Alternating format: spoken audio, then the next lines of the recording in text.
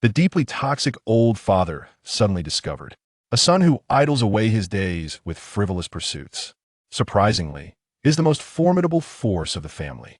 Upon his ascension to the realm of the saints, the father was poised to summon the family for a grand celebration. A formidable imperial pressure weighs down, rendering one unable to rise. Father transcends to the true immortal realm, and you ascend to become the Supreme Immortal Emperor. My dear son, what realm do you truly inhabit? Please enlighten your father, so that I may relinquish all hopes and aspirations. Father, I am merely a fraction taller than you, just a slight margin. It is solely because you have initially bound yourself to the aspire to greatness system. Your cultivation will eternally surpass that of your father by 3 grand realms.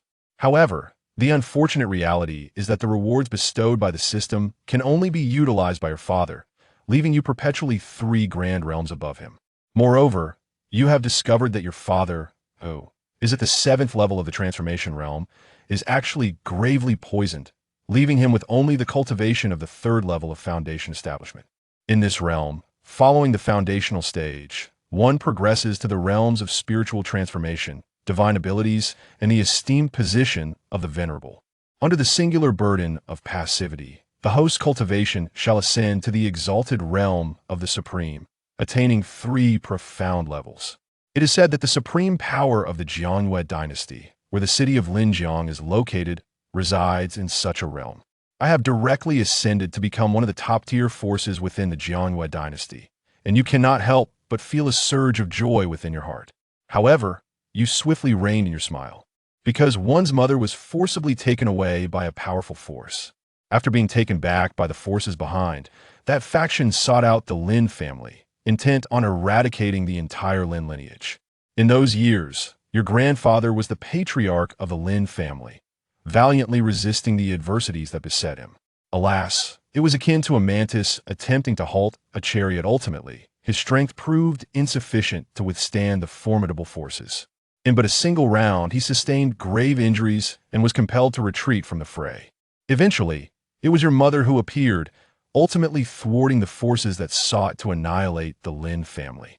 Moreover, that force is exceedingly formidable, far surpassing the Jiangyue dynasty.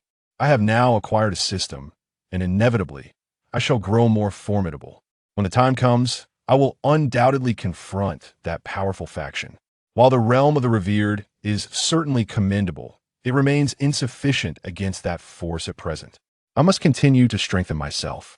If one wishes to grow stronger, there are but 2 paths to embark upon: self-cultivation.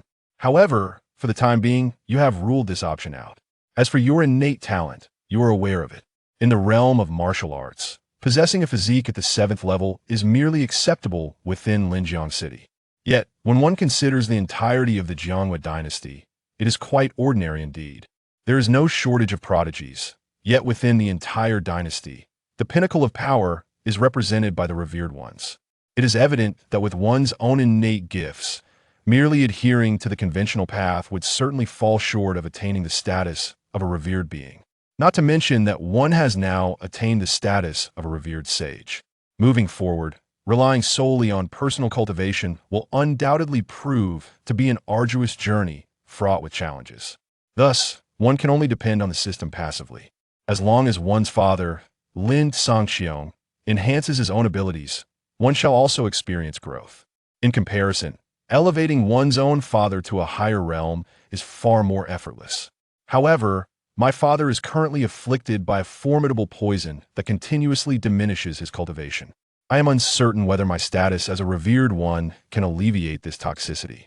In the depths of your contemplation, a sudden realization dawns upon you. The system had bestowed upon you a novice gift pack for fathers, a treasure yet to be unveiled. As your words linger in the air, the system responds.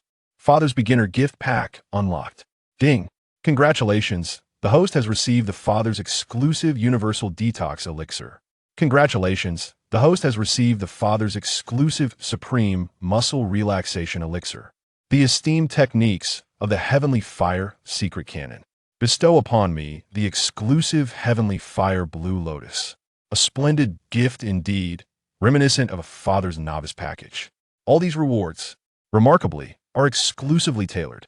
Thus, it signifies that only Lin Shu, his father, may utilize it, others are unable to partake. However, it must be said that it is indeed quite substantial. The universal antidote pill, upon consumption, can neutralize all poisons under heaven, and thereafter, one shall no longer be susceptible to any toxic afflictions. Divine-level muscle and marrow cleansing pill.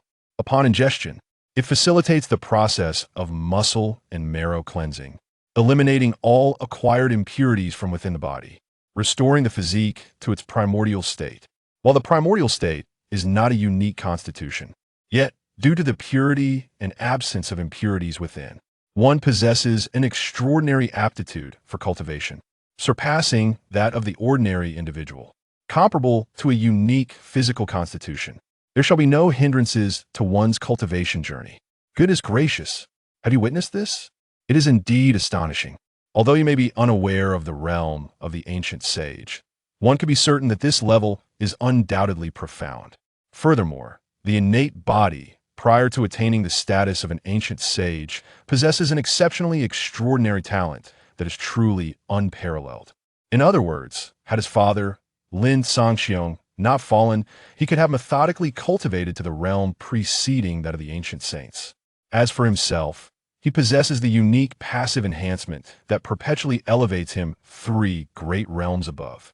One might ponder that beyond these 3 great realms lies the legendary emperor.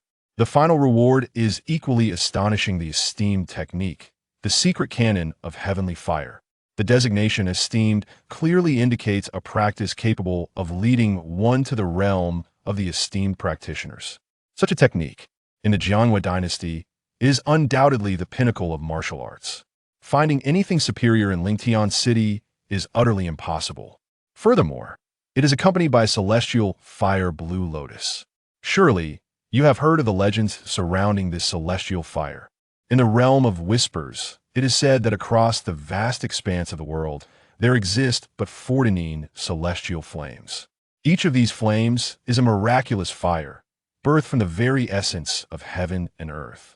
To possess even a single blossom of such divine fire grants one the chance to defy fate and alter destiny. As for the azure lotus celestial flame, though it may be unfamiliar to you, yet, even if it ranks last, it is still the celestial fire, its worth beyond imagination. If one's father, Lin Shu, could achieve integration, one can believe that his realm would undoubtedly experience an elevation, thus enhancing his capabilities. Without hesitation, you promptly leave your abode in search of your father. Upon stepping outside your residence, you are acutely aware of numerous gazes directed towards you, accompanied by whispers that flit through the air. How could you possibly muster the courage to venture out? Indeed, he truly is a harbinger of disaster. When he was first brought back by the clan leader, it inflicted a grievous blow upon the Lin family. The old clan leader met his demise, and several elders sustained varying degrees of injury. Once again, it is the same. It is said that the patriarch, upon hearing of the emergence of a hidden realm, embarked on a quest. Within this secret domain, there may reside transformative elixirs capable of profound metamorphosis. He sought to seize the opportunity for your innate talents to undergo a remarkable evolution. However, unforeseen circumstances led him to be gravely poisoned, leaving his fate uncertain. My family, the Lin clan, has long been recognized as the foremost family in Linjiang City. Listening to these whispers, my heart remains unperturbed. After all, this entire situation is indeed of my own making. Let them speak their minds, it matters little, for one day without fail.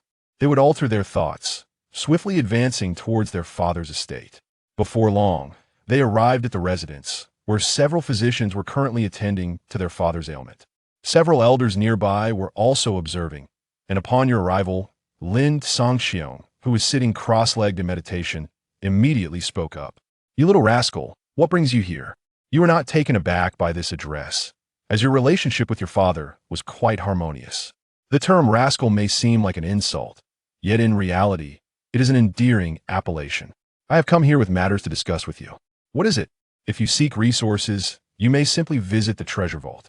That is not the case. However, it is inappropriate to discuss this matter in front of so many people. I can only confide in you, father. Upon hearing this, Lin Shu immediately waved his hand, instructing, "You may leave for now." The several physicians and elders, though displeased, understood that the matter required discretion away from their presence. Yet it was not outwardly manifested. He nodded slightly. He retreated. "Now you may speak, cannot you?" So enigmatic. "Have you found yourself in trouble once more?" You pondered. "Am I truly so reckless?" "Very well." Reflecting upon the matter, before the memories of my past life were awakened, I seemed to be rather indulgent, spending my days wandering through the city's brothels and pleasure boats. Time and again, I have indulged in carefree revelry, only to leave with a casual pat on my backside, while it is still my father who sends money to support my escapades. "No, I have come to deliver the antidote to you, father." As you spoke, you promptly produced the universal detoxifying elixir. Lin Shu gazed at the pill in your hand with a hint of skepticism. "An antidote? What else could it be?" "Father, you haven't been poisoned and lost your senses, have you?" You jested. "Nonsense. Of course, I know it is a medicinal pill. I merely inquired, what kind of pill is this? It cannot be one you casually picked up from some roadside stall, can it? You rascal. Do you even have the money to purchase such pills?" "I'm still unaware of it. The detox pill, whether you desire it or not." It was during my slumber that an elderly gentleman intruded upon my dreams to bestow it upon me. Naturally, he did not merely present me with this detox pill, he granted me other gifts as well. However, such matters shall be discussed only after you have undergone the process of detoxification. Matters of the system are undoubtedly not to be disclosed. Thus, you may only resort to a casual excuse. Lin Shu remained skeptical. Certain formidable beings possess the ability to invade the dreams of others, relying on their potent spiritual prowess. He is, of course, aware of such formidable individuals. He has encountered them before. However, it is perplexing that such a powerful being would appear in Linjiang's city, particularly to seek out his somewhat extravagant son. One would expect that a person of such great prowess would be in pursuit of true prodigies instead. Lin Shu is aware that, although you may be somewhat frivolous at times, you still hold a deep respect for your father. Generally, you do not jest about such matters concerning oneself. Therefore, there is a high probability that your words carry a ring of truth. Indeed, Lin Shu speculated that the emergence of that formidable being might not be a mere coincidence. Perhaps it was due to her awareness of her poisoning, yet bound by a prior agreement, she was unable to come in person and could only send someone in her stead. If that were the case, then this antidote. It is undeniably true. That power, he is indeed aware of. She, as the saintess of that force, is accompanied by a few trusted confidants, which is quite customary. As for the detoxifying elixir, it can naturally be procured. Lin Shu pondered upon this. Without hesitation, he directly took the antidote and subsequently swallowed it. You watched this scene, momentarily taken aback by the trust your father placed in it. You had anticipated that he would probe deeper into the matter. Nevertheless, it no longer mattered to you. You believed that as long as he. After consuming the all-purpose antidote, Lin Shu felt waves of comfort coursing through his body. Simultaneously, he sensed the black energy that had lingered over his dantian. At this moment, it is gradually dissipating. Before long, the dark energy in the dantian has completely vanished, and the toxins have been eradicated. Lin Shu's cultivation is also swiftly recovering. From the third stage of foundation establishment, rapid advancement to the fourth stage of foundation establishment, and then to the first stage of spirit transformation, all transpired in but a fleeting moment. Lin Shu returned to the pinnacle of his strength, untainted by poison. As he felt the restoration of his cultivation, an overwhelming sense of joy enveloped him. Simultaneously, a notification sound resonated in his mind. It has been detected that the host's father, Lin Shu, has attained the realm of transformation spirit, 7th level. Under the unique activation of the system's passive ability, the host cultivation has ascended to the 7th level of star plucking. Following the esteemed ones, there exists the realm of star plucking, the so-called star plucking, to pluck the stars from the celestial expanse. The stars, lofty in the outer cosmos, to extract them from the vastness of the universe. At this very moment, one might rightly refer to this as a grand feat of power. The esteemed one, at the 3rd level, certainly stands at the pinnacle within the Jianhua dynasty. Yet, Ultimately, there exist those who can rival it. As for my present self, I stand without equal. You feel a profound sense of satisfaction within. Without any hesitation, you promptly present the divine level muscle cleansing pill. The heavenly fire secret tome and the azure lotus heavenly fire were brought forth. Lin Shu remained enraptured in delight. Initially, he had presumed that his cultivation would perpetually decline, particularly due to that enigmatic poison. Even several physicians were at a loss. Now, the poison has been purged, and his cultivation has been restored. Naturally, he is filled with joy. Yet, before he could fully relish this happiness, you bestowed upon him another profound surprise. Father, in my dreams, that venerable elder also granted me these. This is a divine level essence, cleansing pill, said to thoroughly eliminate impurities from within the body, allowing one to return to their primordial state. It is rumored that before breaking through to the ancient saint level, there will be no barriers to cultivation. What? Upon hearing this, Lin Shu was taken aback. At this moment, it is indeed astonishing. You remain unaware. Can he truly be oblivious to it? That realm of existence lies within the formidable forces behind her, each a pillar of strength, and every one of them is an unparalleled entity. In the subtle movements of one's hands and feet, the very fabric of a universe can be unraveled, creating a microcosm of existence. At this moment, he found himself engulfed in doubt. If such a miraculous elixir truly existed, even she might not possess the means to procure it. Such a potion within that realm of influence. These are exceedingly rare elixirs, they may even be non-existent. After all, if such an elixir truly existed, why would that faction be in pursuit of talented individuals? They could simply find anyone and have them consume this elixir, couldn't they? Insolent brat, you mentioned that it was indeed gifted by an elderly gentleman. Is that so? What is the matter? However, that elderly gentleman appears somewhat lecherous and resembles a charlatan. What ancient sage are you referring to? I have never heard of such a figure. You seem to be fabricating tales, even claiming there is an abundance of ancient scriptures. I casually offered him some money for wine, and he readily agreed. It was confirmed. Lin Shu was certain of it. This was undoubtedly not something she would do. In that realm of power, such practices are considered sacred traditions and cannot be easily relinquished. Even a saint. In this light, the elderly gentleman you encountered, could he not be considered an ancient sage, one who plays the game of life? Yet, such a venerable figure, in your words, is nothing more than a deceiver. Lin Shu remarked softly. Impudent rascal, do not speak so recklessly. Quickly apologize to that esteemed elder. You see, Lin Shu truly believed it. I couldn't help but chuckle inwardly. However, upon witnessing his grave demeanor, I immediately addressed the heir. I beg your pardon. Upon witnessing your apology, Lin Shu's demeanor finally improved. Very well. Should we cross paths again, it is imperative that you treat me with due respect, for you may be in the presence of an ancient sage who traverses the realms of existence. As for the object in your possession, feel free to use it as you see fit, for your talents are lacking. The application of effort inevitably leads to transformation. You immediately shake your head. Why? Father, I am someone who delights in the pleasures of life, nostalgic for the vibrant beauty of the world, disinterested in the pursuit of asceticism. What use is it to bestow upon me the gift of cultivation if I do not engage in it? You remark. Moreover, the elderly gentleman remarked, this extraordinary muscle and bone cleansing pill is most effective when utilized by those with higher talents. Isn't my talent squandered in its use? In any case, as long as you, Father, grow stronger, you shall still be able to protect me, right? As you spoke, one can see that Lin Shu has already raised his hand. Upon witnessing this, you immediately seek a plausible excuse to make your exit. You say, I had arranged to meet with the enchanting girl from the brothel yesterday, and we plan to sail along the river today. Therefore, I shall not disturb my father.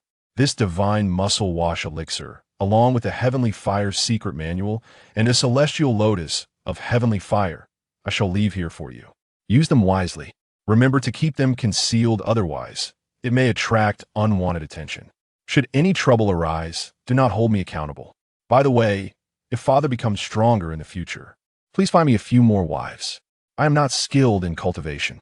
However, this is my forte. You swiftly dashed out. Lin Shu, watching your departing figure, my heart swells with emotion, whispering, this mischievous rascal. To speak of reluctance in cultivation, it is surely due to witnessing my frequent melancholy, desiring for me to reclaim her mother, thus granting me this opportunity. If that is the case, I shall accept it, and, when I have matured, I shall rekindle the bond with your mother. Two individuals together are indeed sufficient to shelter you for a lifetime. Linjing City, Moonlit River, which traverses the entire Ye dynasty. In Linjing City, the character for river is represented by the very moonlit river before you. Having departed from the Lin family, you have now arrived at the banks of the moonlit river. Someone approached you. Oh, isn't this the young master of the Lin family? I thought the young master of the Lin family wouldn't dare to show up. To my surprise, he still has the audacity to appear. Upon hearing these words, you immediately narrowed your eyes. This statement is evidently extraordinary. I used to frequent this place often. There is no reason for me to hesitate today. The person before me speaks thus, undoubtedly with ulterior motives. Unavoidably, thoughts of my father, Lin Shu, immediately come to mind. Perhaps, the individual before me is aware that his father has been poisoned, which explains his words. But how did he come to this knowledge? Was it due to a betrayal from someone within the Lin family? But does he know the identity of the one who administered the poison? Nonetheless, the so-called young masters of Linjiang City, whom you do not recognize, compel you to inquire directly. Who are you? Why do I, a mere gentleman, have any connection with you? Naturally, you are unfamiliar with me, for with your background, you lack the qualifications to engage with one of my stature. Having spoken, this individual addressed a young gentleman beside him, inform him of my identity. The person at his side was indeed aware, as they belonged to the esteemed Wu family, the Huang family, the Peng family, and the Lin family. The individual before us hails from the Long family, being the second son of the current head of the Long family, the younger brother of the Long family's heir, Long Lixing, among the 5 prominent families. Although he ranks at the very bottom, as the son of the head of the Long family and the younger brother of the young master of the Long family, Long Lixing, who resides in Linjiang City, can indeed be considered a top-tier young gentleman. Yet now, he shows such profound respect to a complete stranger. In light of this, the unfamiliar young man indeed possesses an extraordinary background. Your curiosity is piqued. What could his identity possibly be? With your current prowess, even if a member of the royal family of the Jiangwei dynasty were to appear, you would remain undaunted. At this moment, I shall speak forth without hesitation. Lin Shu, I shall not hesitate to reveal that the individual before us hails from the city of Linzhou. He is the son of the governor of Linzhou and furthermore, a disciple of the inner sect of Beiwa Palace, one of the 5 great sects of the Jiangwei dynasty. Jiangyu, upon uttering these words, the people around were suddenly taken aback. Linjiang City is merely one of the 9 cities under the dominion of Linzhou Prefecture. It is, however, the city that holds the highest status among the people of Linzhou Prefecture, as it is appointed by the royal family of the Jiangwei dynasty. As for the North Moon Hall, its origins are truly remarkable, being one of the 5 major sects of the Jiangwei dynasty. Even the Jiangwei dynasty must tread carefully when dealing with the North Moon Hall. It is indeed unexpected that this young individual before us possesses such a distinguished identity. What is even more significant is that his own prowess is quite extraordinary. Within the Moonlit Hall, the inner disciples are formidable cultivators at the foundation establishment stage. Among the entire Linjiang City, the younger generation that has attained the foundation establishment stage is exceedingly rare. Only a mere 2 or 3 individuals were present, each one of them a paragon from the illustrious city of Zhangjiang or a scion of the esteemed upper 3 clans. Upon hearing this, you couldn't help but ponder the most formidable power in the northern region of the Jiangwei dynasty. It is said that there are formidable beings at the level of the Honored One, whom even the Jiangwei dynasty must treat with caution and not offend lightly. The individual before us, a disciple from the inner sect of the Beiyu Palace, speaks with such words. Does this imply that the North Moon Palace is indeed the mastermind behind my father's poisoning? If that is the case, I wouldn't mind embarking on a journey to eradicate the North Moon Palace. Lin Shu, knowing my identity, do you feel a sense of trepidation? There is no need for such fear, because your demise is imminent. Jiang Yu gazed at you. Speaking with audacity, observing his demeanor, a desire to end his life surged within you. However, the situation remained unclear, and he still held some value. Thus, you could not help but inquire, Jiang Yu, is it? You, a mere foundation establishment cultivator, dare to entertain the notion of slaying me? In Linjiang City, do you think that being merely at the foundation establishment stage would suffice? Even if you were at the spirit transformation stage? What of it? Ha ha! It appears you remain oblivious. Do you truly believe I am the only one? Jiang Yu chuckled. Your father, Lin Shu, dares to contend for the precious elixir against my sect's foremost disciple, Brother Yuwuxin. Such audacity is truly beyond comprehension. With merely a slight exertion of his abilities, Brother Yuwuxin rendered him incapable of resistance. I had forgotten to inform you of this. Were it not for the fact that Yuwuxin desired to witness Lin Shu behold the gradual demise of the Lin family, subjecting him to endless torment amid their downfall, he would have perished long ago. It is apparent, therefore, that you, the young master of the Lin family, are entwined in this tragic fate. Surely, you are aware of Lin Shu's current predicament. I must say, I am uncertain whether you possess genuine audacity or are merely frivolous. Your father lies poisoned, and yet you choose to revel in leisure. Your filial piety is truly astounding. As Jiang Yu's words fell from his lips, he met his demise on the spot. You merely provoked him slightly, yet did not anticipate that Jiang Yu would divulge everything. Now that the matter has reached its conclusion and you have obtained the desired answer, there is no longer any need for Jiang Yu to remain alive. This individual, however, the frequent utterances of self-destruction and the desire for the Lin family's downfall cannot be overlooked. How could he be allowed to remain? The sudden turn of events left everyone present in a state of shock, including Long Lisheng, the second son of the Long family, who stood frozen in place at that moment. The firstborn of Linjiang County, a disciple of the inner gates of Beiyue Palace. Whichever identity one possesses within Linjiang City, they are all figures of immense stature. Yet now, they have met their untimely demise.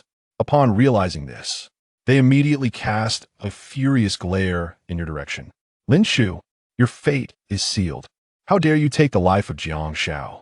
The governor will not let you escape unscathed, nor will the North Moon Palace. After you have slain Jiang Yu, you turn your gaze towards Long Lisheng. In silence you remain. Perhaps I would have forgotten you. Yet, since you insist on revealing yourself, here we are.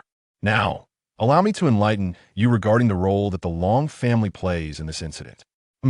Why should I divulge any information to you? You are but a mere specter now. What need do I have to reveal anything to a deceased individual? Is that so?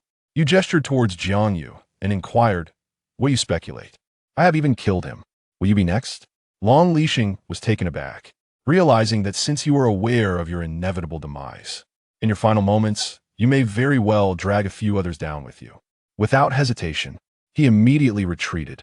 At the same time, in an urgent tone, he shouted, guard, quickly protect me. Although he could not comprehend how someone, who had always displayed mediocre talent and often frequented the brothels and pleasure boats, possessed the power to slay a cultivator of the foundation establishment realm like Jiang Yu. Regardless of the means employed, it has long been concealed. If you possess the ability to eliminate Jiang Yu, you can undoubtedly extinguish your own life. The Long family, with the assistance of the Northern Moon Palace, is on the verge of ascending to the pinnacle of Linjiang City, poised to become the foremost family. A promising future lies ahead, yet one must not allow desperation to lead to one's demise. As Long Lisheng's words resonated, 3 formidable cultivators of the foundation establishment stage materialized beside him, each surpassing the 5th level of foundation establishment, significantly more powerful than Jiang Yu, who stood at the 3rd level. You did not cast a glance in their direction, but instead, you lunged directly toward Long Lisheng. As for the 3 foundational stage cultivators of the 5th level, they were sent sprawling by the overwhelming aura emanating from you, hurtling backward, rendered utterly lifeless. Gazing upon this scene, terror-stricken, I behold you. What power do you truly possess? As for the guards dispatched by my family, I am quite assured of their prowess. Each one stands at the 5th level of foundation establishment or above. Among them, one has even reached the 8th level of foundation establishment. Unless one possesses the strength of the spirit transformation realm, It is exceedingly difficult for other formidable beings to withstand the harm inflicted by these three guardians. However, in your presence, they do not even possess the qualification to compel you to take action. Merely approaching you, I was cast away with tremendous force. And then, all signs of life vanished. Are you still human? Even your own father, the head of the Long family, a master of the 8th tier of the spirit transformation realm, could not achieve this feat. You are a powerful being of the divine ability realm. No, it is impossible. At such a tender age, it is inconceivable that you possess the strength of a master in the realm of supernatural abilities. You must undoubtedly bear a talisman of extraordinary power. This so-called talisman of supernatural abilities is a protective charm bestowed by a master of supernatural realms, imbued with the formidable prowess of their supernatural capabilities. The master adorns this talisman, and when assailed, the talisman will instinctively unleash its formidable powers, inflicting grievous harm upon the assailant, perhaps even leading to their demise. Yet, such prowess exists solely within the entirety of the Jiangyue dynasty. They are indeed a rare existence. In Linjiang City, no formidable beings of the divine passage realm have ever manifested. How could such a treasure emerge? Yet, apart from this, he could fathom no other possibility. After all, there lies another conjecture. You are of the divine passage realm. It is truly astonishing. How old are you? 18 years old. The prowess of an 18-year-old has never been witnessed in the entire Jiangyue dynasty. You naturally find it tedious to explain. With a gentle squeeze of your hand, the shoulder of Long Lisheng, which you have grasped, is crushed under your grip. You may choose to remain silent. I am in no haste. I shall gradually shatter your body, inch by inch. Long Lisheng, even having attained the 6th level of the physical realm, your corporeal strength is beyond that of ordinary mortals. Yet in your grasp, it feels as fragile as tofu, suffering from the intense pain radiating from my shoulder. I can no longer endure. I must act swiftly. I declare, all that I know shall be revealed to you. So why not hasten? He soon recounted everything he knew. Yu Wuxin, the foremost disciple of the North Moon Palace, had a sister named Yu Wuruo. During one of her outings, Yu Wuruo encountered the elder brother of Long Lisheng. Thus, the young master of the Long family, Long Lichong, found himself entwined in a series of events that led to an affectionate bond. Upon discovering that Long Lichong's family was ranked last among the 5 prominent families in Linjiang City, Yu Wuru resolved to extend her assistance to him. Meanwhile, your father, Lin Sangxiong, is out seeking opportunities. Coincidentally, he has encountered a conflict with Yu Wuxin over a precious herb. What ensued thereafter was quite similar to what Jiangyu had described. I see now. You nodded in understanding. At last, I have come to comprehend the sequence of events. No wonder Jiangyu is able to associate with Long Lisheng. Upon noticing your nod, Long Lisheng assumed you were quite pleased and immediately spoke up. Lin Shu, I implore you, spare me. The matter concerning your father, Lin Sangxiong, is truly unrelated to my Long family. To this day, the Long family has yet to take action against the remaining 4 prestigious families, including the Lin family. You smiled slightly, is that so? In the eyes of Yu Wuro, the Lin family is perhaps of little significance. What she aspires to achieve is for your Long family to possess the ability to resist. Your esteemed Long family will likely not only refrain from resistance, but will also willingly acquiesce. At that juncture, will your Long family refrain from taking action against my Lin family? Thus, dear second son of the Long family, your presence may prove to be a source of calamity. Without a moment's hesitation, you swiftly vanquished Long Lisheng. After the decisive blow, your gaze shifted towards the flower boat. At this moment, on the flower boat, the enchanting maiden you were to meet today, Ru Yin, stood awaiting your arrival. Ru Yin, you called out, have you been waiting long? I shall join you at once. Upon finishing your words, you paid no heed to the 5 lifeless bodies surrounding you. The icy demeanor on your face melted away, replaced by a smile. You ascended the floral vessel, and as you approached, I instinctively took a few steps back. Indeed, you are truly Lin Shao. How is it? Do I not appear so? Or must I reveal the matter of the mole on your right breast for you to believe me? As the blush crept onto Ru Yan's cheeks, she swiftly retreated into the flower boat. Usually at this time, upon hearing such explosive news, the crowd present would undoubtedly erupt in uproar. However, In light of your nonchalant admission of having taken the lives of 5 individuals, not a soul dared to utter a word, fearing that even a single sound could cost them their lives. The second son of the Long family, the noble scion of the county. 3 cultivators at the foundational stage. Dare they to kill? Would you not have the courage to do so? You chose to disregard them. Instead, you stepped aboard the flower boat until you entered the vessel and closed the cabin door behind you. At this moment, someone finally spoke up. The young master of the Lin family, who previously appeared somewhat frivolous yet gentle, now displayed an unusual impatience. Did your ears fail you just now? Did you not hear that Lin Shu has been poisoned? His father has fallen victim to this dire affliction. Your composure is truly remarkable. I believe this is not the crux of the matter. The essence lies in the sheer magnitude of your prowess. What is the source of such formidable strength? Did Lin Shu not mention relying on divine abilities and treasured artifacts? Indeed, these divine treasures can be categorized into those that are passively activated and those that require active invocation. Those who have reached the 5th level of foundation establishment or higher must have been slain by the passive activation of their powers. However, Jiang Yu and Lin Shu were personally dealt with by you. It cannot be merely a result of passive activation. Can it? What of that? As you have stated, is there still an active triggering? Are you lacking in intelligence? Even with an active triggering, it requires considerable strength. Can divine treasures be so easily activated? Even if it is in the transformation realm, one must deplete their internal energy. Do you perceive any signs of Lin Shu having a moment of respite? Not in the slightest. It is entirely to be expected. Could it be that Lin Shu truly resides in the realm of divine abilities? In that fleeting moment, a profound silence enveloped those present. The realm of divine abilities, where the physical form manifests extraordinary powers. Upon reaching this realm, every gesture and movement exudes immense power.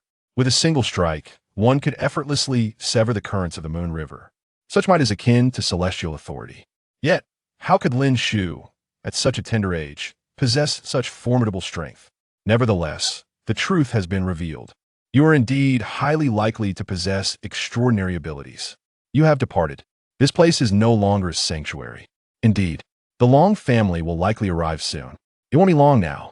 Perhaps the ground will be drenched in blood. Staying here, you may be caught in the turmoil. Gathered souls, vanished into emptiness. Amidst the flower-laden boat, you undoubtedly heard the murmurs from outside, yet paid them no heed. At this moment, you are entwined with the ethereal maiden, delighting in her tender ministrations. Young Master Lin, indeed, you possess the prowess of a divine realm. You shook your head. Better that it is not so, for it would truly terrify me. I transcend the divine realm by 2 significant levels, exclaimed the ethereal maiden in astonishment. What realm might that be? Plucking stars. You smiled gently. How about it? You once said, if I could pluck the moon from the sky, you would return with me to the Lin family, and from that moment on, serve me for a lifetime. Perhaps I cannot seize the moon, but I can certainly gather other stars. Which one do you desire? I shall pluck it for you at once. Upon hearing this, Miss Yunyan was instantly choked with emotion. Young Master Lin, throughout these years, I am profoundly grateful for your care. Without you, I fear I would have descended into the life of an ordinary courtesan, serving countless men. I am profoundly grateful to Master Lin. Yet I am ultimately of humble origins. Having entered the Lin family, I fear I may tarnish your esteemed reputation. If you truly possess the ability to pluck stars from the sky, then your future will undoubtedly herald a remarkable and unparalleled strength. How could you allow yourself to bear a blemish for my sake? You smiled serenely. In my life, there is no room for others to interfere. I merely ask one question. Will you or will you not? Gazing into your eyes, though they may hold a hint of desire, they are also imbued with tenderness. In the end, you softly nodded. The reason for seeking Ru Yen lies in the fact that, in this world, she is the person who has treated you the best, second only to your father. Once, upon your return to the Lin family, your reappearance inadvertently caused injuries to several elders of the Lin clan, and let the head of the Lin family, your grandfather, fall from grace, transforming from a position of prominence as the foremost family in Linjiang City to being relegated to the lowest among the 5 great families, barely managing to maintain a semblance of dominance over the Long family. This upheaval naturally engendered discontent among the Lin family towards you. Consequently, there was scarcely anyone willing to associate with you, and some even secretly lamented your presence, branding you as a harbinger of misfortune. Thus, you spent 3 or 4 years in solitude within the Lin household. After the age of 10, you finally had the opportunity to step out of the Lin family and explore the world. It was from that moment onward that you began to experience life beyond the confines of your home. At that time, Ru Yin, who was 3 years your senior, had just been sold into the brothel. It was still an unexpected encounter that led you to meet Ru Yin. You were deceived by a young man from another clan into entering the den of iniquity. Otherwise, the 10-year-old, you would never have contemplated venturing to such a place after becoming acquainted with Ru Yin. The two individuals engaged in a conversation, marked by a profound mutual appreciation. One, though the young master of the Lin family, experienced a significant decline in the family status upon his return, resulting in disdain from his kin and leading to his persistent isolation and estrangement. The other, once life could be deemed affluent, born into a modest family amidst fierce familial rivalries. The small clan to which she belonged perished in the conflict, and she managed to escape, only to ultimately be ensnared in a den of vice, destined to share a similarly tragic fate. Thus, the relationship between the two became increasingly intimate. It was from that moment onward that you began to frequent the establishment, spending time solely with Ru Yin. Simultaneously, leveraging the status of the Lin family's young master, you issued warnings to the establishment. Henceforth, Ru Yin should not be like other women who receive clients. Although the Lin family has fallen from grace, they remain one of the 5 prominent clans. The pleasure quarters dare not defy them, thus providing Ru Yin with a sense of security. In the beginning, you contemplated bringing Ru Yin back home. However, Yin refused. She remarked, "You are already quite constrained within the Lin family, isolated by its members. Should you bring back a woman from the brothel, it would only serve to further alienate you from them, and you may even face covert ridicule. For your consideration, ultimately, I rejected you. You, too, found yourself powerless due to financial constraints, unable to redeem yourself from the ephemeral grasp of fate. Thus, our encounters were confined to the shadows of the brothel. Yet now, you possess ample strength. Having acquired the power, one need not concern oneself with the words of the Lin family. Naturally, one possesses the means to secure redemption and is capable of achieving it. Although, it is true that no one dares to coerce Shuyin in the brothel. Yet ultimately, within the confines of the brothel, being able to return to the Lin family is undoubtedly a splendid prospect. Very well, since you are willing, I shall take you to redeem your freedom." At that moment, a voice emanated from beyond the flower boat. "Young Master Lin," it called. This voice was exceedingly familiar to you. Isn't he just the proprietor of the establishment? How fortuitous. I had initially intended to pay a visit. Since he has arrived, I shall speak directly here. Please come in. Upon the entrance of the proprietor, he immediately began to speak. "I have come. I present to you, young Master Lin, the contract of sale for Miss Rian. Henceforth, Miss Rian shall have no further connection with the Luanfeng Pavilion." The Luanfeng Pavilion is indeed the name of the brothel. Just moments ago, the proprietor of the Luanfeng Pavilion received word from his subordinate. It is said that you have successively slain the son of the governor of Lin Shu, 3 formidable cultivators of the 5th Foundation establishment, and the second son of the Long family, Long Lixing, whose prowess seemingly reaches the realm of divine transcendence, but at the very least possesses a divine artifact. Upon receiving this news, he arrived here with a contract of servitude as ephemeral as smoke. In the past, your abilities were rather mediocre. Although the Luanfeng Pavilion does not rival the Lin family, he harbored no fear of an unremarkable young master from the Lin family. As long as he retained you, he could still reap considerable profits from your existence.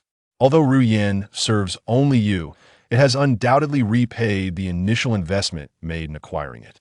Now, with such formidable strength at your disposal, it would be unwise for him to retain Ru Yin, for should you become enraged, he risks the annihilation of the Phoenix Pavilion. Isn't it merely inviting trouble upon oneself? He certainly does not believe that the Luanfeng Pavilion can surpass the Long family or the Beiwa Palace in strength. Even from his perspective, when confronted with these formidable factions, there appears to be no glimmer of hope. But who would dare to provoke a formidable being on the brink of demise? You took the contract of servitude, glimpsed at it, and then tore it asunder, like smoke. From this moment forth, you are liberated, beholding the scattered remnants of the contract, now strewn across the ground. She understood that from this day forth, her life would commence anew. Her eyes glistened with unshed tears. Young Master Lin, I belong to you now. If you are reluctant to join the Lin family, I can arrange accommodations for you. I am willing. For many years, Master Lin has cared for me, guiding me away from moral corruption. From this day forth, I shall remain by Master Lin's side, serving him for a lifetime. Very well, if that is the case, the name Yin should be cast aside. That is merely your stage name. Have you ever contemplated what name you shall bear in the future? If the young master consents, I wish to revert to my true name Su Yin. If you agree, then henceforth, you shall be known as Su Yin. Upon finishing your words, you cast a glance at the proprietor of the Wanfeng Pavilion. In recent years, you have performed commendably. Now, you have once again entrusted the deed of Su Yin to me. How about this? Do you possess any jade? I shall bestow upon you a talisman for protection, which may save your life in critical moments. Consider it a token of appreciation for your past obedience to my words. The return for the special care bestowed upon Su Yin was immediate. Upon hearing this, the proprietor of the Phoenix Pavilion swiftly produced a piece of exquisite jade. Without hesitation, you inscribed your own star-seizing mark onto the jade, transforming it into a protective amulet. Certainly, it is but a singular occurrence, and can only be passively awakened. The star-picking jade talisman is a treasure that may not even exist throughout the entirety of the Jianghua dynasty. Naturally, you would not offer him the complete version. Its value has far surpassed everything he had accomplished before. This is the star-picking jade talisman. With this talisman in hand, no one can bring you harm. Of course, it may be used but once. Thank you, young Master Lin. Though he could not comprehend why it was not referred to as the divine power jade talisman. Nonetheless, it matters not. As long as it is a matter of life preservation, what significance does the name hold? Lin Shu, comme fort. Just as you are poised to resolve the matter and prepare to return home, a voice resonates. From the sound, it seems to be someone with whom you have had prior dealings. The young master of the Long family, Long Lichong, briefly attuned himself to his surroundings. At this moment, the banks of the Moonlight River were gathered with no fewer than 50 individuals. Among them, several possessed remarkably potent auras. Naturally, the so-called strength is relative to Linjiang City. These several auras have reached the realm of transformation. Clearly, the elders of the Long family have also arrived. Su Yin, join me in this endeavor to take lives.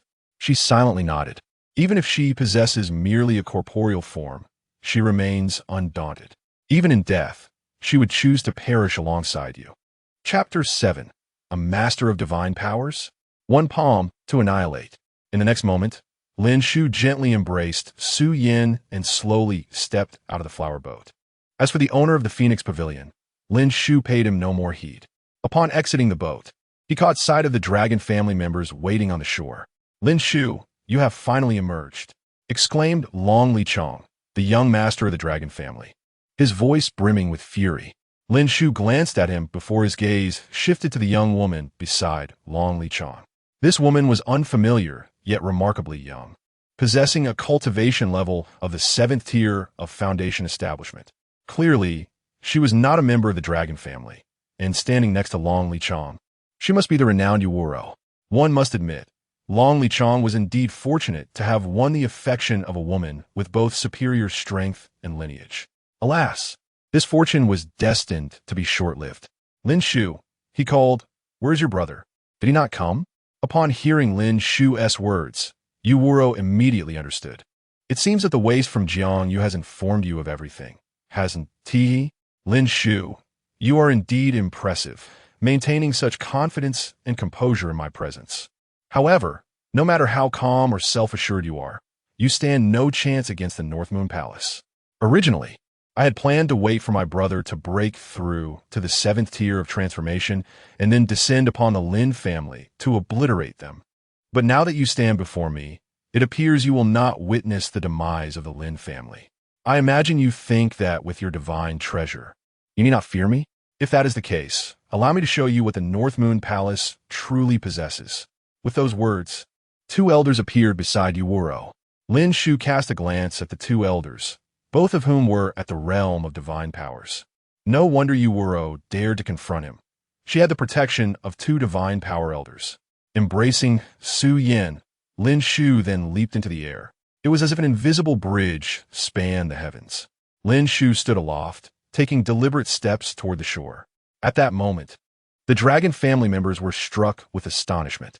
The physical body, foundation, establishment, transformation, divine powers, and sovereigns. Only those who reached the realm of divine powers could walk upon the air. Lin Shu's every step in midair clearly indicated he had attained the realm of divine powers, rather than relying on the rumored divine treasures. Divine treasures could only unleash the powers of the divine, but could not enable the user to walk upon the air. Yuuro's expression shifted as well. All along, she had believed her brother to be an unparalleled genius, achieving the 5th tier of transformation before the age of 25, and now, with newfound opportunities, he would soon reach the 7th tier.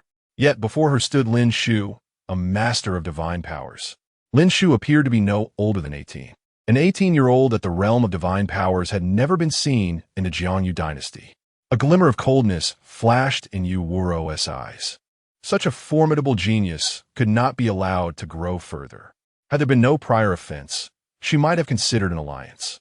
However, her brother had poisoned Lin Shu's father, creating an irreconcilable rift. Thus, Lin Shu had to be extinguished. "Quick, kill him," she commanded, with Yuuro's order. The two divine power elders at her side immediately sprang into action, soaring into the air. Seeing this, Su Yin spoke from Lin Shu's embrace. "Young master, you must release me. Holding me will affect your strength." Lin Shu shook his head. "Have you forgotten what I told you earlier?" "What?" Su Yin was momentarily taken aback before recollecting. "Star plucking." Yes, Lin Shu had mentioned the realm of star plucking, seemingly above that of sovereigns. Initially, she had dismissed it as mere flirtation, reminiscent of men in the brothel promising women they could pluck stars and moons for them. Now, it appeared that Lin Shu's words were not just sweet nothings, but a profound truth. Su Yin, nestled in Lin Shu's embrace, fell silent. "Brat, how dare you flirt in front of me, thus humiliating me? Even if you possess extraordinary talent, achieving the realm of divine powers at such a young age. What of it? Today, the two of us will ensure you cannot escape," one elder declared. Lin Shu turned his gaze toward the two elders and then gently raised his hand. Noisy, as his words fell, Lin Shu made his move. In a flash, there were no earth-shattering phenomena, merely an unremarkable gesture. Yet, within this simplicity, Lin Shu struck out. The two divine power elders realized, to their horror, that they could no longer move. It felt as though the very fabric of reality was under Lin Shu's control. Before they could utter a plea for mercy, the palm had already landed upon them. The two divine power elders perished before Lin Shu, their bodies falling into the Moonstream River. Upon seeing the corpses, several large fish immediately swarmed to the scene, vying for the flesh. Silence enveloped the air. Yuuro and the members of the dragon family were left in a state of shock. Who was this person? Two masters of divine powers had just fallen so effortlessly at Lin Shu's hands, and he had not even unleashed the full extent of his physical prowess, merely a simple strike, as if swatting a fly. Yuuro gazed at Lin Shu, her once beautiful visage now devoid of confidence and pride, replaced by sheer terror. Who are you? No, what realm do you belong to?" Lin Shu replied softly. "A realm you currently cannot fathom." With that, Lin Shu did not hesitate to strike once more. Though Yuuro was breathtakingly beautiful, to Lin Shu, she was an adversary. An enemy, no matter how alluring, would never be spared. Once again, he unleashed an unremarkable palm, but this time it descended from the air toward the ground. "Lin Shu, you cannot kill me. I hail from the North Moon Palace. My brother is the foremost disciple, and my father is the second master of the North Moon Palace. Moreover, I have an aunt who is the queen of the Jiangyu dynasty. If you kill me, neither the North Moon Palace nor the Jiangyu dynasty will let you go. Is that all?" Lin Shu had expected a more formidable threat. After all that talk, it still circled back to the Jiangyu dynasty. With that, he had nothing more to say.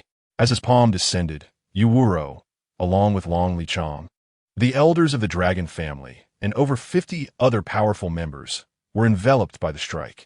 Thus, they all perished, falling to the ground in unison. Chapter 8. Lin Shu's mother.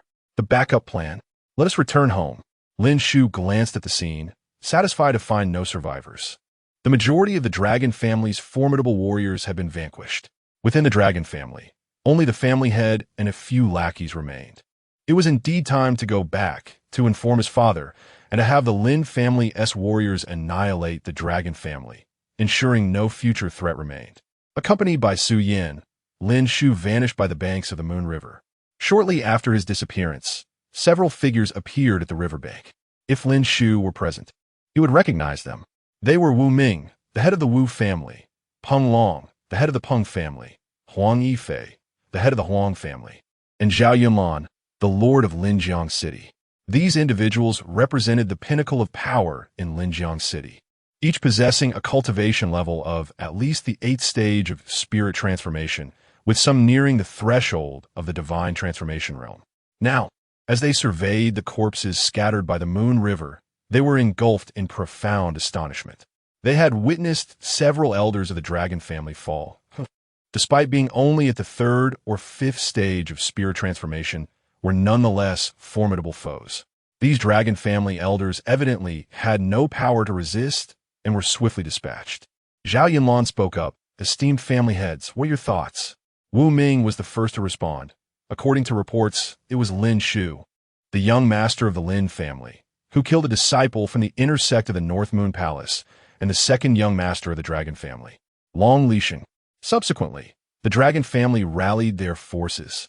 Peng Long added, it is said that before his demise, Long Lichang claimed that the dragon family had formed a connection with the sister of the North Moon Palace's foremost disciple, intending to aid the dragon family in seizing the position of the foremost family in Linjiang City. Do you see that corpse? Is it not that of Yu Wuro? As the others turned their gazes, indeed, amidst the numerous bodies, they spotted the exquisite corpse of a woman, her attire adorned with a crescent moon, a symbol of the North Moon Palace. Zhao Yunlan remarked, it should be her. I never anticipated her demise. But wait, she is the sister of the North Moon Palace's foremost disciple. She could not have been without protection. Her guardian would have been at least at the 7th stage of spirit transformation, if not at the divine transformation level. Could it be that her protector has also perished? The group began to examine the bodies. Soon, they discovered 2 corpses in the Moon River, surrounded by a school of fish, already unrecognizable. However, the physical strength of these bodies was extraordinary, indicating they were not ordinary warriors, likely divine transformation experts. After all, typical warriors would have been devoured by now, yet these bodies remained intact, suggesting their former prowess was remarkable. The death of divine transformation experts sent chills down the spines of the 4 peak figures of Linjiang City. After a lengthy silence, Wu Ming finally spoke. Do you think this was the doing of Lin Shu? Reports suggest he possesses a divine treasure. Peng Long shook his head. That seems implausible. Lin Shu is far too young. Even if he does possess a divine treasure, he could not have slain a divine transformation expert. Huang Yifei concurred. Indeed, this leaves us with only one possibility. What possibility? The other 3 inquired eagerly. Do you recall the events from 12 years ago? 12 years ago. The 3 fell into contemplation, soon recalling the incident. Zhao Yunlan spoke. Are you referring to the time when the Lin family offended a powerful faction, leading to the fall of Lin Songhai, then the head of the Lin family, and causing several elders to suffer varying degrees of injury? Indeed, Wu Ming confirmed. After that incident, the Lin family plummeted from a position that could have made them the foremost family, relegating them to the bottom of the 5 prominent families. It was only through Lin Songxiong's efforts that they eventually surpassed the dragon family. Yet they still remain beneath us. This I remember. But how does it relate to our current situation? Huang Yifei inquired. Aside from that incident, there was another rumor. Have you forgotten? Lin Songxiong was said to have formed a bond with a woman from an immensely powerful faction, resulting in the birth of Lin Shu. This connection is likely the root of the Lin family's calamities. However, the Lin family was not annihilated, and that powerful faction vanished, while the woman never integrated into the Lin family. Could it be that Lin Shu's mother orchestrated these events? Or perhaps she left a powerful protector to safeguard Lin Shu. Upon hearing this, the other three suddenly grasped the implication. No wonder. If this is the case, it would explain how Lin Shu could possess a divine treasure. Indeed, since Lin Shu's return to the Lin family, he has never left Linjiang City, yet he possesses a divine treasure. It must have originated from his mother. This time, when Lin Shu faced peril, it is evident that the backup plan left by his mother came into play. Zhao Yunlan nodded in agreement. Although he had only been in Linjiang for the past 5 years, he had heard whispers about the Lin family. The current speculation was indeed reasonable. It seemed imperative to report this information to the royal family promptly.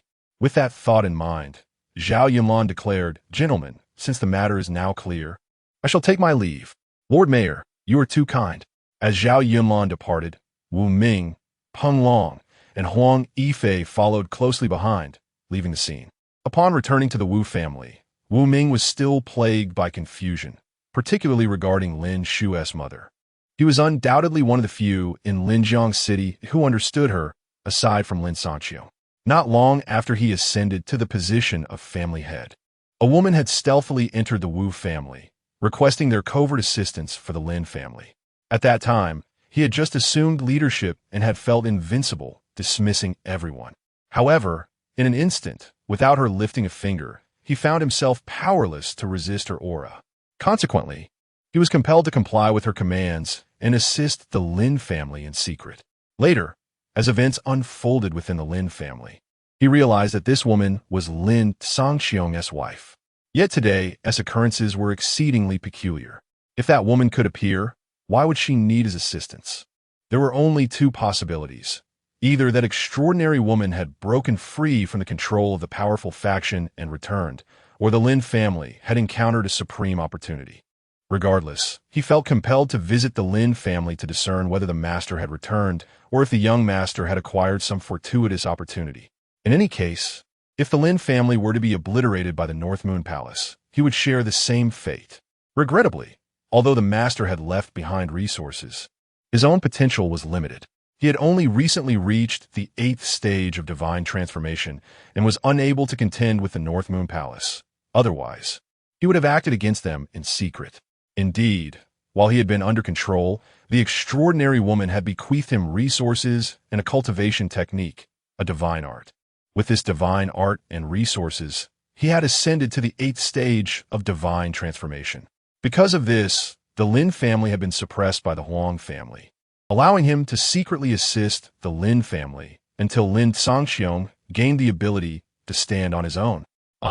One cannot fathom the extraordinary prowess of Lin Sangxiong, which compels even such an unparalleled beauty to contemplate his fate, even before the impending event has transpired. Wu Ming mused. That exquisite maiden, though veiled, could be discerned through the delicate fabric as a celestial being, akin to a fairy descended from the heavens. Indeed, it is said that such a woman is rarely seen on earth, for she is a treasure of the skies. He shook his head, dismissing further thoughts, and resolved to investigate the situation at the Lin residence. If the master, that ethereal lady, has returned, he could report back. If she has yet to arrive, he ought to ally with the Lin family to devise a strategy to navigate this unprecedented crisis. Wu Ming recognized that he could not surmount this challenge alone and must confront it alongside the Lin family. The adversary they face now is not the Huang family. Chapter 9. The Cipher of Destiny. Are you hers? Lin family. Lin Shu returned to the Lin family with Su Yan, hastening to seek his father, Lin Sanqiu. Soon, he arrived at Lin Sanqiu's residence. Upon seeing Lin Shu return so soon, Lin Sanqiu was momentarily taken aback. In the past, Lin Shu would often return late, or even not at all recently. It quickly dawned on Lin Sanqiu. Observing the woman beside Lin Shu, he understood. It turned out that he had brought back the elusive Su Yan, which explained his early return. Lin Sanqiu glanced at Su Yan, a woman he had inquired about previously. After all, she was someone Lin Shu frequently visited, and he needed to investigate to ensure Lin Shu was not being deceived. After his inquiries, he he discovered that Su Yin had a tragic background and, because of Lin Shu, had not succumbed to becoming a courtesan. Their bond was one of mutual salvation. Lin Shu spared Su Yin from the perils of her fate, while Su Yin provided Lin Shu a confidant in his solitude and torment within the Lin family. Since you have accompanied this impudent boy back, consider the Lin family your home from now on, Lin Sangxiong declared directly. Su Yan's face flushed at his words. Lin Shu interjected, "Father, I encountered some matters during this outing. I hope you are prepared for what I am about to share." "What?" Lin Sangxiong, startled by Lin Shu's serious demeanor, questioned urgently what transpired. "Did you cause trouble? A significant one?" "Not at all." Lin Shu recounted the day's events to Lin Sangxiong. Upon hearing the tale, Lin Sangxiong cast a skeptical glance at Lin Shu. "You're saying you killed someone, and a master at the divine power realm at that?" "Indeed." To Lin Shu's surprise, Lin Sangxiong expressed no doubt, instead laughing heartily. "Excellent, excellent. I always said that I, Lin Sangxiong, would not be of common lineage. No wonder you have garnered the attention of the ancient sage. It all makes sense now." Seeing Lin Sangxiong's lack of astonishment, Lin Shu felt a weight lifted from his shoulders, for he need not explain the origin of his strength. "Well, since you have crippled the Long family, I shall handle the aftermath," Lin Sangxiong stated. "How dare the Long family aspire to overshadow the Lin family as the foremost clan? Such audacity!" Lin Shu inquired. "Father, shall I accompany you?" "Not necessary," Lin Sangxiong replied. "Do not underestimate my capabilities, even though I am merely at the 7th level of the spirit transformation realm. Being favored by your mother speaks to my abilities. While I may not rival you, beneath the divine power realm, none can contend with me. The Long family head stands no chance against me, and the elders can handle the rest, as most of them are already dead." Hearing his father's words, Lin Shu refrained from further discussion. Indeed, given his mother's mysterious status, it was evident that being favored by her indicated some uniqueness. "Then I shall not disturb you any longer," Lin Shu concluded, taking his leave. After Lin Shu departed, Lin Sangxiong swiftly issued commands to gather the elders and elite disciples of the Lin family to head to the Long family. Long family. At this moment, the Long family head, Long Peng, awaited favorable news, even envisioning the day the Long family would ascend to be the foremost clan. Just then, a voice resonated. "Long Peng, come forth to meet your demise." Startled, Long Peng recognized the voice of Wu Ming, the head of the Wu family. "Wu Ming, why has he come to the Long family, uttering such brazen words?" He thought Wu Ming should be aware that the Long family now had the support of the North Moon Hall. Nevertheless, regardless of the circumstances, Wu Ming's arrival compelled Long Peng to teach him a lesson. Having received a pill from Yu Wuro, he had elevated his cultivation to the pinnacle of the 9th level of the spirit transformation realm, just a step away from the divine power realm. In terms of cultivation, he was slightly superior to Wu Ming, alongside Huang Yifei, the head of the Huang family, and Zhao Yunlan, the lord of Linjiang City, who were on par with him. "Wu Ming, you seek death." Long Peng stormed out of his chamber, only to be left utterly stunned. There stood Wu Ming, suspended in midair. "Wu Ming, you have become a master at the divine power realm." Long Peng was bewildered. Wu Ming had always been low-key, avoiding conflicts with any family. To think this seemingly submissive individual had achieved the divine power realm dissuaded Long Peng from his prior intentions to teach him a lesson. Long Peng, now wearing a forced smile, addressed Wu Ming, head of the Wu family. "What brings you here?" "Cut the pleasantries. I have come to collect your head." Unbeknownst to Wu Ming, he had initially intended to visit the Lin family, but reconsidered, realizing he had no gifts to present. Remembering that the Long family had offended the Lin family, he decided that presenting Long Peng's head as a gift would suffice. Wu Ming's impolite declaration enraged Long Peng. In the past, he would have hesitated to respond to a master of the divine power realm, but with his newfound backing, he felt emboldened. "Wu Ming, do not presume that just because you have broken through to the divine power realm, you can act recklessly. The Long family stands behind the North Moon Hall, and Yu Wuro is within our grasp. If you kill Lin Shu, what will happen when she returns to find you? Do you wish for the Wu family to meet the same fate as the Lin family?" Wu Ming, observing Long Peng's anticipation for Yu Wuro's return, could not suppress a derisive laugh. "Long Peng, It seems you are utterly ignorant. The Uwuro you speak of is already dead. Oh, and your eldest son, Long Lichong, has also perished. I almost forgot, your second son has long since met his demise as well. And your elders? What do you suppose has become of them? Long Peng, refusing to believe Wu Ming's words, retorted, impossible. Uwuro is guarded by two masters of the divine power realm. Even if she had broken through, she may not be their match. Who said I was the one who killed them? Then who else could it be? Why should I tell you? With that, Wu Ming struck decisively. As an 8th-level master of the divine power realm, he far surpassed Long Peng, the pinnacle of the 9th level of the spirit transformation realm. The difference in their realms was monumental. Wu Ming's attack rendered Long Peng defenseless, swiftly leading to his demise and the severing of his head. Simultaneously, Lin Shu, accompanied by the elders and elite disciples of the Lin family, arrived before the Long family. Wu Ming, Lin Shu regarded Wu Ming with a flicker of wariness. In Linjiang City, he feared no one, not even Huang Yifei or Zhao Yunlong. However, he held a particular apprehension towards Wu Ming. The latter was enigmatic, always appearing to yield, yet the Wu family's foundation was steadily growing, having become the second most powerful family, far surpassing its former status, rivaling the Long family. Lin Shu suspected Wu Ming harbored hidden motives or that the Wu family concealed secrets. Observing the scene at the Long family's doorstep, he surmised that Wu Ming might be coveting the Lin family's resources. Yet, while Lin Shu remained on guard against Wu Ming, the latter spoke. Brother Lin, how have you been? Brother Lin? Lin Shu was taken aback. What was Wu Ming playing at? He had no connection to him. During his 12 years as the head of the Lin family, he had scarcely conversed with Wu Ming, and their relationship was rather distant. Brother Lin, there is no need for caution. I bring you a gift, which I originally intended to deliver to your esteemed residents. However, since you are here, I shall present it to you now. With that, Wu Ming tossed the cloth in his hand onto the ground, revealing his severed head.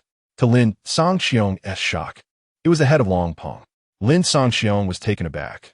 While he was not surprised that Wu Ming had slain Long Peng, he was astonished that Wu Ming had infiltrated the Long family without alerting their guards. This indicated that Wu Ming possessed extraordinary abilities, capable of entering undetected. Indeed, as I had surmised, Wu Ming is no ordinary individual. Lin Shu mused inwardly. Brother Lin, there is no need for vigilance. I have a statement that, once you hear it, will undoubtedly clarify everything for you. Wu Ming paused momentarily before softly uttering 2 words. Tian Yuan, are you one of her people? Lin Shu inquired. To be precise, I am but a servant created at my master's whim. At that moment, Lin Shu finally believed Wu Ming. He comprehended why Wu Ming's demeanor had been so peculiar. It was evident that he was associated with her. Given her status, even a casually controlled servant would far exceed the caliber of those in Linjiang City. Chapter 10. Lin Shu's Retreat. The Servant of the Master. Brother Lin, what is this? Wu Ming inquired as he gazed at Lin Shu. It is nothing. Come over and help eradicate the Long family. In that case, I shall assist you, Brother Lin. Thank you. With Wu Ming's involvement, a formidable practitioner at the 8th level of the Divine Passage realm, and with several elders and the family head of the Long family already slain, the Lin family easily penetrated into the Long family estate. Within less than half an hour, not a single soul remained alive within the Long family, a prominent clan among the 5 great families of Linjiang City, which thus exited the annals of history, utterly annihilated. Lin Shu left a few elders of the Lin family to manage the aftermath of the Long family's destruction and then returned home with Wu Ming.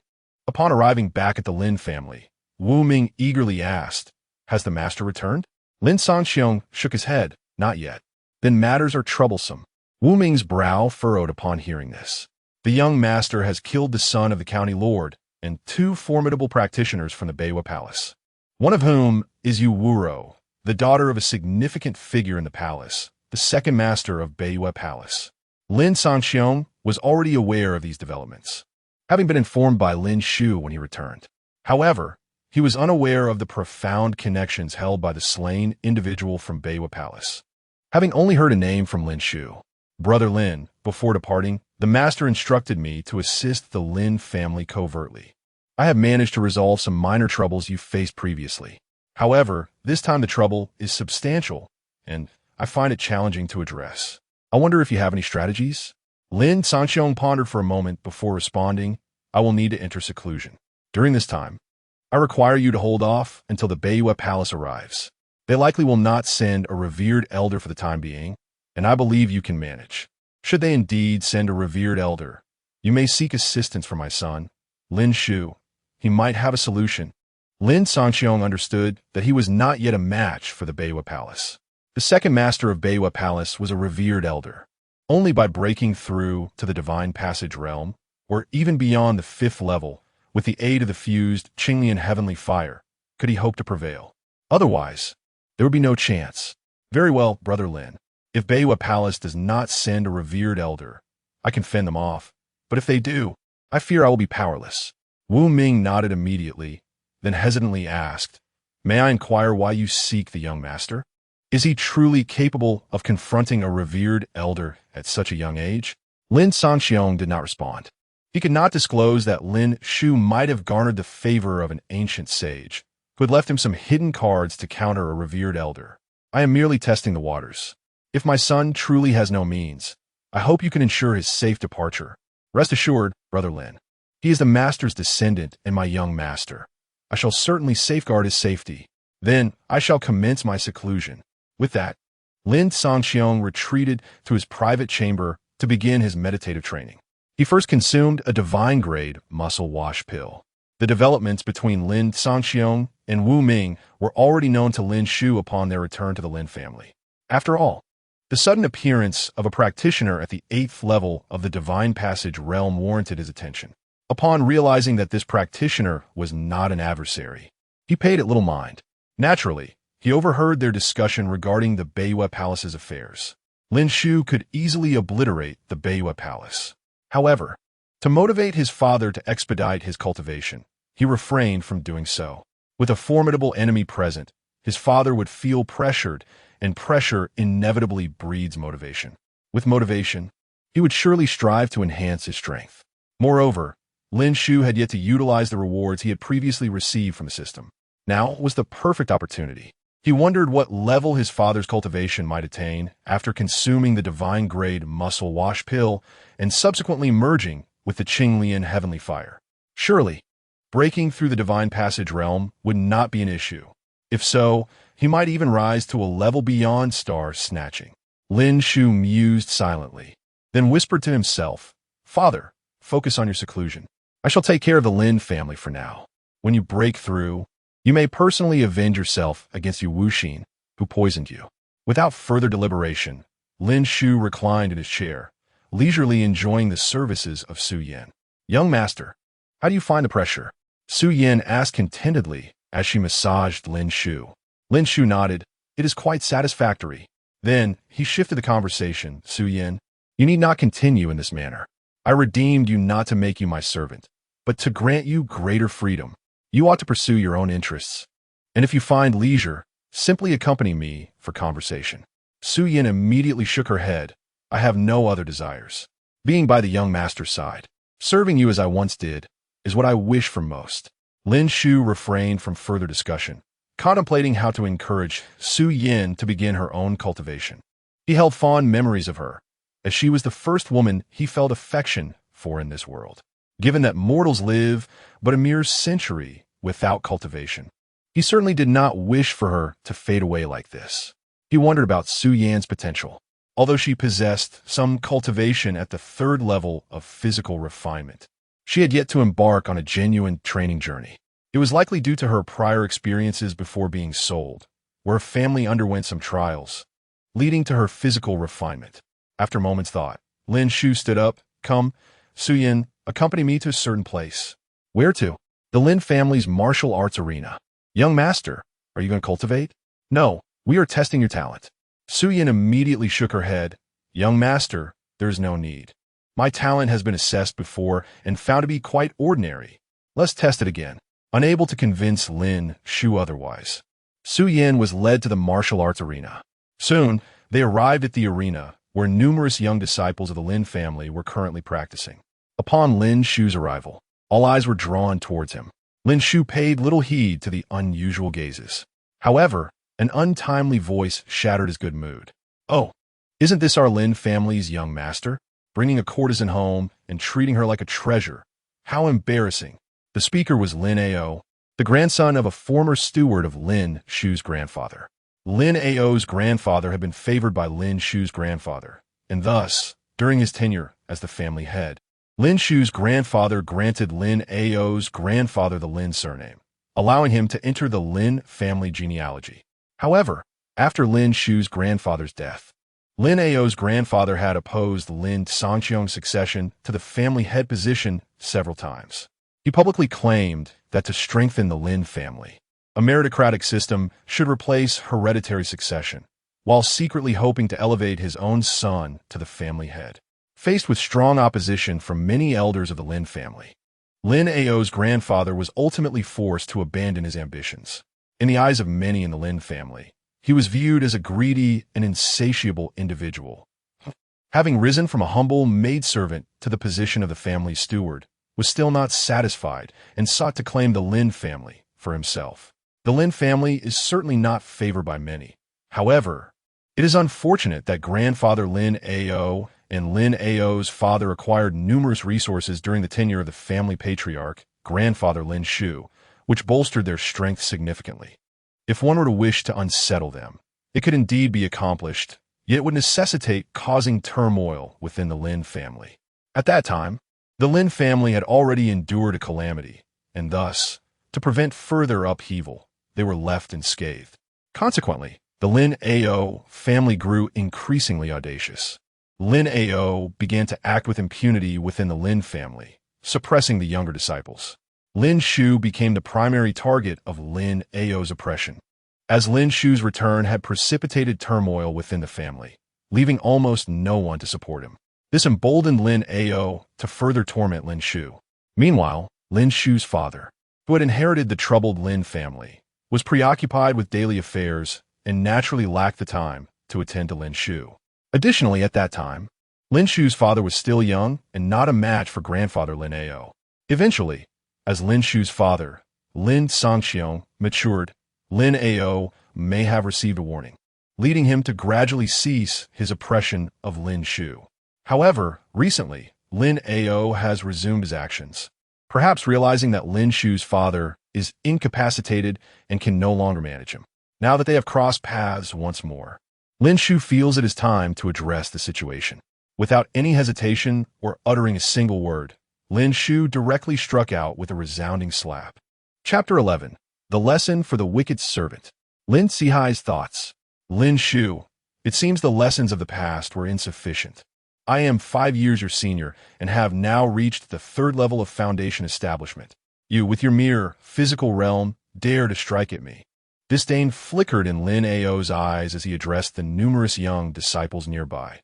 According to the Lin family rules, if one party strikes, the other may retaliate. Everyone has witnessed that Lin Shu initiated the confrontation. Thus, do not blame me for responding in kind. At this moment, Lin Ao felt a rush of excitement. He had long yearned to teach Lin Shu a lesson, yet the family rules restrained him. Any unwarranted aggression against a fellow Lin family member would incur punishment. Consequently, he had to continually suppress Lin Shu, hoping to provoke him into striking first, thus granting Lin Ao the opportunity to retaliate without fear of repercussions. Unexpectedly, Lin Shu, who had previously endured, was now emboldened to act. Lin Ao glanced at the woman beside Lin Shu, thinking, had I known, I should have captured this woman sooner. He believed Lin Shu's impulsive action was spurred by her presence. What he failed to realize was that Lin Shu had previously refrained from confrontation out of awareness of his own inferiority. Now, armed with newfound strength, Lin Shu no longer needed to hold back. Lin Ao, brimming with enthusiasm, prepared to unleash his full power as Lin Shu's palm approached, seemingly unremarkable yet imbued with an otherworldly force that he could not withstand. With all his might, Lin Ao attempted to counteract Lin Shu's strike, but was swiftly overwhelmed by that seemingly mundane blow. A terrifying force surged from Lin Shu's palm, leaving Lin Ao utterly defenseless as he was flung backward. Having enjoyed a position of dominance for some time, today this young master would cleanse the Lin family. Lin Shu advanced step by step toward Lin Ao, whose heart was now filled with dread. The once easily manipulated Lin Shu appeared frighteningly powerful. The third level of foundation establishment. Lin Ao could not even withstand a single strike. As he beheld the murderous intent in Lin Shu's eyes, he could not help but plead for mercy. Young master, I was wrong. Such a swift admission of guilt? It seems I underestimated you.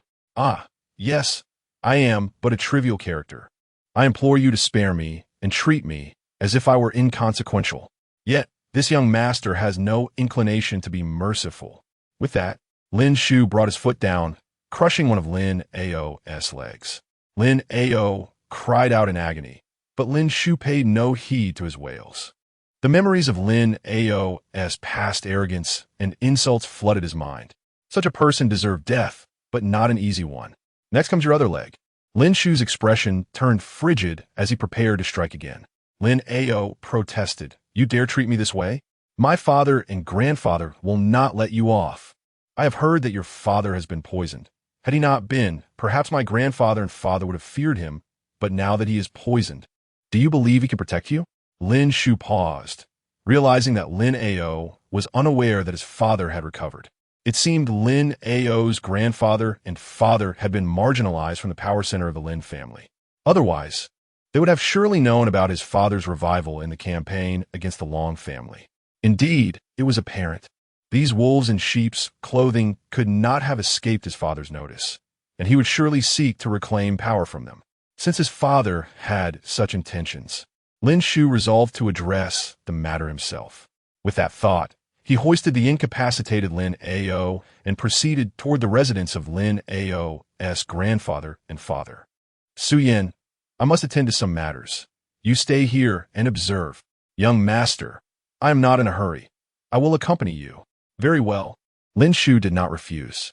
Soon, he departed the Lin family training ground, dragging Lin Ao like a lifeless creature.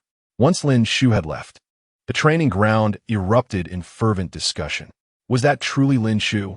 While his appearance was indeed recognizable, his temperament and strength were worlds apart. Lin Ao was at the third level of foundation establishment, and yet Lin Shu had so easily defeated him. His cultivation level must be at least the 5th level. 18 years old and at the 5th level of foundation establishment. Surely the so-called first prodigy of the Huang family in Linjiang City could not match such talent. Wait, is Lin Shu heading toward the residence of Lin Ao's grandfather and father? He cannot be intending to confront them alone. Quick, we must inform the elders.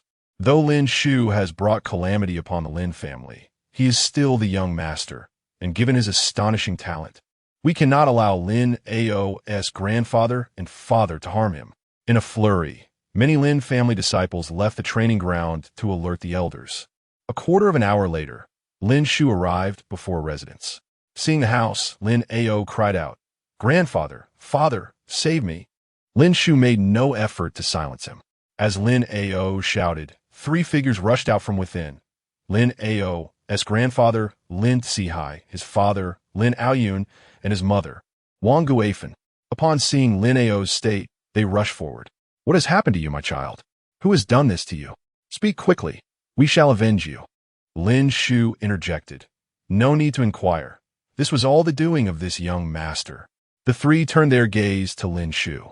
Lin Sihai, Lin Ao's grandfather, asked solemnly, "Lin Shu, why have you treated my grandson this way?" "Because I find him displeasing." Lin Shu replied nonchalantly, "Naturally, I also find you, old man, quite distasteful. You, a wanderer, were brought home by my grandfather, granted a surname, and even a name that is but 1 character away from my grandfather Lin Kuai. My grandfather treated you as a brother, and you, old dog, dared to attempt a coup against the Lin family and seize control after my grandfather's demise. Such treachery cannot be forgiven." Lin Sihai's expression darkened at Lin Shu's unrestrained words, each syllable piercing the heart. Noticing the absence of any allies beside Lin Shu, save for one woman, a glint of coldness flashed in Lin Sihai's eyes as he resolved to kill Lin Shu and seek refuge with the Huang family.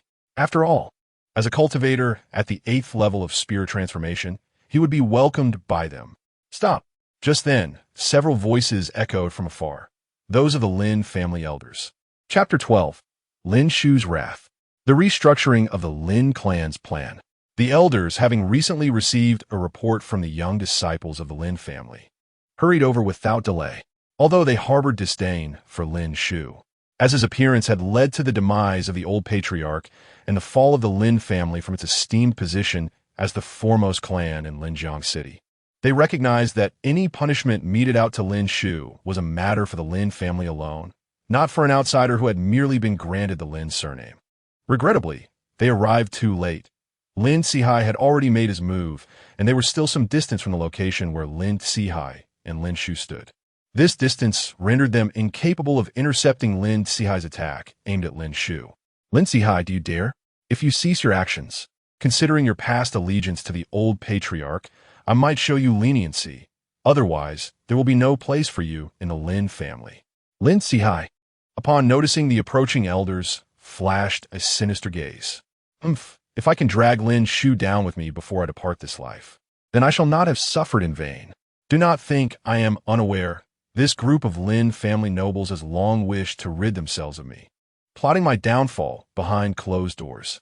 The elders interjected. Is this not all due to your insatiable greed? You were but a stray, brought under the wing of the old patriarch during his youth, nurtured and given resources, even appointed as steward. Yet, after the old patriarch's passing, you sought to seize the Lin family for yourself. Such actions are intolerable. Had you not acted thus, the Lin family would have never turned against you. Lin Sihai bellowed. On what grounds can I not be the patriarch of the Lin family? What does that young Lin Sangqiong possess that surpasses me? How old was he when he assumed the role? What strength did he wield? He even brought harm to the old patriarch. Though I'm an outsider, at least I did not cause the patriarch's demise. I once aided him in strengthening the Lin family. With that, Lin Sihai advanced upon Lin Shu, launching a fierce attack. Child, perish. In the face of Lin Sihai's relentless assault, Lin Shu remained utterly indifferent, simply extending a finger. Do you believe that this young master would be foolish enough to present myself to you without the means to defend myself? With a gentle flick of his finger, Lin Shu unleashed an overwhelming force that sent Lin Sihai hurtling through the air like a kite severed from its string, crashing into the wall of his own residence, which crumbled under the impact. This spectacle was witnessed in stark clarity by the approaching elders, who, upon reaching Lin Shu, gazed at him in disbelief. Lin Shu, you actually defeated that old scoundrel Lin Sihai with but a single move? What is your true strength? Lin Sihai is at least of the 8th layer of spirit transformation, a formidable figure within the Lin family. Could it be that you possess some miraculous treasure? Mused one elder, recalling the mysterious origins of Lin Shu's mother. Though she had been captured by later forces, it was not beyond possibility that she had left Lin Shu with a life-saving talisman. Lin Shu, hearing this, felt a sense of exasperation. Why was it that every time he triumphed over an opponent, the speculation of divine artifacts arose? Could it not simply be attributed to his own strength? Furthermore, he was deeply disappointed by the Lin family's intelligence network. Had they truly been unaware of his monumental actions along the Moonflow River? With such a lack of awareness, how could the Lin family hope to flourish? If they remained oblivious to even minor events, it was likely they would be blindsided by rival factions at their doorstep. It became evident that the Lin family required the establishment of an intelligence organization. Without one, they were vulnerable to external threats, a family devoid of any risk management capability. Turning to the elders, Lin Shu declared, "Elders, I find myself gravely disappointed in you." The elders were taken aback. Had it come to this? When had Lin Shu acquired the right to question them? One elder spoke up, "Lin Shu, though your performance has surprised us, we are still the elders of the Lin family, your kin and predecessors. How can you be so disrespectful?" In response, Lin Shu retorted without hesitation, "Precisely because of that, I have allowed you to stand before me. Otherwise, Lin Sihai would be the least of your concerns. As elders, you oversee the entire family. If you were unaware of my capabilities before, that is understandable. But with such a significant event occurring by the Moonflow River, you remain uninformed and still question me? Is this not a glaring dereliction of duty? The elders exchanged puzzled glances, unable to comprehend Lin Shu's words. Witnessing their bewilderment only deepened Lin Shu's disappointment. The fact that the Lin family had managed to reach this point was a testament to his father's efforts.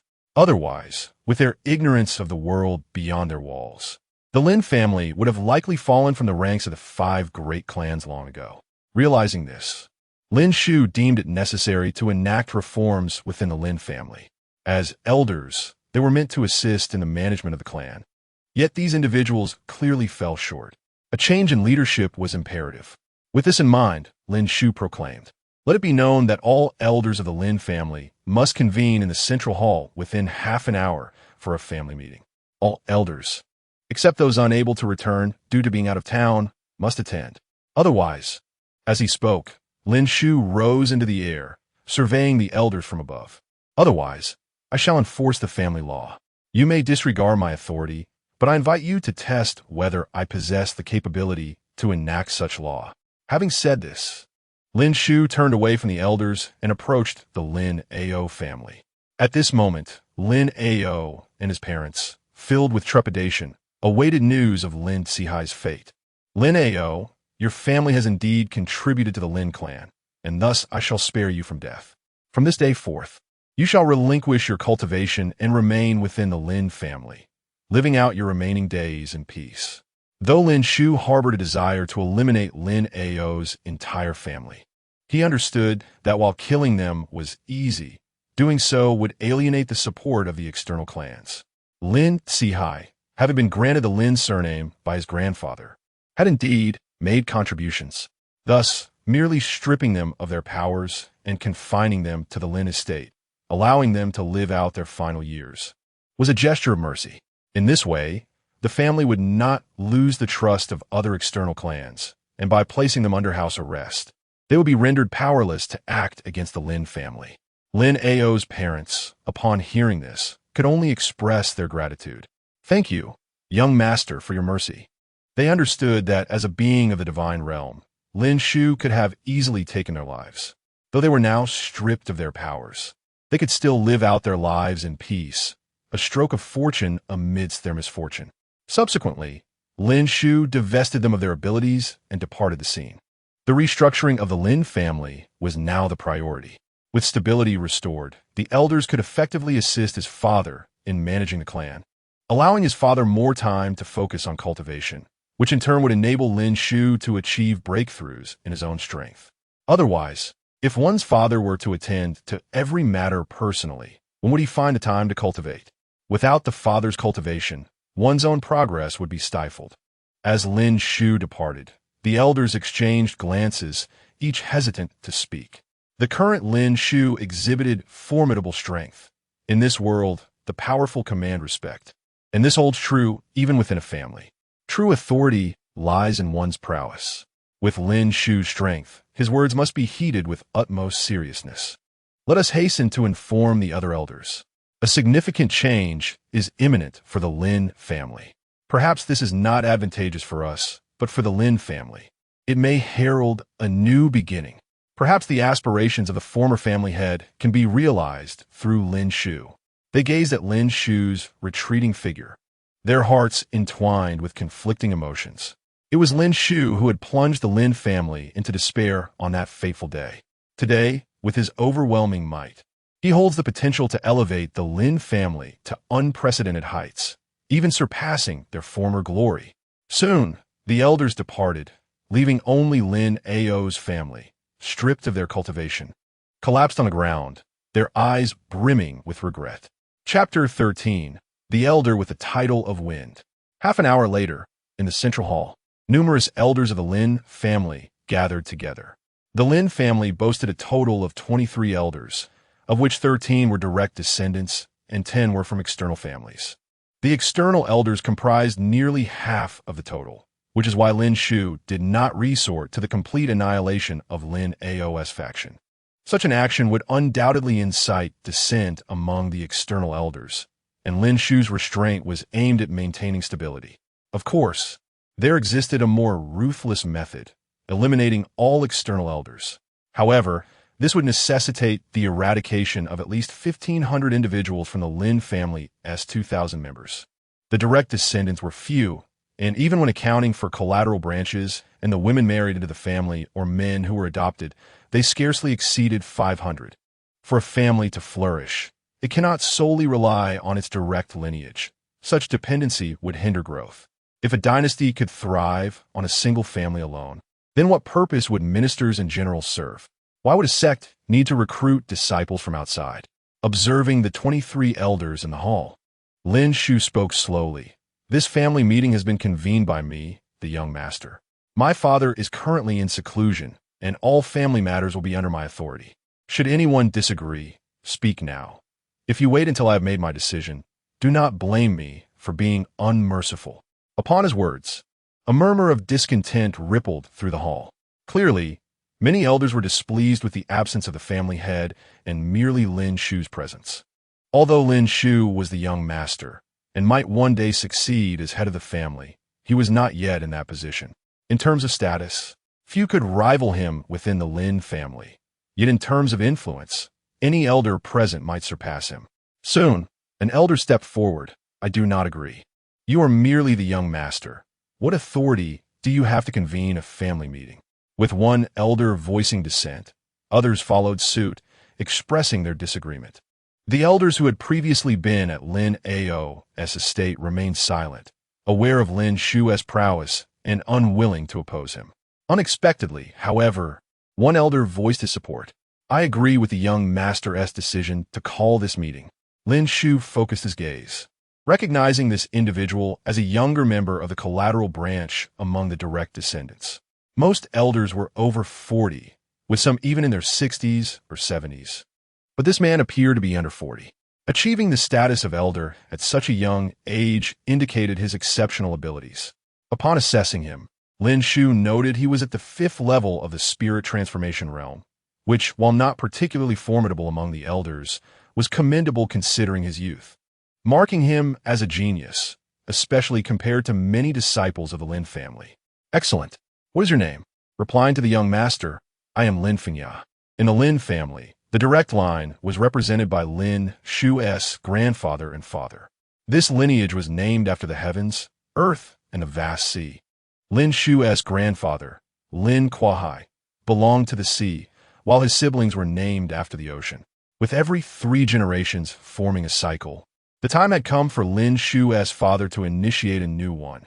Hence he was named Lin Sangxiong, with his siblings referred to as those of the heavens. Traditionally, Lin Shu should have been named after the earth, but due to the circumstances surrounding his return and the death of the old family head, he had yet to be formally entered into the family register, thus lacking an earth name. His mother had chosen his name, as they feared that should she ever escape her predicament, she might seek retribution for any alterations made to their surname. Therefore, he continued to be called Lin Shu. This constituted the main branch of the Lin family. The other collateral branches were designated with the 5 elements plus wind and thunder, totaling 7 branches: metal, wood, water, fire, earth, wind, and thunder. Lin Fengya, being associated with the wind, belonged to the least prosperous branch, possessing the fewest resources. Achieving such success indicated his exceptional talent. Without hesitation, Lin Shu inquired, Tell me, why do you support my convening of this family meeting? Lin Fengya responded promptly, replying to the family head, I have selected some disciples from the Wind branch and established a secret organization. It is precisely because of this that I have come to understand your strength, young master, which is at the spirit transformation realm, or even beyond. Lin Shu's heart leapt with joy at this revelation.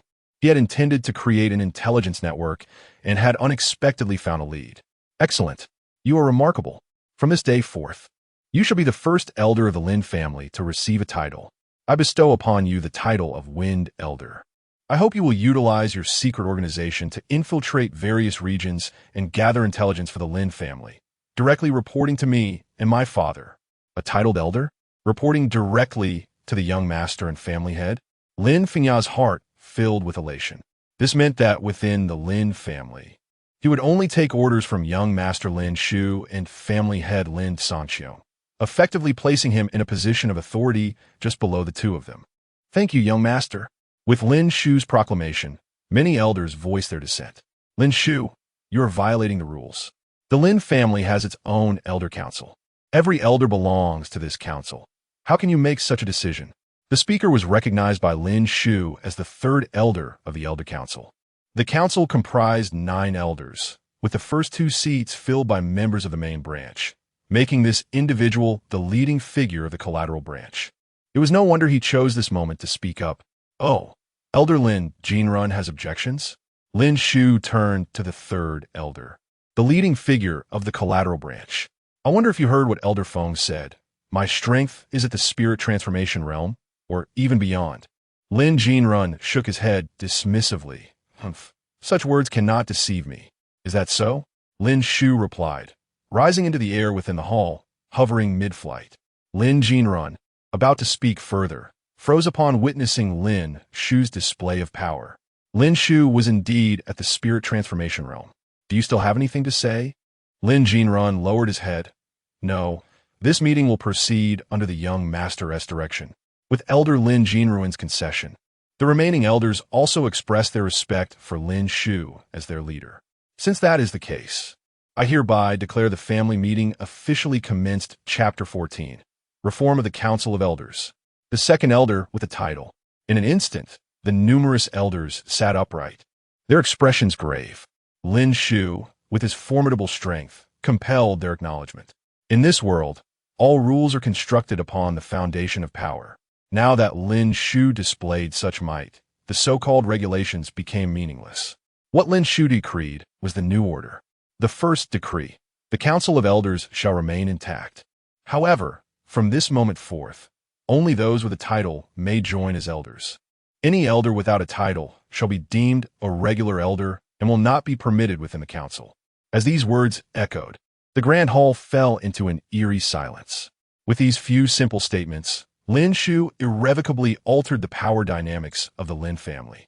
Historically, the Council of Elders was composed of clan relatives, 2 from the main lineage and 1 from each branch, totaling 9 members.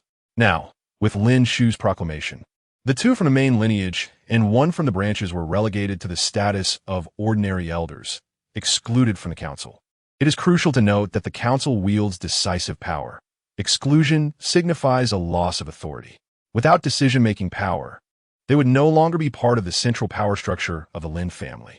Moreover, the elders of the council not only enjoy substantial resources for themselves, but their immediate family members benefit from numerous privileges as well.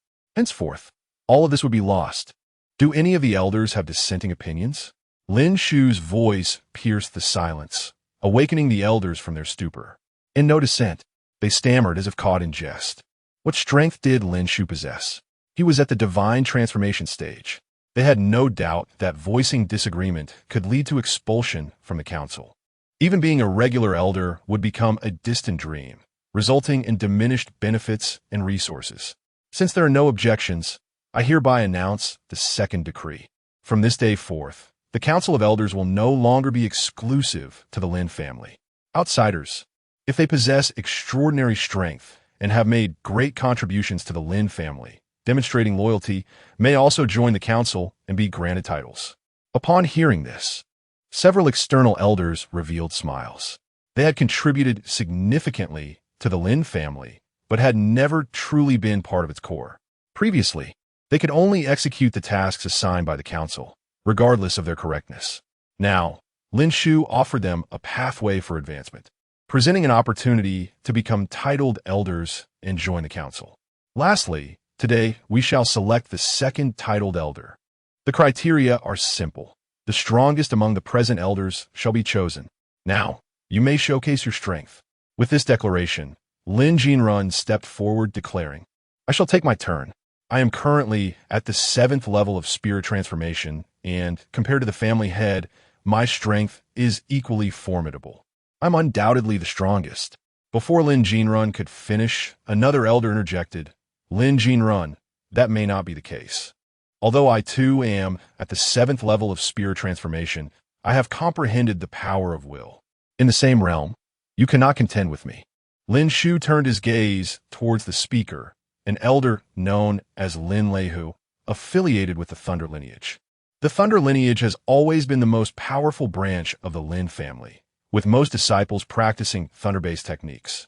Thunder techniques inherently possess greater power compared to others. If this individual has indeed comprehended the will of thunder, then his strength might surpass all below the divine transformation stage. Very well, Elder Lin Lehu, please demonstrate your willpower. Yes, young master.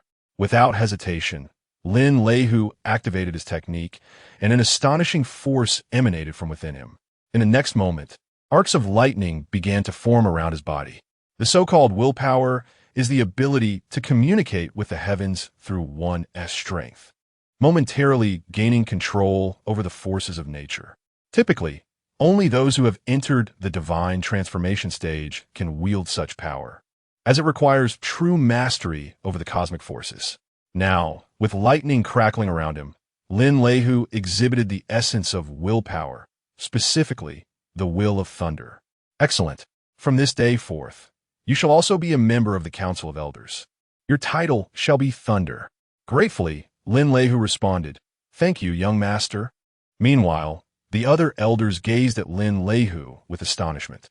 They had not anticipated that someone could comprehend willpower at the spirit transformation stage, especially the ferocious and destructive will of thunder.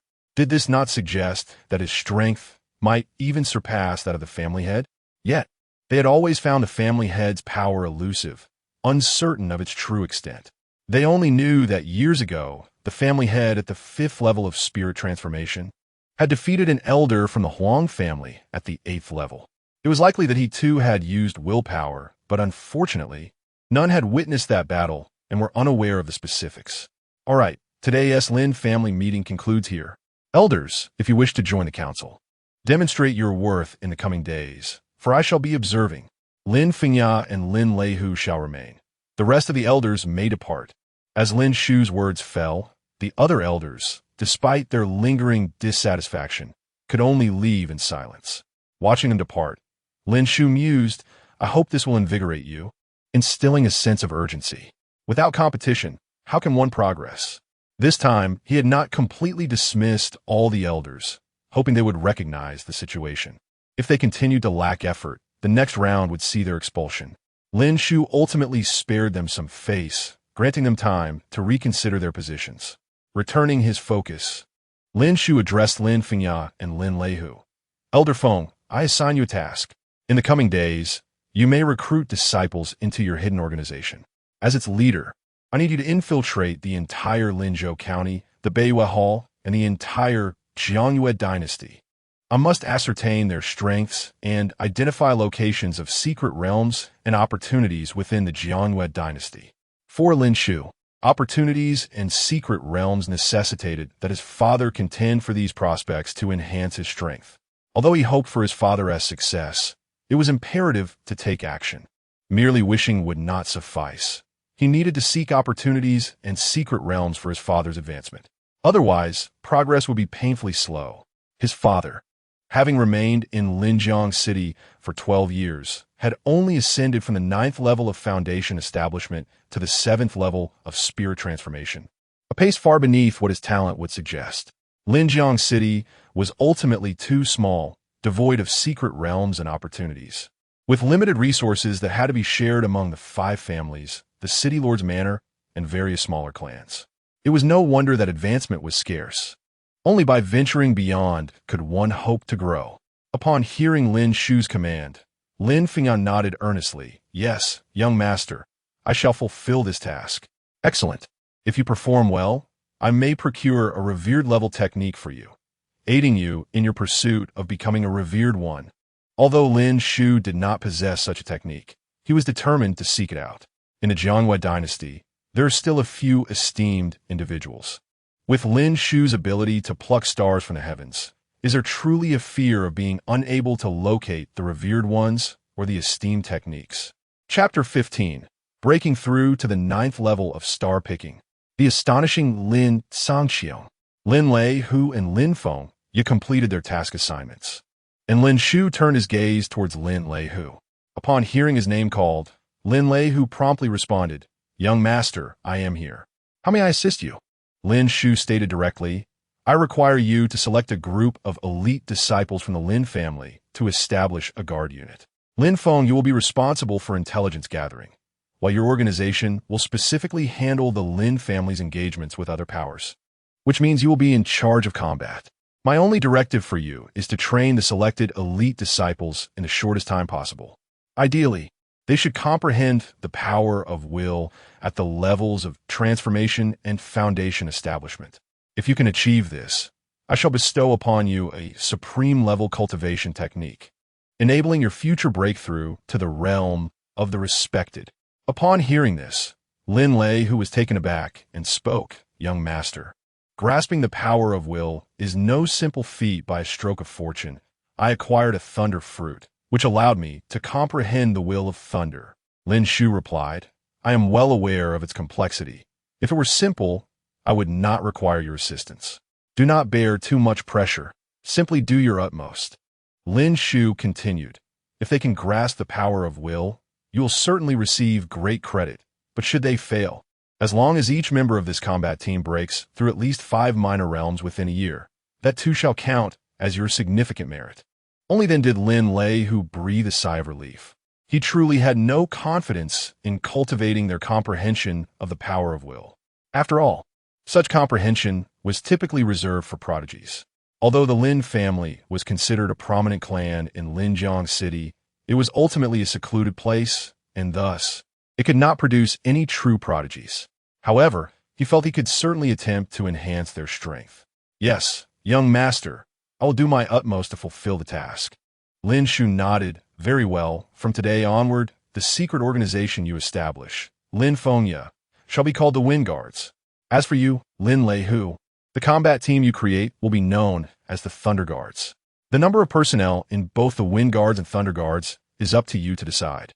I will not concern myself with the process, only the results." After receiving Lin Shu's orders, Lin Fengya and Lin Lei Hu departed.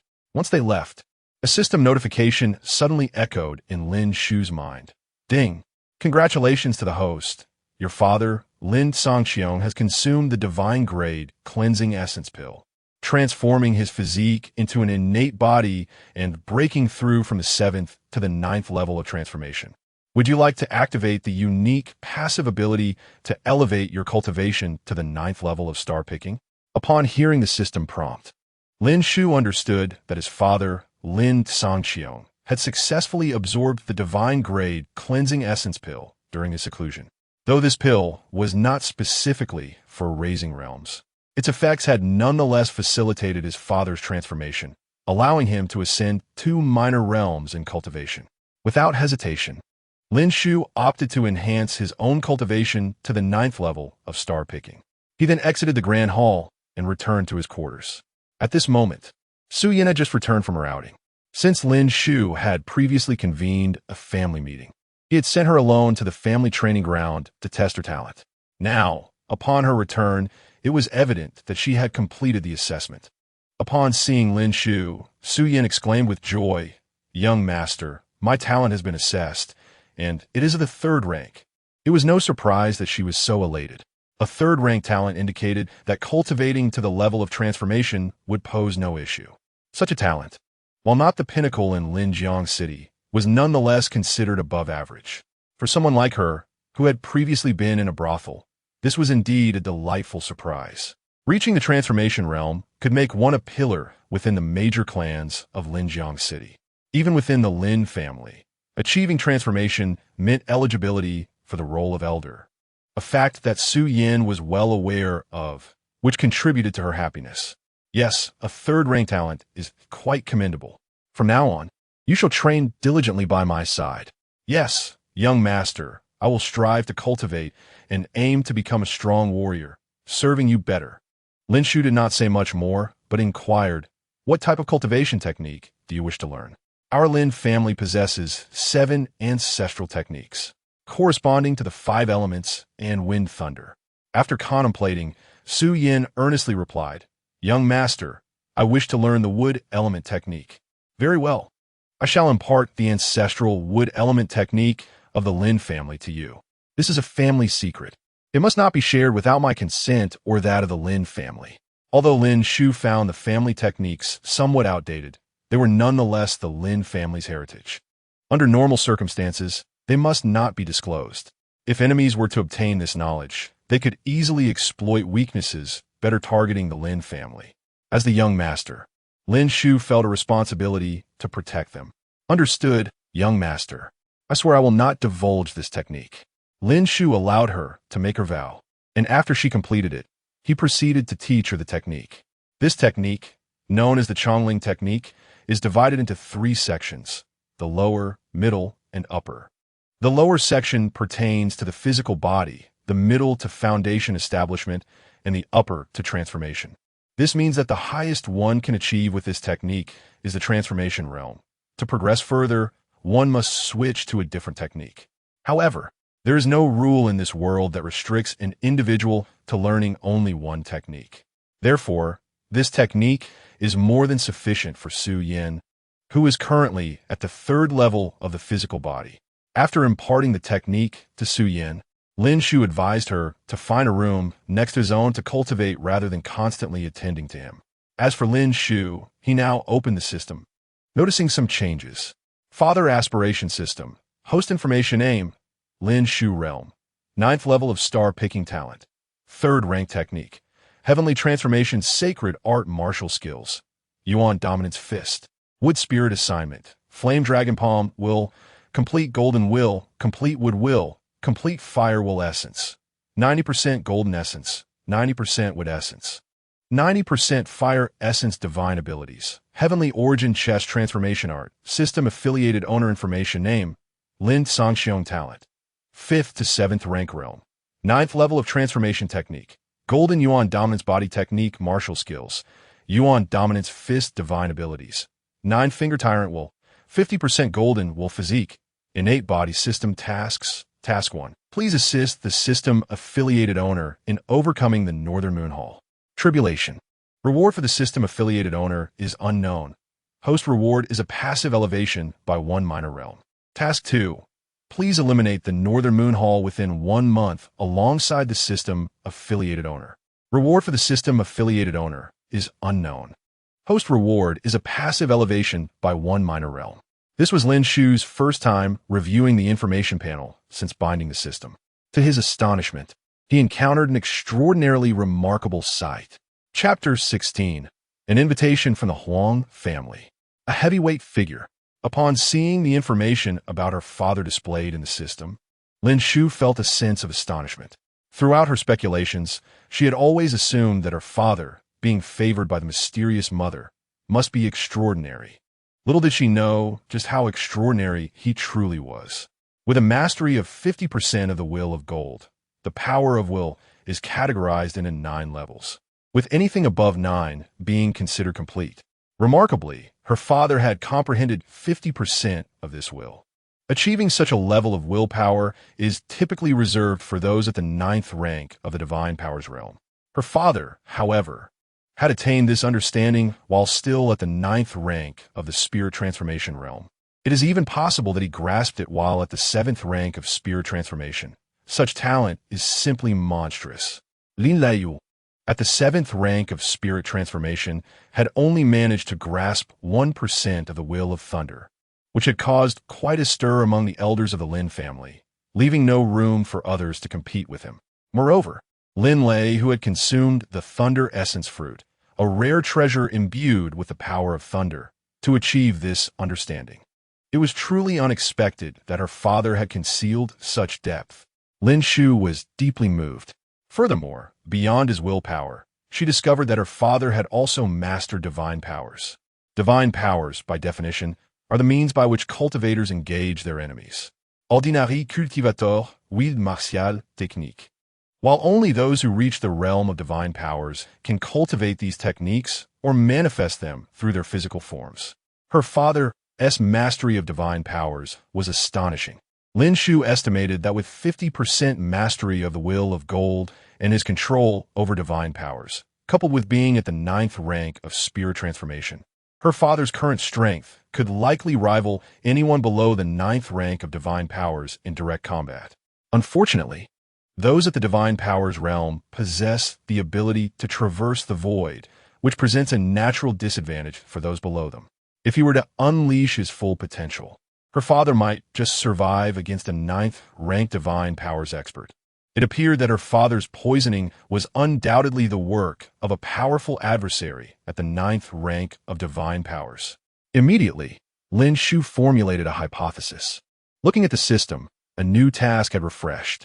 The task required her to help her father overcome the tribulation at Beiyu Hall. If the poisoner from last time was indeed the same person, Lin Shu was uncertain whether her father could cope.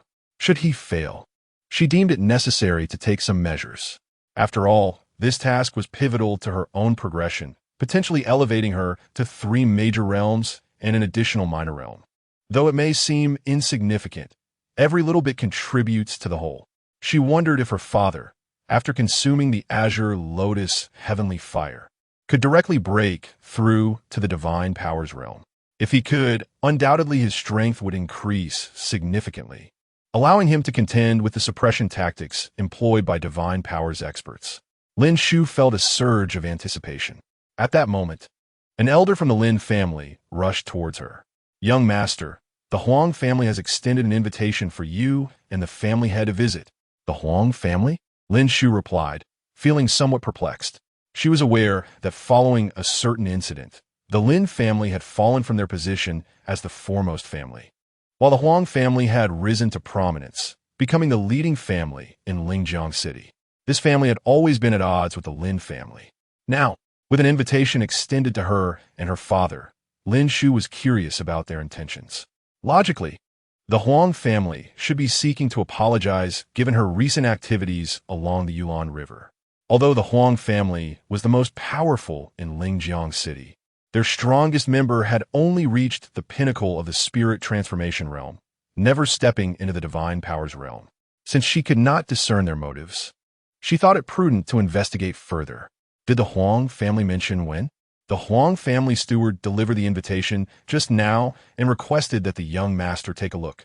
Lin Shu accepted the invitation and opened it immediately. As it turned out, not only was she invited, but Lin Sangqiong was also on the list.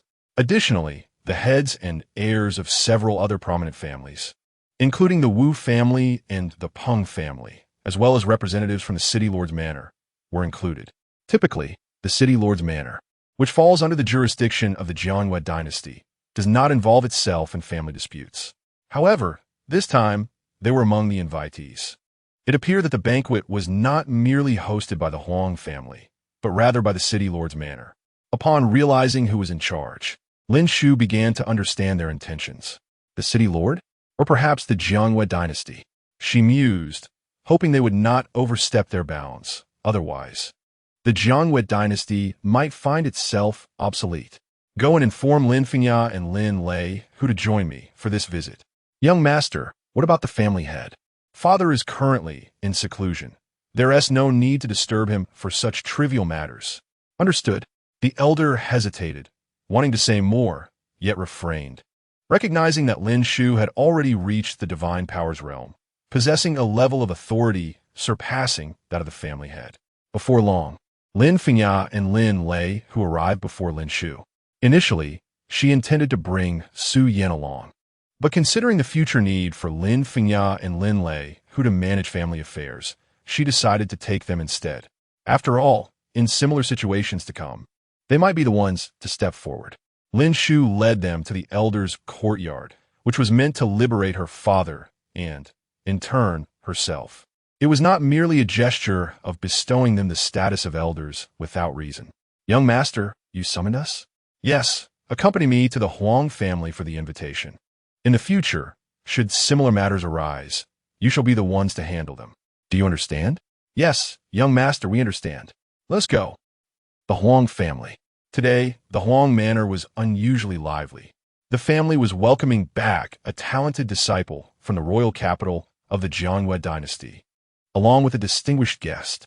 This guest held an esteemed status throughout the entire Jiangyue dynasty. The entire Huang manor was abuzz with excitement, eager to extend their warmest welcome, especially since the City Lord's Manor had also sent word of their guest's arrival. Huang Yifei, the head of the Huang family, could hardly conceal the smile on his face. Initially, upon learning that Lin Shu had reached the divine powers realm, he had lost hope for the Huang family's future. He was even prepared to visit the Lin family to apologize and offer reparations for past grievances. Yet unexpectedly, his daughter returned from the royal capital with such a heavyweight figure, with such a prominent individual at their side. What was the Lin family in comparison? Even if Lin Shu truly was of the divine powers realm, they need not fear anymore. After all, this guest was among the most esteemed individuals in all of Jiangwei, and even Yu Wuxin might not possess such prestige. Chapter 17. The Allure of the King of Yu. A choice of interest. Lin Shu, accompanied by Lin Fengya and Lin Leihu, arrived at the Huang residence. Lin Shu, why have you come alone? Questioned Huang Yifei, the head of the Huang family, with a sharp gaze.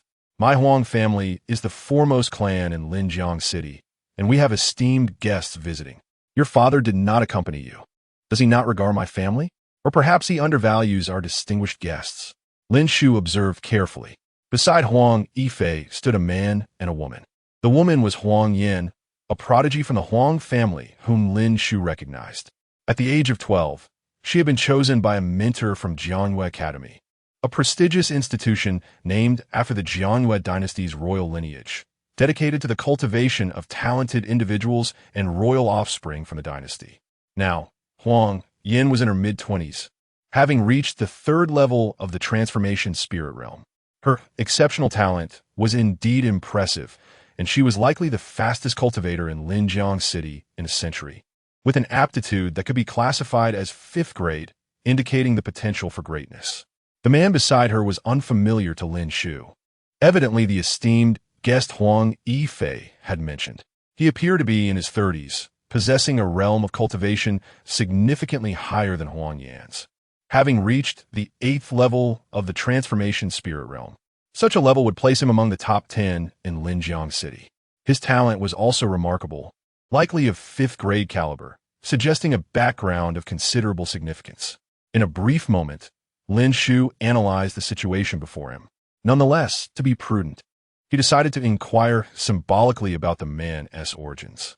After all, although Lin Shu had attained the 9th level of the star-plucking realm, he was aware that beyond the Jiangwei dynasty lay a vast world where beings more powerful than those at his level undoubtedly existed. His mother and her affiliations came from beyond the Jiangwei dynasty. Oh, may I inquire about this esteemed guest? Lin Shu asked, prompting a swell of pride in Huang Yifei's demeanor. He thought, are you not at the spirit realm? You ought to be humble in my Huang residence. Since you wish to know, I shall enlighten you, Huang Yifei declared.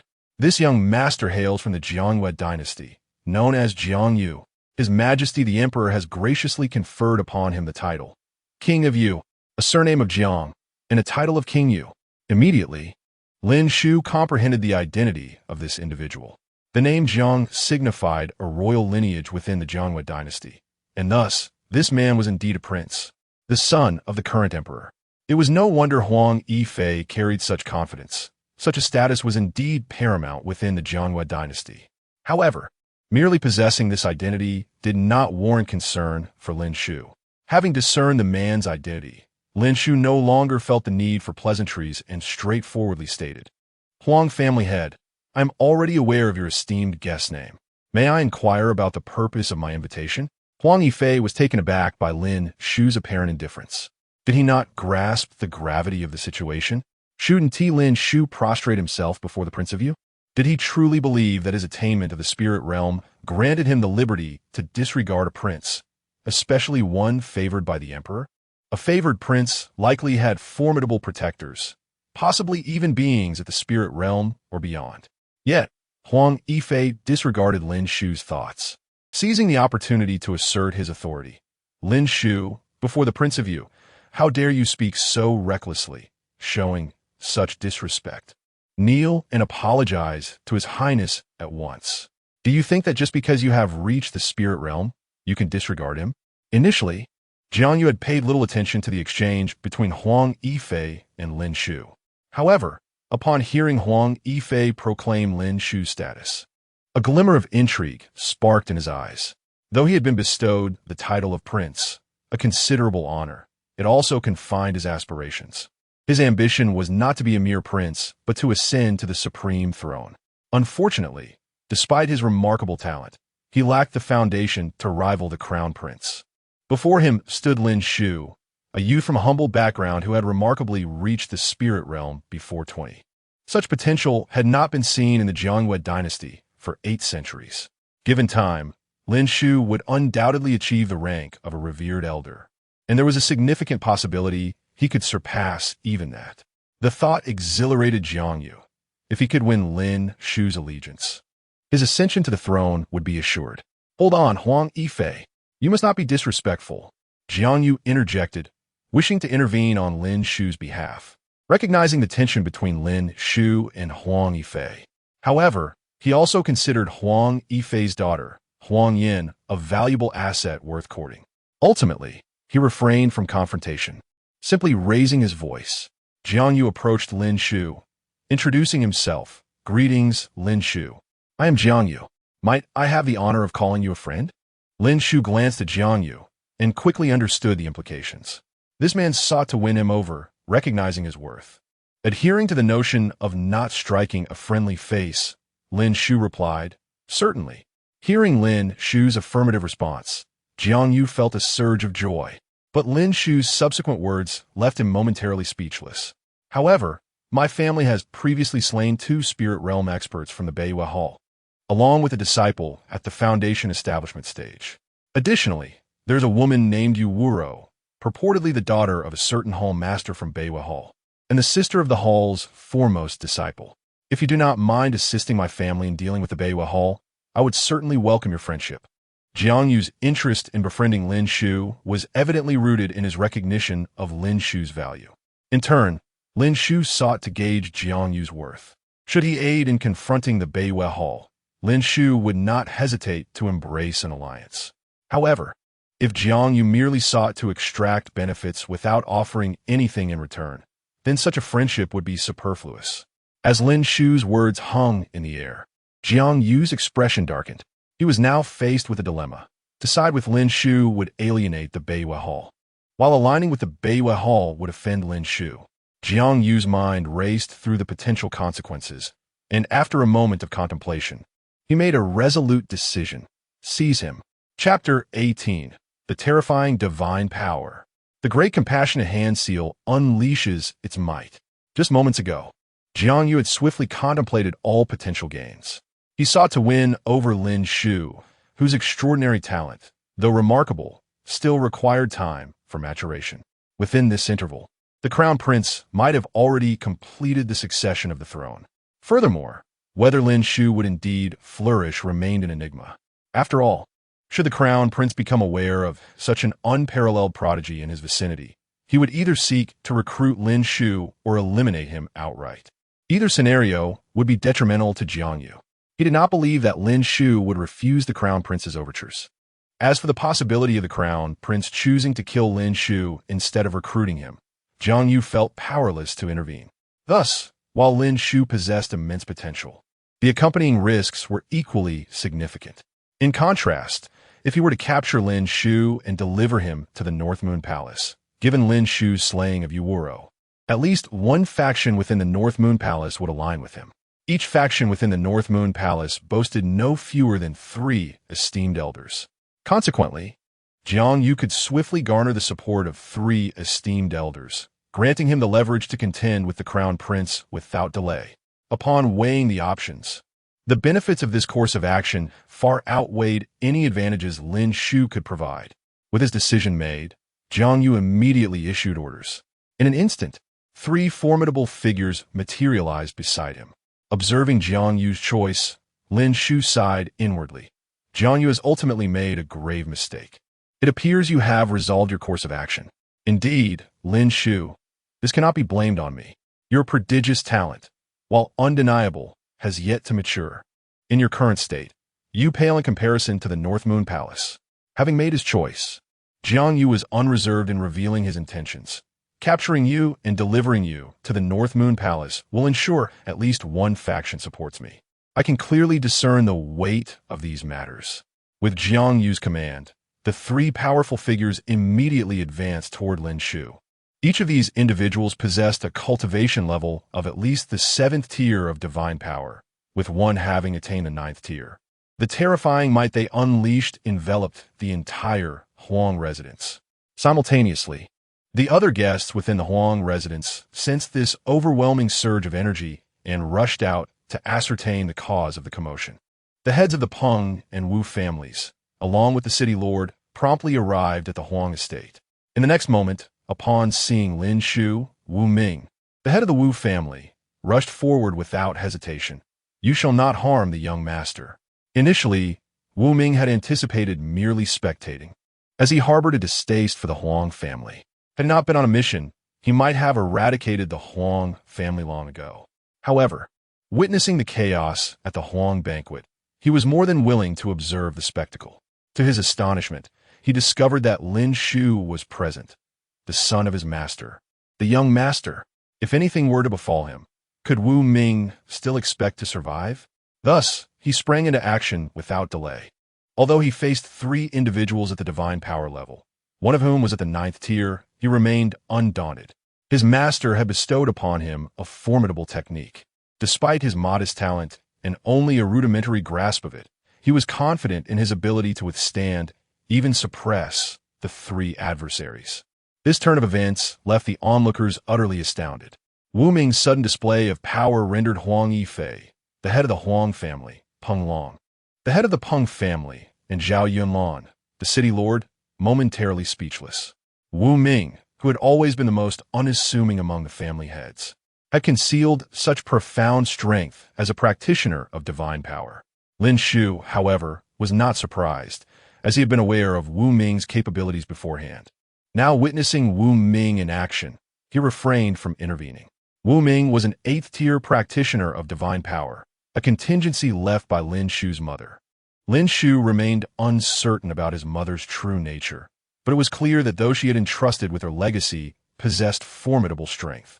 Wu Ming quickly approached Lin Shu. "Young master, please retreat. I shall hold them off." "There's no need. Unleash your full potential," Lin Shu replied. Seeing Lin Shu's calm demeanor, Wu Ming recalled Lin Sanqiong's words from before his seclusion, suggesting that if Wu Ming encountered any trouble, he could seek Lin Shu's assistance. Surely, Lin Sanqiong would not lead his son astray. Then, "Young master, step back a little." With that, Wu Ming faced the 3 practitioners of divine power. In a single exchange, Wu Ming proved to be evenly matched against the 3 adversaries. Jiang Yu, observing the unexpected emergence of a practitioner of divine power, inquired, "You seem to be the head of the Wu family from Linjiang City. By aiding Lin Shu in such a manner, do you truly wish to lead the Wu family down a path of irreparable ruin?" Wu Ming scoffed. "The affairs of the Wu family are beyond your jurisdiction." He thought to himself that if he remained passive and the young master were harmed, that would indeed lead to true ruin. The Jiangyu dynasty could not possibly surpass his master in strength. Though his master might be unable to appear at present, given enough time, he would inevitably grow stronger in return. If he were to learn that Wu Ming had abandoned the young master in his time of need, he shuddered to consider the consequences. Without hesitation, Wu Ming unleashed his ultimate technique, the Great Compassionate Hand Seal. With a single strike, he shattered the heavens. Though Wu Ming could only execute the first seal, and even that was merely at the rudimentary level, it still unleashed a terrifying wave of energy.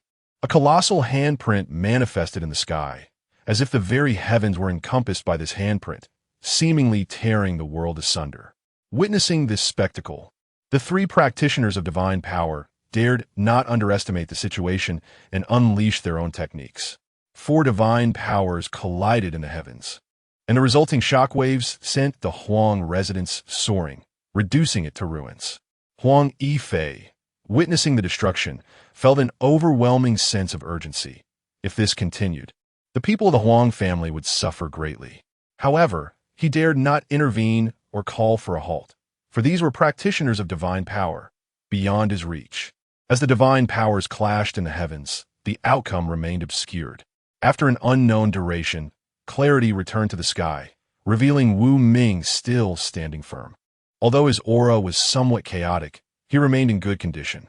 His opponents, on the other hand, were in dire straits, Two practitioners of the 7th tier were coughing up blood, while the 9th tier practitioner, though still standing, struggled to maintain his composure as he gazed at Wu Ming in disbelief. You possess divine power? Chapter 19. The flick of a finger to annihilate divine powers. In the realm of divine abilities, they can be categorized into 4 tiers based on their potency and the difficulty of their execution: minor divine powers, major divine powers, and supreme divine powers. As protectors of the Yu King, they were nurtured by the Jiangyue dynasty and were well aware of the classification of divine abilities. Even within the Jiangyue dynasty, they had only encountered minor divine powers. It was rare to witness anyone wielding major divine powers. Perhaps even the esteemed emperor of the Jiangyue dynasty was not fully versed in the intricacies of major divine powers. Thus, it was nothing short of astonishing to witness such prowess in a small, secluded city. Who on earth are you? The 9th tier divine master beside the Yu King gazed at Wu Ming, his eyes filled with trepidation. Wu Ming, hailing from this humble city, had cultivated to the 8th tier of divine mastery, a feat remarkable in itself, and now he was displaying major divine powers, which was utterly unfathomable. Everything indicated that this individual was far from ordinary. Noticing the apprehension in the eyes of the 9th tier divine master, Wu Ming could not help but boast. My origins are beyond your comprehension. Depart at once, or else my master will know of this, and you shall face utter annihilation. Master? A strong figure at the 8th tier of divine mastery had a master? Every powerful being harbors its own pride, and to be acknowledged by a master recognized by a 9th tier divine master would shatter the pride of any 8th tier cultivator.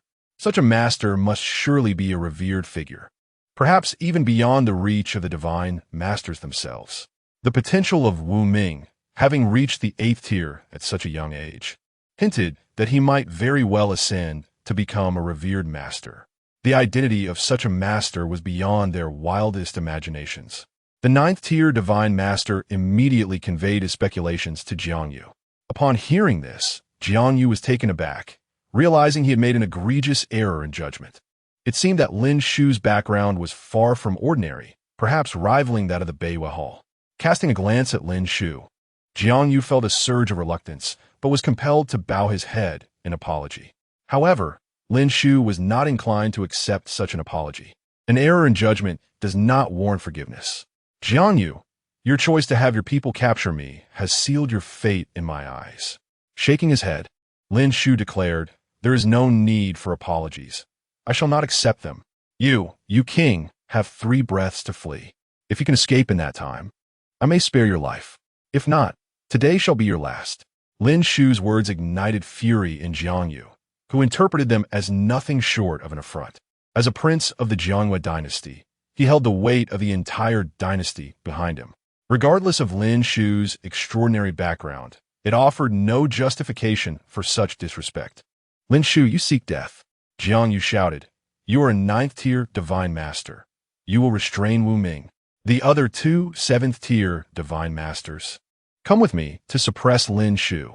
The 9th tier divine master sighed inwardly, realizing he had no choice but to comply with the Yu King's command. He charged at Wu Ming, believing that Wu Ming, having just expended his energy in displaying major divine powers, would be vulnerable. The 2 7th tier divine masters, despite their injuries from the major divine power, felt a surge of relief at the prospect of subduing Lin Shu, a mere youth. Prepare to meet your end. The 2 7th tier divine masters bellowed as they rushed toward Lin Shu. Observing their advance, Lin Shu merely smiled disdainfully. Meanwhile, his companions, Lin Fengya and Lin Leihu, swiftly directed their assault toward Jiangyu. They understood that their strength was insufficient to halt the 7th tier divine masters, even in their wounded state. Thus, capturing Jiangyu would grant them leverage, even if their master was taken.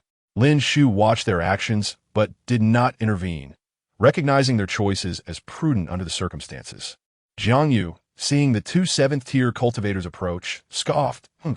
2 insignificant figures from a backwater region shall soon learn the disparity within the realm of cultivation. Without hesitation, Lin Leihu unleashed his thunder will, summoning a tempest of thunder around him. The atmosphere crackled with electricity, emanating a formidable energy. You. You have mastered the willpower? Jiang Yu's confidence faltered as he realized the implications of Lin Leihu's revelation. The mastery of willpower in the realm of divine mastery, particularly the potent thunder will, was no trivial feat initially intent on subduing Lin Shu and then aiding their prince. The two seventh-tier divine masters were taken aback by Lin Leihu's unexpected prowess. They understood that they must first assist Jiang Yu, for if he fell, they too would face dire consequences. Lin Shu, observing the shift in the seventh-tier divine master's focus, smiled lightly. So you have come for me. To change your course so swiftly is to underestimate my capabilities. At that moment, Lin Shu made his move.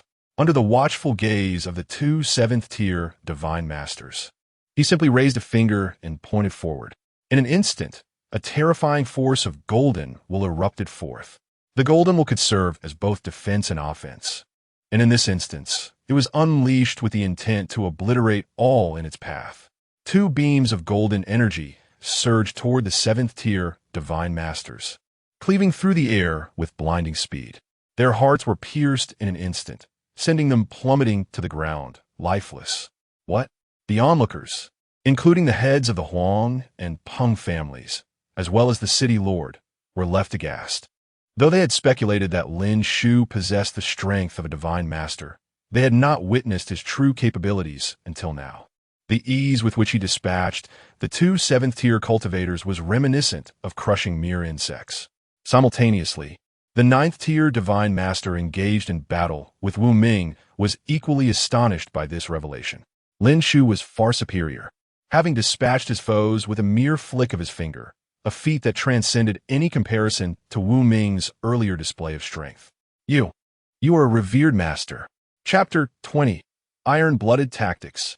The Lin family declares supremacy. Supreme Being? Upon hearing the exclamation from the ninth level of the Divine Passage realm, the crowd's hearts collectively tightened. A Supreme Being. Such an entity stands at the pinnacle of the Jiangwei dynasty. Each Supreme Being is an unparalleled powerhouse, overseeing the entire dynasty.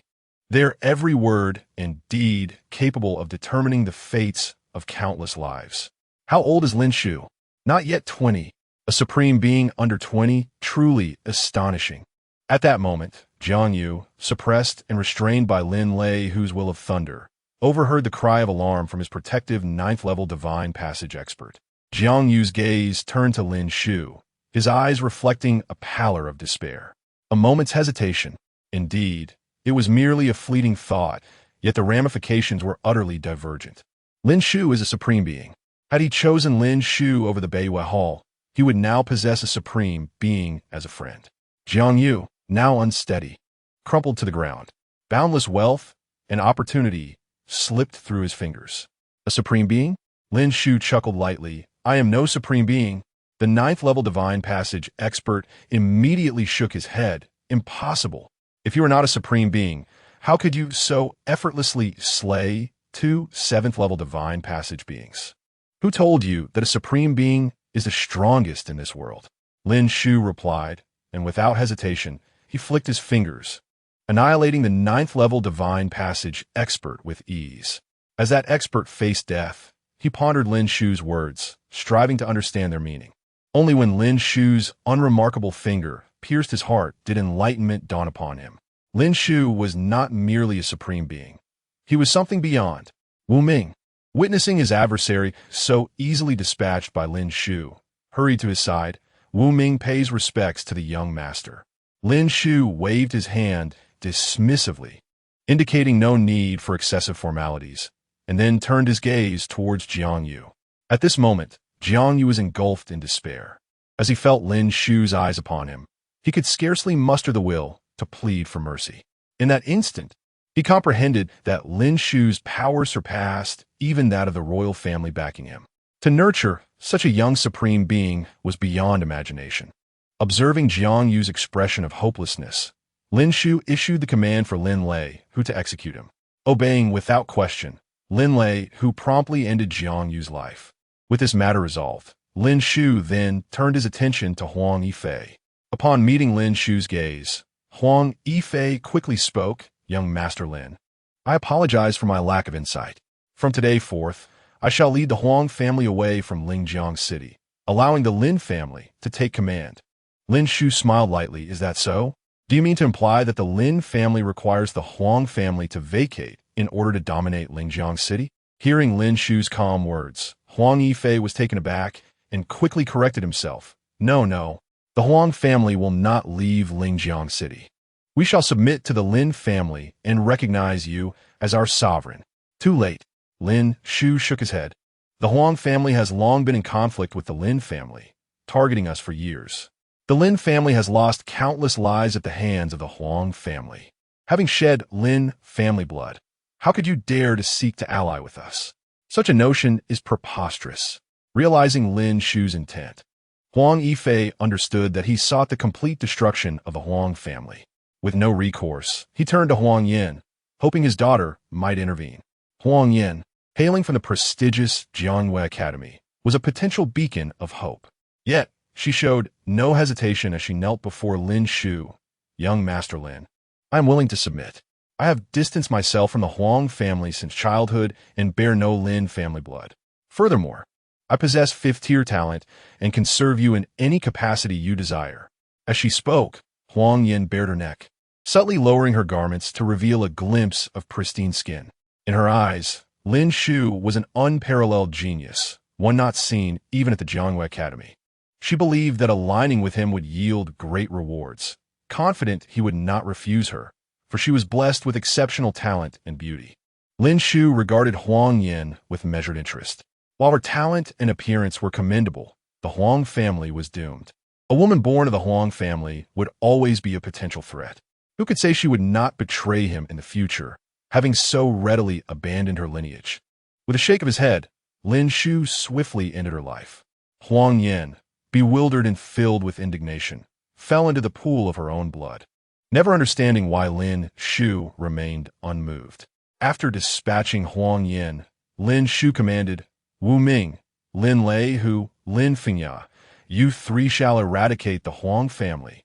The trio, receiving Lin Shu's orders, acted without hesitation, storming into the crumbling estate of the Huang family, commencing a feast of annihilation. The five great families had seen the Long family already destroyed, with Wu Ming, the leader of the Wu family, being an ally. Now, the Huang family was being eradicated, leaving only the Peng family remaining.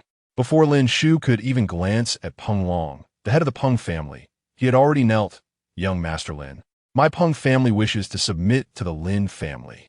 Lin Shu then turned his attention to Peng Long. He held no significant animosity towards the Peng family. Though they had little connection, they bore no enmity either. Since the Peng family chose to submit, Lin Shu accepted their allegiance. Very well, from now on, all members of the Peng family shall be integrated into the Lin family. The Peng family shall no longer exist. I will arrange for elders to incorporate your kin into the various branches of the Lin family, with men marrying into the Lin family and women entering our fold. As for those already wed or yet to reach marriageable age, they shall serve as subordinates under the Lin family branches. Should they render significant contributions in the future, they may be granted the Lin surname and join the major branches. Upon hearing this, Peng Long was filled with despair. He understood that this decision meant the complete erasure of the Peng family's legacy. Within 3 generations, none would remember their origins. Lin Shu's strategy, though not annihilating the Peng family entirely, ensured their quiet obliteration. What is your decision, Zhao Yunlan? Now, only the city lord remained present. Upon hearing Lin Shu's inquiry, Zhao Yunlan immediately responded, the city lord's office shall be disbanded from today. I wish to join the Lin family and serve at your command. Unnecessary. Lin Shu shook his head. Your city lord's office is comprised largely of subjects of the Jianwei dynasty. Keeping them would only breed future adversaries. I offer you a choice. Eliminate those from the Jianwei dynasty within the city lord's office, and should you succeed, you and your family may join the Lin family. Otherwise, your role as the appointed city lord shall cease to exist. After a pause, Lin Shu continued, I will assign Wu Ming to oversee you. But should you harbor any treachery, you must understand the consequences. Originally, Lin Shu harbored the intention to obliterate the Lord's mansion. After all, This was a decree from the Jiangwei dynasty. Having slain King Yu, Jiang Yu, he could be said to have firmly positioned himself in opposition to the dynasty.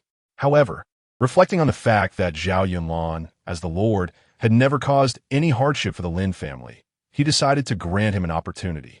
Upon hearing Lin Shu's words, Zhao Yunlan felt a pang of hesitation within, yet for the sake of himself and his family, he had no choice but to acquiesce. Yes, Master, I shall undoubtedly fulfill the task. At that moment, Lin Shu sensed something and turned his gaze towards the outskirts of Linjiang City. There, a multitude of formidable auras began to converge. Chapter 21. The Young Master of Beiwei. The Massacre of the City. At this moment, outside Linjiang City, a group of over 10 individuals advanced towards the city. The leader was a young man, seemingly under 30 years of age. This individual was Yu Wuxin, the foremost disciple of Beiwei Palace, as well as its most exceptional talent. Young Master, we are approaching Linjiang City. Upon hearing the reminder from his companion, Yu Wuxin directed his gaze towards the city. His heart was ablaze with fury. Linjiang City, a mere speck of a town, had caused Beiwei Palace to lose an inner disciple and 2 formidable masters. Moreover, his own sister had failed to escape from Linjiang City. It was known that even the royal capital of the Jiangwei dynasty would never dare to treat Beiwei Palace with such disdain. Even the royal family would treat his sister with utmost respect. Should the royal family choose to oppose Beiwei Palace, they would inevitably lose their foothold in the vast territory of Beiwei Palace. I hope my sister is merely caught up in some amusement and has forgotten to contact Beiwei Palace. Otherwise, if anything were to happen to her, the entire Linjiang City, with its 3 million citizens, shall face annihilation. Until now, Yu Wuxin resolutely believed that his sister's sudden loss of contact was not due to death. Linjiang City was but a small town, and his sister was accompanied by 2 masters. The strongest individuals in Linjiang City were not even at the master level. Thus, even if someone harbored ill intentions towards his sister, they would not succeed. He was convinced that his sister, Yu Ruo, had simply been distracted and failed to reach out to Beiwei Palace in time. Though he held this belief, the absence of his sister left him with a lingering sense of dread. After all, she was his sister. Regardless of the circumstances, even if her silence was merely due to momentary distraction, he needed to uncover the cause that led her to forget. If her absence was solely due to whimsy, fewer lives would be lost in Linjiang City. If she were truly dead, then there would be no purpose for Linjiang City to exist. In Yu Wuxin's eyes, even with over 3 million inhabitants, Linjiang City was merely a swarm of ants. No number of ants could compare to the worth of his sister. Increase our pace. Upon reaching Linjiang City, we shall head straight to the city lord's mansion and the 5 prominent families. My sister's disappearance is undoubtedly tied to the city lord's mansion and those 5 families. Remember, no matter what has befallen my sister, once we uncover the truth, the city lord's mansion and those 5 families shall have no reason to exist. Upon hearing these words, his companions were momentarily taken aback. But what if the city lord's mansion and the 5 families are not at all related to Miss Ruo's disappearance? I assert they are. Even if they are not, they must be. Indeed, while they may not fully agree with Yu Wuxin's sentiments, they were left with no choice. After all, Yu Wuxin was the most exceptional talent of Beiwei Palace in centuries, having reached the 8th level of spirit transformation before the age of 30, and poised to break into the Master Realm. Moreover, he had already comprehended 20% of the willpower required, making his future ascent to the esteemed realm all but certain. There were even whispers of him reaching the legendary star-plucking realm, a level not attained by anyone in Beiwei Palace for countless years. In a certain sense, Yu Wuxin's presence often held more weight than even the 3 palace masters. The reason being, while the 3 palace masters could not guide Beiwei Palace beyond the Jiangwei dynasty, Yu Wuxin was capable of doing so. Let it be, they are merely ants. If it brings joy to the young master, then their demise carries value. They thought to themselves. Soon, the group of over 10 individuals arrived at Linjiang City. Each member possessed at least master-level cultivation, and they entered the city without any pretense, leaving the citizens of Linjiang City in utter shock. The city had been devoid of masters, yet now, a dozen individuals traversed the air. How could they not be astonished? However, their astonishment quickly turned to fury. From now on, Linjiang City is sealed. Entry is permitted, but no one may leave. Should anyone attempt to exit during my stay, the entire city shall pay the price. Citizens of Linjiang City, you shall oversee this. The choice between life and death rests with you. Having uttered these words, Yu Wuxin did not linger, but proceeded towards the city lord's mansion, leaving no strong individual to guard the city gates. He believed that, with his declaration, the ants would naturally monitor each other for their own survival. Every city's lord mansion was centrally located, so he did not inquire about its whereabouts, but continued onward. After Yu Wuxin departed, the citizens at the city gates seethed with anger, cursing in their hearts. At the city lord's mansion, Zhao Yunlan, having received Lin Shu's orders, hurried back to the mansion. He had made a choice with Lin Shu. Choosing to live meant he had to deal with the small forces stationed by the Jiangyue dynasty. Zhao Yunlan understood Lin Shu's reasoning. After all, Lin Shu had already made enemies with the royal family. If these forces were not eliminated, they would eventually spill the blood of Lin's kin. What troubled him was that these small forces were to become his token of allegiance. Otherwise, he too would meet his demise. For the sake of his family, he had no choice but to proceed. Just as Zhao Yunlan prepared to act, several powerful figures descended upon the city lord's mansion. Who was the city lord? The arrivals were none other than Yu Wuxin and his entourage. Zhao Yunlan observed them, aside from one individual who seemed to be employing some means to traverse the air. The rest were capable of walking upon the air themselves. He dared not be negligent and promptly stepped forward. I am the city lord. May I inquire as to the purpose of your visit? I am Yu Wuxin. Without any preamble, Yu Wuxin declared his identity. Upon hearing this, Zhao Yunlan was taken aback. So was Yu Wuxin. He did not dare to delay and hurriedly bowed. I pay my respects to the young master. Yu Wuxin, however, appeared indifferent to Zhao Yunlan's greeting, ignoring him entirely as he inquired. Since you know me, you should understand my purpose. As the city lord, are you aware that my sister Yu Wuruo has been in Linjiang City? Do you know her current whereabouts? This. Zhao Yunlan found himself at a loss for how to respond. Yu Wuruo had indeed been here, but she had been killed by Lin Shu. Having recently submitted to Lin Shu, revealing this would be tantamount to betrayal. Yet, if he remained silent, he had no idea how to navigate this situation. After much contemplation, Zhao Yunlan ultimately decided to lay everything bare. Deep down, he was reluctant to submit to Lin Shu. Now that an opportunity presented itself, he could not afford to let it slip away. When the time came, he would let Lin Shu's forces contend with these individuals. If Yu Wuxin's group emerged victorious, Beiwa Palace had always maintained a peaceful coexistence with the Jiangyue dynasty and would not sever ties. As the city lord appointed by the Jiangyue dynasty, he would not remain under someone else's roof. If Lin Shu were to win, he would continue to serve him, remaining in the same predicament.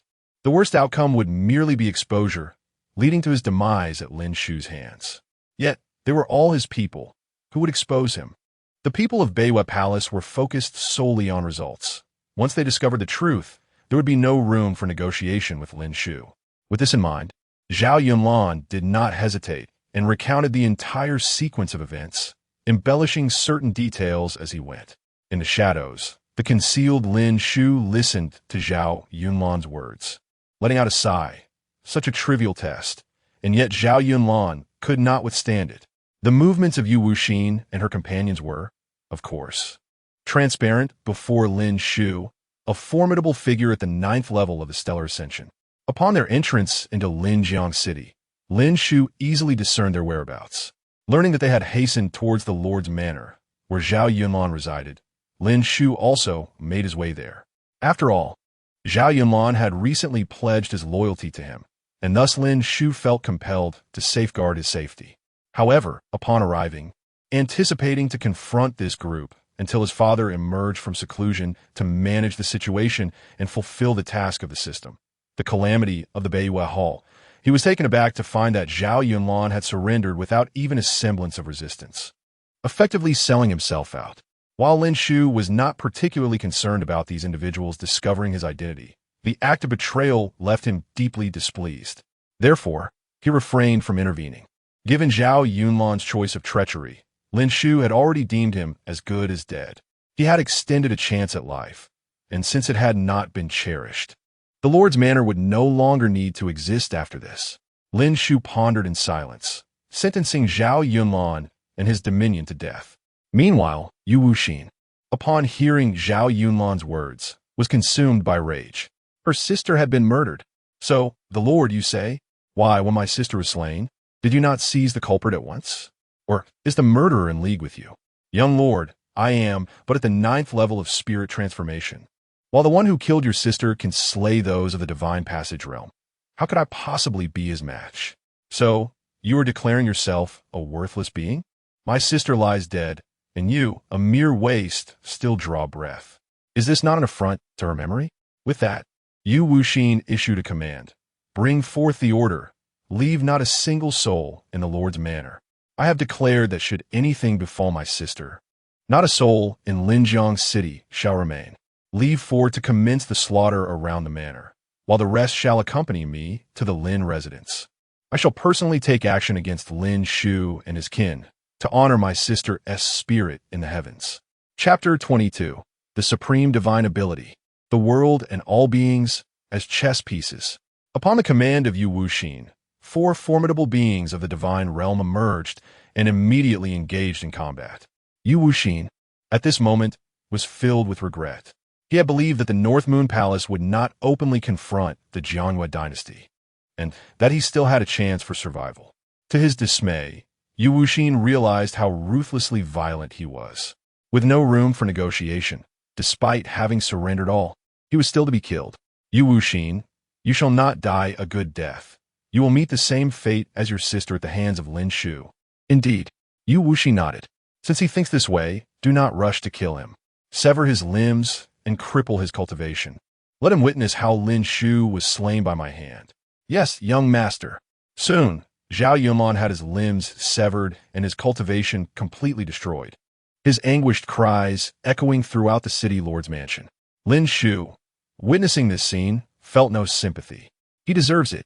However, he realized he could no longer remain in the shadows. It was time to intervene. The fate of the city lord's people was of no concern to Lin Shu. Yet Yu Wuxin's intent to massacre the city could not be ignored. The others were ultimately innocent, and Lin Shu did not wish to see them unjustly implicated. Just then, Lin Shu received a prompt from the system. Ding. Congratulations to the host's father, Lin Sangxiong, for merging with the Azure Lotus Heavenly Fire, elevating his cultivation to the 5th level of the Divine Realm. Would the host like to activate the unique passive ability to elevate his cultivation to the 5th level of the Void Return Realm? Above the star-picking realm lies the Void Return Realm. With his father's enhancement, Lin Shu's own realm also ascended to the 5th level of the Void Return due to the system's passive effects. In the star-picking realm, one could seize the stars. In the Void Return Realm, one could shatter the void. At this stage, not only did his power increase, but the ability to traverse the void became unimaginably profound. It could be said that now, with a mere thought, Lin Shu could slip into the void and reappear thousands of miles away in an instant. With a single thought, Lin Shu could travel from Linjiang City directly to the royal capital of the Jiangyue dynasty, even stepping into the palace itself, all with the ease of a thought. This is the true mark of a great power, where a single thought can shift the heavens and the earth. Pleased with himself, Lin Shu sent a mental message to his father, who had just concluded his seclusion. Though the task did not explicitly state any penalties for failure, its completion would grant Lin Shu's father a mysterious reward. For Lin Shu, it would enhance his system's passive abilities, allowing him to rise one small realm above the original 3 major realms. Naturally, Lin Shu could not squander this opportunity. He needed his father to address the current situation. After communicating with Lin Sangxiong to hasten to the city lord's mansion, Lin Shu stepped out from the shadows. There is no need to seek this young master. Who goes there? Lin Shu's sudden appearance immediately drew the attention of Yu Wuxin and his entourage. Upon seeing Lin Shu, Zhao Yunlan, who had been wailing in despair, grasped at the chance for salvation, exclaiming, "Young Master Lin, save me." Lin Shu glanced at Zhao Yunlan with indifference, offering no response. and shifted his gaze to Yu Wuxin. Are you the one who killed my sister? Indeed, you possess remarkable courage. Having slain my sister, you dare to appear before me? Yu Wuxin exclaimed, pointing at Zhao Yunlan. Do you see him? Your fate will be tenfold worse than his. I have heard of a torturous punishment in the mortal realm known as human pig. I will dismember all that is movable on your body and encase you in a jar. Fear not, you shall not die. I will prolong your suffering for 10 years. 50 years, 100 years, forcing you to wish for death and yet find none. Lin Shu, unfazed, replied, You have lofty ambitions, but alas, your strength falls short. You are the first in many years to speak to me, so. With that, Yu Wuxin took matters into his own hands, determined to confront the one who had slain his sister personally. In Yu Wuxin's eyes, Lin Shu, being young and seemingly inexperienced, could not possibly surpass him. After all, he was at the 8th level of spirit transformation and had comprehended 2/10 of ice will. He had previously slain a 1st-level divine realm practitioner and had fought against a 2nd level without defeat, even escaping from a 5th-level practitioner using his willpower and a technique of aerial control. Although Lin Shu appeared somewhat peculiar, capable of traversing the air, Yu Wuxin was confident he was no match for him. As Yu Wuxin charged at Lin Shu contemplated swiftly dispatching him with a single blow. Yet he hesitated, knowing that doing so would forfeit his father's mysterious reward.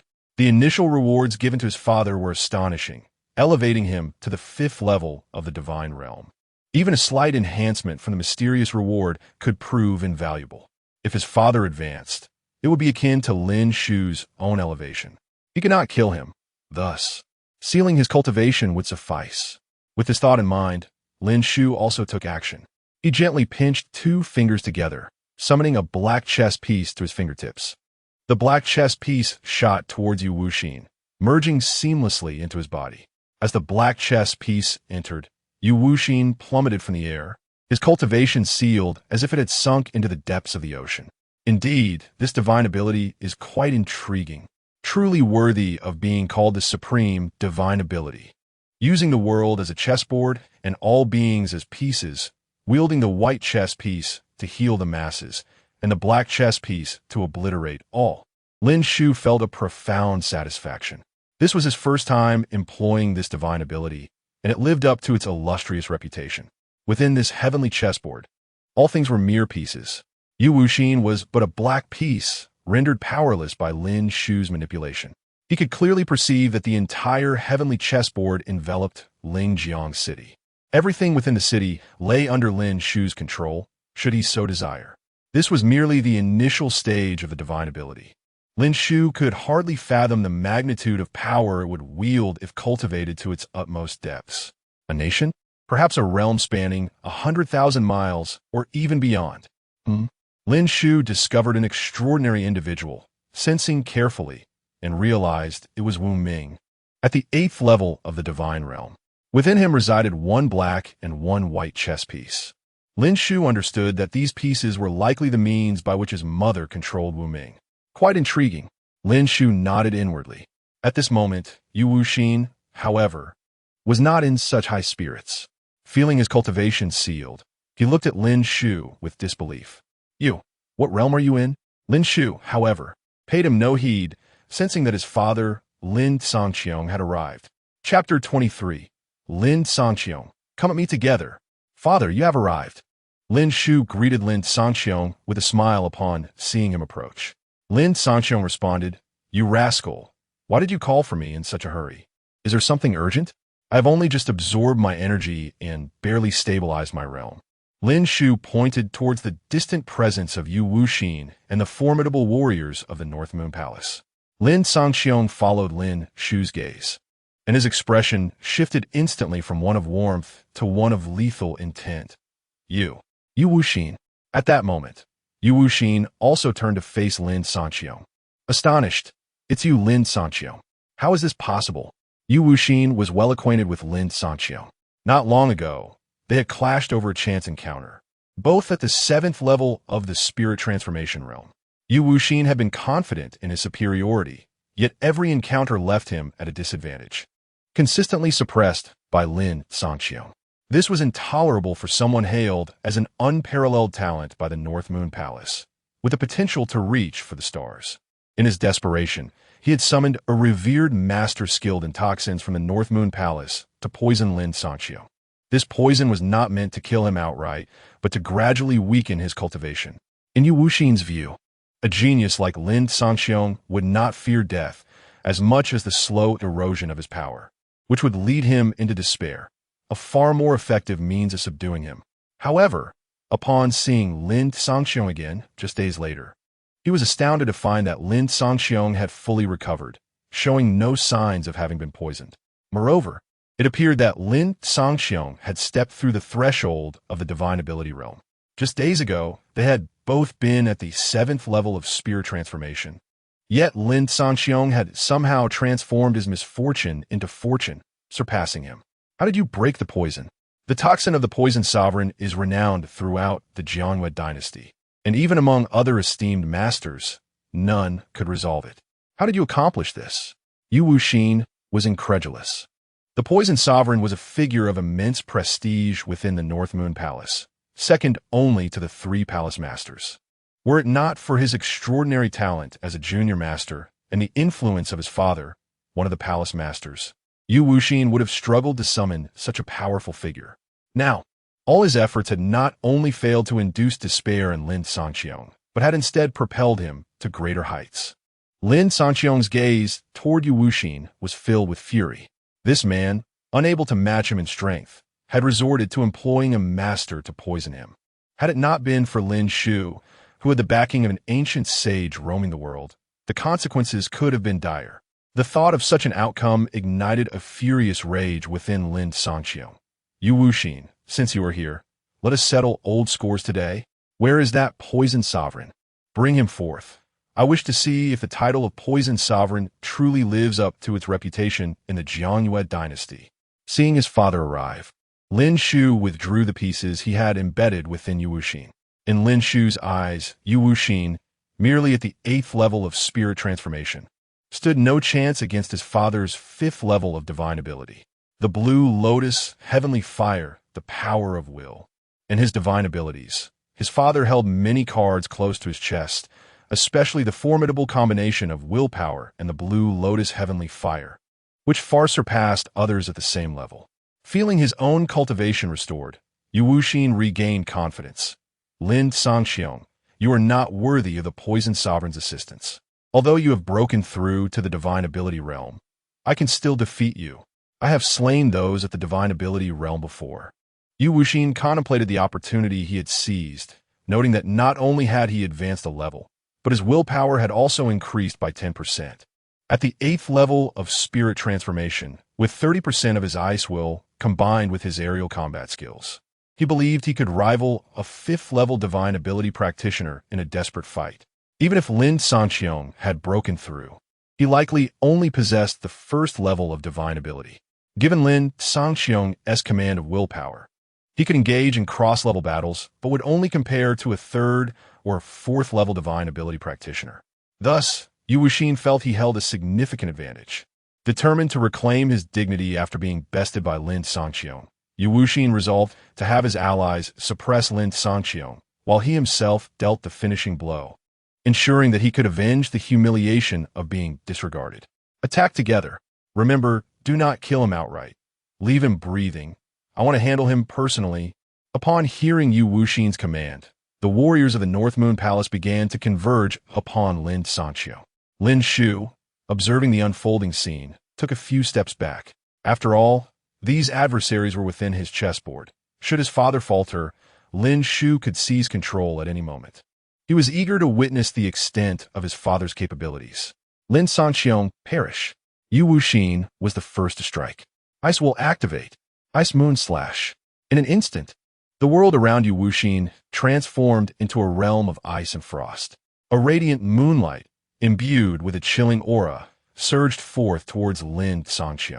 Chapter 24. The Overlord with 9 Fingers. The celestial blue lotus flame emerges.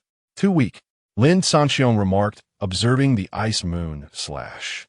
He had witnessed this technique not long ago when he clashed with Yu Wuxin. At that time, he was able to counter it, albeit with some difficulty. Yet now, this move bore no might in his eyes. The threefold icy will, combined with this minor divine ability, could indeed pose a threat to ordinary practitioners of the first or second tier. However, he was a practitioner of the fifth tier. Lin Shu did not even need to employ his divine abilities. With a mere gesture, he casually dismissed Yu Wuxin's proud technique, which dissipated in an instant. Yu Wuxin, seeing his trump card so effortlessly undone, was nearly overwhelmed with rage. "Why, you are not a first-tier practitioner?" Lin Shu scoffed. "Who told you I was merely a first-tier practitioner?" As his words fell, the aura of a fifth-tier practitioner erupted from him, causing Yu Wuxin to stagger. "Fifth-tier divine ability? How is this possible? You have ascended nearly an entire realm in less than a week." Regrettably, Lin Shu had no intention of responding. With a simple flick, he sent Yu Wuxin, who was akin to a mere fly, sprawling away, then advanced toward the 13 formidable practitioners of the North Moon Palace.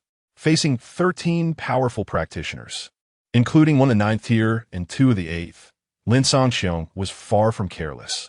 At this moment, the will of gold finally manifested. Previously, at the 7th tier of spirit transformation, he had comprehended 50% of the will of gold. Now, having broken through to the 5th tier of divine ability, his understanding had risen to 70%. Surrounded by the shimmering golden light of 70% will of gold, he stood invulnerable, as if on an unassailable pedestal. Generally, practitioners of the 9th tier comprehend only 50% of their will, thus enveloped by this golden barrier. Even the 9th tier practitioners found it impossible to breach a 10-foot radius around him. All attempts to exert their will and divine attacks proved futile. Lin Shu, observing this scene, began to grasp his father's formidable prowess. Beneath the esteemed, he was nearly invincible, provided he did not encounter an exceptionally gifted prodigy. With this realization, Lin Shu felt considerably reassured. At that moment, Wu Ming hurriedly arrived. "Young master, I sense the presence of numerous strong practitioners here. I hope I'm not too late." Lin Shu gestured toward the distant battle. Wu Ming glanced over, astonished. "I did not expect Brother Lin to conceal his strength even more adeptly than I." As an 8th tier practitioner, Wu Ming naturally sensed Lin Shu's current might. He figured that even if he engaged Lin Shu, he would struggle to inflict any harm. And even his grand technique, the Great Compassion Heaven and Earth Seal, would barely breach the golden barrier forged from the will of gold. At this moment, he understood why Lin Shu had caught the attention of their master. However, he quickly snapped back to reality, eager to join the fray. "Young master, I shall assist Brother Lin." Lin Shu waved his hand dismissively. "No need. I am watching from here. Why should you join the fray?" Wu Ming was baffled. "How can you, being Lin Shu's son, remain so composed while your father is besieged?" Lin Shu perceived Wu Ming's incredulous gaze and understood his thoughts, yet chose not to elaborate.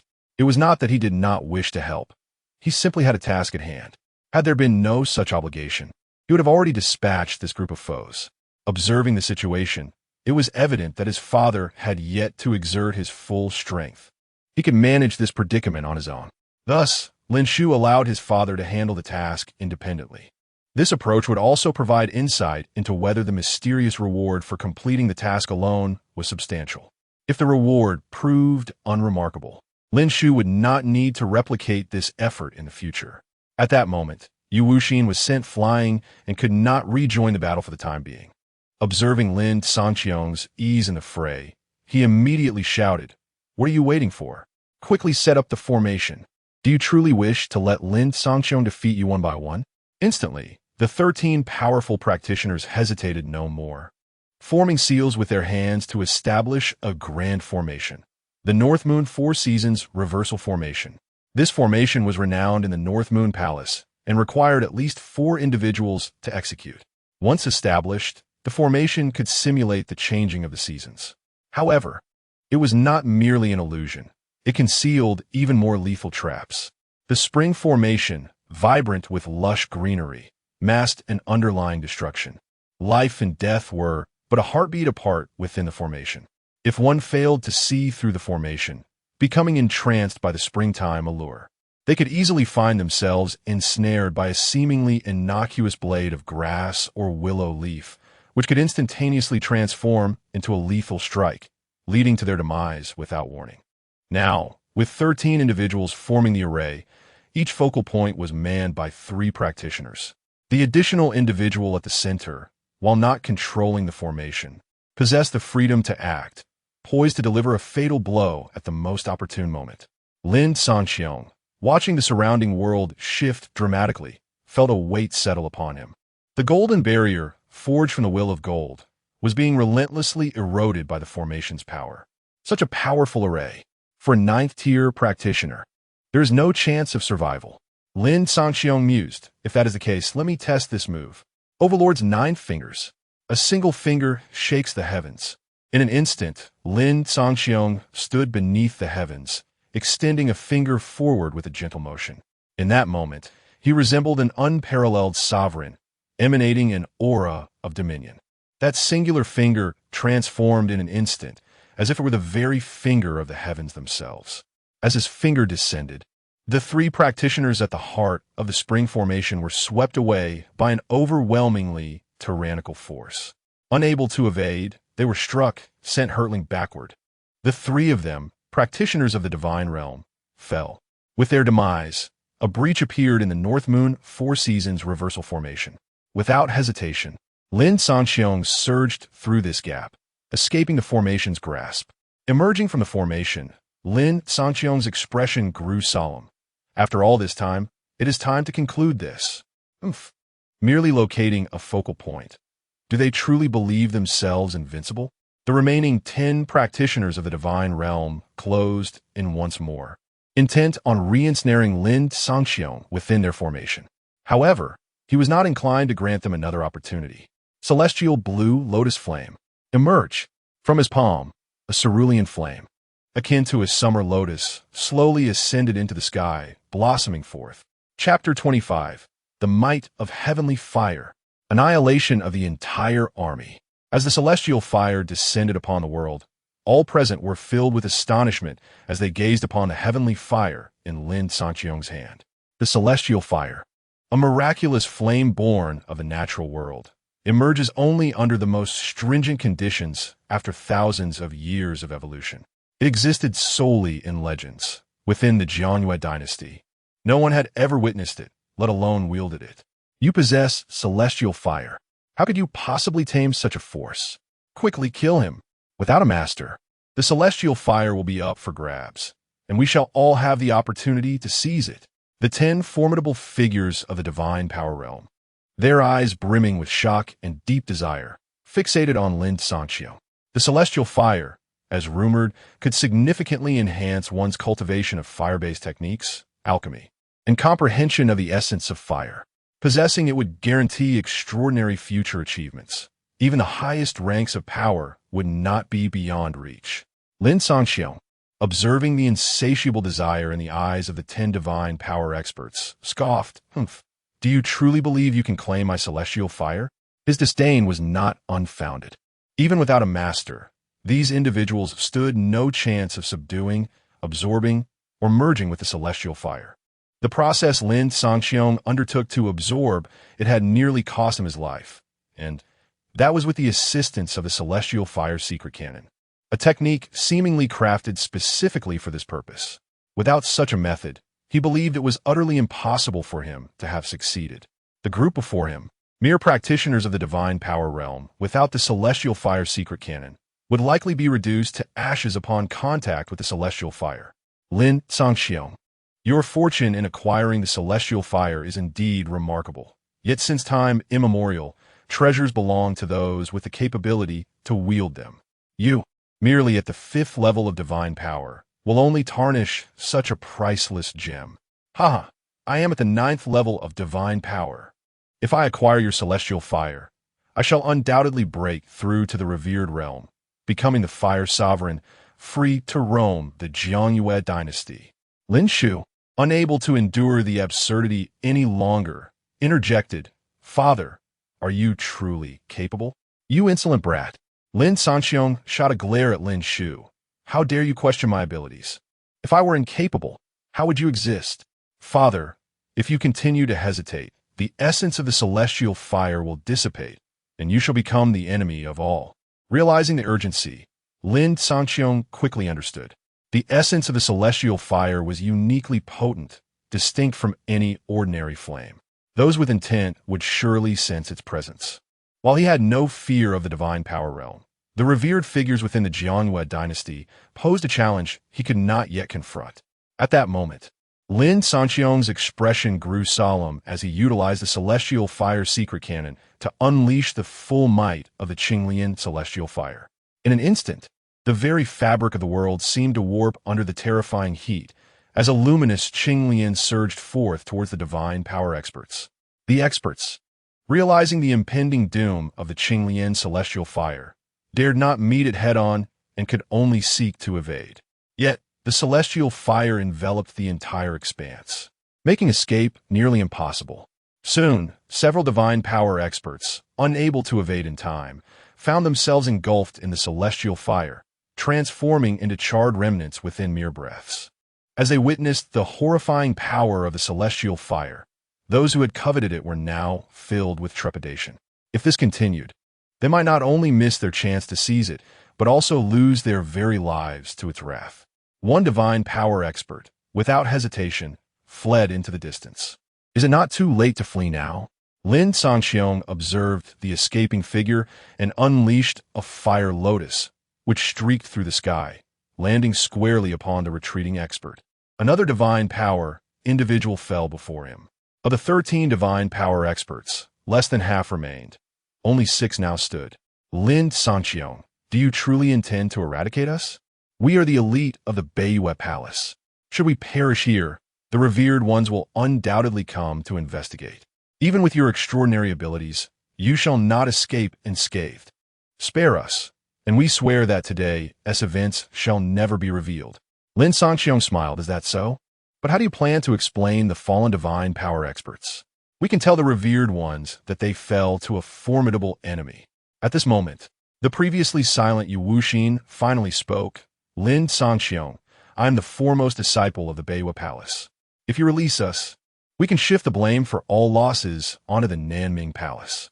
Our enmity is well known, and the revered ones will surely believe it. I can also vow that I shall never oppose you again. In fact, I could assist you in any endeavors you desire with the influence of the Beiyue Palace. With the backing of the Beiyue Palace, navigating the Jiangyue dynasty would be a breeze. Lin Shu regarded his father, who seemed to genuinely contemplate this proposition. Indeed, with the support of the Beiyue Palace, the Lin family's advancement would be far smoother. The promises made by these individuals would bind them, for to break such oaths would invite divine retribution. The allure of this offer was potent for both the Lin family and his father. However, whether it would satisfy the system's mission remained uncertain. Missing out on the mysterious rewards from the system for this condition would be far too regrettable. Moreover, the reason these Beiyue Palace experts spoke so boldly was their ignorance of Lin Shu's true strength. With him present, who could stand against the Lin family's rise in the Jiangyue dynasty? Father, just kill them. Hearing Lin Shu's words, Lin Shu nodded. I'm afraid my son is not fond of you, so you cannot be spared. For Lin Shu, his current position was largely thanks to his son, Lin Shu. Since Lin Shu now wished for their deaths, even if he deemed them valuable, they must perish. No matter how tempting the offer, it could not compare to his son's well-being. After all, it was Lin Shu who had entrusted the celestial fire to him, and now, such a simple request could not be denied. He had previously promised to protect Lin Shu and fulfill any request, no matter the circumstances. Lin Shu, are you truly willing to jeopardize the Lin family's future for your son? Even without the Beiyue Palace, the Lin family, Lin Shu, can still thrive. With that, Lin Shu once more unleashed his power. These divine power experts were already no match for him, and now devoid of any will to fight. They stood no chance of resistance. One by one, they were reduced to ashes beneath the might of Lin Shu's Qinglian celestial fire. Yu Wuxin, it appears you are without your revered ones today. After eliminating the 13 divine power experts, Lin Shu turned his gaze toward the gravely wounded Yu Wuxin, who had long lost the will to fight. Please spare me. I vow to serve you loyally and become your servant. I shall inherit the Beiyue Palace and become its master. At that time, you will hold sway over the Beiyue Palace." Yu Wuxin, confronted with the peril of existence, found his arrogance dissipated in this moment. He harbored aspirations of transcending the esteemed realm, yearning to become the fabled star plucker. Naturally, he did not wish to meet his demise here. Lin Shu, in response to Yu Wuxin's pleas for mercy, remained utterly unresponsive. A flame lotus descended upon Yu Wuxin, marking the end of his life within its fiery embrace. Chapter 26. The Mysterious Grand Prize. Lin Shu departs. Ding. Task 1 complete. Due to the exceptional performance of the system's subordinate owner in annihilating the invading enemies of the North Moon Palace, a perfect evaluation has been granted. Ding. The perfect gift package for system's subordinate owner Lin Shu has been distributed. Ding. The host system passive realm has increased by 1, elevating the host's realm from the 5th stage of Returning Void to the 6th stage of Returning Void. As the ethereal figure of Yu Wuxin turned to ashes amidst the Qinglian heavenly fire, the system's prompt resonated. Simultaneously, Lin Shu's realm ascended from the 5th stage of Returning Void to the 6th stage. However, Lin Shu took little notice of this elevation, as he was already aware of this reward and had not harbored great expectations. Rather, he found himself intrigued by the mysterious prize. Although akin to a novice's gift package, it was a reward belonging to his father. Lin Shu did not mind, as his father's enhancement indirectly signified his own growth. Without hesitation, Lin Shu began to examine the perfect gift package designated for his father. As he opened it within the system space, 3 rewards swiftly manifested in his mind. Ding! Reward acquired. Small Spirit Gathering Array Disc. Ding. Reward acquired. 10,000 Blood Pool. Ding. Reward acquired. Exclusive Mysterious Map. Small Spirit Gathering Array Disc. Utilizing this small disc allows the creation of a minor spirit gathering array, enveloping a radius of 1 mile, within which the concentration of spiritual energy is amplified 10-fold. What a remarkable item! Lin Shu marveled at the description. He had previously heard of spirit gathering arrays, which were known to exist only within the 4 major sects and the royal family of the Jianhua dynasty. Now, he too possessed one. Most importantly, this array could cover a radius of 1 mile. Although 1 mile may seem modest, being smaller than the entire Lin family estate, it was said that only a select few within the 4 major sects, the royal family and the Imperial Academy, could utilize spirit gathering arrays for their cultivation. Take the North Moon Palace, for instance. It was rumored to have 10 cultivation chambers, accessible only to its most talented disciples and those who had made significant contributions. Each chamber was said to be less than 10 square meters. Even so, they attracted numerous prodigies from the Jianhua dynasty each year, eager to partake in entry examinations for admission to the North Moon Palace. After all, cultivating within a chamber significantly accelerated one's progress compared to external training. With a total of merely 100 square meters available across its 10 chambers, it was already a coveted opportunity for many. In contrast, this small spirit gathering array enveloping a radius of 1 mile translates to nearly 200,000 square meters, utterly eclipsing the North Moon Palace. It was easy to envision the rapid rise of the Lin family in the future. Furthermore, this spirit gathering array was not restricted solely to Lin Shu. It bore no exclusive insignia, allowing Lin Shu to utilize it as well. While its utility may be limited for his current cultivation level, it remained a resource he could access. Lin Shu mused briefly before turning his attention to the remaining rewards. 10,000 Blood Pool. A small pool formed from the blood of 10,000 exotic beasts, spanning a radius of 3 yards, can simultaneously accommodate 30 individuals for bloodline baptism. After the baptism, one's aptitude and physicality experience a slight enhancement. Each individual may undergo the baptism only once a month, applicable to all, regardless of their realm or talent. The higher one's realm and talent, the lesser the effect of the baptism.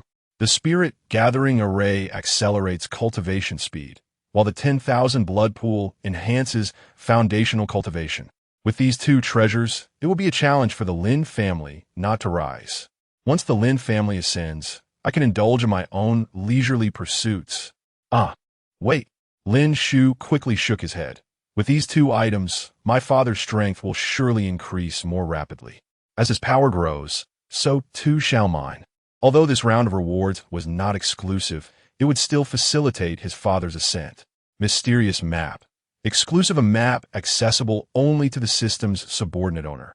Potentially detailing locations of hidden opportunities. Very well, this matter does not concern me. I shall simply pass it to my father. If one wishes to enhance their strength swiftly, one must not shy away from undertaking quests. Lin Shu nodded inwardly. This mysterious map clearly pertains to quest locations. As for delving into quests, Lin Shu had little interest. Hence his curiosity regarding the map's contents was minimal. Nearby, after dispatching Yu Wuxin, Lin Sangqiong glanced at Lin Shu, who appeared lost in thought. Unable to contain himself, Lin Sangqiong inquired, "What are you pondering, my boy? How is that? Did your father not display an impressive dominance? In the 5th stage of divine power, I vanquished over a dozen foes, some even of a higher realm than mine." Lin Shu rolled his eyes, surprised to discover this childlike side of his father. "Indeed, quite impressive. Father, with your formidable prowess, you must protect me well in the future. By the way, I must take my leave," Lin Shu declared. "I was just lost in thought because that old trickster contacted me again. He mentioned he has some treasures for me to collect." Upon hearing this, Lin Sangqiong's face brightened. "Then go quickly.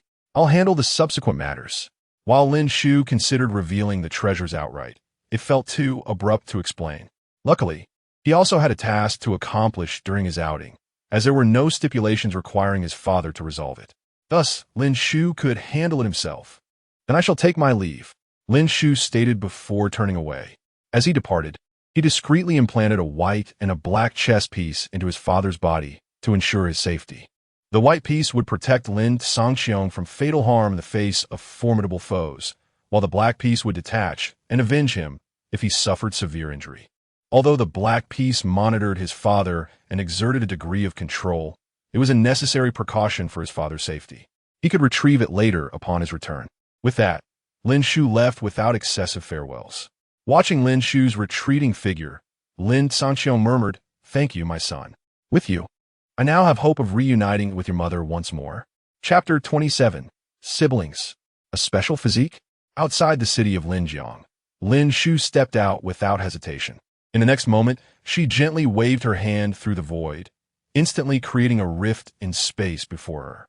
Entering this void, Lin Shu vanished from the outskirts of Linjiang. Her destination was the North Moon Palace. Had it not been for her father's pressing task, Lin Shu would have long ago set out to obliterate this sect.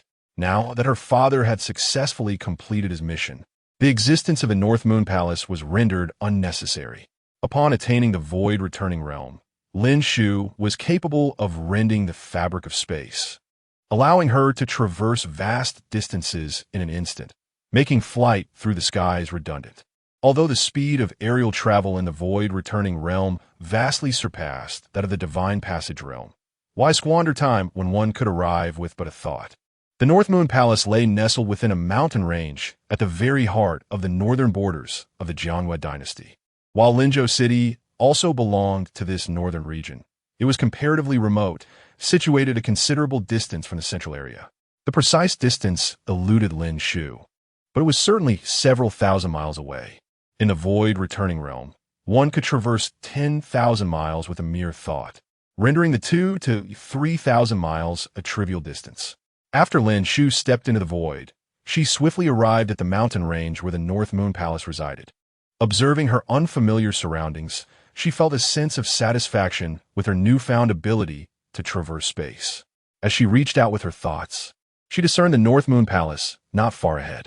Just as Lin Shu prepared to approach the North Moon Palace, two figures came rushing toward her, a young man and woman.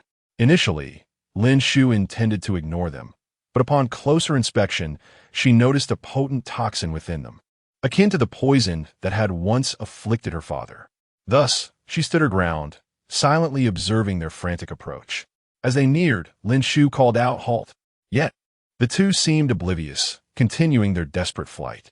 Consequently, Lin Shu intervened, effortlessly subduing them despite their considerable cultivation at the 9th level of the spirit transformation realm. The duo immediately questioned, "Why do you obstruct us? Are you one of the Poison Lords?" Poison Lord? Lin Shu found the term vaguely familiar, recalling it was a title mentioned by Yu Wuxin, referring to the individual responsible for poisoning her father. Not at all. Lin Shu shook her head. Then why do you block our path? We have worked hard to find this opportunity. If we are captured, escaping again will be far more difficult. Lin Shu smiled, though. You are pursued by the Poison Lord? If that is the case, perhaps I can assist you. You? They exchanged glances, skeptical. You are too young. While you may be able to control us, the Poison Lord is a formidable figure, the 4th most powerful in the North Moon Palace, ranking among the top 20 in the entire Jiangyue dynasty. You are merely at the Divine Passage realm. With such talent, you could surpass the Poison Lord in time. If you involve yourself in this matter, you risk wasting your potential. Without further ado, Lin Shu waved her hand, and a rift in space appeared before them. She understood that reasoning with them would be futile. They would not believe her claims of being able to confront the Poison Lord due to her youth. Only a demonstration of her power would convince them. As the rift manifested, the pair immediately knelt before her. We pay our respects, esteemed elder. Though they remained unaware of the full extent of Lin Shu's abilities, this display was clearly beyond the capabilities of a mere elder, indicating she was a being of exceptional strength. As for her youthful appearance, it could easily be attributed to disguise or the arts of preservation. Now, you may speak freely, Lin Shu prompted. Yes, esteemed elder, we shall share everything. They began recounting their tale. Through their narrative, Lin Shu learned that they were twin siblings. The elder brother, Li Xian, and the younger sister, Li Han. They had relied on each other since childhood. At the age of 12, they sought to participate in the North Moon Palace's entrance examination, successfully passing and becoming disciples of the 100-Herb Peak. Once admitted, their rapid comprehension of medicinal materials outpaced their peers, quickly earning them the favor of the Peak's master. Initially, they believed this master to be a venerable and powerful elder, but their joy was short-lived. Shortly after becoming true disciples, the master subjected them to testing with various herbs, regardless of toxicity. To their astonishment, they found they could absorb all the herbs, toxic or not. Consequently, they were kept in captivity. From that point onward, the master periodically drew their blood to concoct elixirs, trapping them in darkness year after year. Today, however, an unexpected opportunity arose. The master received alarming news from 3 palace lords, prompting an immediate departure to their hall, inadvertently leaving the siblings unguarded, allowing them to escape. Upon hearing this, Lin Shu understood the source of the poison she sensed in them, which was derived from the elixirs crafted from their blood. They were the so-called mother of poison. Intrigued, Lin Shu pondered how they had managed to absorb so many medicinal materials without harm, achieving the 9th level of the spirit transformation realm at such a young age. Their innate talent surpassed that of the so-called first true disciple, Yu Wuxin. It was evident that they possessed a unique physique, whether innate or acquired. Given their close bond, if they were nurtured within the Lin family, they could undoubtedly become formidable forces in the future. With this in mind, Lin Shu proposed, while you have escaped, your strength is insufficient for prolonged evasion. Why not follow me? As soon as she finished speaking, they knelt, exclaiming, we wish to serve you as our master. Not as a master, simply accompany me. I do not take disciples. Teaching them is too cumbersome. Hearing that Lin Shu did not intend to take them as disciples, their expressions dimmed. However, the prospect of staying by her side left them no room for hesitation, and they readily agreed. Regardless in their eyes, Lin Shu was a senior expert. Following Lin Shu was undoubtedly preferable to their master, who merely kept them captive for experiments and incessantly drew their blood. Gulme, follow me to the North Moon Palace. Upon seeing the two agree, Lin Shu led them towards the North Moon Palace. Chapter 28. The Death of Millions of Innocents. Rage and Fury. However, as they had not ventured far towards the North Moon Palace, a voice echoed from the distance. My dear disciples, why are you in such a hurry to leave without bidding your master farewell? Li Xian and Li Han, upon hearing this voice, instantly changed their expressions. Glancing at Lin Shu, they exclaimed, "Senior, it is the poison sovereign. He has arrived." Lin Shu turned his gaze towards the source of the voice and beheld an elderly figure clad in a flowing white robe, riding the wind with an aura reminiscent of a celestial being. Were it not for the heinous deeds he had committed, one could easily mistake him for a person of great virtue and esteem. It was no wonder that these two siblings had initially thought so. Truly, one can know a person's face, but not their heart. Li Xian and Li Han immediately huddled closer to Lin Shu, trembling visibly in fear. It was evident that the poisoned sovereign had inflicted unspeakable horrors upon them in the past. "Fear not," Lin Shu reassured them. "Since you have chosen to follow me, I shall deal with this old villain today." "Thank you, Senior." Li Xian and Li Han expressed their gratitude without hesitation. At that moment, while Lin Shu conversed with the siblings, the old man had already flown through the air and arrived before them. "My dear disciples, it seems you have realized that escaping from your master's grasp is futile, which is why you chose to wait for me here, is it not?" The elder glanced at the siblings before sizing up Lin Shu with a few scrutinizing glances, eventually losing interest. Lin Shu appeared to be no more than 20 years old. At such a tender age, even the most prodigious talents could only reach the spirit transformation realm, perhaps even merely the foundation establishment realm. In terms of strength, he was clearly not a match for Li Xian and Li Han, and certainly could not be the powerful ally they had sought. "Since you have stopped, come back with me. Do not force me to take action. You should be well aware of the consequences." At this moment, Lin Shu finally spoke. "So, you are the poison sovereign? Today, you shall not take them away. They have already resolved to follow me, and I will not allow those beside me to walk into the fire." Seeing Lin Shu speak, the poison sovereign examined him closely, finding no hint of fear in his eyes, but rather a trace of disdain, which piqued the elder's curiosity. "Who are you? Knowing that I am the poison sovereign, you still dare to speak to me in such a manner? If you can provide me with an identity that is credible, I might just let you leave. Otherwise, you shall become one of my poison minions." Lin Shu smiled gently. "The fact that I converse with you signifies my respect. You still possess some value. Otherwise, I would have ended your life long ago. I intend to take you back so that my father may exact his own revenge." Lin Shu's purpose for this visit was, of course, to annihilate the North Moon Palace.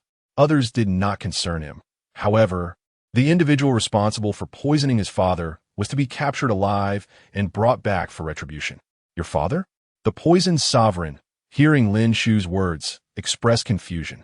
"I have slain countless individuals throughout my life. Who is your father?" "Lin Sanxiong." Upon hearing Lin Shu utter the name, the poisoned sovereign's expression shifted. He was well aware of Lin Sanxiong. Not long ago, the young master had commanded him to poison a man named Lin Sanxiong.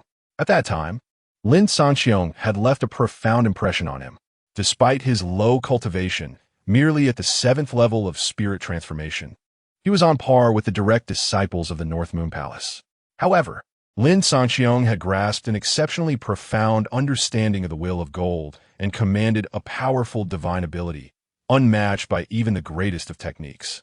He was indeed a genius, and the poison sovereign had contemplated turning him into a poison minion to bolster his ranks. However, the young master had wished to torment Lin Sanxiong, hoping to strip him of his cultivation and lead him to despair. Who would have thought that now? He was confronted by the son of Lin Sanxiong. Naturally, the poison sovereign was not afraid of Lin Shu. He was merely curious. After all, he had subdued Lin Sanxiong. So what tempest could Lin Shu possibly stir? He was intrigued to see what sort of trump card Lin Shu might possess, wondering if he had come merely to seek his own demise. Never mind. Regardless of your hidden trump cards, they will have no bearing before sovereign. To prevent any unforeseen complications, the poison sovereign acted immediately.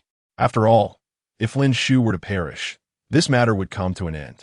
Even if Lin Shu possessed a hidden card, it would be irrelevant once he was dead. As the poison sovereign struck, Lin Shu remained unfazed. He casually raised his hand and struck towards the poison sovereign with an unremarkable motion. Yet, this seemingly mundane palm strike caused the very heavens and earth to distort, as if all of existence lay within his grasp.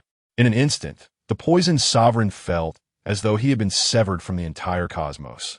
becoming a rootless weed in this world. As a sovereign, he should have been able to harness the forces of nature to combat his foes. Yet now he found himself unable to connect with the very fabric of existence. He had been isolated from the world. At this moment, the poisoned sovereign finally recognized the terror of Lin Shu. Who exactly are you? You cannot possibly be Lin Sanqiong's son, whether I am or not. You will understand once you meet my father. Lin Shu dismissed the need for further dialogue and aimed to cripple the elder's cultivation.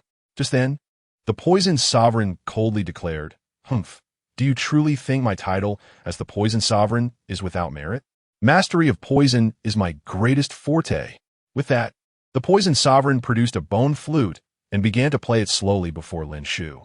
As the haunting melodies wafted through the air, Lin Shu found himself intrigued. The sounds did not seem to contain any toxins or offensive capabilities. It was clear that this was not a simple tactic for the poisoned sovereign. Lin Shu began to sense the convergence of the flute sound, soon realizing it emanated from Baichao Peak. He turned his gaze towards Baichao Peak and, in the next moment, understood. Figures began to emerge from the peak, pouring forth in response to the flute's call. In an instant, thousands had gathered, some at the Foundation Establishment realm, others at the Spirit Transformation realm, and even 5 who had reached the Sovereign realm. Yet, their eyes were devoid of color, lacking any spark of consciousness, as if they were mere puppets. Within them resided the toxins that had taken root in their hearts and minds. So, they were a legion of controlled poison minions. At this moment, the poisoned sovereign spoke. "What does your strength matter? These poison minions were forged over 2 centuries. I have sacrificed no less than 100,000 lives to create them. Furthermore, I have specially constructed a grand formation for them. Even if you were the legendary star plucking expert, you would fall here amidst this 1,000-strong army of poison minions. This formation was acquired from an ancient cave, though incomplete. I have enhanced it, rendering its power unfathomable. I once used it to subdue a 9th-level sovereign in less than half a minute." As Lin Shu gazed upon the thousands of poison minions, a fire of fury ignited within his eyes. 100,000 lives had been sacrificed to create a mere 1,000 poison minions. And how many lives were needed to yield 100,000? A million? Or even 10 million? Over 2 centuries, the poison sovereign had undoubtedly claimed the lives of millions, if not billions, of unwilling souls. Innocent individuals, undoubtedly numbering in the millions, have fallen victim to his actions. Lin Shu does not consider himself a virtuous man, yet the sheer magnitude of the innocents he has harmed fills his heart with indignation. No wonder that Yu Wuxin, upon arriving in Linjiang City, threatens to massacre the entire city at a whim. It seems this is a legacy of the Beiyue Palace. Chapter 29. The Poisonous Array. The Fall of the Poisoned Sovereign. Congratulations. You have completely enraged me. Initially, I intended to cripple your cultivation and present you to my father for him to take revenge personally. However, my plans have changed.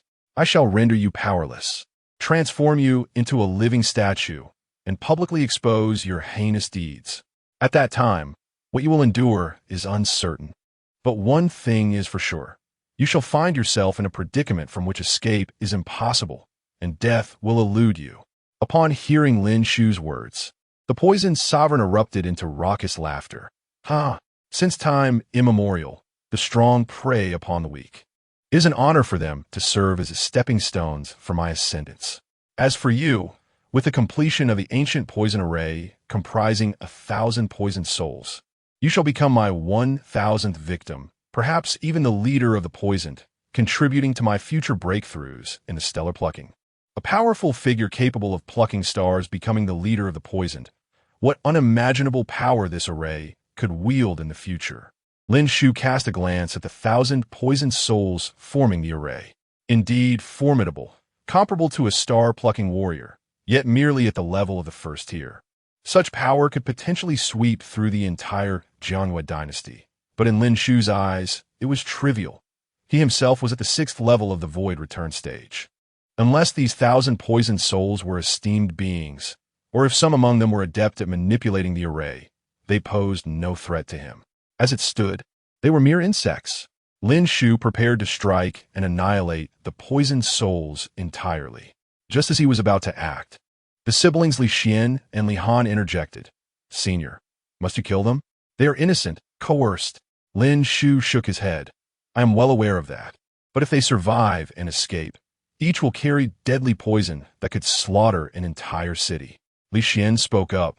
The poison within them originates from us. The poison sovereign had been concocting poisoned souls for ages, most of whom perished. These poisoned souls were to die as well, but miraculously survived after absorbing our toxic blood. Hence, the poison sovereign kept us captive, draining our blood incessantly. Lin Shu inquired, So, do you have a way to save them? Li Xian replied, Currently, no. We cannot even control the poison within our own bodies.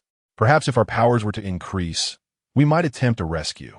Understanding the situation, Lin Shu concluded that since salvation was possible, there was no need for slaughter. Very well, I shall heed your counsel. However, to prevent them from causing harm, they must be contained.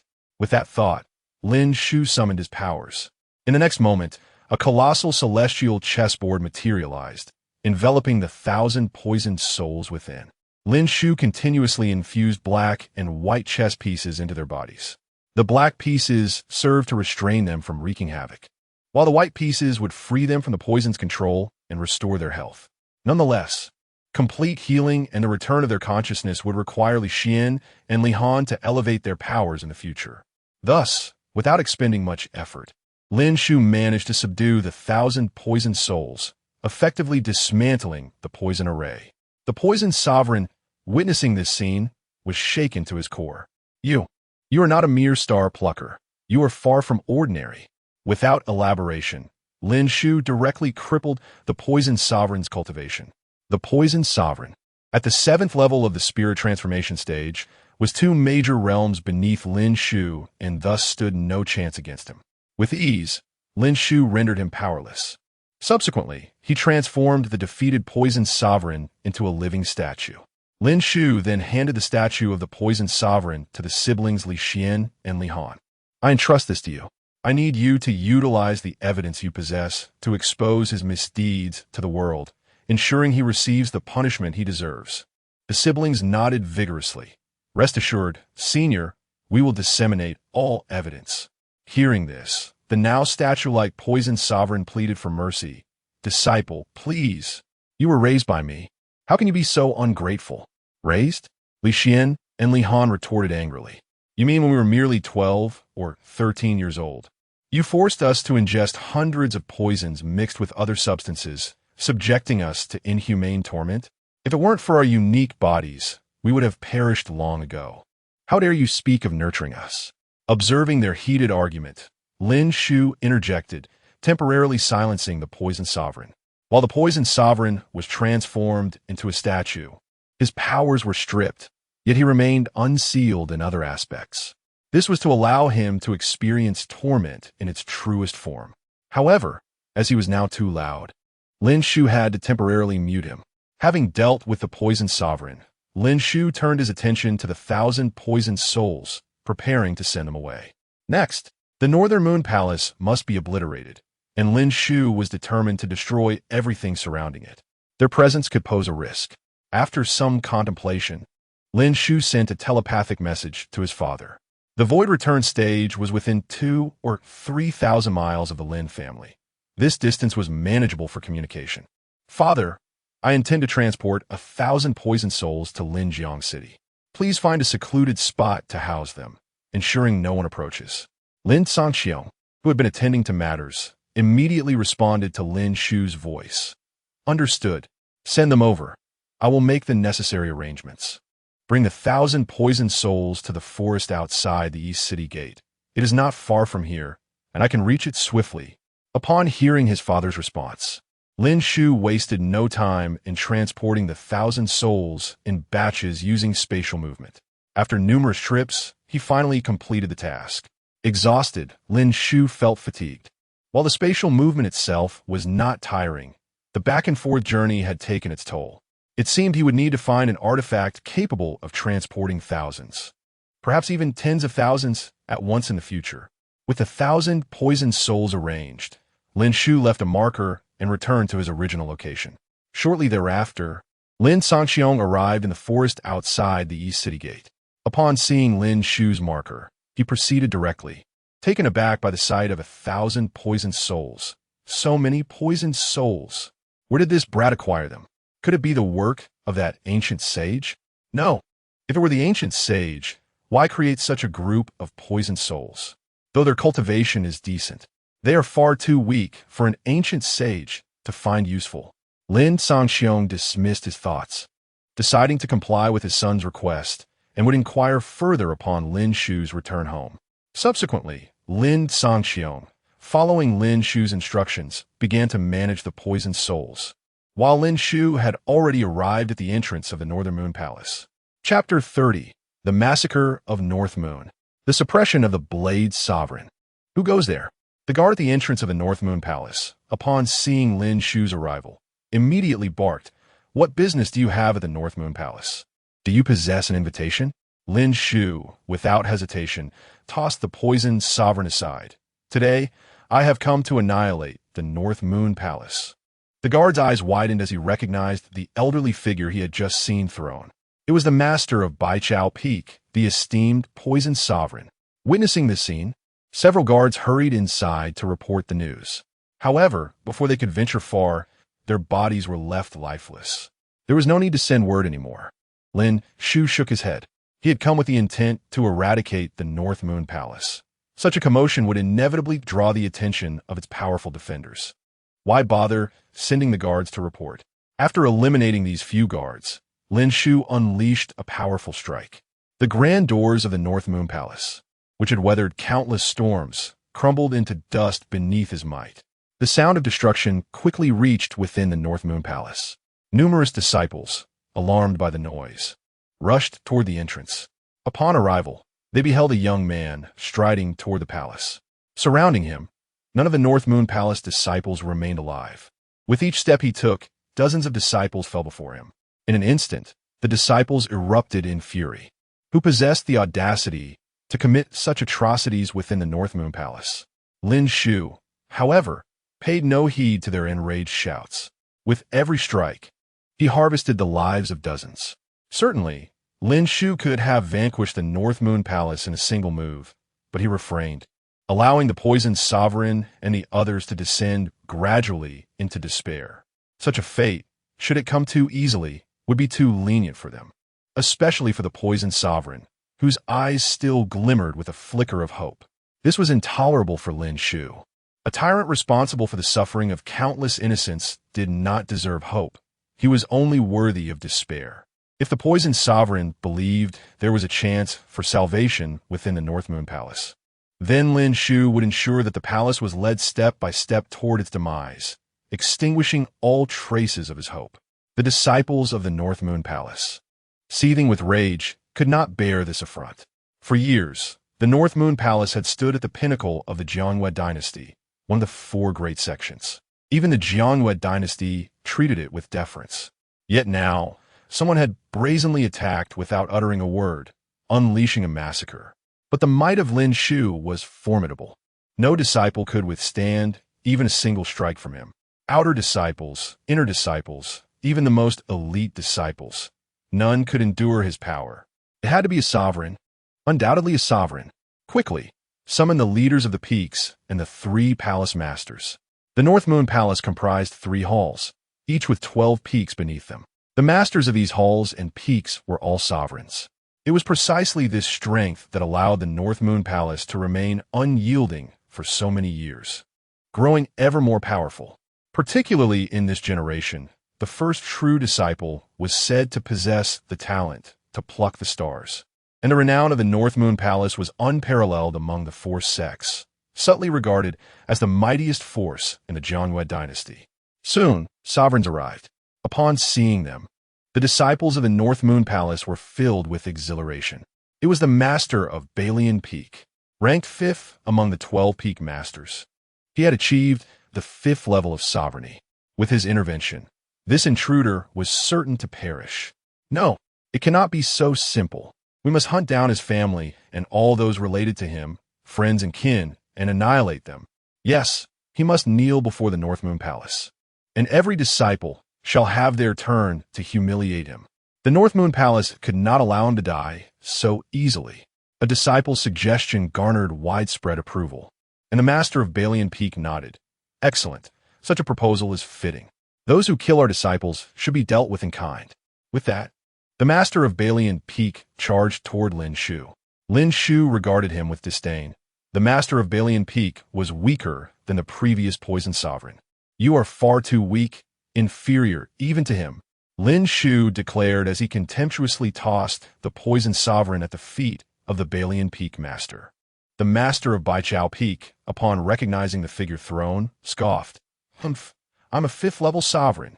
No one can compare to me. But as he discerned the identity of the thrown individual, his expression shifted dramatically. Mo'in, it is you. Mo'in, the poison sovereign of Baichao Peak. Ranked fourth among the sovereigns of the North Moon Palace, second only to the 3 Hall Masters, and the foremost among the 12 Peak Masters. Though confident, the master of Balian Peak understood that his level could not match Mo'in's. Mo'in, what has happened to you? How did you end up in his grasp? At this moment, Mo'in desperately attempted to speak, yet his voice was sealed by Lin Shu. Though he struggled to open his mouth, his tongue danced futilely. No sound emerged, only his own thoughts echoed. Quickly, summon the 3 Hall Masters, activate the protective formation, and call upon the ancestral artifacts. Alas, none could hear his silent plea.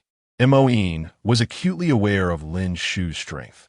He knew he was no match, especially as Lin Shu had effortlessly dismantled the ancient formation he had acquired from the ancient cave.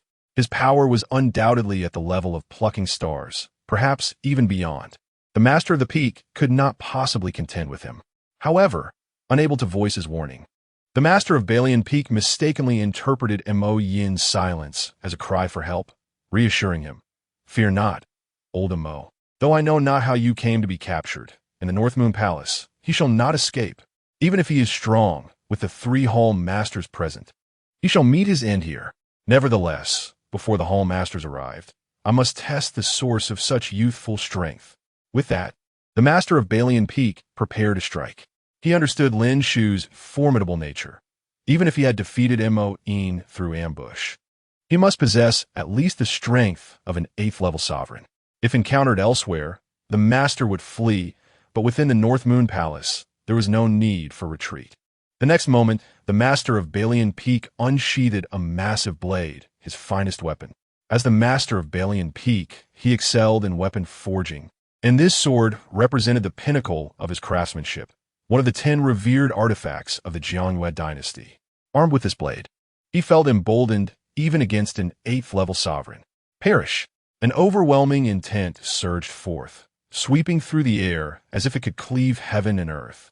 Gazing upon the terrifying blade intent, Lin Shu merely exhaled gently.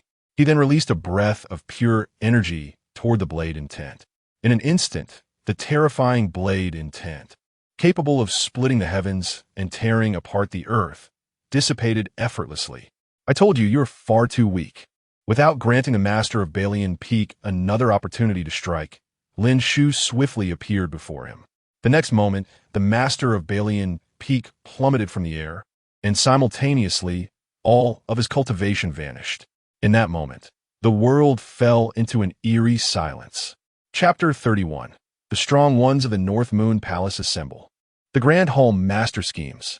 The Master of 100 Refinements Peak, known as the Blade Sovereign, stands at the 5th level of the Sovereign Realm, wielding the North Moon Dark Blade, one of the 10 revered artifacts of the Jiangyue dynasty. His prowess is such that even the 3 Grand Hall Masters would struggle to defeat him in a short span of time. Yet, astonishingly, he has been utterly defeated without the slightest resistance. The disciples of the North Moon Palace gaze upon Lin Shu as though he were a god or demon. How could such a formidable individual exist within the Jiangyue dynasty? The very essence of a 5th-level sovereign was dispersed by a mere gust of energy. A notion so preposterous it would surely be dismissed as a grand fabrication if spoken aloud. Nevertheless, this absurdity unfolded before their very eyes. Mo'in, the master of the Herb Peak and the Poison Sovereign, observed this development with no surprise. He had long recognized Lin Shu's strength. Had the Master of 100 Refinements Peak been capable of challenging Lin Shu, he would not have found himself in such a predicament. This fool, who had been sent to summon the 3 Grand Hall Masters and request the ancestral artifact, instead charged forward to meet his demise, truly deserving of his fate. Mo-in seethed internally, unable to voice his thoughts. Lin Shu, unfazed by the fearful gazes surrounding him, stooped to retrieve the blade. While the Master of 100 Refinements Peak may not have been formidable, the blade itself was of considerable quality. He could take it back for the Lin family, who currently lacked a sovereign among them. Such a weapon would be a treasure to them. As for Lin Shu, this blade, though decent, would be as easily crushed to dust in his hands as a mere trifle, given the vast disparity in their realms. Here, take this from me, Lin Shu commanded, severing the connection between the blade and its former master, rendering it ownerless. He tossed it to Li Xian behind him, instructing him to hold it for now, as he needed his hands free to continue his assault on the North Moon Palace. With the blade secured, Lin Shu's gaze shifted into the distance. His recent conflict with the Master of 100 Refinements Peak had sent ripples of energy that alerted many powerful figures within the North Moon Palace. A multitude of practitioners, at least 30 from the Divine Passage realm and over a dozen from the Sovereign realm, were hastening toward his location. Among them, the strongest Lin Shu sensed was at the 9th level of the Sovereign realm. Moreover, there was another presence subtly surpassing the 9th level, seemingly on the brink of reaching the star-plucking realm, though its aura appeared weakened, suggesting a failed breakthrough. This presence remained still, ensconced deep within one of the grand halls of the North Moon Palace. It was understandable. Should such an injured individual engage in combat, death would be inevitable. Lin Shu dismissed this concern. Death awaited them all, and he intended to seek out and eliminate them regardless. Meanwhile, the approaching forces grew ever closer, now just a short distance away. The leader among them was a 9th level sovereign, presumably the Grand Hall Master of the North Moon Palace, Bei Xiao. Upon his arrival, he surveyed the chaotic scene before him. Noticing the Masters of Her Peak and 100 Refinements Peak, both incapacitated and sprawled on the ground, his expression hardened. His gaze then settled on Lin Shu. Who are you? Why have you come to the North Moon Palace to unleash such slaughter? If there is any misunderstanding, feel free to articulate it. If we can resolve this misunderstanding, it would be a mutually beneficial outcome. Bei Xiao was unable to discern Lin Shu's true level of power. Logically, a youth of Lin Shu's age should not possess such strength.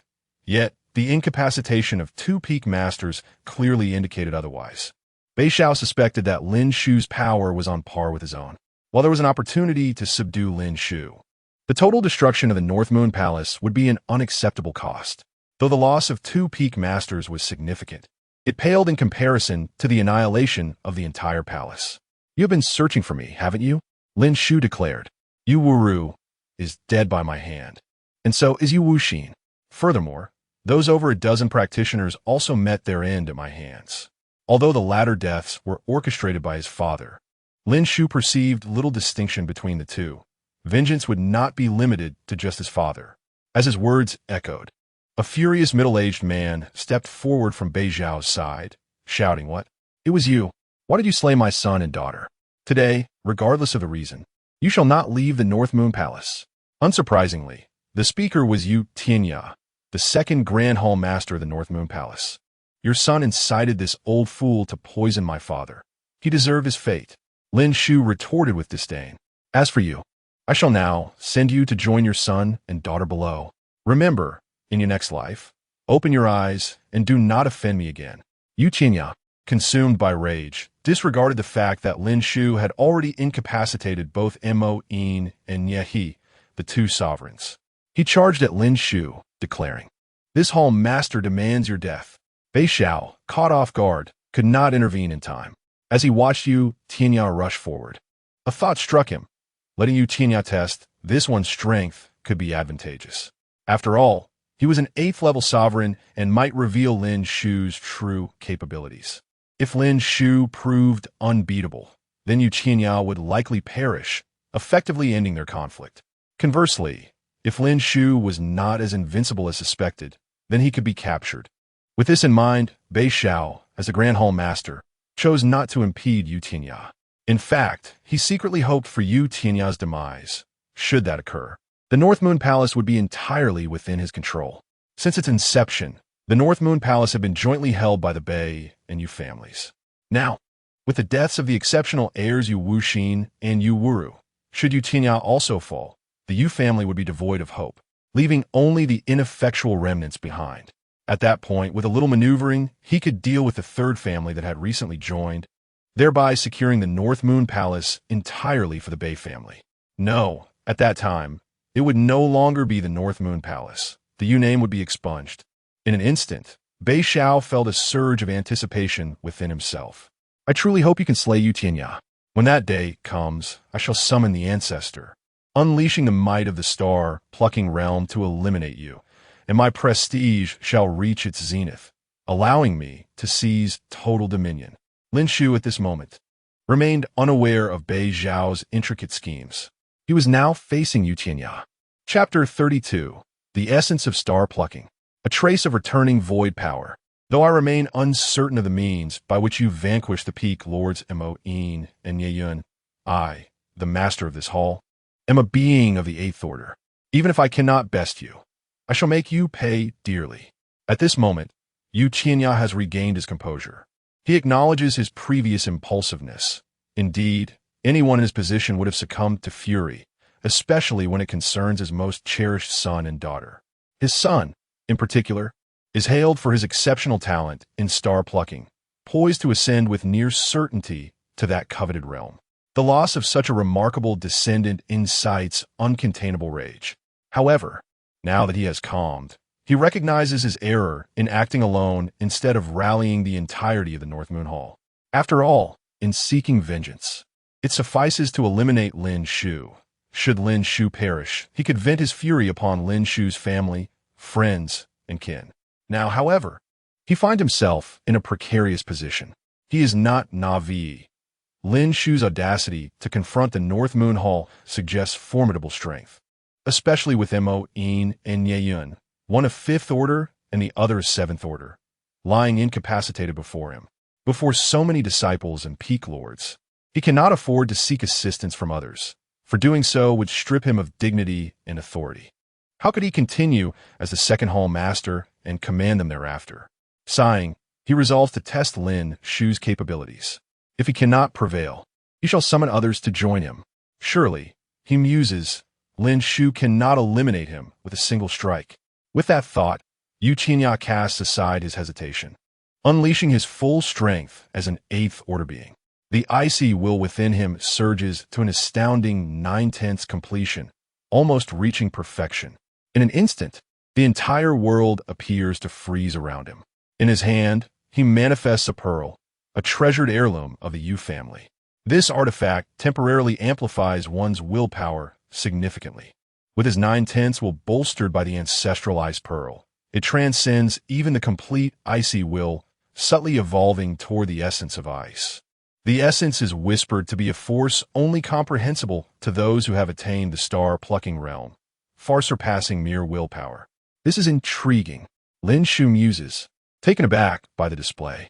The North Moon Hall, indeed, stands as one of the 4 major sects of the Jianyu dynasty, and in recent years, it has subtly ascended to the forefront among them. Today, he witnesses their reputation is well-deserved. Their power is truly extraordinary. Mo Yin, the peak lord of the 100 Herbs Peak, though ruthless in his methods, commands considerable strength, bolstered by his 1,000 poisoned men and ancient formations. A star-plucking cultivator could easily suffer injuries if not cautious. Ye Yun, though of lesser rank, wields a remarkable blade, and his mastery of sword intent is profound, making him exceptionally formidable. Now, the second hall master, Yu Tianya, possesses a unique treasure that amplifies willpower, granting him a fleeting glimpse into the realm of essence. It is indeed a representation of true star-plucking power, surpassing even Mo Yin. The prowess of these 3 alone attests to the North Moon Hall's profound heritage. Alas, you have encountered me. Lin Shu reflects, then extends his hand. The chilling blue pearl, radiating an aura potent enough to freeze the very heavens, is effortlessly drawn into his grasp. While a mere 10% of icy essence is commendable, it ultimately pales in comparison to Lin Shu's capabilities. Although he is currently unaware of his own essence level, he recalls that during his time in the star-plucking realm, his essence power was recorded at 9/10, encompassing 3 distinct forms. Such a trifling icy essence cannot sway Lin Shu. Yu Tianya exclaims, astonished to witness the ease with which Lin Shu claims the Yu family's sacred ice pearl. Without hesitation, he calls out to the 2 hall masters and the 10 other peak lords behind him, quickly, everyone, lend your strength. This individual wields extraordinary power. In this critical moment, he discards any concern for his own dignity. While reputation holds significance, life and death are of greater import. Should he fail to seek assistance, he may lose control over his fate. Lin Shu's might is terrifying. He embodies a true star-plucking cultivator. Although he has never encountered one before, he surmises that Lin Shu must be such, for no one could possess this degree of strength otherwise. Confronting a genuine star-plucking master, Yu Qianya dares not entertain any thoughts of facing him alone. Legend holds that such beings can truly pluck stars from the heavens, and within the Jiangyu dynasty, only the founding ancestor has reached this realm. Over the course of 3,000 years, none have attained it since. Perhaps some have, but they have departed the Jiangyu dynasty for broader horizons, dismissing this mere territory as trifling. After all, star-plucking masters can see celestial bodies, and Yu Tianya is aware of the immense scale of the remnants left by those who have fallen. Some stars stretch thousands of miles, while others dwarf the entire Jiangyu dynasty's territory to insignificance. He recalls visiting a star-plucking master's hidden realm, where a star spanned 25,000 miles, a sight that left him utterly astounded and solidified his determination to reach the star-plucking realm. Regrettably, he has yet to fulfill that ambition. That level remains tantalizingly distant. Behind him, the Grand Hall Master Bei Xiao, the Third Hall Master Yihan, and the other 10 peak lords, 12 venerable beings, respond to Yu Tianya's plea for aid without a moment's hesitation. Any discerning observer can see Lin Shu's formidable strength. It is clear that only a united front stand a chance against him. Should Yu Tianya perish, they would lose a powerful ally, a fate they are keen to avoid.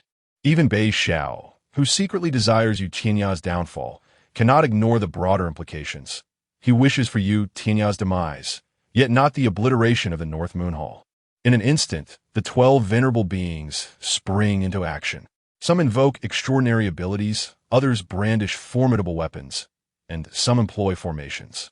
Each of the 12 showcases their unique prowess. Bei Xiao, as the Grand Hall Master, wields a significant artifact, the star-plucking void-breaking diagram. Lin Shu gazes at the diagram, a glimmer of intrigue flickering in his eyes. This journey to the North Moon Hall has indeed yielded delightful surprises. He senses the stirring of void power emanating from the diagram, a mere whisper, yet capable of inciting a cataclysmic rupture of the void, embodying the essence of returning void power. However, awakening such power likely requires a true star-plucking cultivator. The individuals before him, the strongest among them merely 9th order, cannot hope to unleash its full potential. They can only utilize it to suppress an opponent, provided that opponent lacks the ability to traverse the void. Clearly, as a genuine cultivator of the returning void realm, Lin Shu possesses the means to shatter the void at will. The diagram poses no threat to him. An exquisite diagram. I shall graciously accept it, Lin Shu declares, intent on claiming the artifact for his family. Should a star-plucking cultivator emerge from the Lin family in the future, they could study it to grasp the essence of void-breaking power, potentially leading them into the returning void realm. Yet at that moment, an ancient voice resonates. Young friend, as a star-plucking master, are there not realms in this vast universe that you cannot traverse? Why impose difficulties upon this humble Beiwa Hall? Chapter 33. The Unrivaled In Tianquan. The world beyond the Jiangwei. Lin Shu gazed toward the source of the voice. Ah, you wretched body, have you finally mustered the courage to emerge? This individual, Lin Shu had sensed moments prior, was the strongest among the Northern Moon Palace. A once mighty figure who had transcended the star-plucking realm, yet had suffered grievous injuries due to an unfortunate failure. Lin Shu had thought this person would cower in fear of death, yet here they stood. Consequently, all the formidable beings of the Northern Moon Palace had now made their appearance. The elder stepped forth, and in an instant, the Palace Master Bei Xiao, Second Palace Master Yui Xianya, and Third Palace Master Yihan all clasped their hands in respect and addressed him, Ancestor, with their words.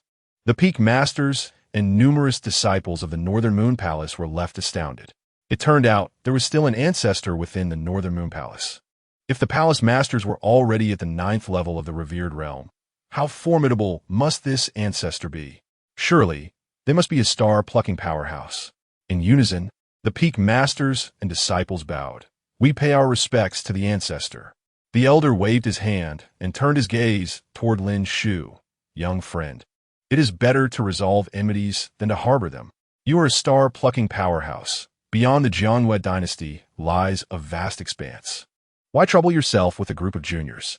If possible, why not kill me, take my power, and spare the Northern Moon Palace? Listening to the elder's words, Lin Shu was somewhat taken aback. This man possessed a certain grace, willing to relinquish his life to protect the Northern Moon Palace. However, Lin Shu had come to obliterate the Northern Moon Palace. No mere words could dissuade him from his intent. No, today the Northern Moon Palace must perish. Not even a half-dead pseudo-star plucker like you holds the right to sway me. Upon hearing Lin Shu's declaration, the elder sighed, Alas, I am but an old man. Even such a humble request is met with indifference. Once, I, Yin Tianquang, roamed the Jianwei dynasty undefeated for 3 centuries, and now I find myself in such a plight. Yin Tianquang?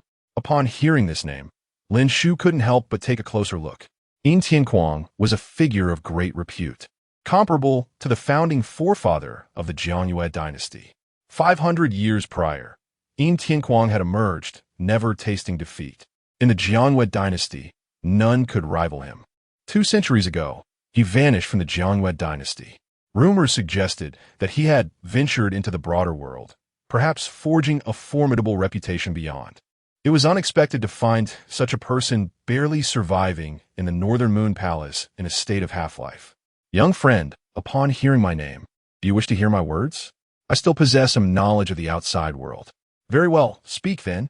Lin Shu had already utilized his divine abilities to conjure the Tianyuan chessboard, enveloping the entire territory of the Northern Moon Palace.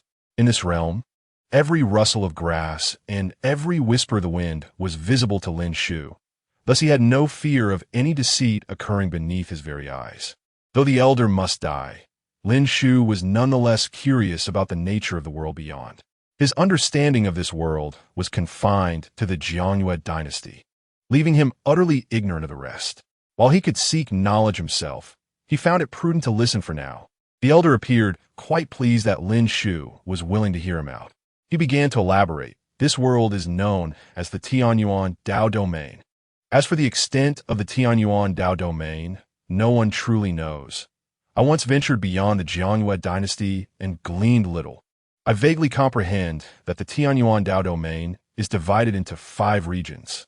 The Jianwei dynasty resides in the Eastern Wilderness region. As for the Eastern Wilderness, my understanding is limited, as I have never traversed it. The Eastern Wilderness comprises 3,000 states, and the Jianwei dynasty is merely one of the lower-tier dynasties under the Cloud State. There are no fewer than 1,000 such lower-tier dynasties like the Jianwei dynasty throughout the entire Cloud State.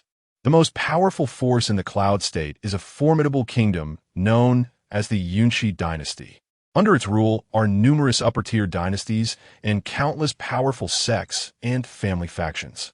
The Jianwei dynasty occupies merely a corner in the western part of the Cloud State, surrounded by a force known as the Lufeng sect.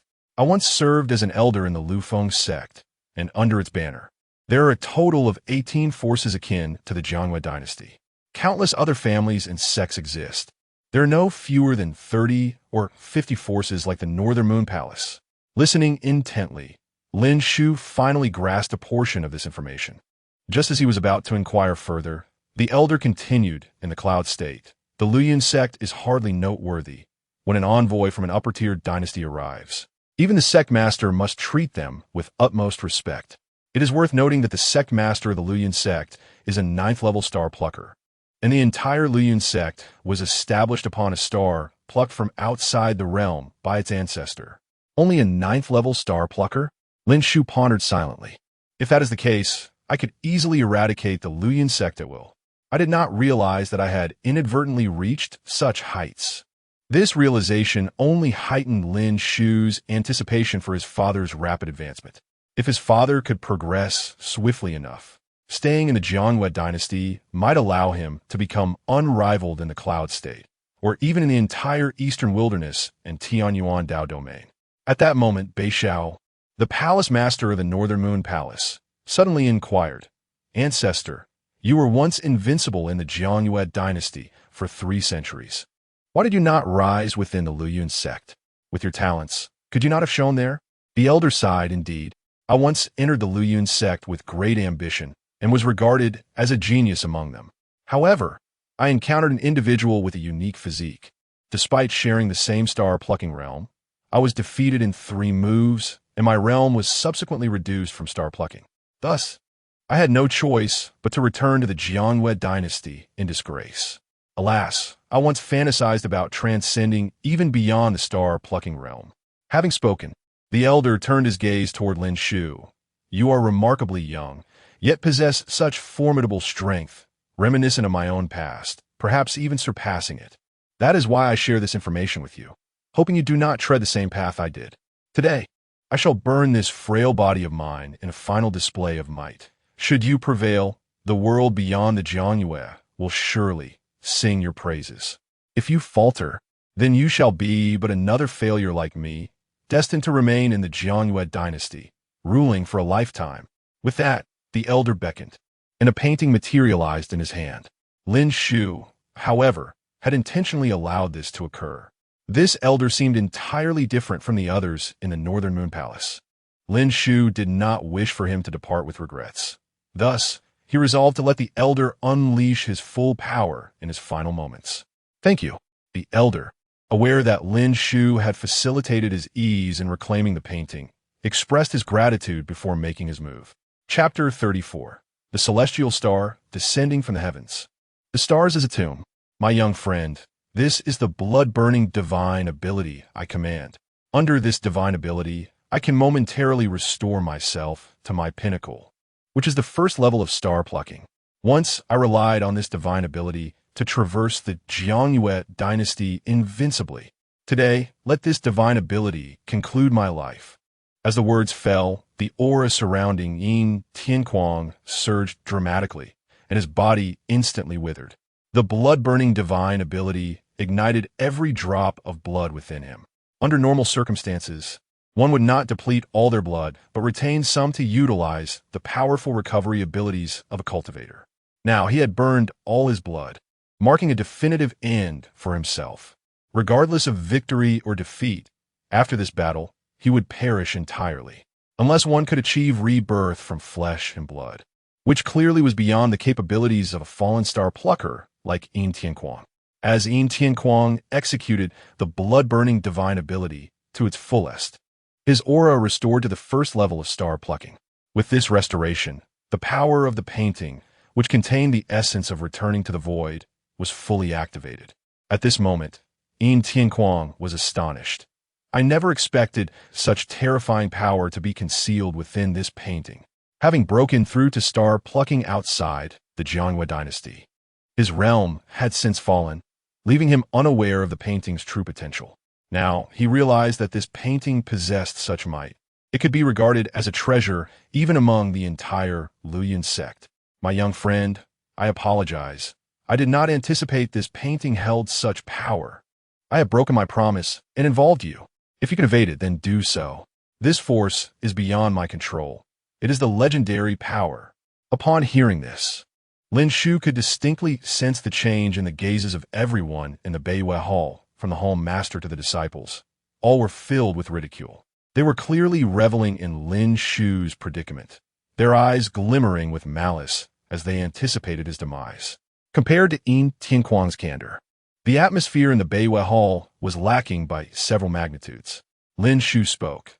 I admire your forthrightness. To send you off, I shall employ a slight measure. In the next moment, Lin Shu gently pointed towards the heavens and softly uttered two words, "Star come."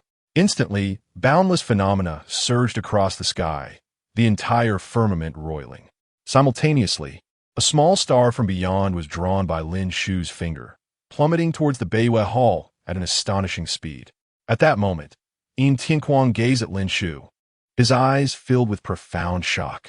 You can actually accomplish star plucking. Star plucking, said to be the ability to pluck celestial bodies from beyond, is notoriously difficult to achieve.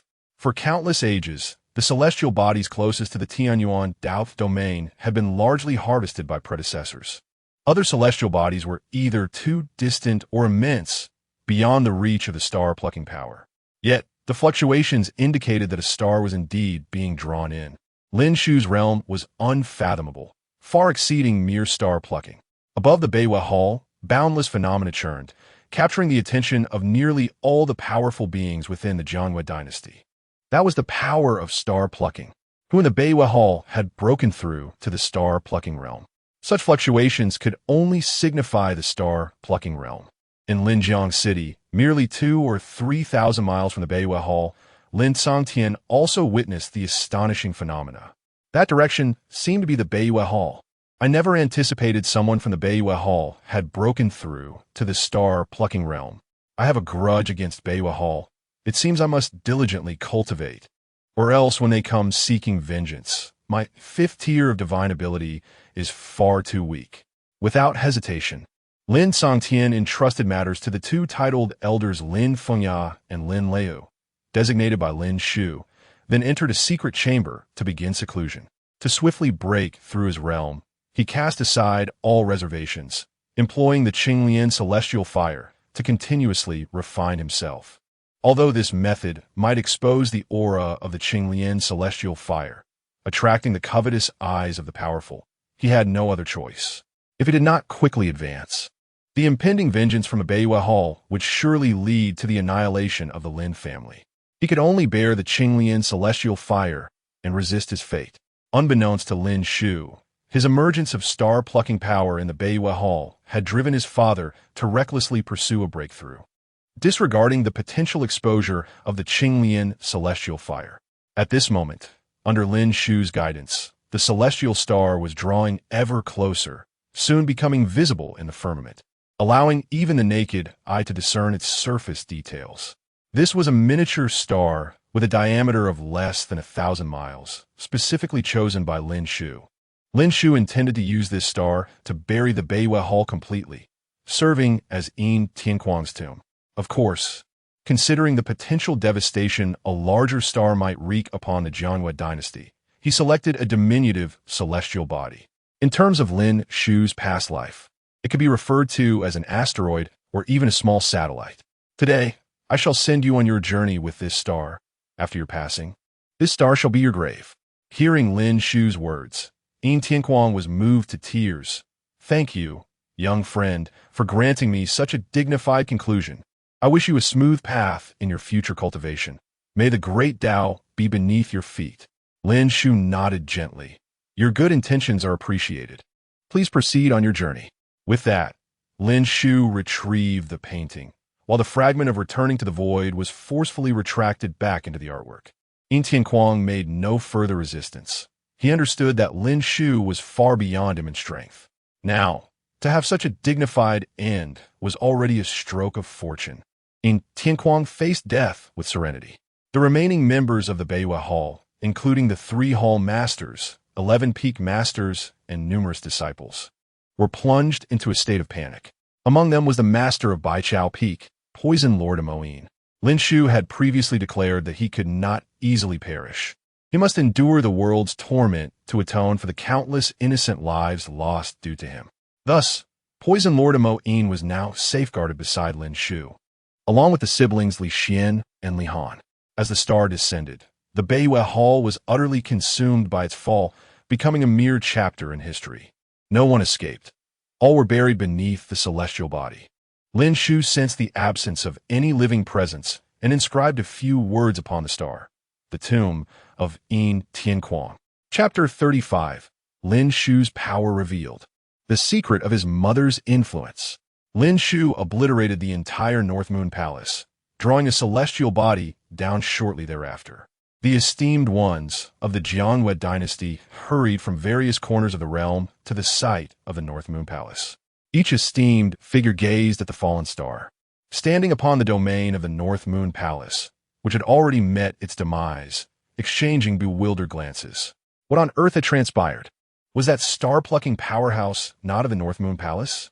What actions had the North Moon Palace undertaken to provoke such a calamity? At this moment, the esteemed ones from the Jiangyue dynasty, gathered at the North Moon Palace, were utterly perplexed.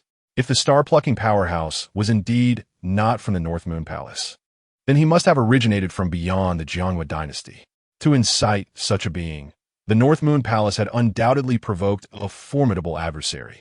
Yet, how could the North Moon Palace have drawn the ire of a being that existed solely beyond the Jiangyue dynasty?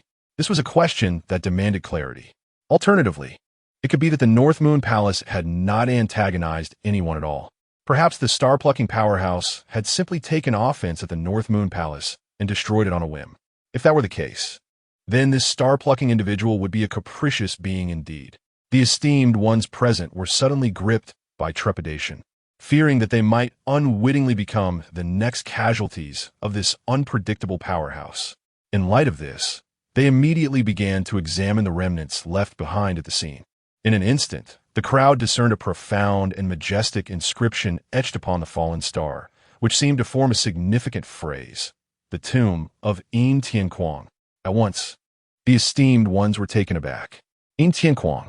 They never anticipated it would be him, once regarded as the unrivaled powerhouse of the Jiangyue dynasty. Had he not departed from it? It appeared that the calamity befalling the North Moon Palace was indeed instigated by Yin Tianquang. Yet, it could also be that if he had enemies, one does not typically erect monuments in honor of their foes. The true reason behind the actions of the star-plucking powerhouse remained uncertain. Why he had chosen to obliterate the North Moon Palace was still a mystery. For now, the only prudent course of action was to restrain their disciples and ensure they do not stir trouble for the time being. Should they inadvertently provoke the star-plucking individual, they might very well become the next North Moon Palace.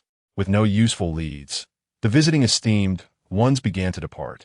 As for the celestial body that descended upon the ruins of the North Moon Palace, none dared to approach. That was a star drawn down from the void by the star-plucking powerhouse. Without his consent, they would not dare to tread upon it, for that would be an affront to him. The consequences faced by the North Moon Palace were now starkly evident, and they had no desire to become the second casualty. One by one, the esteemed figures left, simultaneously imposing restrictions on their disciples, forbidding them from entering the area of the North Moon Palace without permission. Thus, the vicinity of the North Moon Palace became an unwritten taboo within the Jiangyue dynasty. Unbeknownst to Lin Shu, the myriad conjectures regarding his actions unfolded in the minds of the esteemed ones. At this moment, Lin Shu had returned to Lingjiang City with the siblings, Li Xian and Li Han, along with the poisoned Lord Moyin, now reduced to a human-shaped sculpture. "Senior, what brings us to this small city?" Li Xian and Li Han inquired, curiosity evident in their voices. Lingjiang City, being a minor locale, likely housed only those of the transformation realm. They probably surpassed the local powers themselves. It was indeed surprising for a figure of Lin Shu's caliber to visit such a humble place. Lin Shu did not elaborate, but merely stated, "From here on, you shall complete the task I entrusted to you. As for the poisoned Lord Moyin, he must face the appropriate consequences. How you accomplish this is not my concern. I only desire the outcome, and I hope to see the entire Jiangyue dynasty aware of Moyin's deeds shortly." Upon hearing Lin Shu's words, Li Xian and Li Han nodded in agreement, promptly taking Moyin with them without hesitation. They chose not to enter Lingjiang City, finding it too small and unsuitable for their plans. After all, information in such a small town circulated far less efficiently than in larger cities. If they aimed to disseminate the truth about Moyin, they would undoubtedly need to venture to a larger city, such as the county seat of Linzhou. As Lin Shu watched the siblings depart, he withdrew his gaze and delved into the system. With the annihilation of the North Moon Palace, the system's second task had been completed, and Lin Shu was eager to discover the rewards for this achievement. As Lin Shu immersed himself in the system, the interface materialized before his eyes. Wang Fu Chunglong System. Host information, name, Lin Shu Realm. 6th layer of returning void talent. 3rd grade technique. Heavenly transformation sacred art martial skills. Yuan Ba Fist. Wood spirit gift. Flame dragon palm. Will. Complete golden will. Complete wood will. Complete fire will essence. Complete golden essence. Complete wood essence.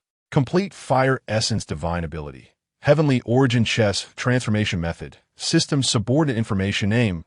Lin Sangxiong talent. 5th to 7th grade realm. 5th layer of divine ability technique. Golden Yuan overbearing body technique. Heavenly fire secret scripture martial skills. Yuan Ba Fist divine ability. Overlord's 9 fingers will. 60% golden will physique. Innate body system tasks. Task 1.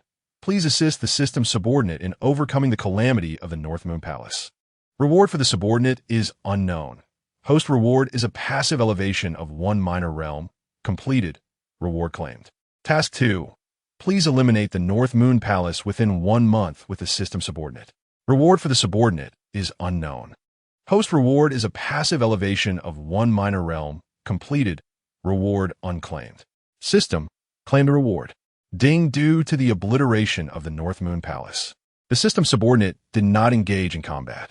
The evaluation for this task is average, and the host receives a standard task gift pack. Ding standard task gift pack distributed. Ding the host receives a passive elevation of 1 minor realm, raising the host's realm from the 6th layer of returning void to the 7th layer of returning void. In the next moment, Lin Shu felt his strength ascend to a new minor realm, now reaching the 7th layer of returning void. An average task evaluation suggested that should a similar task arise again, it would be prudent to involve his father. Lin Shu mused quietly, though he had no regrets about his actions, knowing the formidable power of the North Moon Palace. His father, Lin Sangxiong, was only at the 5th layer of divine ability. While he possessed some foundation, he was still no match for the esteemed ones of the North Moon Palace. Even if he had accompanied Lin Shu, he would likely have achieved little more than clearing out some minor disciples, wasting precious time. Moreover, the task deadline was merely 1 month, insufficient for his father to reach the esteemed realm and contend with the true powers of the North Moon Palace. Thus, Lin Shu resolved the matter himself, achieving a permanent solution. This way, his father could focus on his cultivation, which was ultimately more beneficial. Now, let him discover what this so-called standard task gift pack contained. Without hesitation, Lin Shu opened the standard task gift pack. So this is what a standard task gift pack entails. It appears to contain only a single reward. The perfect task gift pack had 3 rewards, marking a clear distinction. Yet, he wondered if the quality of the items differed along with their quantity. Lin Shu began to examine the lone reward within the gift pack. Ding, congratulations on receiving the reward. 1000 Intent Tower. 1000 Intent Tower. The tower harbors over 1,000 crystallized wills. Entering the tower provides an opportunity to obtain will crystals, which can assist individuals in comprehending the power of will. It appears that the difference lies merely in quantity, as there is little to no disparity in quality. Lin Shu gazed upon the rewards with considerable satisfaction. With the Chinny Tower at their disposal, the Lin family would henceforth be able to enter and acquire the crystallization of will. Possessing the crystallization of will would enable them to comprehend the power of intent, which serves as the stepping stone to the realm of divine abilities. Thus, it is anticipated that in the times to come, an increasing number of Lin family members will grasp the power of intent, ultimately stepping into the realm of divine abilities and becoming formidable practitioners. This expedition has indeed yielded remarkable gains. A painting imbued with the power of the void, a bead capable of temporarily amplifying the power of intent, and a blade that can be deemed a pinnacle among the esteemed. Furthermore, the vast treasures, resources, divine abilities, and techniques accumulated by the North Moon Palace over the years. With these, the Lin family will be well equipped with cultivation resources and divine abilities for the foreseeable future. Truly, plundering has proven to be an excellent means of amassing wealth. Lin Shu sighed, then turned his steps towards the Lin family abode. These resources and treasures hold little significance for Lin Shu, perhaps even none at all. Conversely, they are of immense value to the Lin family and should be utilized promptly to facilitate their swift development. Before long, Lin Shu returned to the Lin family. Upon his arrival, he sought out his father, Lin Shu. To his surprise, he discovered that his father was fervently employing the Qingtian fire to refine himself in a bid to achieve a rapid breakthrough in his realm. Father, are you not concerned about exposing yourself by using the Qingtian fire in such a manner? Lin Shu replied with a hint of resignation. There is no alternative. The emergence of a star-plucking expert from the North Moon Palace suggests that one of their formidable practitioners has likely ascended to that realm. If I do not hasten to refine myself with the Qingtian fire now, when the North Moon Palace arrives, it will not only be the Qingtian fire that is seized, but both the Lin family and ourselves will meet with dire consequences. Upon hearing this, Lin Shu grasped the gravity of the situation. Unbeknownst to him, his actions had inadvertently placed immense pressure upon his father. It was precisely due to this overwhelming pressure that his father was relentlessly striving to enhance his strength, disregarding the potential exposure of the Qingtian fire. Realizing this, Lin Shu promptly spoke, "Father, regarding the star-plucking expert, it is not someone else." Lin Shu paused, then looked at Lin Shu. Incredulity etched upon his face as he asked, "Could it be that you are referring to yourself?" "Indeed, it is I. The North Moon Palace has sent individuals multiple times, and having grown weary of their arrogance, I took the opportunity during a visit to an old trickster and obliterated the North Moon Palace." Lin Shu's expression shifted to one of astonishment. You truly have attained the star-plucking realm? What, does my father doubt me? Should I demonstrate my prowess for you? Lin Shu had no intention of concealing his cultivation level, especially from his father, as it would serve no purpose. Moreover, revealing his higher realm might instill a greater sense of urgency in his father, prompting him to train fervently, which would ultimately benefit Lin Shu. It is not disbelief. Lin Shu shook his head. You have managed to capture the attention of that old trickster. I mean, that esteemed elder. I have told you, refrain from such disrespectful titles. That is an ancient sage. You must show proper reverence. For you to garner the favor of an ancient sage, there must indeed be something extraordinary about you. Yet, you are astonishingly gifted, an 18-year-old star plucker. Such talent would outshine anyone in your mother's faction. Even your mother, at your age, could not compare. Hearing his father mention his mother, Lin Shu could not help but follow the thread of conversation. Father, I wish to know, what kind of faction does my mother hail from? Lin Shu sighed deeply. That faction I am not well acquainted with, nor have I visited. My relationship with your mother blossomed in Yinzhou. As for the faction behind her, I have only heard her speak of it. The most powerful force in Yinzhou is known as the Yun Ni dynasty. Your mother once mentioned that within her faction, any elder could easily demolish the Yun Ni dynasty. To eradicate the Yun Ni dynasty would undoubtedly require an ancient sage. Now, you should comprehend the might of that faction. You, young man, with such talent, should diligently cultivate, for there may yet be an opportunity for you to reunite with your mother in the future. I too shall strive to cultivate earnestly, although in terms of innate talent, even as a congenital body, I still fall far short of you. Yet, I will endeavor to become an ancient sage, and when the time comes, I shall stand proudly before that faction and bring your mother home. After hearing his father's words, Lin Shu nodded in agreement. Father, I believe in you. By the way, I have some treasures here that may prove beneficial for your cultivation. With that, Lin Shu produced the small gathering spirit formation plate, the myriad blood pool, the Qinny Tower, and all the resources he had acquired from the obliteration of the North Moon Palace. This, Lin Shu gazed in astonishment as Lin Shu continued to unveil treasures before him, left utterly speechless. Chapter 36. The Astonishment of Lin Shu. The Prodigies of Destiny.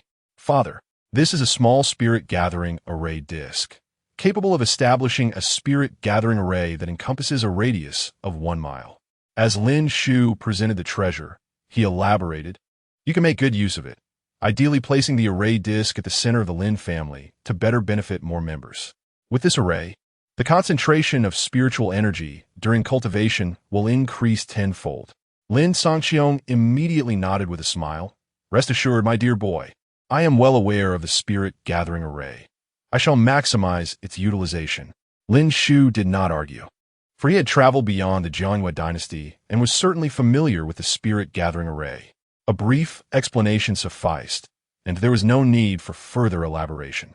Subsequently, Lin Shu introduced the 10,000 blood pool. This is the 10,000 blood pool currently in my possession, reduced in size through a technique known as the Shumi mustard seed method. You simply need to select a location and set it down, and the pool will naturally expand to its original dimensions, approximately a radius of 10 zhong. Lin Shu was taken aback. The Shumi mustard seed method. This was the first time he had heard of it. However, he did not dwell on his curiosity. The Tianyuan Dao domain is vast, and ancient saints can indeed create small worlds. Thus, the existence of this method was not surprising. It resembled storage rings, which appear small yet contain immense spaces, much like the miniature model of the 10,000 blood pool held by Lin Shu. Lin Shu did not inquire about the Shumi mustard seed method, but rather about its function. What is the purpose of this 10,000 blood pool? Father, as the name suggests, the 10,000 blood pool is a reservoir of 1,000 different blood essences, allowing members of the Lin family to enter for baptism and tempering once a month. Lin Shu replied, it must be monthly, otherwise it loses its efficacy. As for its specific effects, it can enhance both physical body and root bone. The lower the realm, the greater the enhancement. Conversely, the higher the realm, the lesser the improvement. Upon hearing this, Lin Shu was somewhat astonished. You mean it can enhance the root bone? Indeed. Lin Shu nodded. Is there a problem? Lin Shu immediately responded, that's a significant issue. Generally speaking, a person's root bone is predetermined from the moment of birth. While it may not entirely dictate future achievements, it plays a crucial role, determining about 70 to 80%. Only with extraordinary fortuity, a remarkable background, or an exceptionally strong will can one break the shackles of their root bone and transcend its limitations. Thus, it could be said that many cultivators are almost destined for their future achievements from birth, typically confined to the limits of what their root bone can attain. Now, the existence of the 10,000 blood pool presents an opportunity to enhance root bones, equivalent to the Lin family receiving a monumental fortuity every month. This is simply astonishing. Even those with great fortune would find it challenging to gain such opportunities monthly. You must understand, enhancing root bones, regardless of the degree, is no small fortune. Lin Shu remained composed, fully aware of Lin Shu's sentiments. It was precisely because of this that he believed the Lin family could flourish. After all, with the 10,000 blood pool, the root bones of all Lin family members would improve. With enhanced root bones, as long as they diligently cultivate, their achievements would inevitably rise. As for diligence or laxity, Lin Shu would ensure supervision. With this thought, Lin Shu resolved to select a titled elder to enter the elder hall, tasked with overseeing the cultivation of the Lin family members. They would monitor for any signs of laziness, establishing a comprehensive system of rewards and penalties. Those who slacked would face severe consequences, while diligent efforts would be rewarded. Yes, let us call them the elder of rewards and punishments, with the title of Xing. However, he decided to finish discussing the treasures with his father before proceeding with the selection, as this was crucial for the future development of the Lin family and could not be taken lightly. Father, an individual's growth is inherently limited when facing powerful factions unless one reaches an exceptional realm. If the Lin family flourishes, it will significantly aid your advancement and endeavors. Consider your situation with Mother. Without a solid foundation, even if you reach the same realm as her, the forces behind her may not acquiesce. Lin Shu stated, after all, in this world, it is not only strength that matters, but also one's status. If you belong to a family under the protection of an ancient saint, would those forces behind Mother treat you the same way? Lin Shu laughed. This rascal, you see through me. Now you're lecturing your father. Rest assured, I understand everything. I will develop the Lin family, and with the existence of the 10,000 blood pool and the spirit gathering array, I am filled with confidence. Lin Shu nodded. This is the Qianyi Tower, containing the essence of 1,000 wills. If one can acquire it, they may have the chance to comprehend willpower. You surely know how vital willpower is, father. As Lin Sangxiong listened, his expression turned one of astonishment. Rascal, are you certain these were gifted by that ancient saint? Indeed. What of it? Lin Sangxiong fell silent, already sensing the improbability of such a claim. Such treasures would be jealously guarded by any faction associated with an ancient saint. They would never part with them. Lin Shu was likely exaggerating, but he refrained from exposing the truth, choosing to accept it as Lin Shu's secret. Lin Sangxiong would not pry further. Such matters of secrecy need not be scrutinized, even within the bonds of father and son. After all, as long as he was his son, that sufficed. Subsequently, Lin Shu presented the resources obtained from the Beiwei Hall, including divine abilities, techniques, martial skills, weapons, alchemical methods, and crafting techniques to his father. Father, the Lin family now possesses an abundance of resources. Surpassing the Beiwei Hall is merely a matter of time.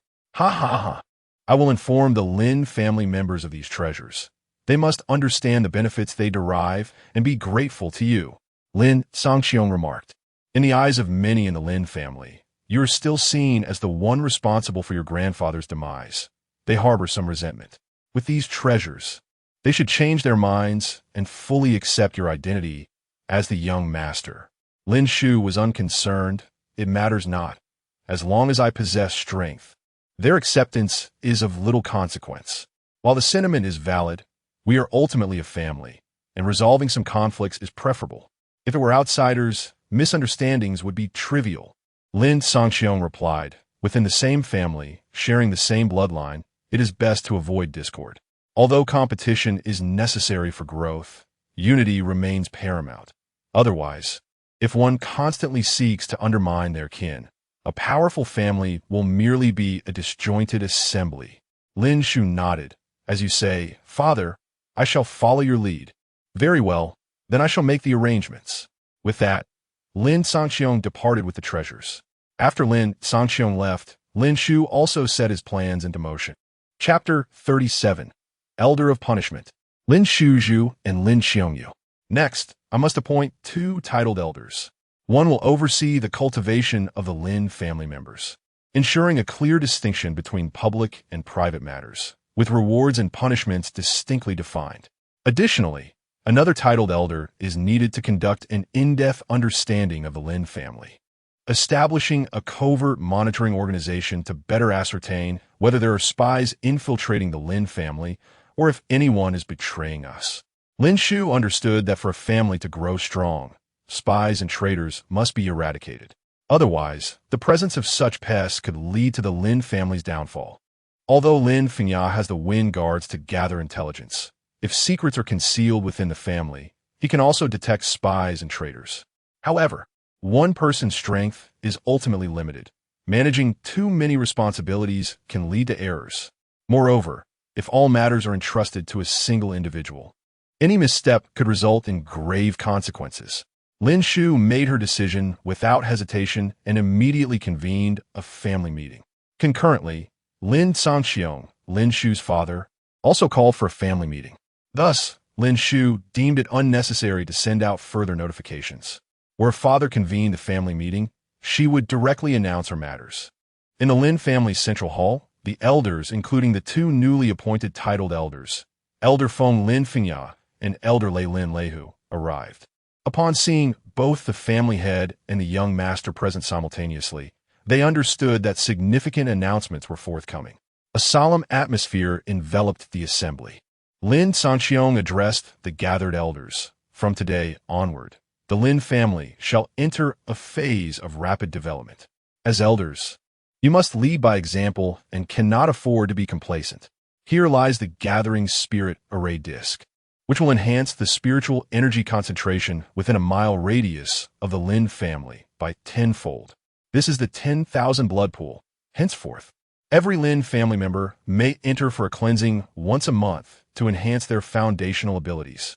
This is the 1,000 Intent Tower, where one can obtain crystallized martial will. aiding in the comprehension of willpower. Numerous resources will be placed in the scripture repository, armory, and other Lin family treasures, and for the next month, they will be open to all. Thereafter, entry will require contribution points. Lin Sanxiong wasted no words and directly laid everything bare. By the way, all of this has been secured through my son Lin Shu's efforts. I am aware that many within the Lin family harbor grievances due to my son's return and the persecution my father suffered from that mysterious force. Henceforth, I do not wish to hear such sentiments in our family. If so, then these treasures shall remain unused. The Lin family does not need ungrateful individuals. After all, if there are objections to my son, it would be rather disconcerting to utilize the treasures he has acquired. Upon hearing Lin Sanxiong's statements, the elders immediately responded, "Rest assured, family head, we absolutely will not, and dare not, harbor any objections towards the young master." It was a jest. During the last family meeting called by the family head during his seclusion, Lin Shu had convened a meeting independently, and they had opposed it. Yet, upon witnessing Lin Shu's formidable strength, their opposition faded. As for grievances, they had none. At the very least, as elders, such thoughts had dissipated. Even those elders who had been stripped of their positions could only listen in silence, not daring to voice dissent. Lin Shu observed quietly, refraining from comment. However, his father's words sparked an inspiration within him. The scripture repository and armory. These places now held the martial techniques and weapons obtained from the North Moon Palace. Thus, they could no longer be treated casually and would require elder supervision. Otherwise, without oversight, the Lin family members might very well empty them out. These locations were of utmost importance, as they pertain to the family's heritage. Lin Sanxiong subsequently detailed the resources secured by Lin Shu. Upon hearing of such an extensive array of resources, the elders present were astounded. The quantity of resources alone could take the Lin family several millennia to amass. In unison, all the elders bowed to Lin Shu. "Thank you, young master. There is no need for such formalities. Your ability to diligently cultivate and grow is the greatest gratitude you can offer me." Lin Shu paused before continuing. "In order to ensure that everyone remains diligent in their cultivation, I require the selection of an elder to supervise the training process, compiling progress reports monthly, semi-annually, and annually. The most improved individuals will receive rewards, while the slowest will face penalties. Therefore, this elder will be granted direct entry into the Elder Council and bestowed with the title of Punishment Elder. Now, I ask who among you believes themselves capable of undertaking this role?" With this proclamation, many elders felt a stir within their hearts. However, they also understood that assuming the role of Punishment Elder was a task that could easily offend others. Even those with some inclination to step forward hesitated, aware of the potential backlash. "I'm willing to give it a try." A woman stepped forward. Lin Shu recognized her. She was of the main lineage and his grandfather's daughter, making her Lin Shu's aunt. Lin Shu's knowledge of her was limited, as she had not been kind to him upon his return due to their grandfather's death, and they had hardly interacted. Indeed, had she not spoken up, Lin Shu might not have even noticed her presence among so many elders. Now that she had spoken, Lin Shu took a moment to assess her. To his surprise, she was quite powerful, at the 9th level of spiritual transformation. Until now, Lin Shu had believed the strongest members of the Lin family to be his father and Lin Leihu, who had both reached the 7th level. The emergence of a 9th level cultivator was indeed unexpected. "Very well, even though you are my aunt, I must emphasize that the role of Punishment Elder requires a clear distinction between public and private matters, with rewards and penalties clearly defined. You will have a 1-month probationary period during which I expect to see tangible results and the establishment of a transparent system of rewards and punishments. Should your performance during this period fail to meet my expectations, even your relation to me will not grant you this position." Lin Shu's aunt, Lin Xiongyu, immediately responded, "Rest assured, young master, should I not perform well, I will voluntarily resign without your prompting." In this grand hall, during a family meeting, only titles mattered, not familial ties. After all, everyone present was family. Even as Lin Shu's aunt, Lin Xiongyu understood the boundaries and addressed Lin Shu as young master. Thus, from this day forth, Lin Xiongyu, you shall be the first punishment elder, entering the Elder Council and ranking third among its members. Thank you, young master. Chapter 38. The Transformation of the Lin Family. The Arrival of the Revered One. After the confirmation by the third elder of the Elder Council, Lin Shu continued, Next, the Lin family requires a fourth elder to oversee the detection of spies and traitors within our ranks. As the family expands, it is inevitable that rival factions will seek to undermine the Lin family. Such attacks will not only stem from external forces, but may also lead to internal divisions and discord. There is a significant likelihood that adversarial factions will infiltrate our family with spies, particularly as the Lin family recruits numerous members annually, providing ample opportunity for such subterfuge. Moreover, rival factions may also support certain Lin family members with enticing offers to incite betrayal. Pausing for emphasis, Lin Shu declared, These individuals shall not be tolerated. He then asked, Who among you is willing to assume the role of elder responsible for this matter? It was evident that this position was fraught with peril, as it would likely render the chosen elder isolated and vulnerable. The elders understood that if rival factions became aware of such an elder, they would likely target them first, employing various tactics to exhaust their efforts in uncovering spies and traitors. This situation was equally precarious within the family. After all, family members would be reluctant to associate with such an elder. Close relations would invite rumors of collusion, while distant relations would lead to accusations of espionage or treachery. Ultimately, the elder tasked with this duty would find themselves in an unenviable position, estranged from all. Observing the hesitation among the elders, Lin Shu was unsurprised. Even in a classroom setting, few would hold a favorable view of a classmate responsible for maintaining discipline and recording names. Since none were willing, Lin Shu resolved to take on the role himself. Elders, do you have any objections? Upon hearing his declaration, the elders nodded in agreement. We have no objections. Very well, Lin Shu continued. You must instruct your subordinates to refrain from any actions detrimental to the family. Should I uncover any wrongdoing, the consequences will be severe, ranging from expulsion to more drastic measures. The elders assured him, Yes, young master, we will certainly convey your words and ensure they are heeded. Lin Shu's willingness to assume this role stemmed from his confidence in having suitable candidates. He had the Li siblings, Li Xian and Li Han, at his side. Both possessed formidable abilities, having reached the 9th level of the spirit transformation stage, and wielded peculiar skills in poison. Although they might not be experts in the art of poisoning, their mere presence was enough to instill fear. Furthermore, they were not members of the Lin family, thus eliminating any possibility of favoritism. Should betrayal occur, they would promptly inform Lin Shu. However, this plan would have to wait until they returned from dealing with the poison master, Moin. Lin Shu then proceeded to establish several other positions. The keeper of the scripture pavilion, titled Elder Jing. The keeper of the armory pavilion, titled Elder Bing. The keeper of the 1,000 Intentions pavilion, titled Elder Yi. The keeper of the 10,000 blood pool, titled Elder Shui. And the keeper of the resource pavilion, titled Elder Yuan. All these individuals would join the Elder Council, bringing the total number of elders to 9, including Lin Shu, who would oversee the detection of spies and traitors. The Elder Council had effectively restored its former strength.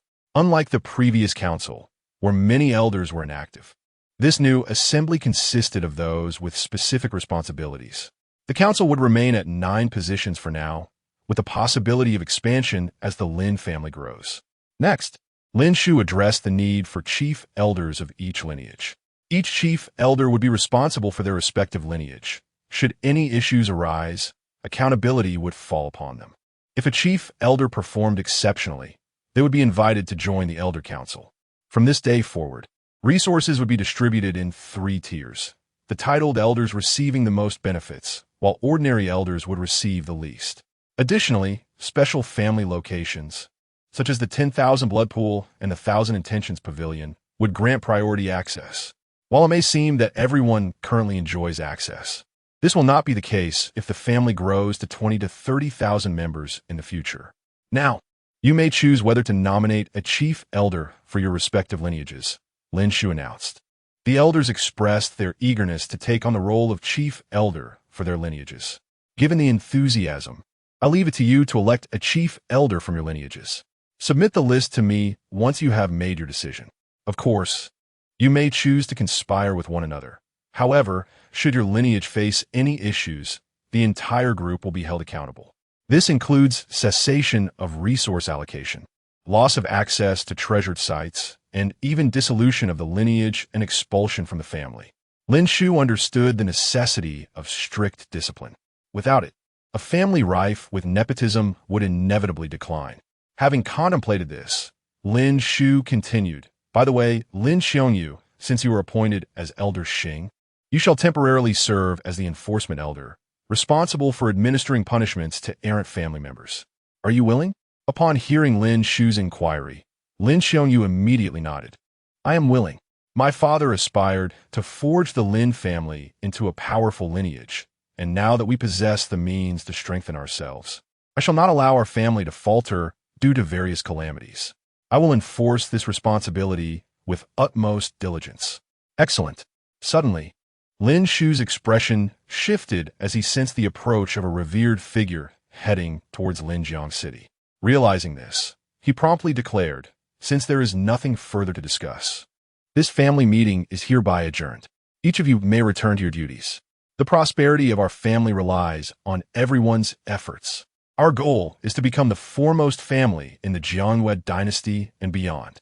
Upon hearing these words, many elders' eyes sparkled with anticipation. This was an opportunity for expansion and glory, and those who made significant contributions could secure a place of honor in the family lineage, even earning their own pages or volumes in the family annals. Such an honor was unparalleled, and it was no wonder they felt exhilarated.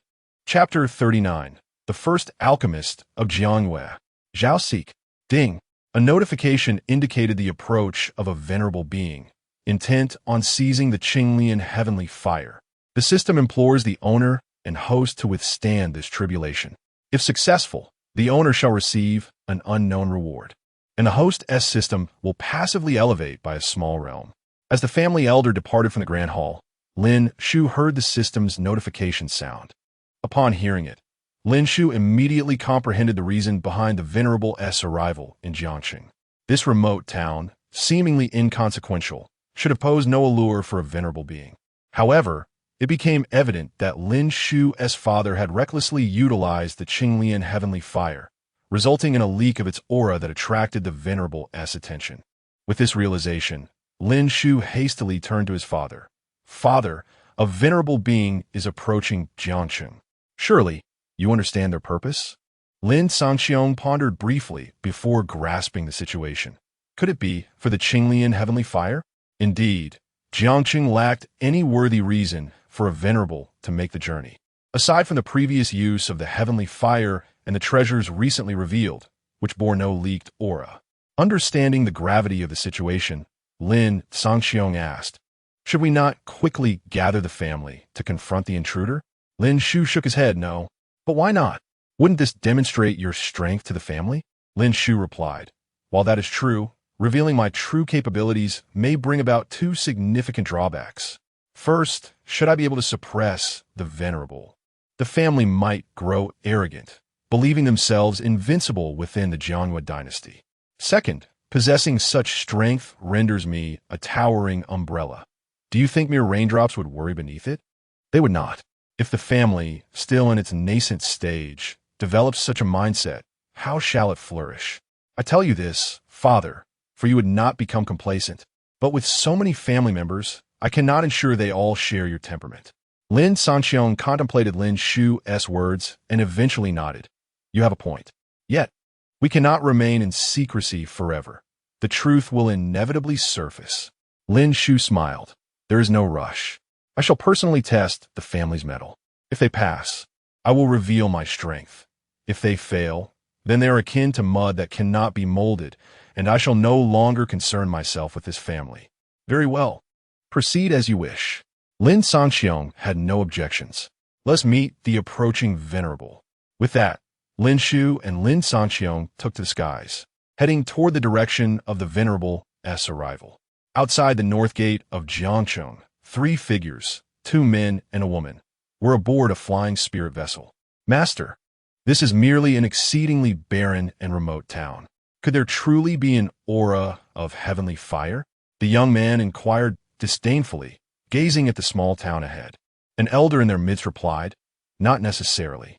While Jiangsheng is indeed impoverished today, it was not always so. A millennium ago, this place was extraordinary. Back then, the star-plucking secret realm emerged, and I was but a youth, unable to partake. Although the realm vanished 1,000 years ago, it is not impossible that secrets remain, and the presence of heavenly fire is still plausible." The star-plucking secret realm? The two younger companions were taken aback. "Master, are you suggesting it is like the powerful being that recently emerged from the Beiwa Palace?" The elder nodded. The young woman spoke. "The Beiwa Palace has a mysterious star-plucking expert, and now there appears to be a leak of heavenly fire aura. Could there be a connection?" The elder pondered. "Perhaps, but it is too soon to tell. Regardless, I must investigate. If it is unclaimed, I will seize the heavenly fire. If it has an owner, we may still negotiate for its use. My lifespan is dwindling, and I have already consumed many lifespan elixirs, but the side effects are severe. Without concocting the star-breaking pill, I cannot ascend to the star-plucking realm, and within 10 years, my lifespan may completely expire." The young man encouraged, "Master, you will surely succeed. Even if it is a star-plucking expert, they would not refuse the goodwill of a future star-plucking master." The elder sighed. The star-plucking experts are elusive. If it is indeed the heavenly fire of a star-plucking expert, I cannot be certain I can borrow it." Just then, two figures appeared before the vessel. "Who goes there?" the young disciples exclaimed. The elder also observed the two figures. Both were soaring through the air unaided, indicating they possessed at least the realm of divine passage. The elder waved his hand, signaling his disciples to remain calm. A divine passage level 5 cultivator would not concern him, for he was at the pinnacle of the 9th level of venerable status, ranking among the top 3 in the entire Jiangwei dynasty. However, the appearance of such a cultivator in Jiangsheng warranted careful consideration. It was unusual for this small town to produce a divine passage level 5 expert, as only major cities typically had such powers. Moreover, one of the young figures was remarkably youthful, even younger than his own disciples, yet capable of flight. His disciples were all prodigies with the potential for venerable status, yet still only in the spirit transformation realm. The presence of such a young divine passage cultivator required caution. After all, the mysterious star-plucking expert had just emerged from the Beiwa Palace. It was quite possible that this young figure was connected to that star-plucking expert, perhaps even a disciple. Only a star-plucking expert could nurture such a young prodigy in the realm of divine passage. "I am Zhao Sik. May I inquire why you two have obstructed my path?" Zhao Sik. Lin Shu glanced at his father, unfamiliar with the name. Lin Sangxiong, understanding Lin Shu's confusion, explained, "It is not surprising you do not know him. Zhao Sik may very well be the oldest living figure in the Jiangwei dynasty. He was once celebrated as the foremost alchemist of the dynasty and has been absent for many years. It is indeed surprising to find him still alive." Upon hearing this, Lin Shu nodded. A venerable at the pinnacle of the 9th level. Initially unfamiliar with the name, Lin Shu had assumed it was an outsider. Now, with his father's explanation, he understood. A once reclusive powerhouse sensing the emergence of the heavenly fire. Lin Shu turned to Zhao Sik and spoke candidly. "I am aware of your purpose." Zhao Sik, noticing Lin Shu's nonchalance, became increasingly convinced that Lin Shu was indeed a disciple of the star-plucking expert. For how could a mere junior remain so unfazed before a venerable at the pinnacle of the 9th level? "Since you know, might I request your introduction? I express my gratitude in advance." His tone shifted from addressing them as "you two young friend." An introduction? Lin Shu was taken aback. Was this individual not the one seeking the Qinglian heavenly fire as indicated by the system? Why must one make a self-recommendation? And what should one recommend? After some contemplation, Lin Shu seemed to grasp the essence of the matter. Indeed, if the Azure Lotus celestial fire has an owner, then subduing its master would undoubtedly require considerable cultivation. They were unaware that their father possessed the celestial fire's secret tome, which provided unique methods for harnessing such flames. It is likely he assumed that a formidable individual had tamed it, which is why he expected Lin Shu, being so young, to make the recommendation. There is no need for such a recommendation. You may simply articulate your request. Lin Shu noticed Zhao Xig's politeness and refrained from directly expelling or even executing him. It was an opportune moment to hear the request, as this was a powerful alchemist. Should he be persuaded to join them, it would undoubtedly bring significant benefits to the Lin family. Chapter 40. A father's kindness and a son's filial piety. Mudanzun, where are you? My master requested your recommendation, and you should simply comply. Beside Zhao Xig, the young man suddenly expressed his displeasure, raising his voice sharply. He had always harbored a disdain for Lin Shu. As a prodigy, he had been revered since childhood, and especially after Zhao Xig recognized his talent for alchemy and took him as a disciple. He considered himself the foremost practitioner of both cultivation and alchemy among the younger generation of the Jianhua dynasty. Witnessing Lin Shu's ability to traverse the air, a feat indicative of the divine realm, and noting Lin Shu's youth, he felt an overwhelming jealousy. How could there be anyone in the Jianhua dynasty more talented than himself? However, he had refrained from speaking out due to his master's restraint. Now, seeing the young man disrespecting his master with such audacity, he could no longer hold his tongue. He believed that by standing up for his master, he would also have the opportunity to reprimand Lin Shu, achieving a twofold victory. Upon hearing his words, Lin Sanxiong and Lin Shu's expressions hardened. Lin Sanxiong was taken aback that someone would belittle his son in his presence. Although Lin Shu had faced disdain from family members in the past, he had never allowed outsiders to demean him. Now that he had gained strength, he was even less inclined to tolerate such affronts. If you continue to speak recklessly, I shall not hesitate to teach you a lesson in manners, Lin Sanxiong declared angrily. Lin Shu glanced at his father, feeling a swell of pride. Though his father may not possess strength surpassing his own, nor that of the young man's master, he still dared to speak boldly in front of the young man. Such a father was indeed commendable. Lin Shu then spoke. Zhao Xig, is it? Your disciple appears to be quite lacking in decorum. If that is the case, you may as well take your leave, whatever you desire. I shall not grant you as long as he remains here. Furthermore, before you depart, as a prelude to this insolence, he must leave behind one of his legs. At this moment, Zhao Xig immediately turned to his disciple. Apologize at once. Seek forgiveness from this young friend. Otherwise, I shall not spare you. Zhao Xig had not anticipated that his disciple would lose his composure so easily and provoke others. He had known his disciple to be proud and dismissive of others, but he had never intervened, as the disciple usually managed his affairs well. However, who was this person before him? A likely disciple of someone at the star-plucking realm, having attained the divine realm at such a young age, destined to become an extraordinary talent in the future. Master, why must you plead with him? The young man showed no intention of apologizing. Rather, he escalated the situation. He is merely a youth. Even if he is related to that powerful individual, he is still just a disciple. And master, if you truly harness the heavenly fire, you will surely break through to the star-plucking realm, at which point you will stand on equal footing with that powerful individual. Even if he is indeed your master, he must treat you with respect. Upon hearing this, Zhao Xig shouted, Silence, ungrateful disciple. With that, Zhao Xig struck out, breaking the young man's leg, then turned to Lin Shu. I apologize, young friend. My disciple has been spoiled. I have taught him a lesson.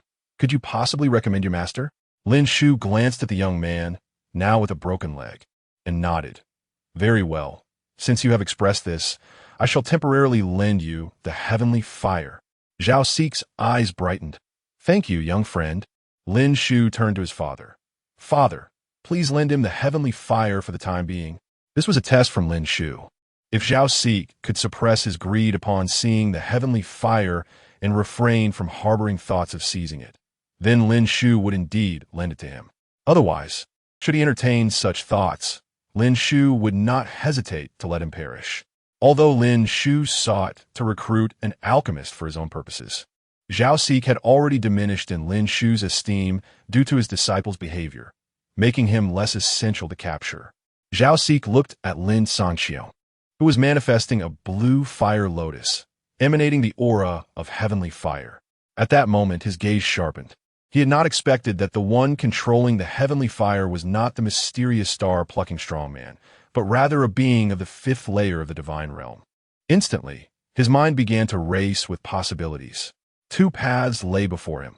The first, to seize the fire by force. The second, to heed Lin Shu's words and borrow the heavenly fire, thereby incurring 3 obligations to Lin Shu. Before Zhao Xi could respond, the young man interjected again, "Master, look.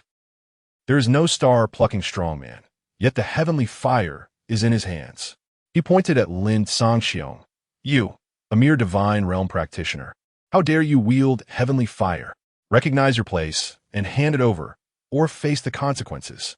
As Lin Shu was awaiting Zhao Xi's response, he paid no heed to the young man's provocations. Otherwise, the young man would have already been dealt with. Zhao Xi fell into deep contemplation. After a long pause, he finally spoke. "I humbly request to borrow the heavenly fire. It will be returned immediately after use. I swear an oath." Upon hearing Zhao Xi's words, a smile spread across Lin Shu's face. "Excellent. Congratulations on making a wise choice. In that case, I shall temporarily lend you the heavenly fire. During this time, you may come to my Lin family." Just then, a voice suddenly rang out from the sky. "Zhao Laoge, you are still as cowardly as ever. The heavenly fire is right before you, yet you do not seize it. Since you refuse to take the heavenly fire, it shall belong to me today." As the voice fell, several eminent figures descended from the heavens, led by a notably younger elder compared to Zhao Xi. Upon his arrival, the young man immediately greeted him. "Junior Qin Buhua pays respects to Mu Danzun." "Ah, Qin Buhua, no need for formalities. You have performed admirably this time. Once the heavenly fire is in hand, you are welcome to leave your inept master and join my ranks." "What say you?" "I, disciple Qin Buhua, am willing." The young man, Qin Buhua, nodded eagerly. The individual known as Mu Danzun appeared quite pleased, casting a glance at Zhao Xi. "Zhao La, you have grown old. Even your disciple no longer wishes to follow you." Zhao Xi, however, did not respond to Mu Danzun, but instead turned his gaze to his disciple Qin Buhua. "Why have you done this?" "Why, Master, you have grown old. Despite your noble status, you live in such poverty. As the foremost figure among the young alchemists and warriors, I cannot continue living a humble life under you. I wish to make a name for myself." Qin Buhua spoke. "Moreover, you even broke my leg for an outsider. Is this the conduct expected from a master?" Zhao Xi replied, "You should understand that I could heal you at any time. A mere broken leg means nothing to me. Indeed, the legs may be reattached, yet the heart lies shattered." Lin Shu observed with great interest. Unexpectedly, he witnessed a scene reminiscent of filial piety, though they were not blood relatives. Nevertheless, the adage, "once a teacher, always a father," holds a similar weight. As for the subsequent arrivals, Master Mu Dan accompanied several esteemed individuals, appearing intent on committing murder for the sake of power. Lin Shu regarded them with utter disdain, perceiving their approach as nothing more than a prelude to their demise. Chapter 41. Terror. "You are the star plucker." Beside them, Zhao Xi's female disciple, who had remained silent until now, could no longer contain herself. "Qin Buhua, how could you be so heartless? Your master has treated you well, yet you have summoned the enemies of your revered teacher. It was your master who helped resolve the calamities your family faced. Without his assistance, your family, including you, would have likely perished long ago. How dare you claim that your master has hurt your feelings?" Qin Buhua fell silent. At that moment, the venerable Mu Dan spoke. "Qin Buhua, do not heed your senior sister's words. You possess such remarkable talent. Had you encountered me earlier, I too would have taken you as a disciple. I could have resolved your family's issues as well. Zhao the old ghost is merely drawn to your talent. If your aptitude were lacking, would he have taken you under his wing? Ultimately, he acts in his own interest, just as you can." Upon hearing this, Qin Buhua nodded eagerly. "Elder Mudan speaks wisely. He understand." He then turned to Zhao Xi. "One must act for oneself, or face annihilation. You do not even dare to seize a single spark of heavenly fire, yet you dare to discuss the realm of star plucking? I suspect that your inability to break through the star-plucking realm after all these years is precisely due to this. Zhao Xig's face turned ashen as he gazed at Qin Buhua, his heart filled with disappointment. Admittedly, when he first took Qin Buhua as a disciple, it was indeed his talent that attracted him, a fact he could not deny. However, he had also treated him sincerely, dedicating his life to alchemy, leaving him without a companion or descendants. In his later years, fearing that all he had learned would vanish with his death, he took in 2 disciples, one female disciple named Xie Yin and one male disciple named Qin Buhua. Having lived a solitary life, he regarded these 2 as his own children, imparting all he had learned. Now, this male disciple had betrayed him, secretly bringing forth his enemies. How tragic! Zhao Xig looked to Lin Shu, realizing that with the heavenly fire in Lin Sanqiong's possession, there were no strong figures from the star-plucking realm behind him. He spoke, "Young friend, I apologize for the spectacle. For now, I implore you to take my female disciple away. With the heavenly fire, they will undoubtedly pursue you. If you can escort my disciple away from the Jiangyue dynasty, it may just save our lives. As for them, I will hold them off. Though I lack the star-plucking realm, I have concocted numerous pills in my lifetime. I could delay them for a while." He pushed Xie Yin toward Lin Shu. Xie Yin, with tears in her eyes, cried out, "Master, I won't leave. Even if I must die, I want to die alongside you. I have no family. I have been an orphan since childhood. You are my only kin. Without you, my existence would be meaningless." Zhao Xig replied, "Yinner, you possess great talent, even surpassing your junior brother in certain respects. If not for your reluctance, you would have advanced far beyond him in both cultivation and alchemy. If you escape and grow stronger, you can avenge your master." He understood that without these words, Xie Yin would never leave. Though he did not wish for her to live with hatred, it might be the only way to convince her to depart. Witnessing this, Lin Shu interjected, "Why must you create such a scene of parting?" His words drew the attention of both the sorrowful Zhao Xig and Xie Yin. At the same time, Mu Dan spoke, "Indeed, Zhao the old ghost, what are you thinking? I have brought 5 venerable ones with me. And this individual beside me is the lord of the Nanming Palace, a master of the 9th realm. Not only must you die, but your female disciple must die as well. You will journey together. There will be no poignant farewells." As he spoke, Mu Dan turned to Lin Shu, "You young man, speak in a manner that pleases me. How about this?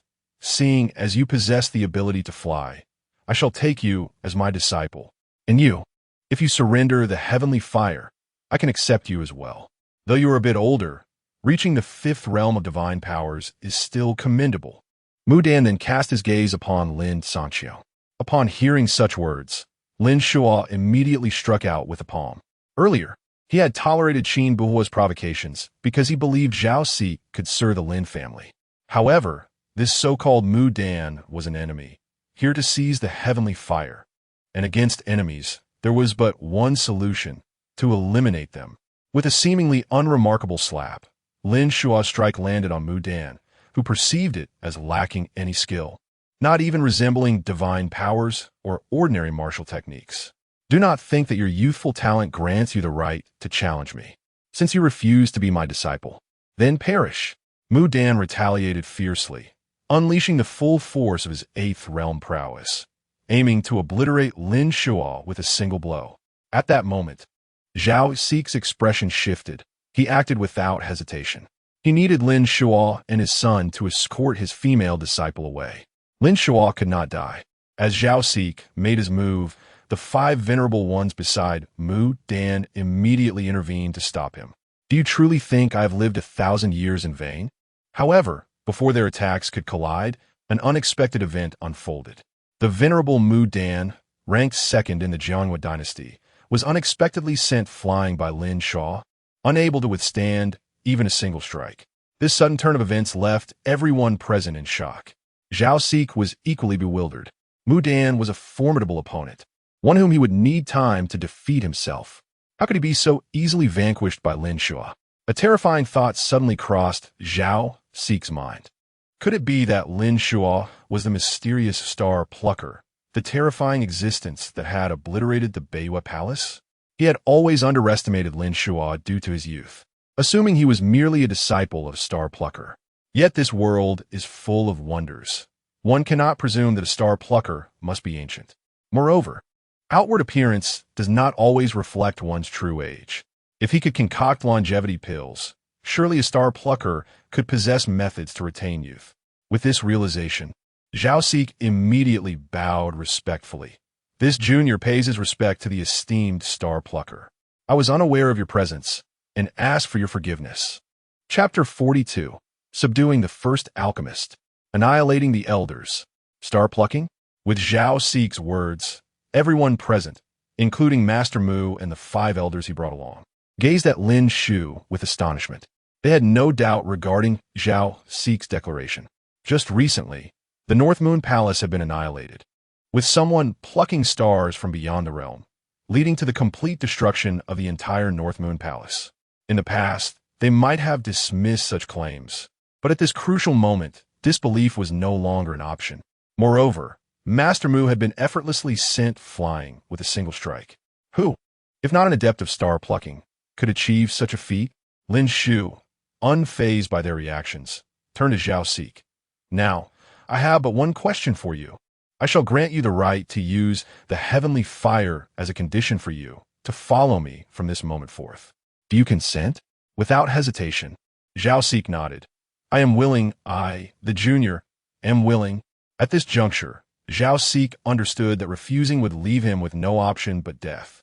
Trapped as he was with Master Mu and his associates, following a formidable figure like Lin Shu, a practitioner of star plucking, was the only path to survival. How could he possibly refuse? Excellent. Lin Shu nodded in satisfaction. Then bring your female disciple to stand beside me. Yes, esteemed one. Zhao Sik did not hesitate, pulling the still dazed Xie Yin to stand immediately behind Lin Shu. Lin Shu then turned his gaze toward the elders. You lot, coveting the heavenly fire, may now meet your end. Master Mu and the 5 elders fell to their knees, pleading, Esteemed one, spare us. We are willing to follow you. Alas, Lin Shu paid them no heed. Had they merely sought to borrow the heavenly fire, he might have spared them. However, they had come with intentions of theft and murder. Such individuals were not worth preserving. Next time you attempt to rob someone, remember to keep your eyes wide open. With that, Lin Shu struck decisively. The 6 elders, including Master Mu, comprised a formidable force, one at the 9th level, another at the 8th, and 4 at levels 6 to 7. Such power would be unrivaled anywhere in the Jiangyue dynasty. Yet, to Lin Shu, they were merely insignificant insects. He did not even require divine abilities to confront them. They were unworthy of such consideration. With nothing more than ordinary techniques, they were utterly defenseless. Do you truly wish to eradicate us completely? We represent significant forces within the Jiangyue dynasty. I am a master of the Southern Underworld Palace. I am the Grand Elder of the Western Xian sect. I am the Deputy Master of the Eastern Cold Pavilion. Should we perish, the myriad powers of the Jiangyue dynasty will undoubtedly converge, and even you, a practitioner of star plucking, will find it difficult to contend with us. Master Mu chimed in.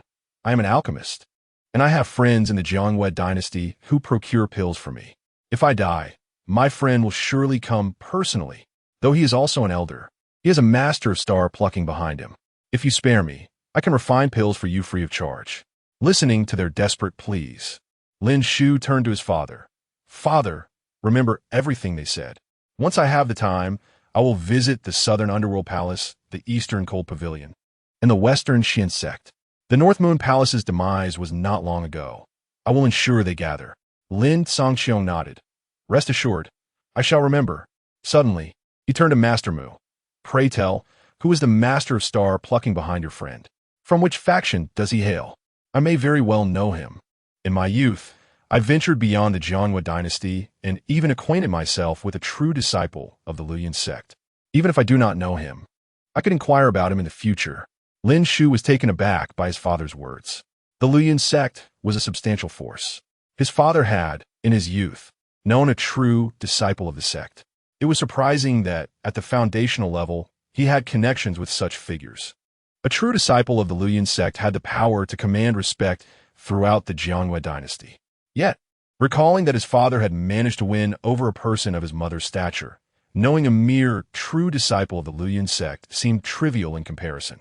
Master Mu, upon hearing Lin Sangqiong's words, was utterly astounded. Had anyone else made such a claim, he would have scoffed. A true disciple of the Luoyuan sect was not someone a mere fifth-level practitioner could be acquainted with. However, if this fifth-level practitioner had a son capable of star plucking, it all made sense. Thus, the forces backing him were not as formidable as he had presumed. Though they were practitioners of star plucking, they would not dare confront a true disciple of the Luoyuan sect directly. It was said that should he not perish, he would inevitably ascend to a position of elder or even sect leader within the Luoyuan sect.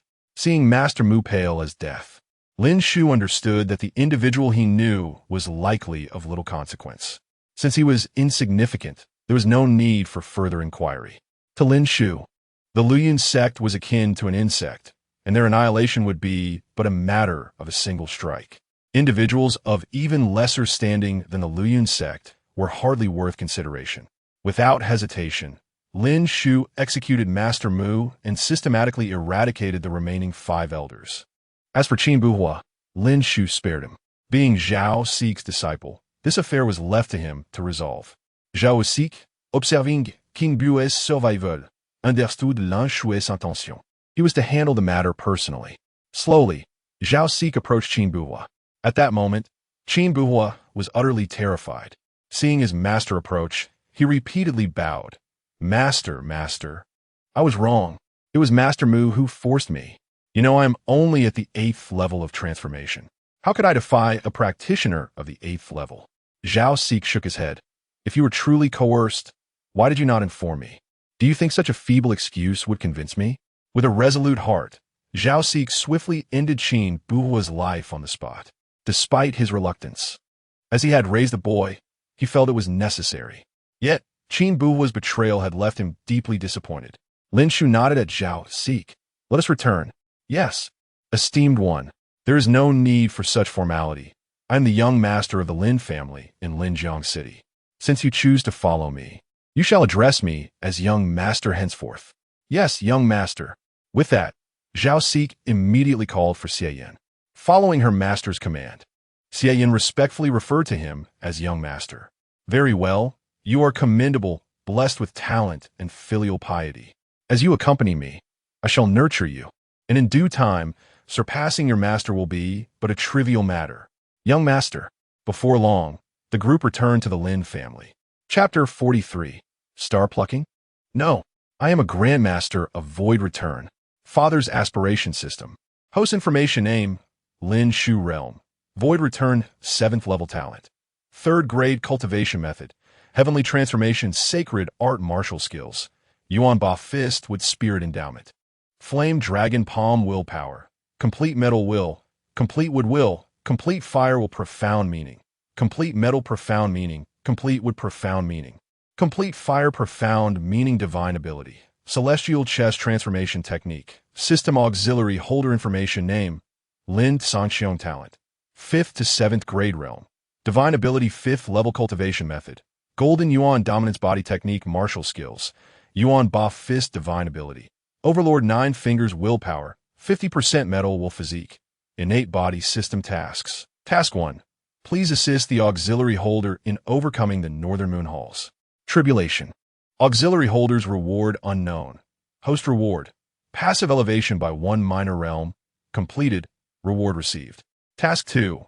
Please eliminate the Northern Moon Hall within 1 month alongside the auxiliary holder. Auxiliary holders reward unknown. Host reward. Passive elevation by 1 minor realm. Completed. Reward received. Task 3. Please assist the host and auxiliary holder in overcoming the Qinglian Heavenly Fire Tribulation. Successful completion. Auxiliary holders reward unknown. Host reward. Passive elevation by 1 minor realm. Completed. Reward not yet received. Upon returning to the Lin family, Lin Shu hesitated not a moment and directly accessed the system. Upon opening the system, he found that the tasks had been completed. Without hesitation, he mentally invoked, System, claim my reward. Ding. Due to the excellent evaluation of the Qinglian Heavenly Fire task, a standard excellent gift pack has been awarded. Ding. The excellent task gift pack has been distributed. Ding! Congratulations to the host for achieving a passive elevation by one minor realm, raising the host's realm from Void Return 7th level to Void Return 8th level. Lin Shu immediately sensed an increase in his strength, though he did not dwell on it. However, he felt a deep appreciation for the system's rewards. From these recent tasks, he had roughly deduced a conclusion. The system's evaluations are categorized into 3 levels: ordinary, excellent, and perfect. Ordinary pertains to situations where his father is absent. Excellent occurs when his father is present, and perfect signifies that his father resolves matters entirely. This was his speculation, of course. Only future tasks would clarify the specifics of the ratings. Regardless, Lin Shu was convinced that having his father involved was undoubtedly beneficial.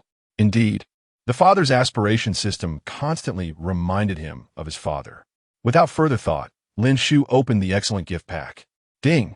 Congratulations on receiving a special mysterious map exclusive to your father. Ding! Congratulations on receiving a martial tower. There were only 2 rewards, 1 for the ordinary gift pack and 2 from the excellent gift pack. This further corroborated Lin Shu's assumptions. The first reward was another exclusive mysterious map. Lin Shu refrained from examining it, knowing it was intended solely for his father's eyes. In fact, he almost forgot about the previous map still in his possession and planned to hand them both to his father together.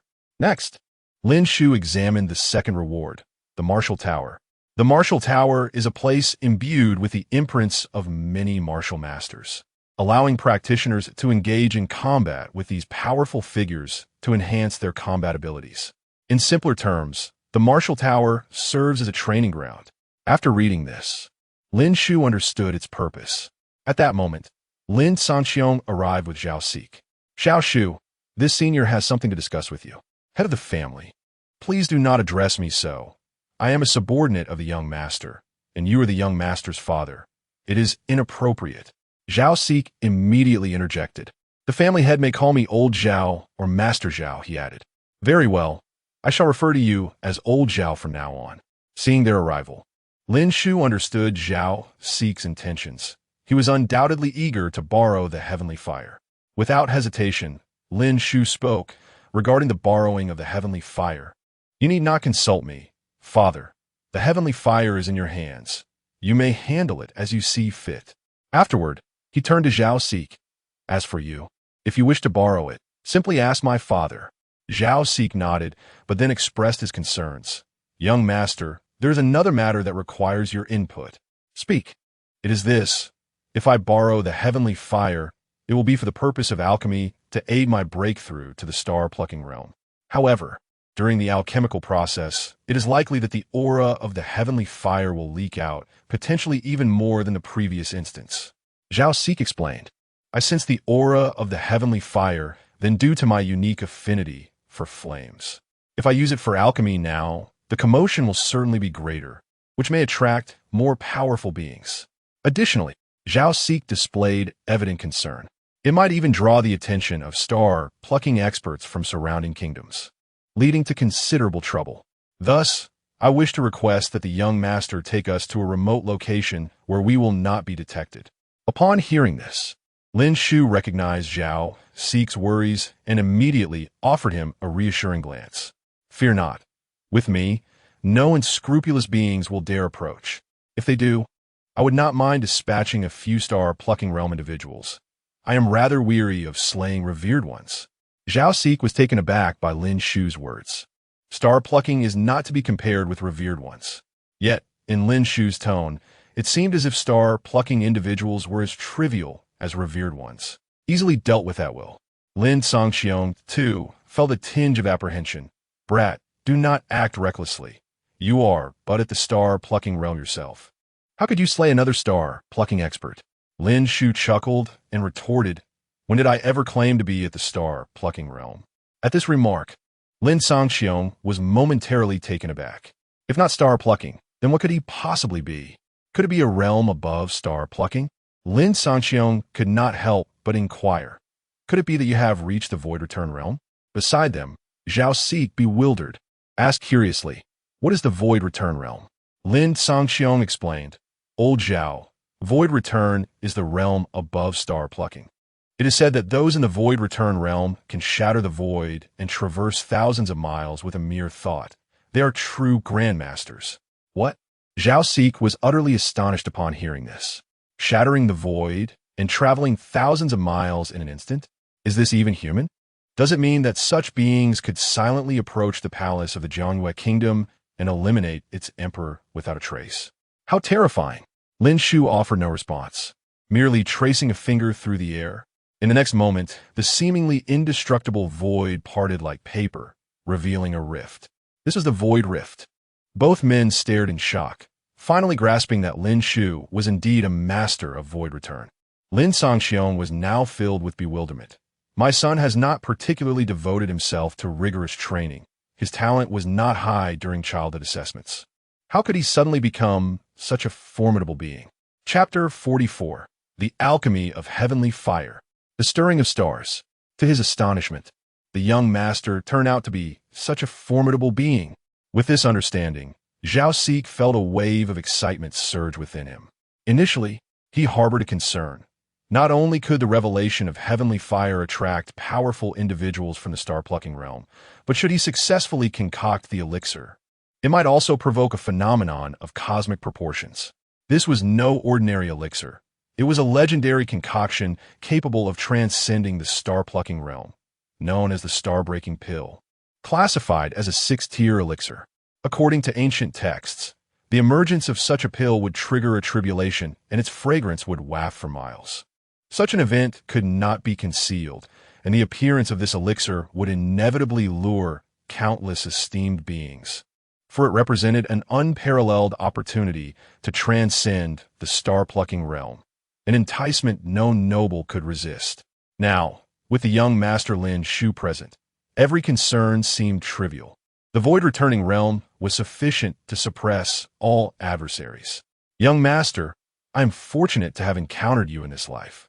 Should this alchemy succeed and allow me to transcend the star-plucking realm, I vow to follow you devotedly for the rest of my days. Very well. Let's speak of breakthroughs once the elixir is complete. Lin Shu thought to himself, wary of allowing his investment in this alchemist to be undermined by his own ill-fated words. After all, it was all too common for individuals to make grand proclamations, only to have them become their last words. He still hoped that Zhao Xi could concoct an elixir to enhance his father's cultivation. If his father could elevate his own prowess, Lin Shu too would benefit. Otherwise, what was the purpose of his efforts? Young master, I shall take my leave to prepare for the alchemy. Zhao Xi swiftly departed. The star-breaking pill was a 6th-tier elixir, and it marked Zhao Xi's first attempt at such a creation. Throughout his life, he had brewed countless 5th-tier elixirs with remarkable ease. Yet, the star-breaking pill was a different challenge altogether. Despite having studied the formula for nearly 3 centuries and mastering every detail, be it the refinement of materials or the control of flame, he needed to return to a tranquil state of mind to ensure optimal conditions for the alchemy. After Zhao Xi left, Lin Sangxiong also prepared to depart. Lin Shu called out to his father, "Hey, what's the rush? I need to cultivate. You of all people have reached the void-returning realm without a word. I cannot afford to lag behind. I must at least break through to the esteemed realm first. I need to soak in the blood pool." Lin Shu listened to his father's words, feeling quite pleased. Yes, that was the right attitude towards cultivation. The more diligently his father worked, the greater his own chances for advancement. However, with the mysterious map still in his possession, Lin Shu had no use for it. He handed it over to his father. "Here are 2 maps. See if you can discern anything significant." Lin Sangxiong, without hesitation, accepted the maps. This one appears to detail the vicinity of Linjiang City. It mentions a secret realm for esteemed beings. Unfortunately, entry requires one to be of the esteemed realm. It seems I must wait until I break through to explore. Lin Shu observed his father's immediate recognition of the map's origins and couldn't help but mildly scoff internally. This system is indeed considerate. It truly reflects its exclusive rewards. And what the other map? Lin Shu inquired. Lin Sangxiong immediately focused on examining it. As he scrutinized it, his expression transformed into one of intrigue. "Xiao Shu, This is a map relating to heavenly fire. It lies a full 300,000 miles from here, beyond the borders of the Jiangyue dynasty. Indeed, heavenly fire. Lin Shu mused, feeling a sense of wonder. Meanwhile, Lin Shu continued, "What a pity. What troubles you? Alas, the secret realm containing this heavenly fire permits only those of the star-plucking realm to enter." Lin Shu lamented. "Otherwise, Xiao Shu, you could have possessed a form of heavenly fire." Lin Shu, unfazed, responded, "That is of no consequence. Heavenly fire is merely an optional asset for me. Even in its absence, none of my peers can match my prowess." Lin Shu nodded in agreement. "Then I shall endeavor to see if I can subdue this heavenly fire. If successful, possessing two types of heavenly fire could lead to a remarkable evolution, as recorded in the Heavenly Fire Secret Tome. At that point, my strength would undoubtedly ascend to new heights, and with two types of heavenly fire, I might become invincible in the star-plucking realm." Lin Shu congratulated him. "Then I preemptively wish you success in subduing the heavenly fire." "Impudent child, do not flatter me. I am at a loss as to how you managed to break through to the void-returning realm." With that, Lin Shu took his leave. Once again, he had found his purpose. First, to break through to the esteemed realm and explore the secret realms of the star-plucking beings, and then to venture beyond the Jiangyue dynasty in search of the heavenly fire. This was his forthcoming objective. Days later, Zhao Xi finally attained the necessary state of mind and commenced his alchemical work. He borrowed the Azure Lotus heavenly fire from Lin Shu. Controlling and absorbing heavenly fire was no simple feat. However, an alchemist possessed fire control techniques that made it feasible for brief periods of alchemical work. Zhao Xi, being formidable in his own right, could indeed manage the Azure Lotus heavenly fire, partly due to Lin Shu's granting of permission. Otherwise, a possessed heavenly fire could not be wielded by others unless the owner relinquished control or was defeated.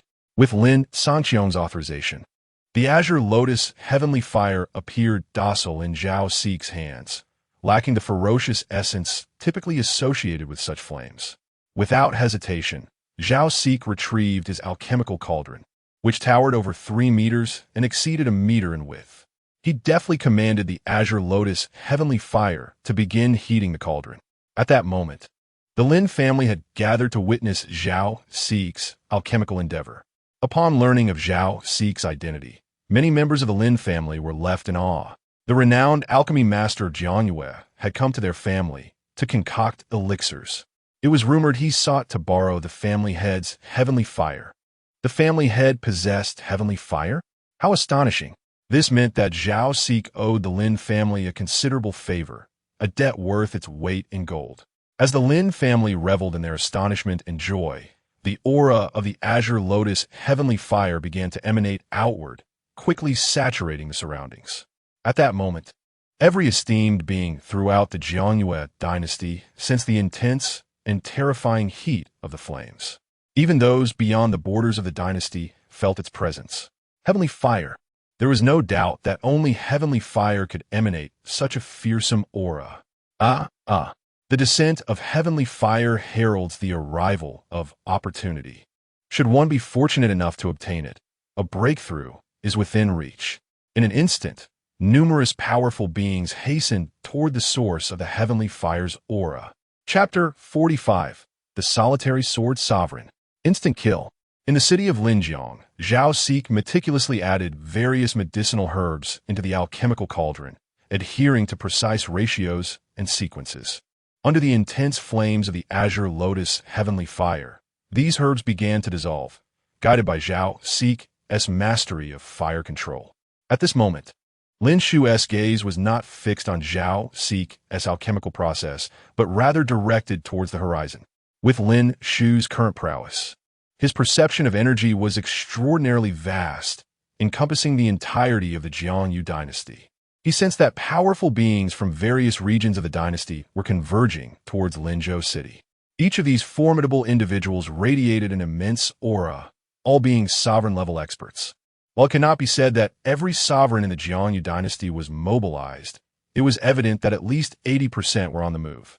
After all, this was the heavenly fire. Obtaining such a treasure would render a sovereign invincible within the same realm, and even facilitate a future breakthrough to the star-plucking stage. Such an opportunity was irresistible to any sovereign. In the heart of the Jiangyu dynasty, within the imperial palace, Emperor Jiang Tianxin was engrossed in reviewing official documents when he abruptly lifted his head. His gaze turned northward, and without hesitation, he spoke.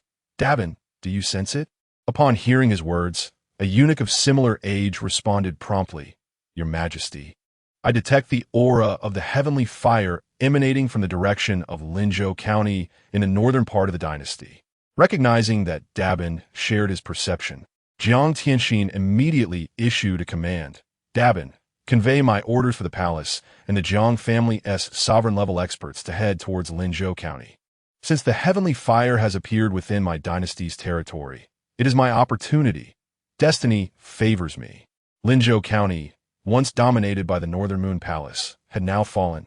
Thus, no one in the Jiangyu dynasty could contest the heavenly fire with him. Dabin nodded in acknowledgement and exited the study to make the necessary arrangements. Naturally, similar occurrences transpired across various powerful factions: the Southern Ming Palace, the Western Xian sect, and the Eastern Han Pavilion, all mobilizing their resources towards the territories formerly controlled by the Northern Moon Palace. Additionally, many lesser sovereigns were also setting out in pursuit. On this day, across the Jiangyu dynasty, practitioners were taken aback as sovereigns emerged from their secluded cultivation. What had transpired? Why were these venerable figures appearing so frequently today? What event could provoke such eagerness among the sovereigns? Just recently, the Northern Moon Palace had been destroyed, yet the sovereigns had not displayed such enthusiasm. Let us follow and see. Whatever has drawn the sovereigns in such droves warrants at least a glance. As time passed, an hour had slipped by since Zhao Sik began his alchemical endeavor. At this point, he was wholly absorbed in the process, free from distractions, knowing Lin Shu was present to deter any interruptions. Zhao Sik's alchemical work progressed smoothly, and Lin Shu, observing his success, felt a sense of satisfaction. The successful concoction of the breakthrough elixir meant that Zhao Sik could potentially reach the star-plucking realm. Once Zhao Sik achieved this breakthrough, Lin Shu could delegate certain responsibilities, alleviating his need to personally intervene in every significant matter. Just as Lin Shu was reveling in this thought, a voice echoed from outside Linjiang City. "Ha ha ha! I am the first to arrive. It seems the heavenly fire shall belong to me." The speaker was a middle-aged man, whose eyes gleamed with delight upon seeing Zhao Sik engaged in alchemy. "What a fortunate turn of events! Since you were preoccupied, do not blame me for my lack of courtesy." The middle-aged man chuckled inwardly.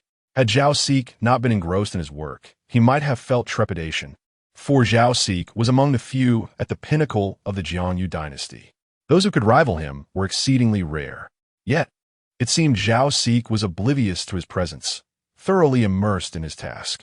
At this critical moment, the man decided to strike, confident in his success. Should he succeed, he could seize the heavenly fire and depart. With the vast world at his disposal, even if other sovereigns from the Jiangyu dynasty arrived, he would have vanished without a trace. He could easily retreat to a remote location to refine the heavenly fire and later return as a star-plucking expert. As he contemplated this, he launched his attack. Just as he believed victory was assured, a young figure suddenly appeared beside him, Lin Shu. Seeing the sovereign attempt to ambush Zhao Sik, Lin Shu could not remain passive. After all, Zhao Sik was instrumental in enhancing his father's strength and could serve as a valuable ally in the future. Thus, Lin Shu acted decisively. Although he did not unleash his full power, intent to kill radiated from him. Even without exerting his utmost strength, his resolve was beyond what a mere sovereign could withstand, particularly against a sovereign of the third level. In the end, the middle-aged man perished without ever knowing who had claimed his life. To strike at one beneath the gaze of the young master was a fool's errand. Lin Shu regarded the fallen sovereign, then relocated him to a towering tree, suspending his corpse for all to see. He then sat quietly atop the tree, observing the approaching sovereigns from various directions within the Jiangyu dynasty. As they neared Linjiang City, Lin Shu finally spoke. "This is a forbidden area, sovereigns are not permitted to tread here. Should you dare contravene this warning, you shall meet the same fate as this man." He gestured towards the recently slain middle-aged man. Initially, the sovereigns were incensed at being obstructed by a mere youth. But their anger quickly dissipated upon recognizing the identity of the deceased. "This is the solitary sword sovereign, Gu Xingyun.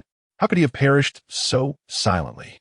He was a legendary sword sovereign, his mastery of the third level of sword intent reaching a remarkable 90%. In an instant, the assembled sovereigns hesitated, refraining from overstepping their bounds. Chapter 46. One person as an impassable chasm. The path to death? Gu Jianyun. In recent years, the renowned sword master of the Jianwei dynasty. Although he is only at the third level of the esteemed realm, his comprehension of sword intent is extraordinarily profound, having reached an astonishing 90%. Such mastery is something that even seasoned 8th and 9th level masters may struggle to achieve. Hence, Gu Jianyun is regarded as invincible among his peers within the Jianwei dynasty, earning comparisons to the legendary figure from 500 years ago, the Unrestrained Master. The Unrestrained Master, who emerged 5 centuries prior, dominated the Jianwei dynasty for 300 years without a single defeat among his contemporaries, was none other than Yin Tianquan. Such an accolade is nothing short of astonishing, and rumors abound that Gu Jianyun may be the most likely among today's masters to break through to the star-plucking realm. As the esteemed masters gazed upon the lifeless body of Gu Jianyun hanging from the tree, they could not suppress their trepidation. Among those present, very few could rival Gu Jianyun. Meanwhile, Lin Shu appeared unscathed, having not even emitted a trace of combat aura during the encounter. What does this imply? It suggests that Gu Jianyun was likely killed in an instant, caught completely off guard. One of the more formidable masters could not help but inquire, "Did you slay Gu Jianyun? Who exactly are you? Why have we never heard of you in the Jianwei dynasty?" Lin Shu glanced at the master and replied with remarkable nonchalance, "You are not qualified to know." The master, taken aback by Lin Shu's blunt retort, felt his countenance darken. "You." Yet, suddenly realizing something, he suppressed his words. If this young man truly possessed the power to eliminate Gu Jianyun, provoking him could lead to a fate similar to that of Gu Jianyun. Seeing the master refrain from speaking further, Lin Shu merely cast a brief glance before returning his focus elsewhere. A 5th-level master, should he dare to utter another word, Lin Shu would not hesitate to add another body to the tree. Fortunately, the master was quick to comprehend the gravity of the situation and chose silence, prompting Lin Shu to disregard him entirely. Thus, amidst the vast sky, the gathered masters remained silent, none daring to speak, let alone approach Zhao CK to seize the heavenly fire. With their inaction, Lin Shu too felt no need to make a move, relishing the peace. However, this tranquility did not last long, as several discordant voices abruptly shattered the stillness. "Since esteemed masters have arrived so early, are you waiting for me, the Westerxian sect?" the elder proclaimed. "In that case, I express my gratitude. Once I secure the heavenly fire, I shall not hesitate to allow you to experiment with it." Lin Shu observed as 9 masters arrived, with the foremost being an elder of the 8th level. This elder, identifying himself as such, was evidently a senior figure from the Western Xin sect, one of the 4 great sects of the Jianwei dynasty, alongside the Northern Moon Palace.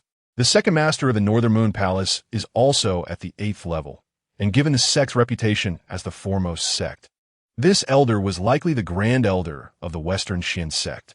As Lin Shu surmised, the gathering of a dozen scattered masters, upon seeing the newcomer, began to respectfully acknowledge him.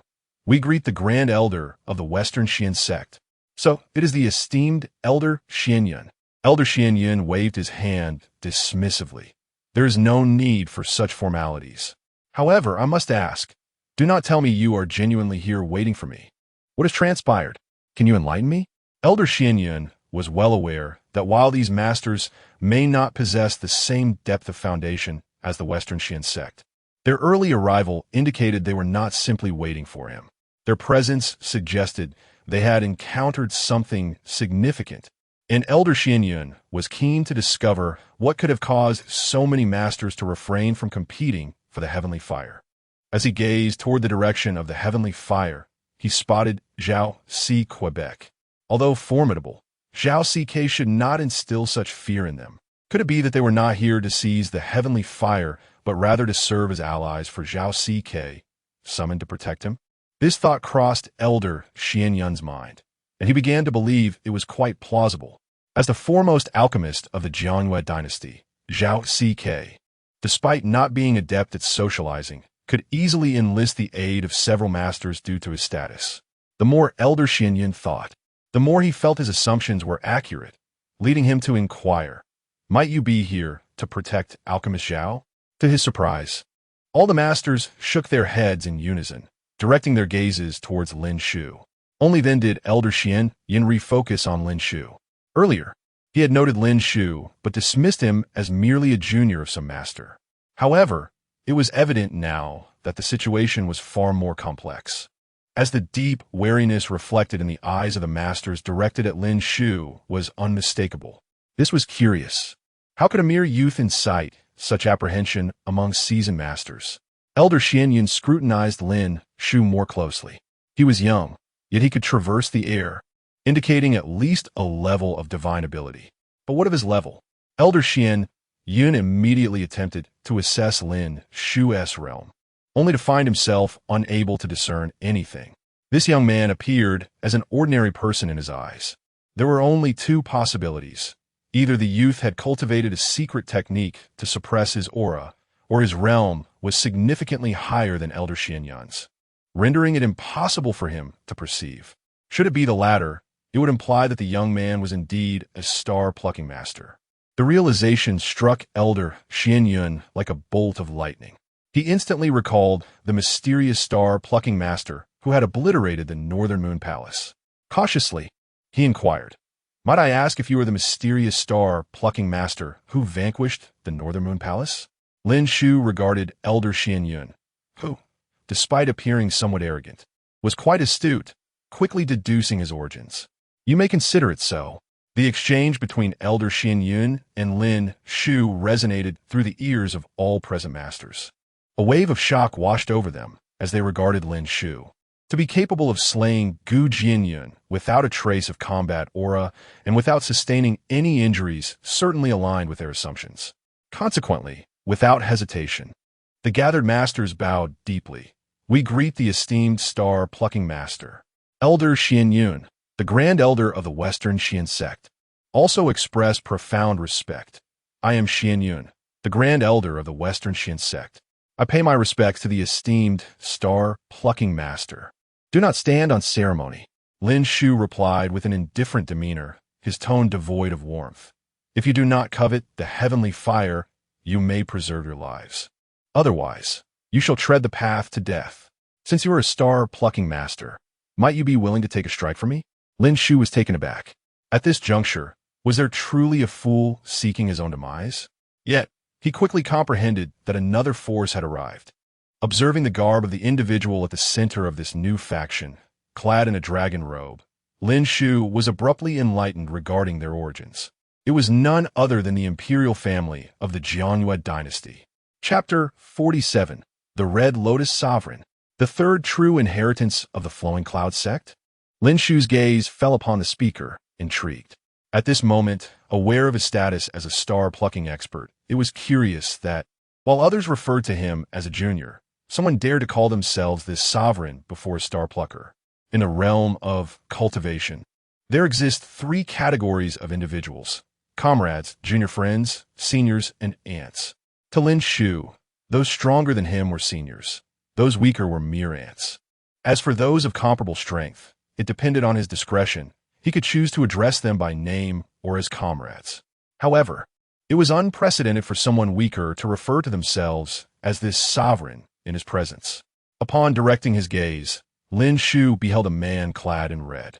Before he could ascertain the man's identity, a sovereign in attendance spoke up. It was none other than the Red Lotus Sovereign. To Lin Shu's astonishment, the Red Lotus Sovereign had arrived and was in the company of the royal family. Indeed, rumors suggested that the Red Lotus sovereign was not originally from the Jiangyue dynasty, having once been hunted by the royal family for his arrogance upon his initial appearance there. The current situation was indeed unexpected. The mention of the Red Lotus sovereign stirred memories within Lin Shu. This audacious figure had once emerged in the Jiangyue dynasty, notorious for abducting 2 princesses and 3 consorts of the royal family. It was said that he had even infiltrated the queen's chamber, forcing the emperor of the Jiangyue dynasty to issue a warrant for his capture. While these tales were often exaggerated, they were rarely without foundation. Now, seeing the Red Lotus sovereign in the company of the royal family was perplexing. Disregarding these trivialities, Lin Shu addressed the Red Lotus sovereign. "If you wish to receive a strike from me, it depends on your wager." The Red Lotus sovereign promptly replied, "Since you're a star-plucking expert, I presume ordinary stakes would not pique your interest. How about a grand supernatural ability?" Upon hearing this, the assembled sovereigns gasped in astonishment. Indeed, the Red Lotus sovereign had boldly proposed a wager of a grand supernatural ability. It was well known that the Jiangyue dynasty's legends spoke only of minor abilities, with grand ones possessed only by those with significant fortunes and profound backgrounds. Even so, such abilities were typically kept as trump cards. For him to offer one as a wager was audacious indeed. Lin Shu shook his head.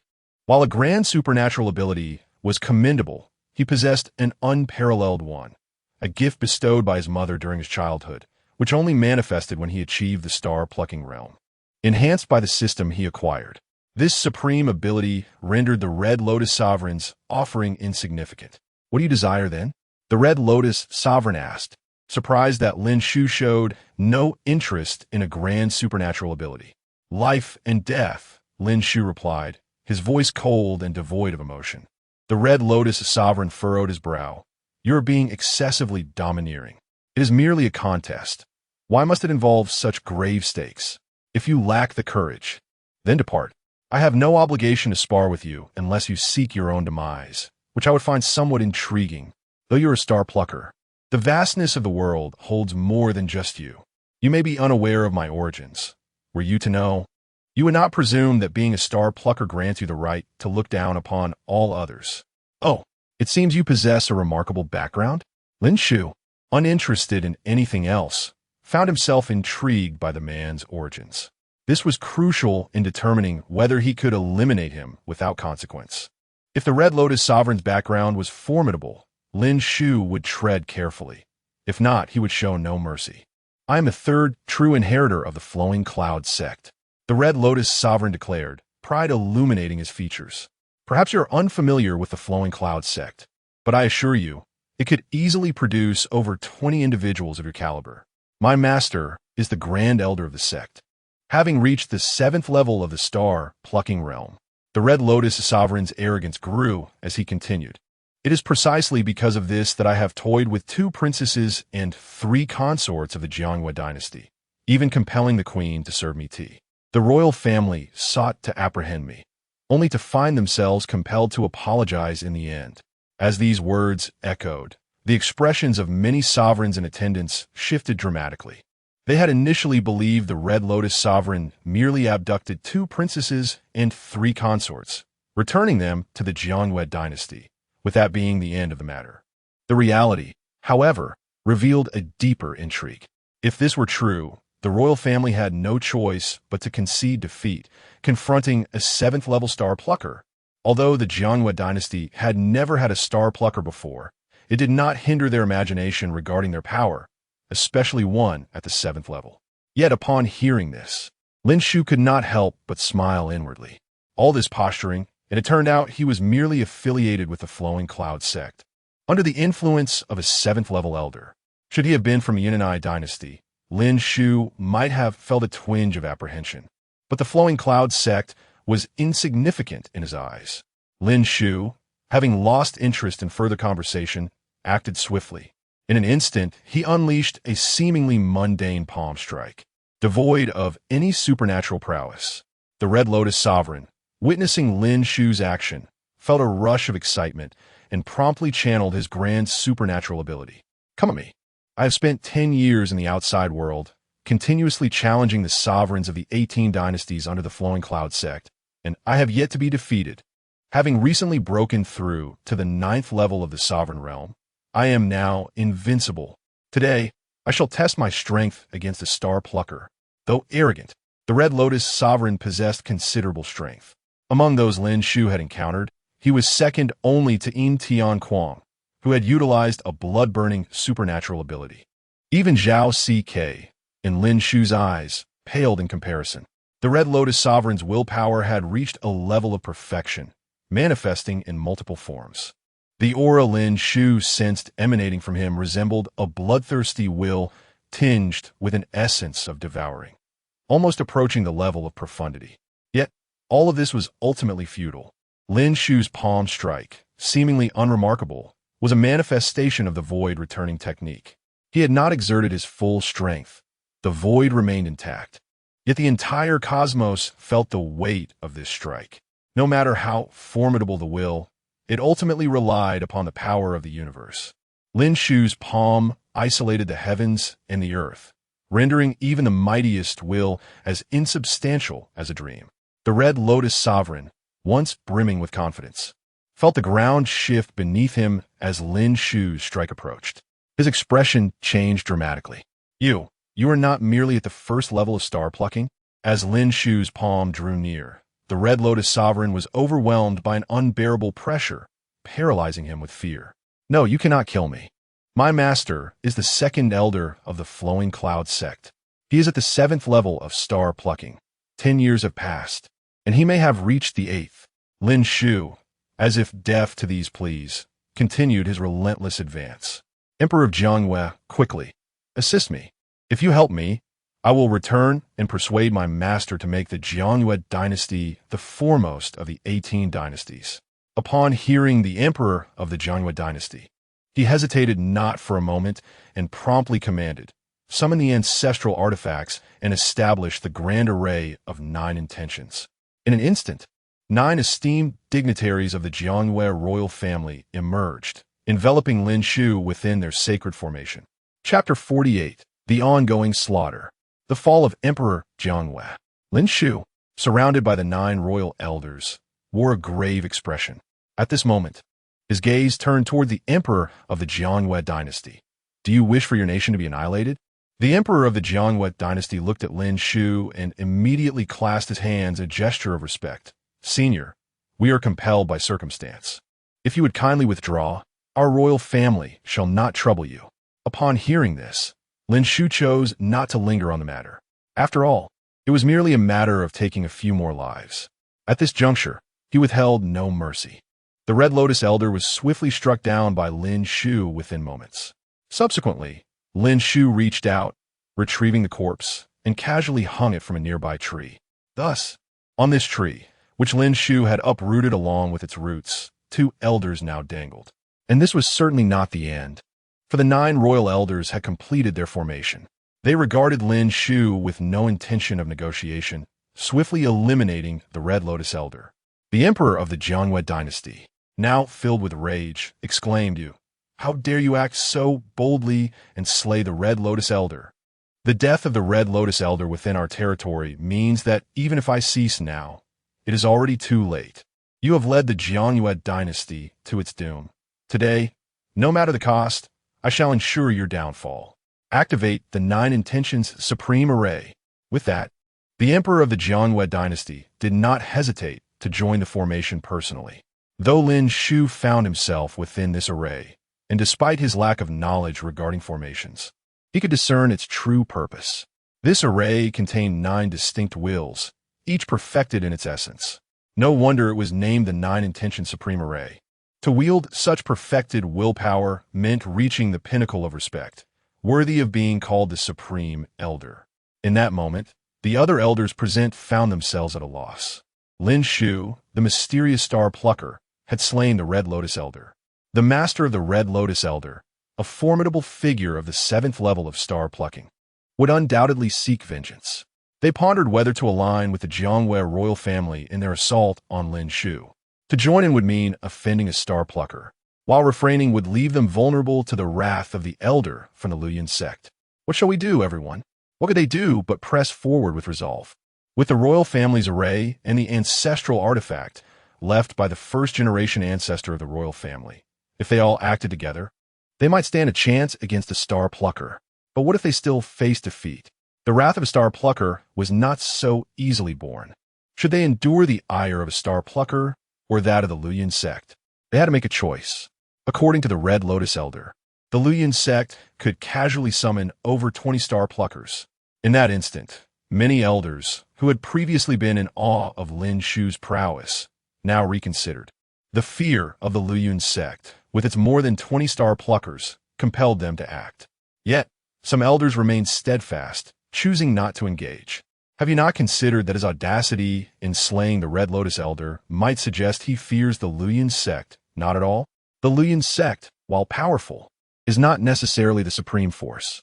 I maintain my belief that he surpasses them, for his demeanor remained unperturbed as he crushed the Red Lotus Elder as though it were an ant. I assure you, this esteemed senior possesses strength rivaling that of the Luyan sect. Esteemed colleagues, I shall take my leave. I will not involve myself in this matter, nor will I contest the matter of the heavenly fire. Numerous elders began to depart. Lin Shu observed those leaving without objection. Since they were wise enough to recognize the situation, he deemed it unnecessary to eradicate them entirely, as they had yet to commit any offense against him. He spared them their lives. As for the possibility of them informing the Luyan sect, Lin Shu felt no fear. If the Luyan sect proved formidable and beyond his capacity to handle, he might have resolved the matter with all present. However, since he feared them not, he had no concern over potential betrayal. Of course, even with several elders departing, many remained, even joining the royal family array. Upon cursory examination, those now encircling Lin Shu numbered no fewer than 20. Even the elder of the Sichuan sect, who had previously seemed adaptable, had now allied with the royal family in the nine-intention supreme array. Stubbornly obstinate, Lin Shu uttered softly. Without further hesitation, he vanished from his spot. Upon reappearing, he held the corpse of another elder. No one could comprehend how he had accomplished this. This eerie scene instilled a sense of dread in the elders who had been attacking him. Oh no! An elder realized the gravity of the situation and, without a moment's pause, broke away from the assault, turning to flee into the distance. Lin Shu regarded those who had once participated in the assault but now sought to escape, a scornful smile gracing his lips. It is too late. Simultaneously, Lin Shu gently squeezed his hand, and an invisible celestial chessboard appeared before him, visible only to him. Each elder was instantly enveloped within the celestial board, whereupon supreme divine abilities were unleashed. Black and white pieces manifested in the expanse of heaven and earth.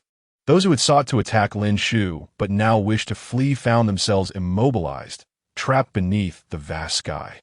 Fifth, Lin Shu murmured softly, and another corpse joined the others hanging from the tree. The initial middle-aged man, the solitary sword elder, the Red Lotus Elder, and now this latest elder made for the fifth. Lin Shu's voice was exceedingly calm, yet it resonated in the ears of the present elders like a demonic incantation, akin to the whispers of hellish fiends. Sixth, seventh, eighth. One by one, the elders fell, unable to resist, their bodies joining the others suspended from the tree. The emperor of the Jiangyue dynasty, now engulfed in fear, realized the terrifying extent of Lin Shu's power. Initially believing that with the ancestral artifact left by the star-plucking ancestor, combined with the nine-intention supreme array, they could at least withstand Lin Shu, they were proven gravely mistaken. Esteemed colleagues, we can no longer flee. Allowing him to pick us off one by one leaves us with no chance of victory. Channel your strength to me. I shall activate the star-plucking ancestral artifact. Lin Shu glanced at the emperor of the Jiangyue dynasty, who was still contemplating a final stand, when a black piece surged forth. Your words are tiresome. In the next instant, the emperor, who had been resolved to fight, became yet another lifeless body hanging from the tree. The emperor of the Jiangyue dynasty had fallen. Chapter 49, The Stars Descend. A reunion with the Flowing Cloud sect? With the demise of the emperor of the Jiangyue dynasty, the grand formation of the Nine Intentions lost its master. Without a master, The formidable power of this so-called formation diminished significantly. Under the influence of the formation, they were unable to contend with Lin Shu, let alone in its absence.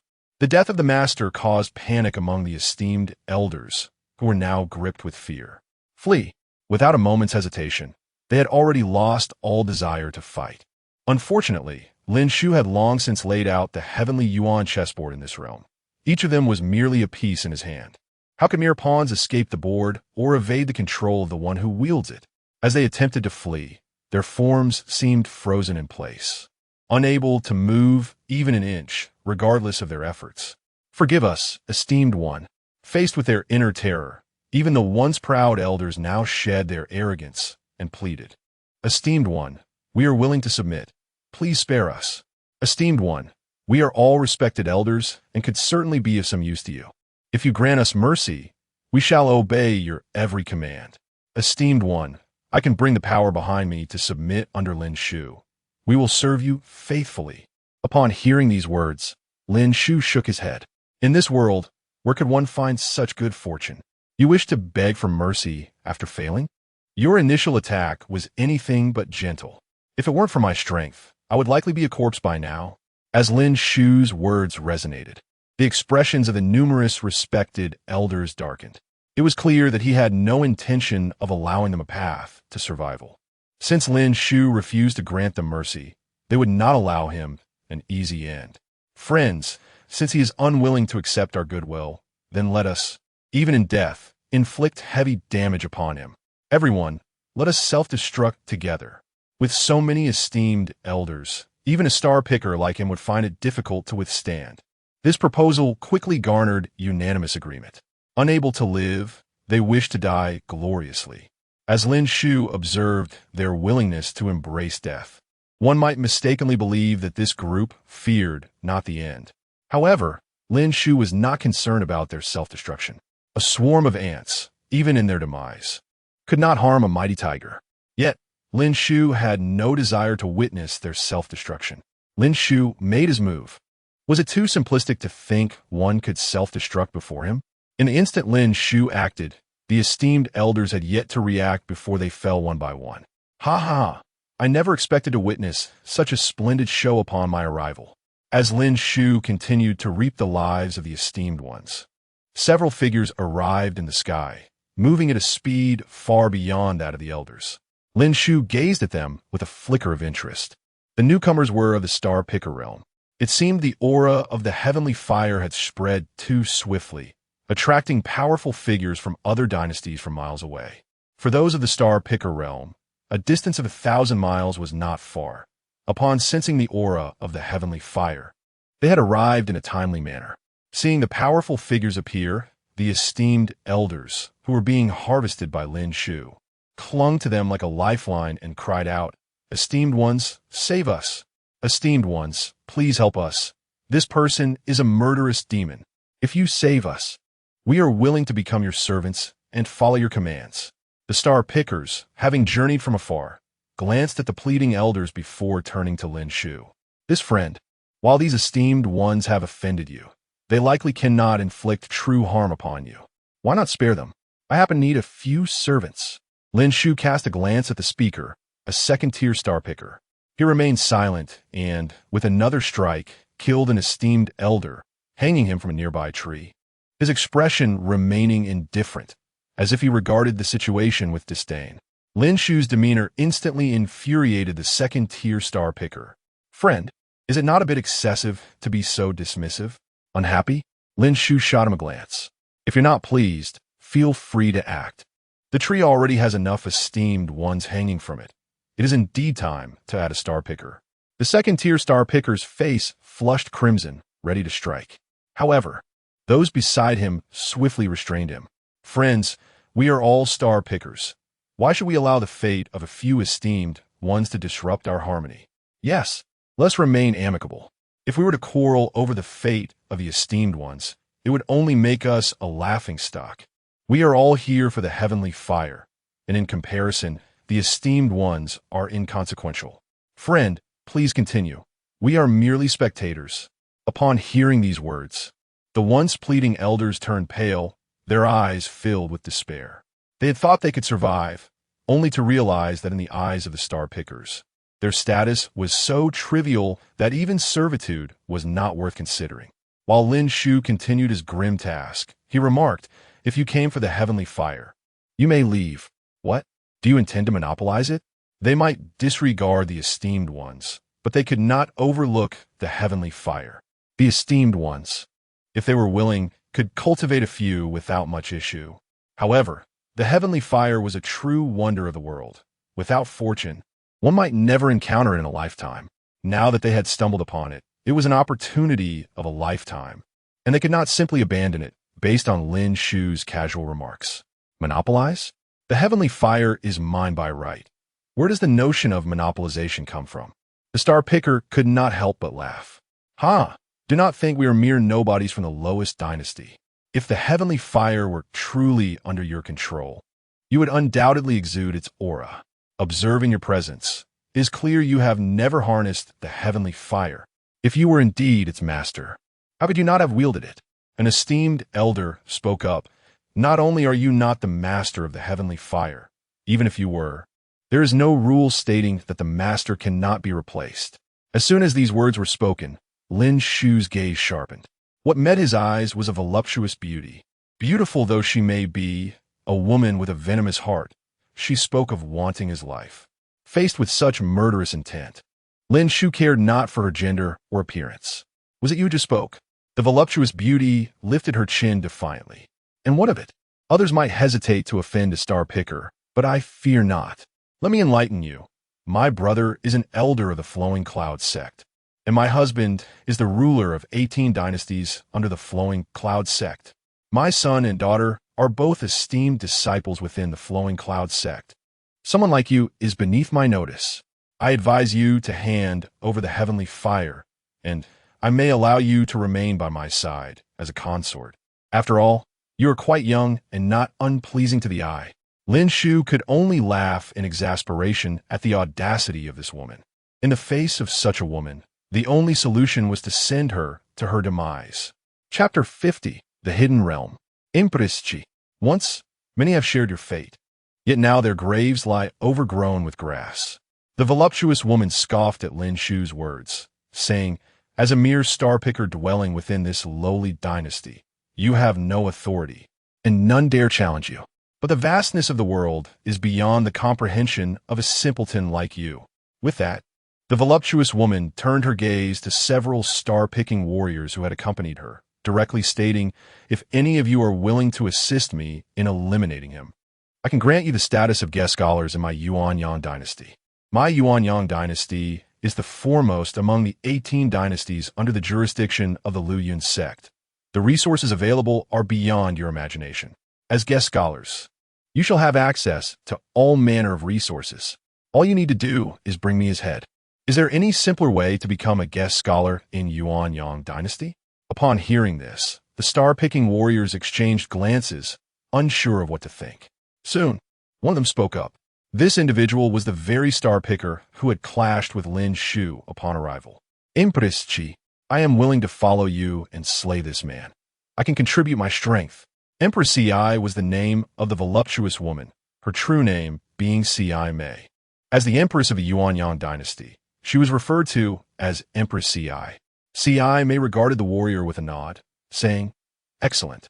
You're the first to speak up. Regardless of how today's events unfold, I bestow upon you the position of second-tier guest scholar in the Yuanyang dynasty." "Thank you, Impresci." The warrior's heart swelled with joy. The Yuanyang dynasty, being the most prestigious among the 18 lower-tier dynasties of the Luyun sect, attracted a multitude of strong individuals eager to join each year. This was not merely due to the Yuanyang dynasty's formidable strength and profound heritage, but also because the sect's elders served as a powerful backing. It is known that only those at the 5th level of star-picking may become elders of the Luyun sect, barring special circumstances. The disparities between levels in star-picking are immense. At this stage, one can absorb the power of distant stars for cultivation. The higher the level, the more distant the stars one can draw upon, leading to more potent cultivation. It is widely acknowledged that a 5th-level star picker possesses strength far surpassing 10 4th-level star pickers. Now, having received C.I. May's promise of becoming a second-tier guest scholar, it meant he could cultivate within the second-tier hidden realm. The star power contained within this realm is significantly richer than that of the first-tier hidden realm, typically accessible only to those at the 3rd level of star picking. He, merely at the 2nd level, had already secured this opportunity without offering any contributions. If word of this reached the ears of 3rd-level star pickers wishing to join the Yuan-Yang dynasty, they would surely be consumed by envy. C.I. May continued, "To the other star-picking warriors, should you wish, I will grant you the status of second-tier guest scholars for slaying him, allowing you to cultivate in the second-tier hidden realm." At this declaration, the previously hesitant star pickers began to stir with eagerness. This offer was far too generous. With access to the second-tier hidden realm, they could absorb a higher concentration of star power, thereby increasing their chances of advancing to the 5th level of star picking. Upon reaching this level, they could attempt to draw a distant star to create their private hidden realm. With a private hidden realm, they would no longer fear a lack of star power for cultivation. "Count me in. I am willing to join," declared one. "I will claim that head." "Apologies, my friend, but you must understand what a treasure the second-tier hidden realm is for star pickers. The so-called distant stars are reserved for those above the 5th level. We, being below that, can only hope for a second-tier hidden realm, which is already an exceptional opportunity." Listening to these words, Lin Shu felt no anger, but rather pondered the implications of their statements. It appeared that the distant stars were even more valuable than he had imagined. No wonder he sensed an extraordinary aura when he once drew down a miniature distant star. However, that aura seemed of little use to him, leading Lin Shu to dismiss it. Now it appeared that such power was precisely what star pickers coveted. Had Lin Shu cultivated on his own, he might have understood better. But as he had not, his knowledge on such matters remained scant. It seemed he must seek to gather more information in the future.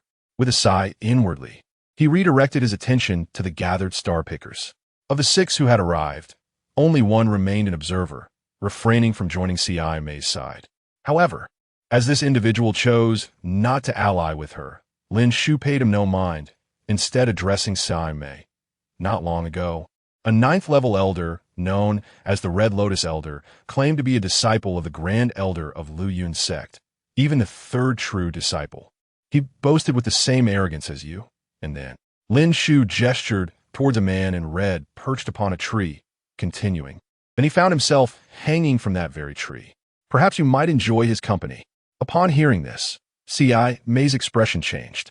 She recognized the Red Lotus Elder, one of the most esteemed true disciples within the Lu Yun sect.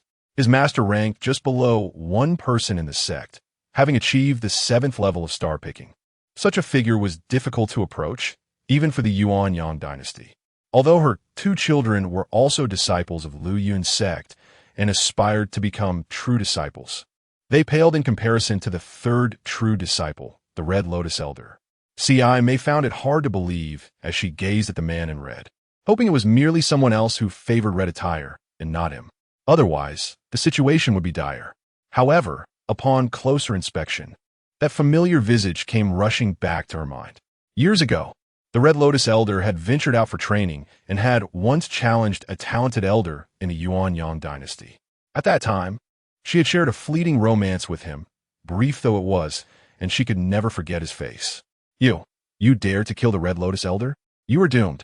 If you perish, all connected to you shall also meet their end. Ha ha ha. It seems that even without my intervention, your fate is sealed. I can already envision the Grand Elder of Lu Yun's sect summoning a distant star to fall, erasing the entire Jiangyu dynasty in an instant. She may get a laugh filled with arrogance. Chapter 51. The Falling Stars. The Exile of the Void. Lin Shu remained non-committal. Is that so? However, even so, you shall not witness that scene. With those words, Lin Shu made his move. C.I. May, observing Lin Shu's actions, did not display any sign of fear on her face. You may not yet realize, but the reason I can command their allegiance is not solely due to my status, but also my strength. As her words fell, an aura of remarkable intensity erupted from C.I. May, revealing her to be at the fourth level of the star-plucking realm. Were it not for the concealed nature of your own realm, I would have been wary of your hidden cards. Nevertheless, no matter your hidden strengths, today you cannot escape death. After your demise, I shall carry your corpse to the Flowing Cloud sect to seek the Grand Elder. I am certain it will yield a most generous reward. As she spoke, a pill suddenly materialized in C.I. May's hand. The pill shimmered with starlight, exuding an extraordinary aura. Lin Shu's gaze lingered on the pill, sensing a familiar energy emanating from it, the very essence of the extraterrestrial stars he had recently plucked. Thus, it became clear that this pill contained the power of the stars. Just as Lin Shu had surmised, C.I. May did not hesitate to swallow the pill known as the Star Ascending Pill, a 6-tier high-grade elixir. You should feel honored to confront you. I have resorted to using such a precious pill. Upon hearing this, the strong figures of the star-plucking realm surrounding her displayed expressions of astonishment. It is indeed the Star Ascending Pill. Within the entire Flowing Cloud sect's domain, only one person possesses the ability to refine it, the legendary Flowing Cloud Pill King. It is said that upon ingestion, the Star Ascending Pill can temporarily elevate a star-plucking expert by 1 level, and can be consumed by anyone below the 5th level of star plucking, with minimal side effects, merely a need for 3 years of recovery afterward. Listening to the discourse of these star-plucking experts, Lin Shu felt a twinge of disappointment. He had anticipated some extraordinary quality within the pill, only to discover it was rather insipid. If it could directly elevate a star-plucking expert by 1 level, Lin Shu would indeed find it intriguing. After all, he had Zhao Sik, a master alchemist, by his side, who could potentially craft such a pill post-breakthrough into the star-plucking realm. Once refined, it could aid his father in ascending to that realm, thus allowing Lin Shu to elevate his own standing as well. However, this was merely a fleeting elevation, devoid of any significant merit. Understanding the pill's function, Lin Shu resolved not to hold back any longer, as he had no desire to inquire further about its recipe. Meanwhile, after consuming the Star Ascending Pill, C.I. May transition from the 4th level of the star-plucking realm to the 5th in the blink of an eye. With this newfound power, her confidence surged. Today, allow me to show you what it means to summon the stars from the heavens. With that declaration, C.I. May pointed skyward, and a radiant force erupted from her fingertip, piercing through the firmament and reaching the boundless depths of the heavens. In an instant, within the vast expanse above, an outer star was drawn forth, cascading down at an alarming velocity toward the territory of the Jiangwei dynasty. At that moment, another extraordinary phenomenon unfolded within the Jiangwei dynasty. Simultaneously, the esteemed figures of the Nanming Palace hastened towards Linzhou County. Upon witnessing the spectacle, they were struck with awe. It is a star-plucking. A star-plucking expert is making their move. The Jiangwei dynasty lacked a star-plucking expert. So could it be that same mysterious star-plucking expert who once obliterated the Beiwa Hall? We must hurry. We are close now, and perhaps we can behold the visage of the star-plucking expert. As the Nanming Palace was situated in the southern region of the Jiangwei dynasty, it was the farthest from the other major forces, with a journey exceeding 2 or 3 times that of others. Thus, they had yet to arrive. Of course, had they known that those who had already reached the destination were corpses, their enthusiasm would have been tempered. The esteemed figures of the Nanming Palace, led by the Grand Elder in the absence of their leader, pressed forward towards the source of the anomaly, driven by a keen desire to witness the star-plucking expert. Their pace quickened. Before long, they arrived at Linzhou County, reaching Linjiang City. In the next moment, they beheld an astonishing scene. A woman was drawing down the extraterrestrial stars at a breathtaking speed. They had finally glimpsed the star-plucking expert. To their surprise, this enigmatic figure turned out to be a woman. The esteemed members of the Nanming Palace, standing outside Linjiang City, were struck with awe. Yet, as they turned their gaze toward the scene, their expressions shifted dramatically. Wait, there's not just one star-plucking expert. It appears there are several. Where did all these star-plucking experts come from? Could it be that they were attracted by the heavenly fire? Suddenly, one of the Nanming Palace experts glanced at a nearby tree. To their shock, dozens of corpses were hanging from its branches. The faces of these corpses were hauntingly familiar. Grand Elder, look! What is that?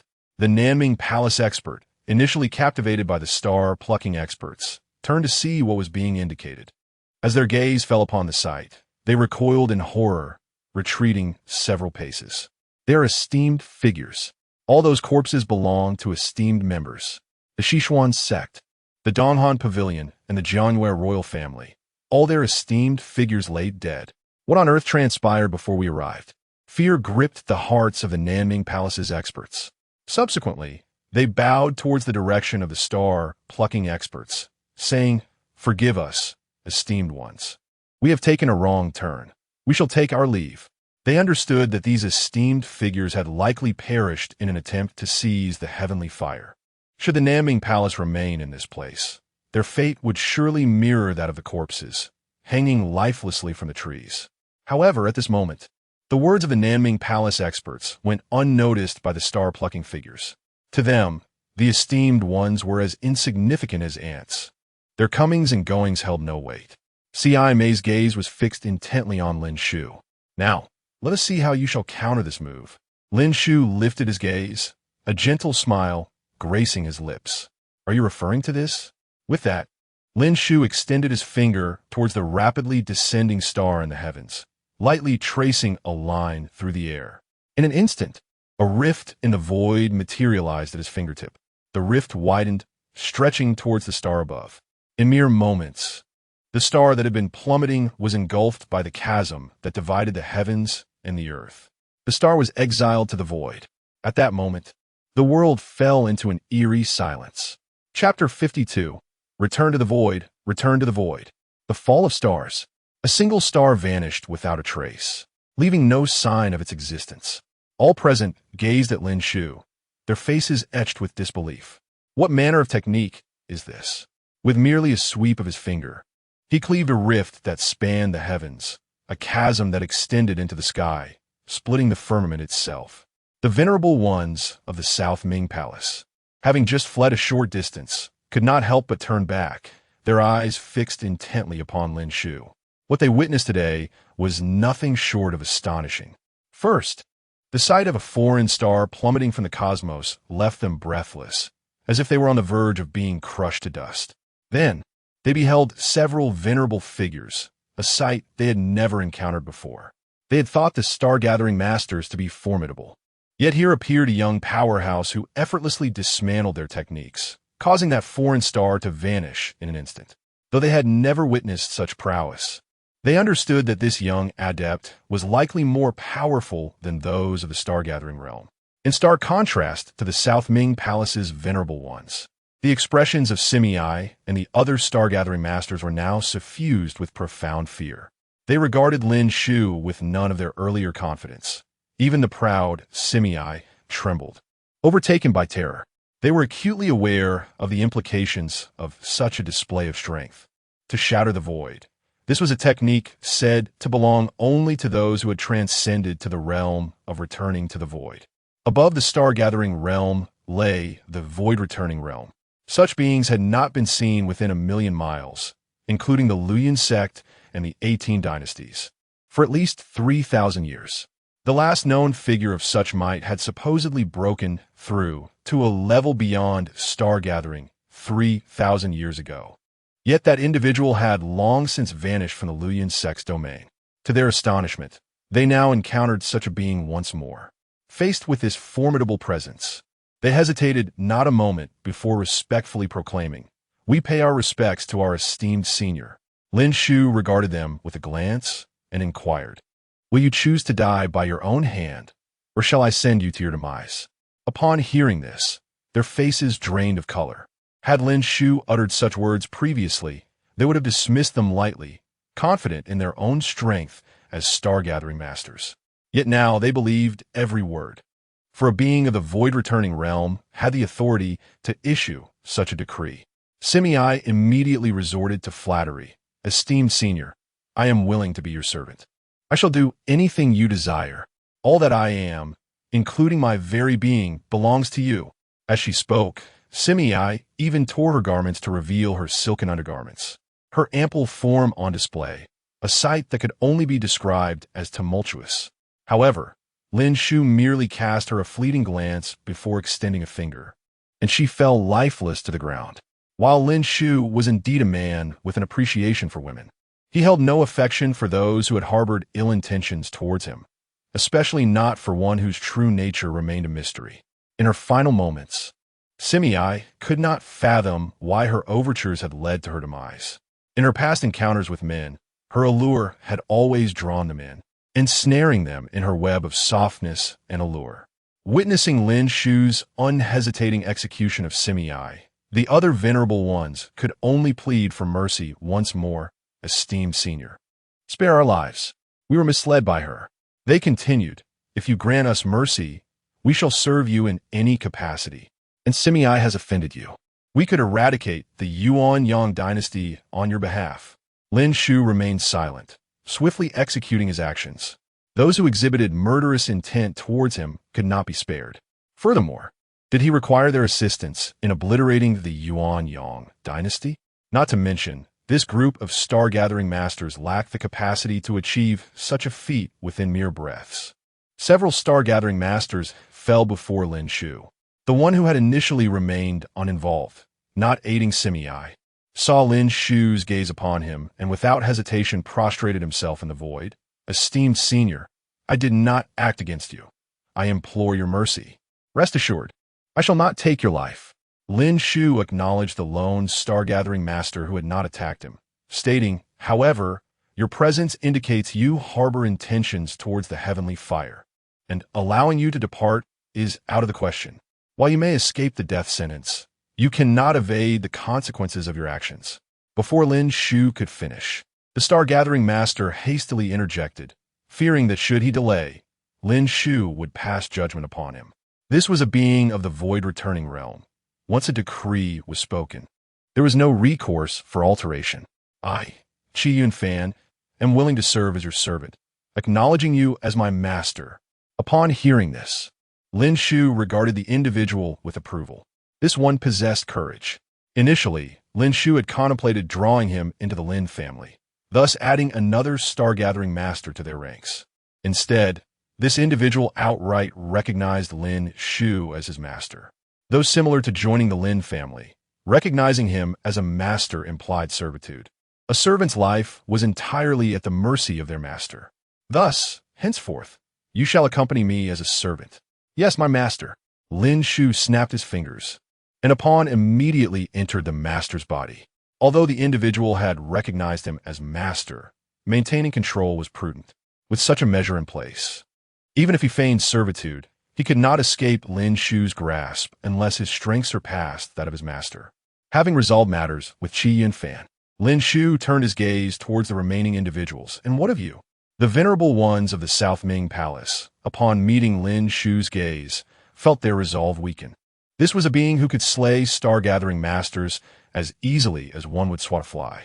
They, mere venerable ones, were akin to ants in his presence. Without hesitation, they proclaimed, we are willing to submit to you, our master. Please, show us mercy and forgive our intrusion. Surveying these venerable figures, Lin Shu recalled that he needed to ensure there were no spies or traitors within the Lin family in the future. If these venerable ones were under his control, they would serve perfectly for such tasks, as they would heed only his commands, leaving no room for bribery. Very well, I shall grant your wish. Lin Shu swiftly made his decision. Qi Yunfan, from this moment forth, you shall lead them in establishing the heavenly network, obeying my commands. Yes, my master. Qi Yunfan nodded eagerly, and the other venerable ones followed suit, nodding in agreement. Chapter 53. The Ladder to Heaven. Ascension to the Celestial Realm. Ding. The host father has undergone the baptism of the blood pool, enhancing his innate talents and elevating his cultivation to the 9th level of divine powers. Ding. Would the host like to activate the unique passive ability to raise their cultivation from the 8th level of void return to the 2nd level of heaven? As Lin Shu dealt with the intruders, the system's voice resonated within his mind. Upon hearing this, Lin Shu felt a surge of joy. His father had completed the blood pool's baptism so swiftly, elevating his innate talent from the 7th grade to the 8th grade. His cultivation had also reached the 9th level of divine powers, and with one further step, he could break through to the rank of a revered master. With this thought, Lin Shu hesitated not a moment and immediately chose to activate the passive ability. As he did, his cultivation began its ascent from the 8th level of void return towards the celestial realm. Before long, Lin Shu's cultivation reached the 9th level of void return, culminating in perfection. At that moment, a ladder appeared before Lin Shu. What is this? He felt a curiosity arise within him, coupled with an intense desire. Stepping onto this ladder would undoubtedly yield unimaginable benefits. Without hesitation, Lin Shu advanced towards the ladder. As he ascended, an extraordinarily mysterious aura enveloped him, imparting an intangible pressure that seemed to resist his further ascent. Though this pressure was slight, Lin Shu could still perceive it. This was merely the first tier of the ladder. One could only imagine that the pressure would increase with each subsequent level. If it seeks to hinder me, then I shall ascend. Lin Shu resolved himself and took a step forward, climbing the ladder, level by level. Indeed, his assumptions proved correct. With each step he took towards the ladder summit, the pressure intensified. This force acted not only upon his body, but also on his spirit and soul. Entière, André tiers, à tous entières. In less than a quarter of an hour, Lin Shu had reached the 1000th tier. Still not at the summit? He gazed up at the ladder, which stretched into the void, refusing to halt his ascent. He believed that reaching the pinnacle might yield unexpected rewards. Without a moment's pause, Lin Shu continued to climb, unleashing the full extent of his cultivation. At this moment, those previously subdued by Lin Shu, including the Star Plucker and the revered masters, watched in confusion as he suddenly halted and then walked towards the heavens. Some revered masters attempted to approach him for clarification, but before they could get close, they were thrown back by an overwhelming force, deterring anyone else from advancing. Qi Yunfan, observing this scene, was equally perplexed. He could not comprehend Lin Shu's sudden transformation, as if he were lost in a profound state. Nevertheless, he spoke, "Do not disturb the master. His actions resemble a moment of enlightenment. It seems he is grasping something significant. We shall guard him and ensure that no one interrupts his path to wisdom." Although Qi Yunfan did not understand the reason behind Lin Shu's behavior, he recognized the necessity of protecting their master. Lin Shu remained oblivious to the bewilderment he caused in others. Immersed entirely in his ascent, he reached 1,500 tiers, 1,800 tiers, 2,000 tiers, 2,100 tiers. After a short while, Lin Shu had already climbed to 2,500 tiers. Yet, the ladder continued to extend into infinity, seemingly boundless. I refused to be daunted. Lin Shu's spirit only intensified. He perceived this as a test. Since it was a trial, he could not abandon it midway. Otherwise, the 2,500 tiers he had already climbed would be rendered futile. 2,600 tiers. 2,700 tiers. The pressure had become so immense that standing had become arduous. His form was now bent under the weight of the force. The path of cultivation is a contest against the heavens. Though unaware of the nature of this challenge, a mere ladder shall not halt my progress. Today, I shall ascend and witness what lies above. Lin Shu silently vowed, disregarding the torment and pain inflicted by the overwhelming pressure as he pressed onward. 2,510 tiers. 2,530 tiers. 2,600 tiers. 2,700 tiers. Lin Shu could no longer stand. The immense pressure threatened to shatter his very being. He felt his bones fracturing within, his mental fortitude on the brink of exhaustion. However, a glimmer of hope appeared before him. There, at the summit of the ladder, he finally glimpsed the light. It was as if he had traversed a desert for days, only to discover an oasis. At that moment, the pressure upon him seemed to lessen significantly. He mustered the strength to stand and continued his ascent. 2,750 tiers. 2,800 tiers. 2,870 tiers. 2,940 tiers. No, only a few tiers remain. I cannot fail again. Lin Shu, undeterred, unleashed the full power of the principles he commanded, empowering himself with 3 perfected doctrines. Though executing these principles in such a weakened state might leave him with irreversible injuries, the goal lay within reach. To abandon this pursuit would be a lifelong regret. Wounds can heal, but regrets may never be mended.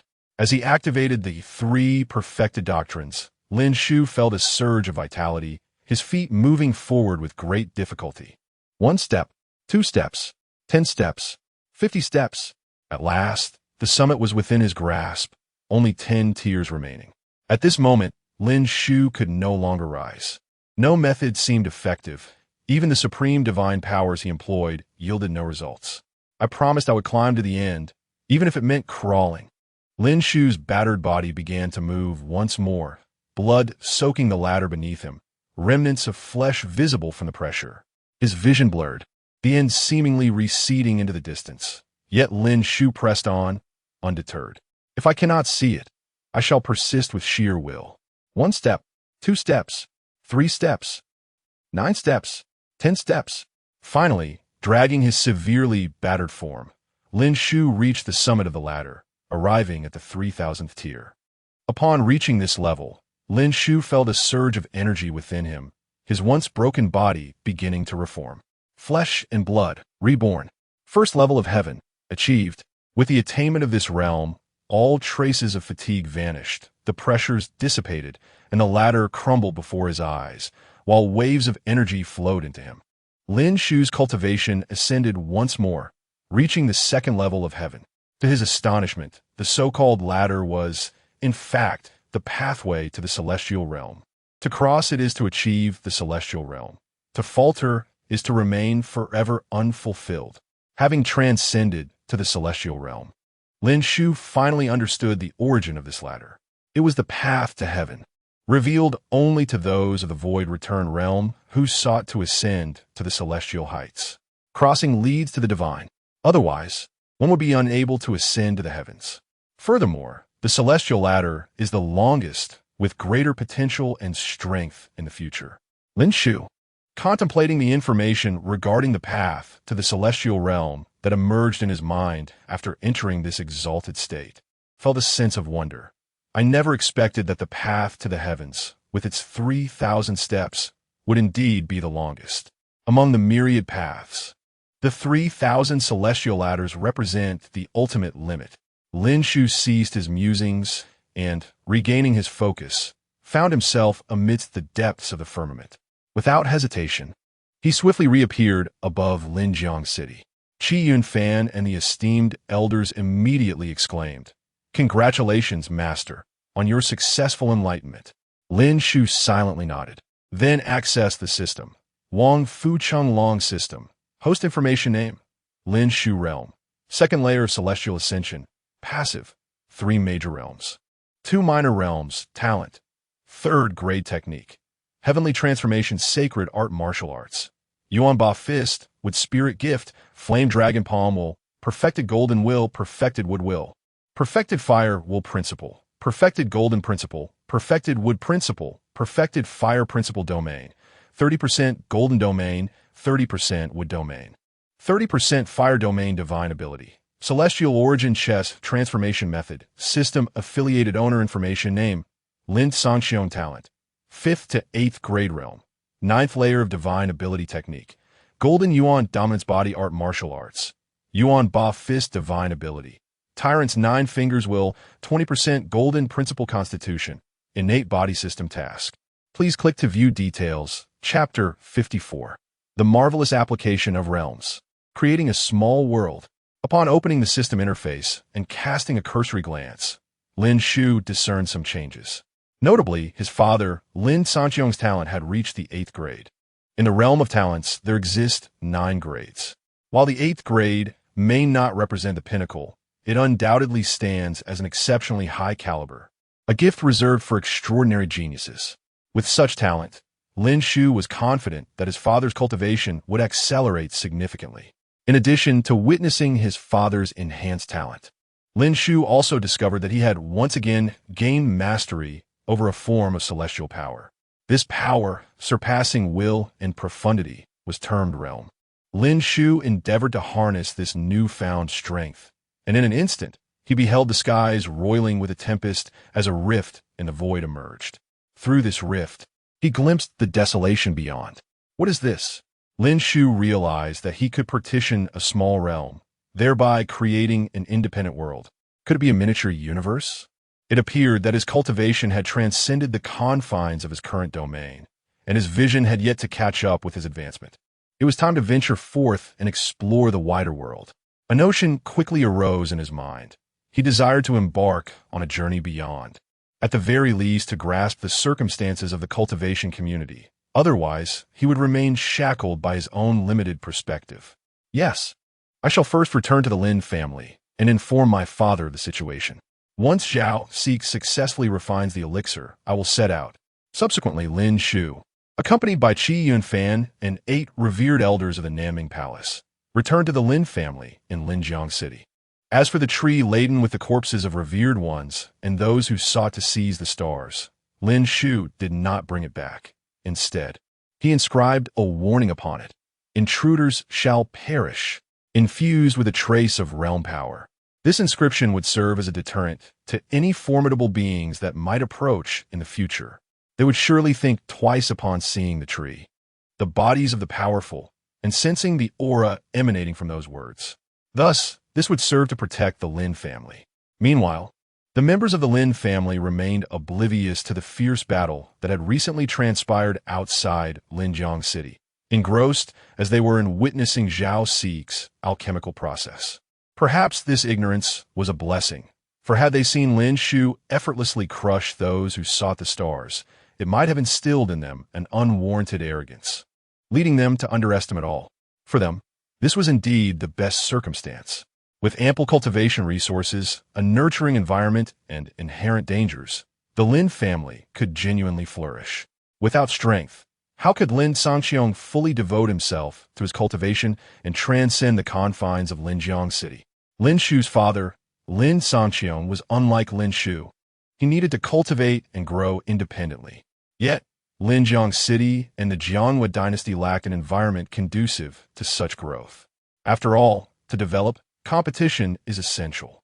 Lin Sangqiong must ascend to the cultivation stage of Yinzhou to truly unleash the potential of his 8th grade talent and achieve swifter progress. In Lin Shu's view, as long as the Lin family remained unstable, his father would not depart. This was why Lin Shu felt little attachment to the Lin family, yet was still inclined to assist in its development. Helping the Lin family was tantamount to aiding his father, which would, in turn, facilitate his father's cultivation and allow the system to passively benefit him. Upon Lin Shu's return to the Lin family, Lin Sangqiong had just completed his baptism in the 10,000 blood pool and arrived at Zhao Xi's alchemical site. He spotted Lin Shu and inquired, "I sensed an overwhelming aura just now, likely directed towards the heavenly fire. Has it been resolved by you?" Unlike the other members of the Lin family, Lin Sangqiong's power was already unparalleled beneath the revered level, allowing him to perceive the formidable energies emanating from outside Linjiang City. Thus, having just exited the 10,000 blood pool, he came directly here. While he knew Lin Shu was powerful, having surpassed those who sought the stars, the sheer number of potent auras had still caused him some concern. Now, witnessing Lin Shu's safety, he felt a sense of relief. Lin Sangqiong's gaze fell upon the individuals beside Lin Shu. "Who are they?" Lin Shu replied, "These are the formidable beings who came to seize the heavenly fire. They did not attack, so I spared them and have taken them as my servants." Nodding in understanding, Lin Sangqiong did not press further.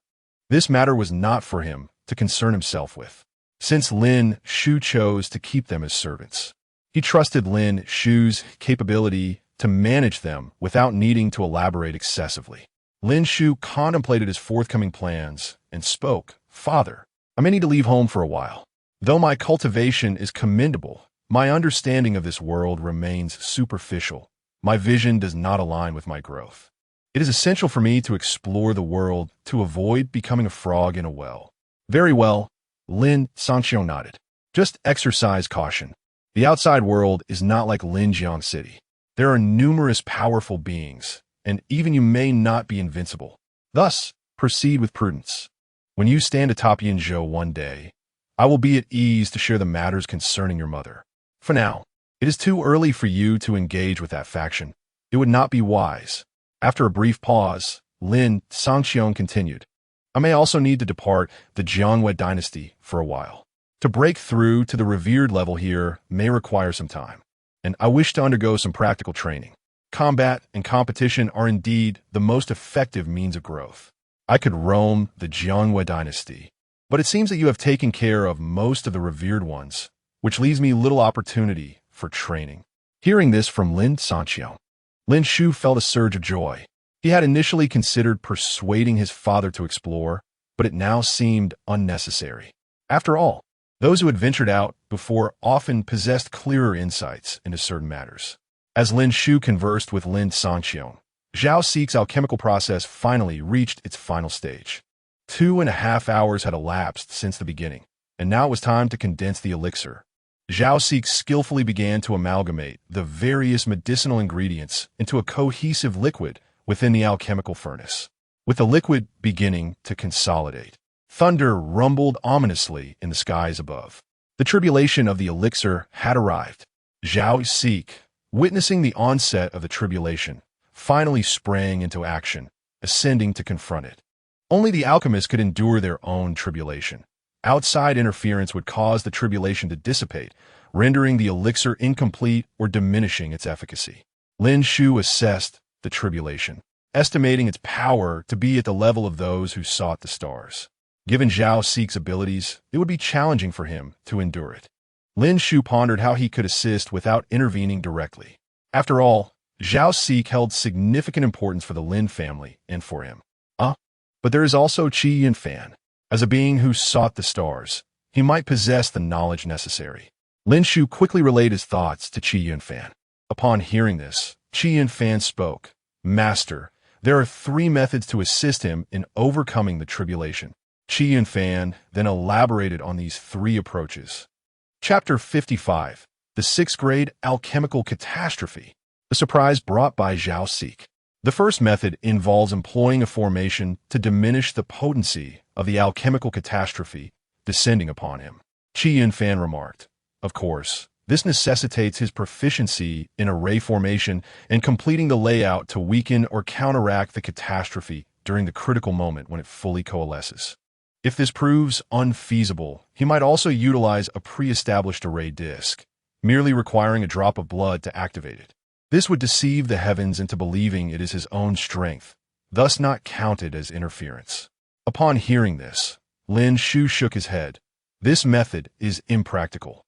Zhao Xix seems incapable of setting up formations and lacks an array disk. Immediately, Qi Yunfan proposed a second approach. The second method is to leverage the power of the catastrophe itself. When a 6th grade elixir fully condenses, it releases a tremendous force. He can harness this power for his own use to counter the catastrophe, as the elixir is of his own making, thus not considered external interference. This method appeared viable.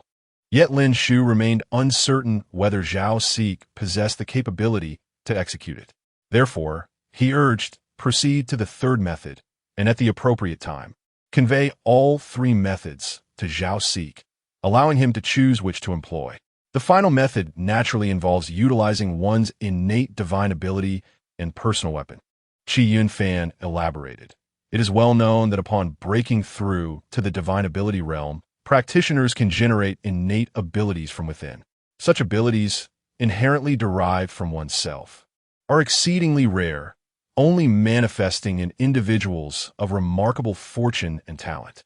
Because they originate internally, they are exceedingly suited to the practitioner possessing terrifying power, allowing for combat across realms. If he possesses an innate divine ability, he might very well withstand this catastrophe akin to the might of the star-plucking realm. He continued, As for the personal weapon, it is cultivated using 1's essence blood from the foundation establishment stage onward. A personal weapon signifies a profound union with its wielder, granting the ability to engage even across realms. It must be said, Qi Yunfan, hailing from the Jiangwei dynasty, indeed possesses extraordinary insight. Many are aware that practitioners in the divine ability realm can manifest abilities, yet the specifics of this process remain a mystery to most, including Lin Shu himself. Reflecting on his own modest talent, merely a 3rd grade, He recognized that while reaching the spirit transformation realm may be achievable, breaking into the divine ability realm is uncertain. Given his limited endowment, it would be strange for him to manifest an innate ability. Thus, he remained oblivious to the concept of a fated divine ability. Similarly, he had never heard of the concept of a personal weapon nurtured by essence blood. Presently, with 3 methods at hand, Lin Shu conveyed them to Qi Yunfan, leaving the decision to Zhao Xix's fortune. Receiving Lin Shu's transmission, Qi Yunfan had been contemplating how to tackle the alchemical catastrophe. Although he stood at the pinnacle of the 9th layer of the venerable realm and temporarily wielded the heavenly fire, the odds of victory remained slim. After all, he was not the true master of the heavenly fire. His control was merely temporary, and its full power could not be realized. Upon hearing Lin Shu's message, Zhao Xix suddenly recalled his method of controlling elixirs. This technique, which he had regarded as trivial since acquiring it from the ancient cave, now revealed its profound utility. Previously, he had crafted numerous 5th-grade elixirs, but those only manifested the power of a venerable. As he himself was at the pinnacle of the 9th layer, such power held little significance, leading him to neglect its practice. Now, realizing the distinction of the 6th-grade elixir he was about to forge, one capable of unleashing the might of the star-plucking realm, he understood that if he could control it, he would be able to wield that formidable power in a short span. With this revelation, Zhao Xix hesitated not a moment longer and began to employ his elixir control technique. The elixir, in the process of condensing, was on the verge of releasing its power outward. However, with the application of his control technique, this force was contained within the elixir itself. The next step involved compressing this energy to facilitate its true eruption against the catastrophe. Observing this scene, Qi Yunfan could not help but exclaim, "Master, I had no idea that Zhao Xix possessed such capabilities." The elixir control technique is sought after even by the alchemy masters of the Luoyuan sect. Yet this alchemist has mastered it. Although his technique appeared somewhat rudimentary and lacked finesse, it was evident that this skill was far from simple. Should this alchemist receive proper cultivation, he might surpass the alchemy master of the Luoyuan sect in the future. Lin Shu refrained from commenting. Initially, he had taken Zhao Xix in merely because of his alchemical skills to enhance his father's strength, and he had spared him due to his lack of greed for heavenly fire. Now, it seemed he had stumbled upon a treasure. With the enhancement of the elixir control technique, Zhao Xix faced the now fully formed alchemical catastrophe without trepidation, unleashing the might of the star-plucking realm, successfully withstanding the catastrophe. Once the trial passed, the 6th-grade elixir was finally perfected, its fragrance wafting through the air. Within the Lin family, several lower-tier cultivators, upon catching a whiff of this fragrant elixir, began to break through in their own realms. Notably, this included all Lin family members except Lin Shu's father, as they were yet to attain the divine ability realm. Most experienced an elevation of 1 to 3 minor realms. Zhao Xix collected the completed star-plucking elixir and approached Lin Shu. "Thank you for your guidance, young master. Do not mention it." These methods were relayed from him. If gratitude is to be expressed, it should be directed towards him. Zhao Xix then turned his gaze towards Qi Yunfan, realizing that the revered figures from the Nanming Palace were those who had submitted to Lin Shu. Understanding dawned upon him. These revered figures must be those Lin Shu had summoned for his alchemical protection. He fixed his gaze on Qi Yunfan. "Thank you, fellow Taoist. Please, no need for formality. It is remarkable that you, merely in the venerable realm, can craft 6th-grade elixirs and possess elixir control techniques. I shall rely on you in the future." Qi Yunfan, as a cultivator of the star-plucking realm, was cautious not to overestimate himself, shaking his head repeatedly. "Enough of the pleasantries. I have matters to discuss with you." Thus, Lin Shu began to outline the tasks that needed attending to before his departure. Chapter 56. Zhao Xix's Request. Su Ane's Transformation. In the ensuing moments, Lin Shu summoned the 8 esteemed elders of the Lin family, including Lin Leihu, Lin Fengya, and Lin Xiongyu, along with Zhao Xix and Qi Yunfan. He informed them of his departure from the Lin family and outlined the tasks they would need to undertake in his absence. Primarily, he focused on the responsibilities assigned to Qi Yunfan, as he had only recently pledged his loyalty, necessitating clear instructions for him to act in accordance with Lin Shu's intentions. Qi Yun Fan. Upon establishing the Heavenly Network, your principal objective is to monitor potential traitors, spies, and any external threats that may target the Lin family, Lin Shu articulated. Qi Yun Fan nodded earnestly. Rest assured, Master, I comprehend what must be done. Excellent. Lin Shu continued. Furthermore, should the Lin family encounter any crises while I am away, you are permitted to intervene. If the family can resolve matters independently, you may observe from the shadows. Understood, Master. Qi Yun Fan affirmed. Turning his gaze toward Zhao Sik, Lin Shu instructed Zhao Sik. Your primary duty within the Lin family is alchemy. However, should a crisis arise that the Lin family cannot handle, you may collaborate with Qi Yun Fan to address it. Zhao Sik nodded respectfully. Master, rest assured, as long as I am here, the Lin family shall remain unscathed, unless I perish. There is no need for such extremity. You may intervene only when the family is truly incapable of resolving the issue. The Lin family is still in its nascent stages of development. Should you act directly, it may incite arrogance and complacency among them, which would hinder their growth. I understand, Master. Zhao Sik replied, then added, Master, I have a request to make. What is it? Master, I have a disciple named Xie Yan, whom you have met. She has always been by my side and has never seen the outside world. As you are about to embark on your journey, may I implore you to take her along? If it proves inconvenient to your travels, you may leave her in any sect you encounter. She possesses commendable talent. Lin Shu pondered Zhao Sik's plea for a moment before acquiescing. Very well, she may accompany us. However, you must remind her that she must heed my commands once outside. I have no desire to bring along a disobedient companion. Rest assured, Master, my disciple is well aware of your prowess and admires you greatly. She will undoubtedly comply with your directives. Best it be so. With matters arranged for his departure, Lin Shu prepared to visit the blood pool.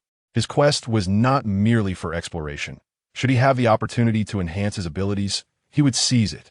However, with his relatively modest talent at the third rank, the theoretical prospects of reaching the celestial realm seemed exceedingly bleak.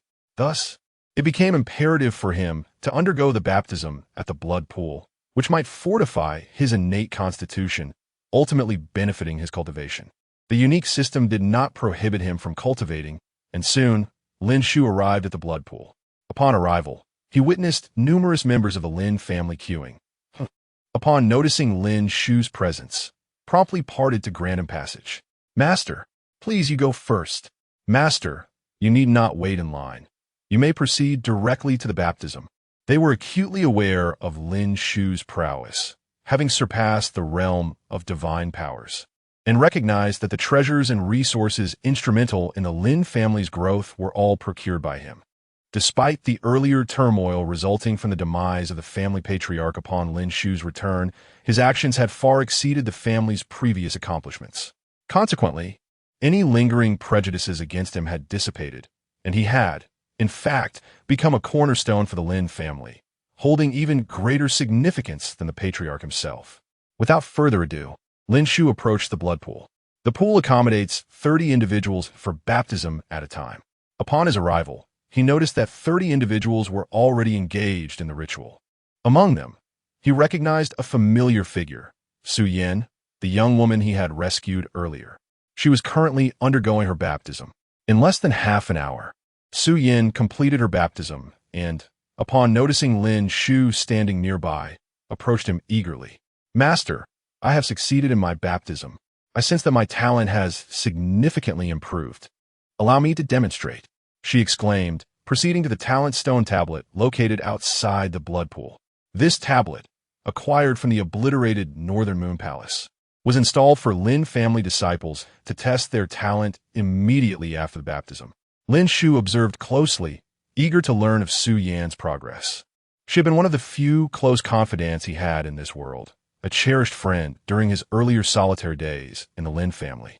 If Su Yan were to experience an enhancement in her abilities, it would undoubtedly bring him joy. Approaching the talent stone tablet, Su Yan hesitated not and pricked her finger, allowing a drop of blood to merge with the stone. In the next moment, the tablet radiated a brilliant glow, yet after the flash, it revealed nothing on its surface. This tablet could measure talents from the 1st to the 5th rank, and typically, a single drop of blood would display a corresponding number. The absence of any number indicated one of two possibilities. Either her talent exceeded the testing limit, or she possessed no talent at all. The latter was implausible, as Su Yan had previously undergone testing within the Lin family and had demonstrated her talent. Hence, it could only mean that her abilities had surpassed the 5th rank. Splendid. Congratulations. Lin Shu approached her and offered his commendation. Thank you, master. This is all thanks to your blood pool. Without it, I would not have achieved such an enhancement. Su Yan humbly expressed. I have heard that you intend to depart, master. I believe you will require someone to attend to your daily needs. I wish to accompany you and assist with your affairs. Very well, you may accompany me. Lin Shu agreed, recognizing the necessity of having someone to look after his needs. Although Xia Yin was with him, she was Zhao Xix's disciple and likely accustomed to a life of luxury, making Su Yan's presence all the more essential. With that, Lin Shu stepped into the blood pool to begin his baptism. Chapter 57. Departure. Reunion with an old friend in the Xiling dynasty. In less than half an hour, Lin Shu emerged from the Wanchua pool. Indeed, as one's realm ascends, the effects of the baptism diminish. Lin Shu's experience in the Wanchua pool did not yield significant enhancement. There was no need to test his talent on the talent steel. He could ascertain his post-baptism talent through the system interface. He had merely progressed from a 3rd tier to a 4th tier talent. Such aptitude held little significance for Lin Shu at his current transcendent level. It seemed prudent to seek out rare treasures capable of enhancing one's talent, should the opportunity arise. Although the existence of the system meant that his father's advancement would facilitate his own, if Lin Shu could cultivate himself, his progress would naturally accelerate. Lin Shu resolved that upon his departure, his goals would include expanding his horizons and exploring the potential for acquiring treasures to augment his talent. During the following 3 days, Lin Shu remained with the Lin family. Within this time, he met with the siblings Li Xian and Li Han. The two had not forgotten Lin Shu's instructions and executed their tasks commendably. The Poison Lord was now positioned in the bustling capital of Linzhou. They had also disseminated the actions taken by the Poison Lord.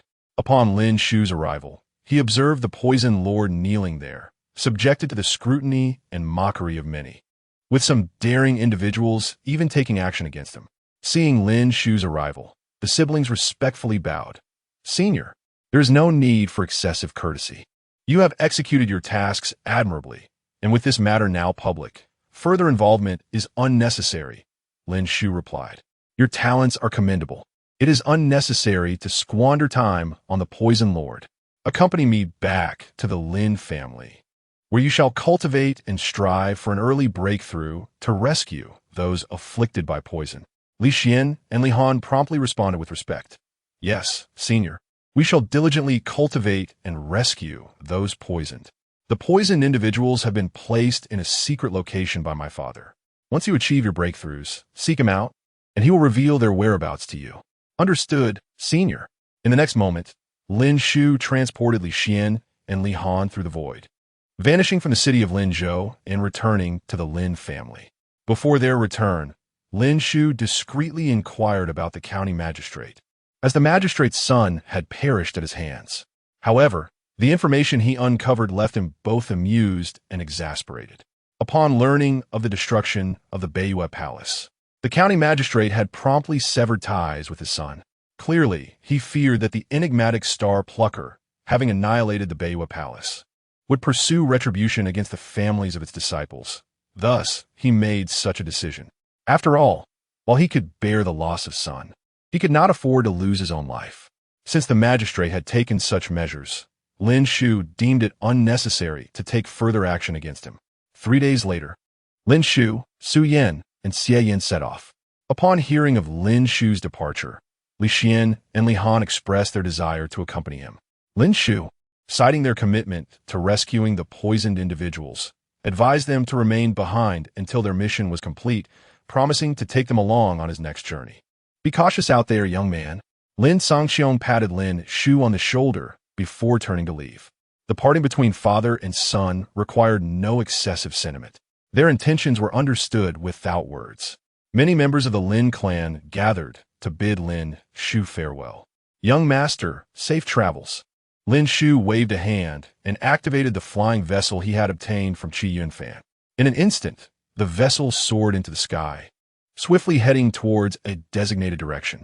On board the vessel, Lin Shu unfolded the map he had received from Qi Yunfan. This was a map detailing the Yunzhou region, which Lin Shu learned was divided into 5 parts: East Yunzhou, West Yunzhou, North Yunzhou, South Yunzhou, and the Yunqi dynasty. The Yunqi dynasty occupied the central territory of Yunzhou, while the other 4 regions lay at the 4 cardinal points. The location of Liyun sect was in East Yunzhou, a relatively small expanse, yet vast enough, stretching over 100,000 miles, a testament to the grandeur of the world. Lin Shu turned to Xie Yin and Su Yin, pointing at the map. What places pique your interest? For Lin Shu, any location within Yunzhou was acceptable, as he held no particular preference. Thus, he left the choice to them. Su Yin glanced at the map and shook her head. Young master, I am wholly unfamiliar with matters beyond, so I shall abstain from choosing. Xie Yin remarked, I have heard from my master that the Xiling dynasty is renowned for its alchemical practices among the 18 dynasties. I wish to see it for myself. In that case, let us journey to the Xiling dynasty. Lin Shu indicated the Xiling dynasty on the map. The Xiling dynasty was relatively remote from the Jianghua dynasty, a staggering distance of 800,000 miles.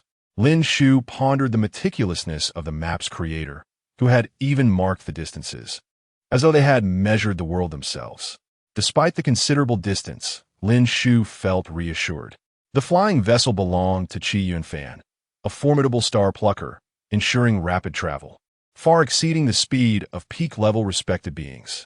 800,000 miles could be traversed in less than a day's time at a normal speed. As they traveled, Lin Shu engaged in conversation with Su Yin and Xie Yin, allowing time to pass swiftly. They departed in the morning and arrived in the Xiling dynasty by dusk.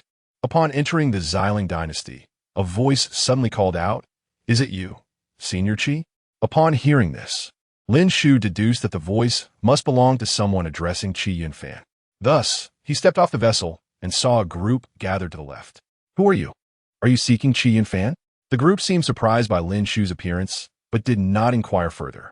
They replied, Indeed, this vessel belongs to Senior Qi. We happen to see it and wish to pay our respects. Might we know your relation to Senior Qi? That is of no concern to you. Lin Shu was tempted to declare that Qi Yunfan was his servant, yet given that the strongest among them was merely a respected being, he doubted they would believe him and preferred not to waste time explaining. Thus, he responded dismissively and urged the vessel onward. Chapter 58, The City of Xiling. Annihilation. As they watched the airship drift away into the distance, gradually vanishing from sight, the group turned their attention to the woman in the center, inquiring, Miss, it appears that Qi Yunfan is not aboard the airship. What should we do now?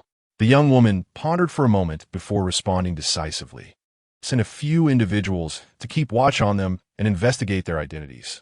I need to ascertain whether this airship was an unexpected acquisition or a gift from Qi Yunfan. Those nearby nodded in agreement. Understood, miss. They promptly dispatched several individuals to pursue the airship. Once the others had set off, the young woman continued, by the way, relay this information to Elder Du. Elder Du? Do you mean the renowned Elder Du? Indeed. Du Ming and Qi Yunfan have a long-standing feud. Now that Qi Yunfan's airship is here, yet he himself is absent, I believe Du Ming would be quite intrigued. Miss, what if this airship is indeed a gift from Qi Yunfan? If that is the case, it would imply their extraordinary status, deserving the reverence of even the star-plucking experts. Would our actions not offend them? The young woman shook her head. That is unlikely. You are well aware of Qi Yunfan's character. Despite his esteemed lineage as a true successor of the Liyun sect, he would not extend courtesy to those of lesser status. No one can surpass the true heirs of the Liyun sect in prestige. If I am not mistaken, Qi Yunfan may have encountered trouble, and this airship may have been an accidental acquisition. If so, we might have the opportunity to seize it, and perhaps discover if they possess any treasures left behind by Qi Yunfan. The belongings of a star-plucking expert would be an immense resource for our family. In the distance, aboard the airship, Lin Shu was engaged in conversation with Xie Yin and Su Yin when he suddenly sensed that he was being followed, his expression darkening. This was his first visit to the Xiling dynasty, and he knew no one here. The fact that someone was tracking him likely indicated that it was the group from earlier. With a disdainful snort, Lin Shu extended his hand, tearing a rift in the fabric of space.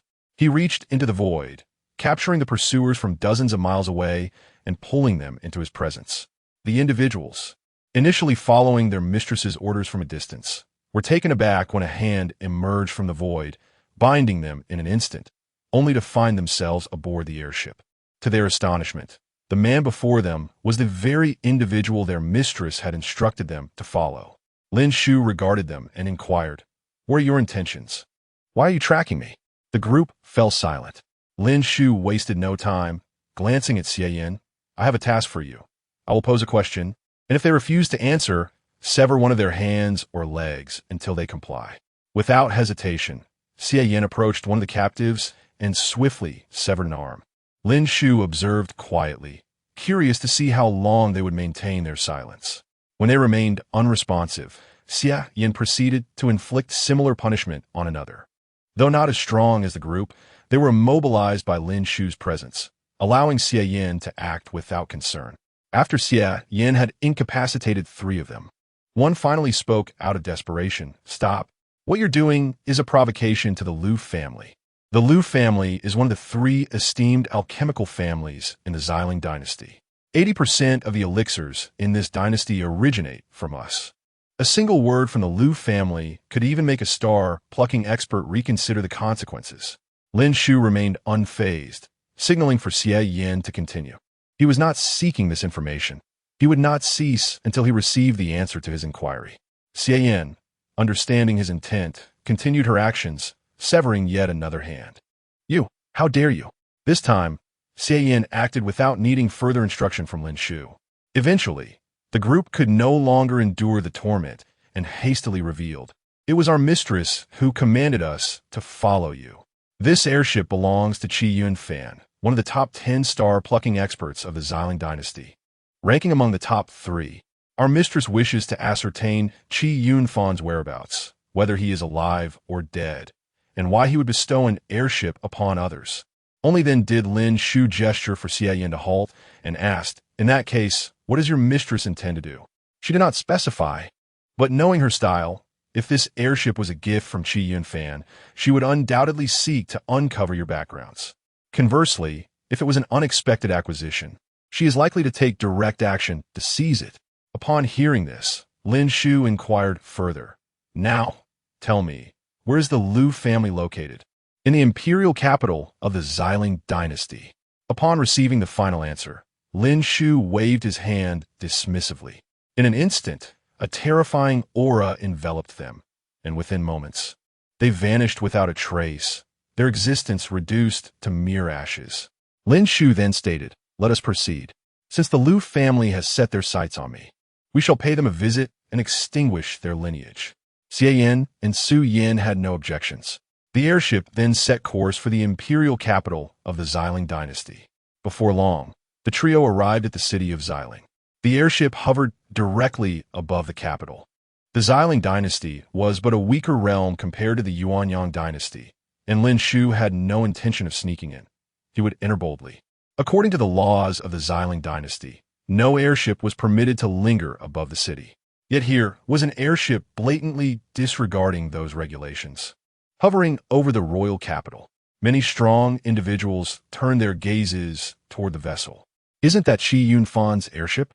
While Qi Yunfan is indeed powerful, he cannot be so brazen as to ignore the royal family of the Xiling dynasty. What on earth is happening? Has Qi Yunfan lost his mind? As the strong men pondered the unfolding situation, a young woman emerged from the airship, Xie Yin, standing at the bow of the vessel. She surveyed the entirety of Xiling City and proclaimed, "By the command of my master, the Lu family has one day to surrender their mistress, or else the Lu family shall face annihilation." With those words, a wave of shock swept across the entire city of Xiling. Chapter 59. The Choice of the Lu Family. The Emergence of the Great Ancestor. What manner of family is the Liu family? Within the realm of the Purple Spirit Dynasty, it stands as one of the three esteemed alchemist families, commanding over 20% of the entire elixir trade. Across the vast expanse of 30,000 miles of the dynasty's territories, one can find the Liu family's alchemy pavilions in numerous cities. Beyond their commercial prowess, the Liu family boasts an esteemed alchemist of great renown, a guest elder from the Liuyan sect. Furthermore, they possess two-star plucking experts, although the strongest among them is merely at the second level of star plucking. Such a status still places them among the top 10 in the entire dynasty. Had Qi Yunfan made such a statement, the Liu family would have deliberated carefully. However, the woman who appeared at the bow of the flying vessel was an unfamiliar figure, possessing merely the pinnacle of the 9th stage of spirit transformation, having yet to step into the realm of divine powers. While her age and achievement mark her as a prodigy, no degree of talent could possibly equate her to the Liu family. Yet, within the Purple Spirit Royal City, the onlookers remained cautious, recognizing that she had come on behalf of the Liu family and had no desire to stir trouble.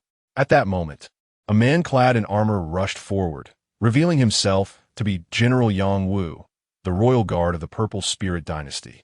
He addressed Xie Yin, stating, "My lady, your matters with the Liu family bear no concern to this general. However, as the appointed protector of the royal city, it is my duty to inform you that your vessel's suspension in midair contravenes the city's regulations. Should you and your companion be newcomers to the city, I would be glad to arrange accommodations for you. So please do not put me in a difficult position." Within the ship's cabin, Lin Shu, upon hearing the general's words, chose not to make things difficult for him. Had the general been confrontational from the outset, Lin Shu would have responded differently. However, given the general's politeness, Lin Shu found it fitting to reciprocate with civility. "In that case, I kindly ask the general to assist us in finding suitable lodgings." Yang Wu, upon hearing this, quickly extended an invitation. Lin Shu then emerged from the cabin alongside Su Yan. The sight of Lin Shu caused General Yang Wu to pause in astonishment, for he had expected someone formidable, perhaps a third-level star plucking expert, to boldly confront the Liu family and utter threats of annihilation. Instead, he beheld a youth who appeared to be under 20 years of age. How much cultivation could one of such youth possess? Spirit transformation? Or divine powers? Surely, he could not have attained the level of a revered elder. Nevertheless, the audacity to challenge the Liu family, coupled with the fact that he traveled in Qi Yunfan's vessel, indicated that his identity was anything but ordinary. Yang Wu could not afford to underestimate him. "You are indeed a remarkable young talent. Please, follow me." Lin Shu retracted the flying vessel and accompanied General Yang Wu, along with Xie Yin and Su Yan, as they descended into the royal city. This spectacle left many powerful figures in the royal city in a state of astonishment. They had not anticipated such a youth to emerge so boldly. The flight through the air suggested that he was at least a being of divine powers, and it was likely that he held an extraordinary background. Could it be that he was a disciple of Qi Yunfan? Otherwise, how could he dare to treat the Liu family in such a manner? Did this imply that Qi Yunfan intended to take action against the Liu family? That seemed improbable. While Qi Yunfan surpassed the strongest of the Liu family, a direct confrontation would surely result in mutual destruction. It seemed prudent to observe the situation unfold. After all, the individual sought merely to claim a lady from the Liu family. Perhaps they would yield her without significant conflict. Meanwhile, at the Liu family estate in the eastern district of the Purple Spirit Royal City, the family head and numerous elders gathered in the central hall. The elders turned to the family head, inquiring, "What is the meaning of this? This flying vessel belongs to Qi Yunfan. Could it be that our young lady has offended him? Where is she? We should summon her to clarify the situation. If she has indeed crossed Qi Yunfan, it would be prudent to offer an apology. Indeed, while the Liu family is powerful, a confrontation with Qi Yunfan would yield no benefits for us." Some elders supported the idea of seeking an apology, while others took a firmer stance. "This matter cannot proceed. Even if our young lady has offended Qi Yunfan, he could discreetly request compensation without resorting to such overt threats. If we acquiesce to such intimidation, how shall the Liu family maintain its standing?" The other two alchemist families would surely revel in our humiliation. Exactly. Our two ancestors possess the strength of the second level of star plucking. United, they should be able to contend with Qi Yunfan. At that moment, a venerable voice echoed through the hall. Allow me to investigate this matter. As the voice resonated, an elder appeared. He was the Lu family's great ancestor, revered as the foremost figure within the family. Upon his arrival, the gathered elders, including the family head, respectfully greeted him. We pay our respects to the great ancestor. There is no need for excessive formality. This matter is of great significance. The great ancestor waved his hand dismissively. Under normal circumstances, Xiaoshan would not be one to act recklessly and offend Qi Yunfan. There may be some misunderstanding at play. I shall investigate further, and should Qi Yunfan indeed be so bold, I would not hesitate to engage him in battle, for I have recently achieved the third level of star plucking. The elders rejoiced at the great ancestor's words. In the entire Purple Spirit dynasty, the strongest being was at the fourth level of star plucking, namely, the royal family's ancestor. If the great ancestor had reached the third level, he would be on par with Qi Yunfan and the other three experts at that same level, positioning them as equals. Moreover, the Lu family had another ancestor who also possessed star plucking capabilities.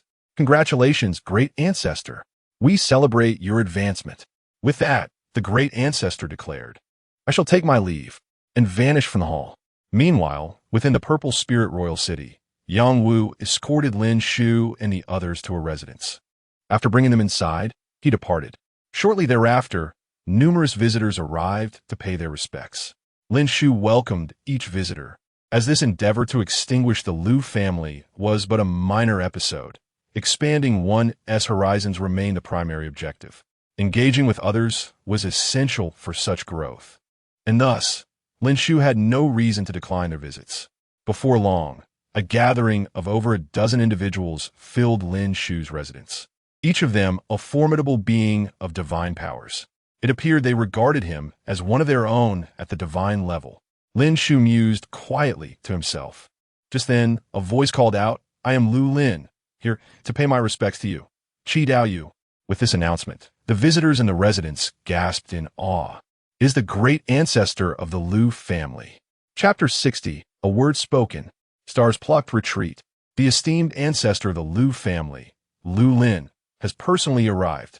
This individual is the steadfast anchor of the Lu clan, yet it remains uncertain whether his visit is an expression of contrition or carries an ulterior motive. It is not difficult to surmise that the most likely scenario is that the head of the Lu family intends to send their young lady as an apology. However, even if the Lu heiress were truly at fault, it would not warrant the appearance of their esteemed ancestor. Given his arrival, it is more probable that he harbors other intentions. With the Lu ancestor present, one wonders when the companions of this young gentleman will reveal themselves. Surely, he cannot be left to confront Lu Lin alone, for the latter is a formidable figure, a second-level star plucker, ranked among the top 10 in the Xiling dynasty. Was it not said that his backing is the revered Qi Yunfan? At this moment, the crowd buzzes with speculation upon hearing of Lu Lin's personal visit. Lin Shu, too, is attuned to the murmurs wafting in from outside. The Lu family has summoned their ancestor, indicating they have no intention of surrendering their young lady. Faced with this situation, Lin Shu entrusts the matter to Xie Yan. After receiving his instructions, Xie Yan strides to the entrance and addresses Lu Lin. The young master commands that if the Lu family wishes to return the young lady, they may enter. Otherwise, no member of the Lu family shall be permitted to cross this threshold. Her unwavering demeanor and resolute tone leave the visiting dignitaries in a state of bewilderment. This is the Lu family's ancestor, a figure of such prowess that even the emperor would show him deference in the royal palace. Yet, Lin Shu, a mere youth, dares to deny entry to such a powerful individual and sends a woman to convey his message. Such insolence suggests a complete disregard for Lu Lin. How audacious! Even if he does possess a star plucker as his ally, such behavior is unwarranted. Indeed, if Qi Yunfan were present, he would not treat Lu Lin with such contempt. It remains uncertain whether Lin Shu's confidence stems from exceptional skill or a background so formidable that he can afford to dismiss a star plucker. In this realm, there are few, if any, young individuals who can so brazenly defy a star plucker, not even the foremost disciple of the Luyan sect. Inside the estate, the onlookers gaze at Lin Shu, eager to discern his expression. Yet, he remains remarkably composed, as if the esteemed star plucker outside were merely a commoner. The atmosphere is thick with anticipation, for it is clear that a confrontation looms. The fury of a denied star plucker can only be imagined, and the repercussions within the estate may be dire. Many visitors hastily rise to depart, not wishing to be caught in the crossfire should Lu Lin unleash his wrath upon the residents. Lin Shu, however, pays them no mind, having never regarded them with any significance. His ambitions stretch beyond these individuals. He seeks true power. This gathering is composed of mere practitioners of the Divine Passage realm. And though they hail from the Xiling dynasty, Lin Shu does not believe their perspective surpasses his own. If they choose to leave, so be it. It saves him the trouble of expelling them himself. Now, Lin Shu gazes at the entrance, curious to see how the illustrious Lu ancestor will respond. Will he acquiesce? Or will he attempt to force his way in?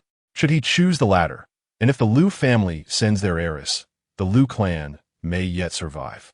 Should he choose to storm in, it would signal the demise of a star plucker, boldly proclaiming Lin Shu's arrival to the entire Xiling dynasty. In such a case, Lin Shu would not lack for star pluckers seeking him out, thus allowing him to glean knowledge far more swiftly than from these mere practitioners of the Divine Passage realm. Lu Lin, the Lu ancestor, observes Xie Yan, astonished that a mere young woman of the spirit transformation realm dares to stand before him, unafraid and resolute. What courage possesses her to act thus? In truth, Xie Yan harbors a modicum of fear. Yet before stepping out, her master had instructed her to heed the young master's words. Although she is unaware of Lin Shu's true capabilities, the tone of her master indicated that he is undoubtedly stronger than a star plucker. Hence, Xie Yan confidently conveys Lin Shu's uncompromising message to the Lu ancestor. Either bring forth your young lady, or take your leave. Xie Yan reiterates, her gaze fixed upon Lu Lin, who remains at the threshold, momentarily uncertain. Before departing, Lu Lin had speculated that Lin Shu was a disciple of Qi Yunfan. However, it now seems that this is not the case. A disciple of Qi Yunfan would not exhibit such fearless demeanor in the face of his presence. Yet, Lu Lin finds himself in a precarious position. To retreat now would result in the Xiling dynasty hearing of a star plucker being thwarted by a mere young woman of the 9th level of spirit transformation. A scenario that would utterly tarnish his dignity as a star plucker. Yet, to advance without knowledge of Lin Shu's true identity would be equally unwise. Although the Xiling dynasty lies under the dominion of the Luyan sect, he has no fear of any young individual from the sect. However, if the opposition hails from realms beyond the Luyan sect, they may possess powers surpassing that of a star plucker, capable of shattering the void with a mere thought. An unfathomable threat. They could obliterate the Luyan sect with ease. This is a gamble. A victory would preserve his reputation, while a loss could spell the end for the Lu clan. Contemplating this, Lu Lin ultimately decides against a forceful intrusion. He can only declare to the estate. In that case, I shall return later. There is no alternative. Surrendering Lu Shan is far simpler than wagering the safety of the entire Lu family. After uttering these words, Lu Lin turns and departs, needing to confer with Lu Shan for further details. The young master has given the Lu family but a single day to deliberate. Xie Yan reminds him as she watches Lu Lin leave. Soon, the events that transpired here will echo throughout the entire Xiling royal city, plunging it into a state of tumult. Meanwhile, a middle-aged man within the city, having just emerged from seclusion, receives a significant piece of news. Someone has arrived in the royal city aboard Qi Yunfan's flying vessel. Qi Yunfan has returned? The middle-aged man queries upon hearing from his disciple. Master, Qi Yunfan himself has not appeared. However, 3 young individuals, 1 male and 2 females, have arrived aboard his vessel. The 2 young women seem to hold considerable respect for the young man. Just moments ago, Lu Lin attempted to enter, but he was halted by one of the young women, causing Lu Lin to retreat without entering the residence of the young man. Upon hearing this, the middle-aged man ponders.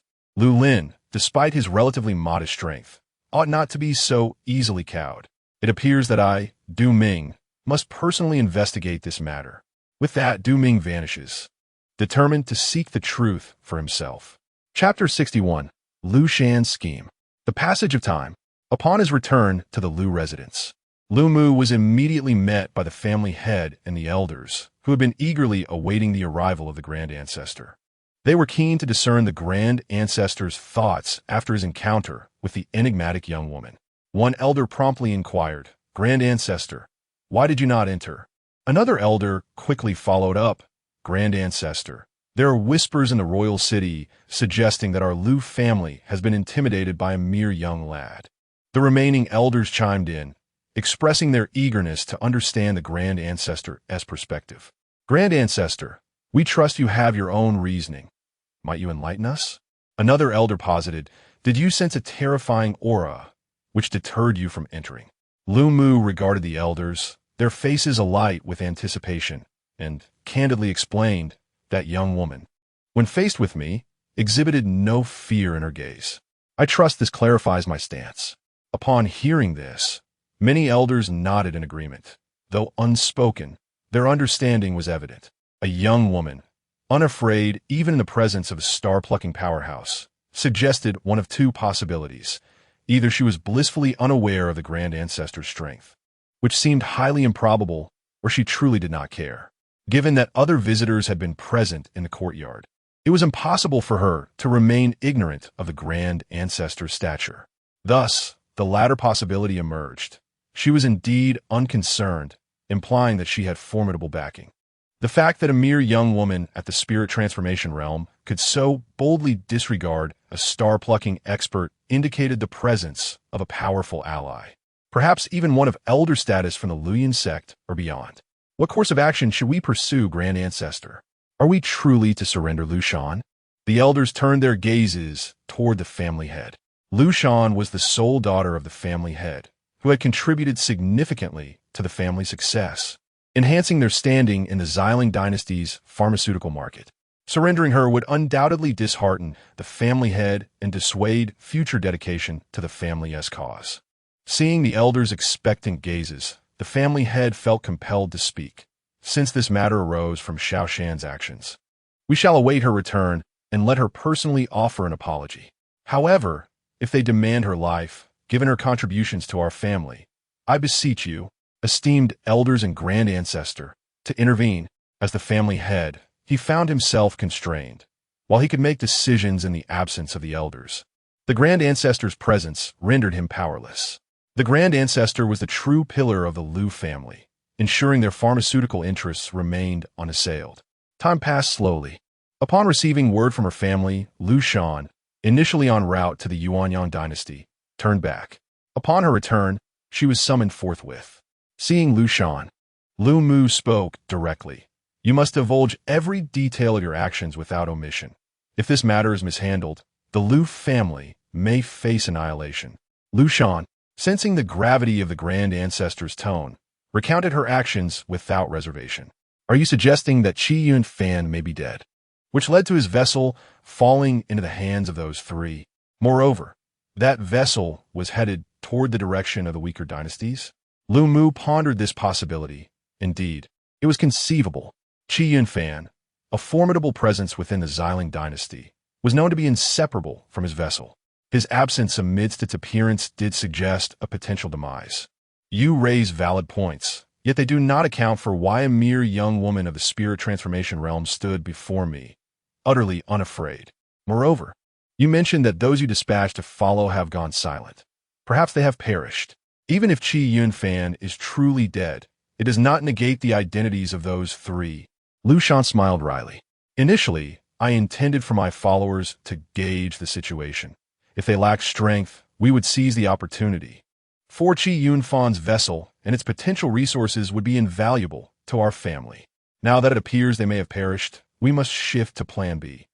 Du Ming, also a star-plucking expert, has a history with Qi Yun Fan. With the latter's vessel now appearing, Du Ming will undoubtedly take notice. Lu Mu regarded Lu Shan with a mix of admiration and concern. You truly dare to set your sights on Du Ming. If only you were a son, you would surely be the next head of the Lu family. Lu Shan lowered her head in silence, harboring a sense of resentment. Despite her relentless efforts for the Lu family, she remained unacknowledged, or perhaps recognized, but forever barred from leadership due to her gender. Resolute, she thought, if that is the case, then I shall not hesitate to seize it. With that, Lu Shan shattered a jade talisman, resolute in her pursuit of the headship of the Lu family. Awaiting Du Ming's reconnaissance, he stealthily approached the residence where Lin Shu resided. Unlike Lu Mu, he opted for discretion, knowing that should anything go awry, he would avoid disgrace. As he neared the estate, he suddenly felt disoriented, as if time itself had shifted. When his vision cleared, he found himself in a grand hall, where a young man regarded him with quiet intensity. Who are you, and what brings you to infiltrate my residence? Lin Shu inquired, eyeing the intruder with calm scrutiny. Chapter 62. The Reclamation of the Star Servant. Lin Shu's intentions begin to unfold. At this moment, within the grand hall, aside from those who had just departed due to Lu Mu's arrival, a few individuals remained. When they beheld the sudden appearance of a middle-aged man in the hall, their gazes were immediately drawn to him. To their astonishment, the visitor was none other than Du Ming. Renowned alongside Qi Yunfan, Du Ming's prowess was only subordinate to the ancient ancestors of the Ziling dynasty. And though the populace often referred to them as the top 3 among the 10 strongest in Ziling, in truth, both could be considered equally second. In terms of fame and strength, they surpassed the earlier patriarch of the Lu family. Having both ascended to the 3rd tier of the Star Reclamation realm for over a century, they were indeed venerable and established figures in this domain. Even if a newcomer managed to break through to the 3rd tier, it was doubtful they could rival Du Ming or Qi Yunfan. However, unbeknownst to them, Du Ming had not chosen to appear in the hall voluntarily, but was rather compelled to do so. Thus, upon his arrival, the onlookers respectfully greeted him. We pay our respects to Senior Du. Yet, Du Ming paid little heed to their reverent salutation. His gaze was fixated on Lin Shu, his heart involuntarily gripped by a faint trepidation. In that fleeting moment, he had sensed a power capable of altering the very fabric of reality, rendering him utterly defenseless as he was instantaneously transported from outside the residence to the Grand Hall. This phenomenon resembled the legendary void displacement, where a practitioner of the void realm could traverse to any location merely by willing it. Yet, Du Ming could not comprehend why he had been moved against his will. Regardless of his understanding, it was evident that an unfathomable powerhouse resided within this abode, and most likely, that formidable individual was the young man seated at the center of the hall, quietly observing him. Without a moment's hesitation, Du Ming bowed deeply. I am Du Ming, paying my respects to you, Senior. Lin Shu, observing the 3rd tier Star Reclamation expert he had just absorbed addressing him with such profound respect, understood that Du Ming had likely surmised the extent of his strength. His words sent ripples of astonishment throughout the hall. What did they witness? The esteemed Du Ming, one of the top 3 figures in the Ziling dynasty, was exhibiting such reverence towards Lin Shu, addressing him as Senior. They gazed at Lin Shu in disbelief. Could it be that this youthful gentleman was not merely young, but rather an unparalleled master who had defied the ravages of time or possessed the secret of eternal youth? Previously, they had entertained thoughts of considering Lin Shu as an equal. Yet now, seeing Du Ming's attitude, they too bowed in reverence.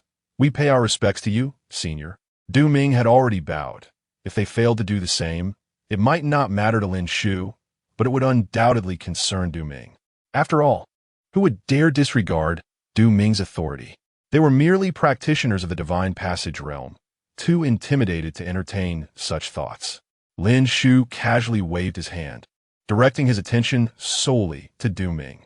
So, Du Ming is a 3rd tier Star Reclamation expert. You engage in such surreptitious actions. Should you fail to provide a valid reason, do not blame me for sending you to your demise. The term demise held a more palatable connotation for practitioners, yet in its harsher interpretation, it signified death. Du Ming immediately responded. In response to you, Senior, I have some grievances with Qi Yunfan. upon hearing that his flying vessel had emerged while he himself did not appear. I sought to stealthily ascertain whether Qi Yunfan was dead or severely injured and unable to meet others. Had I known you were present, I would not have dared to intrude, even with 1,000 lives. He continued, "Please forgive my transgression. I am willing to do anything for you, Senior." Lin Shu pondered for a moment. Having arrived in the Ziling dynasty, he was accompanied solely by Su Yin and Xie Yin. While they were obedient, their strength was somewhat lacking. He could not possibly intervene in every matter during his stay in the Ziling dynasty. If this Du Ming proved amenable, he could be utilized as a subordinate during his time here. Certain tasks that he preferred not to undertake, and that the two women could not accomplish, could be delegated to him. As for the enmity between Du Ming and Qi Yunfan, Lin Shu remained indifferent. Qi Yunfan was merely a servant he had collected, and their grievances bore no relevance to him. Thus, I require you to pledge an oath. During my stay in the Ziling dynasty, you shall serve as my loyal subordinate and heed my commands. Du Ming, upon hearing the term subordinate, hesitated momentarily. After all, he was a third-tier star reclamation expert, one of the top figures in the Ziling dynasty, and with Qi Yunfan absent, he was undeniably the second strongest. To become a servant was indeed a source of embarrassment. Yet, should he refuse, he would face dire consequences. As Lin Shu observed Du Ming's indecision, he swiftly extended a hand. In an instant, Du Ming felt as though the very universe around him had undergone a cataclysmic transformation, as if he had been severed from his original reality and placed under Lin Shu's dominion. What was this technique? In a mere heartbeat, it seemed capable of cleaving the fabric of existence and consolidating it within the palm of one's hand. Was this the true might of the Void Realm? With no time for contemplation, Du Ming knelt. "Senior, I am willing. I swear to be your most loyal servant, dedicating myself to your service." Fearing that a delay in his response might lead to his immediate demise, Lin Shu finally relented. "Very well. In that case, I shall assign you your first task." The Liu family dispatched individuals to trail me, engaging in illicit acts. "Now, go to the Liu family and bring them before me." Initially, I had granted them a day, but they seemed not to have received the message and even sent an old fool to test me. Upon hearing Lin Shu's command, Du Ming nodded vigorously. "Yes, master. I shall retrieve them at once. Do you wish to capture everyone from the Liu family, or just Miss Liu Shan?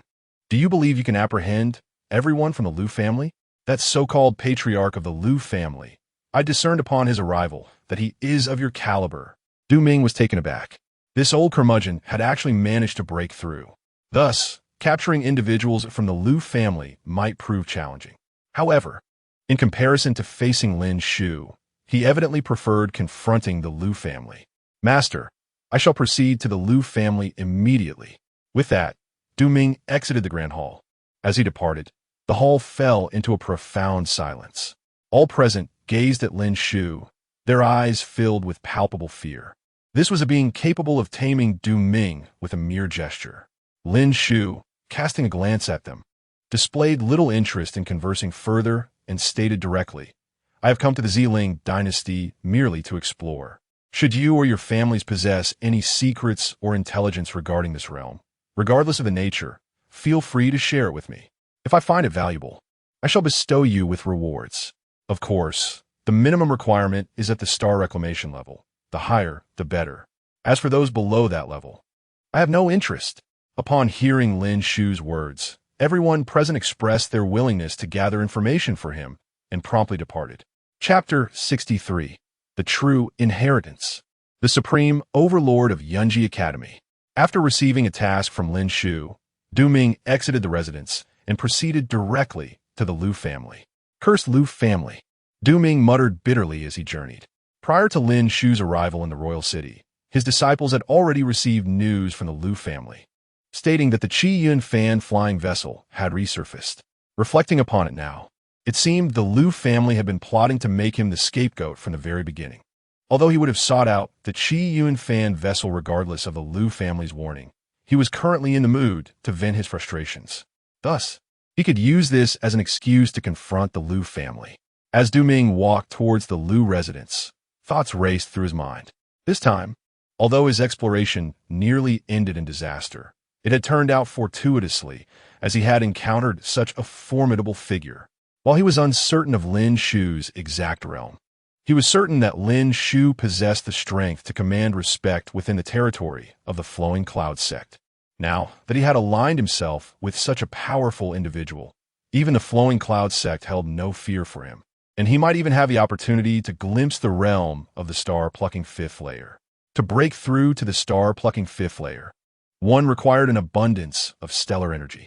Thus, it was essential to draw down the external stars. To achieve this, one either needed to be at the star-plucking fifth layer or have a coalition of numerous individuals below that level working in unison. However, the star-plucking fifth layer was exclusive to the Flowing Cloud sect.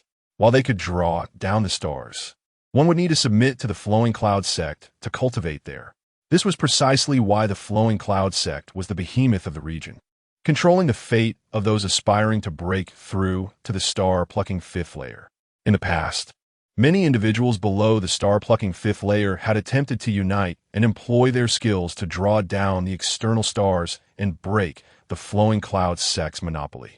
Ultimately, the Flowing Cloud sect dispatched numerous powerful individuals to suppress and eliminate them.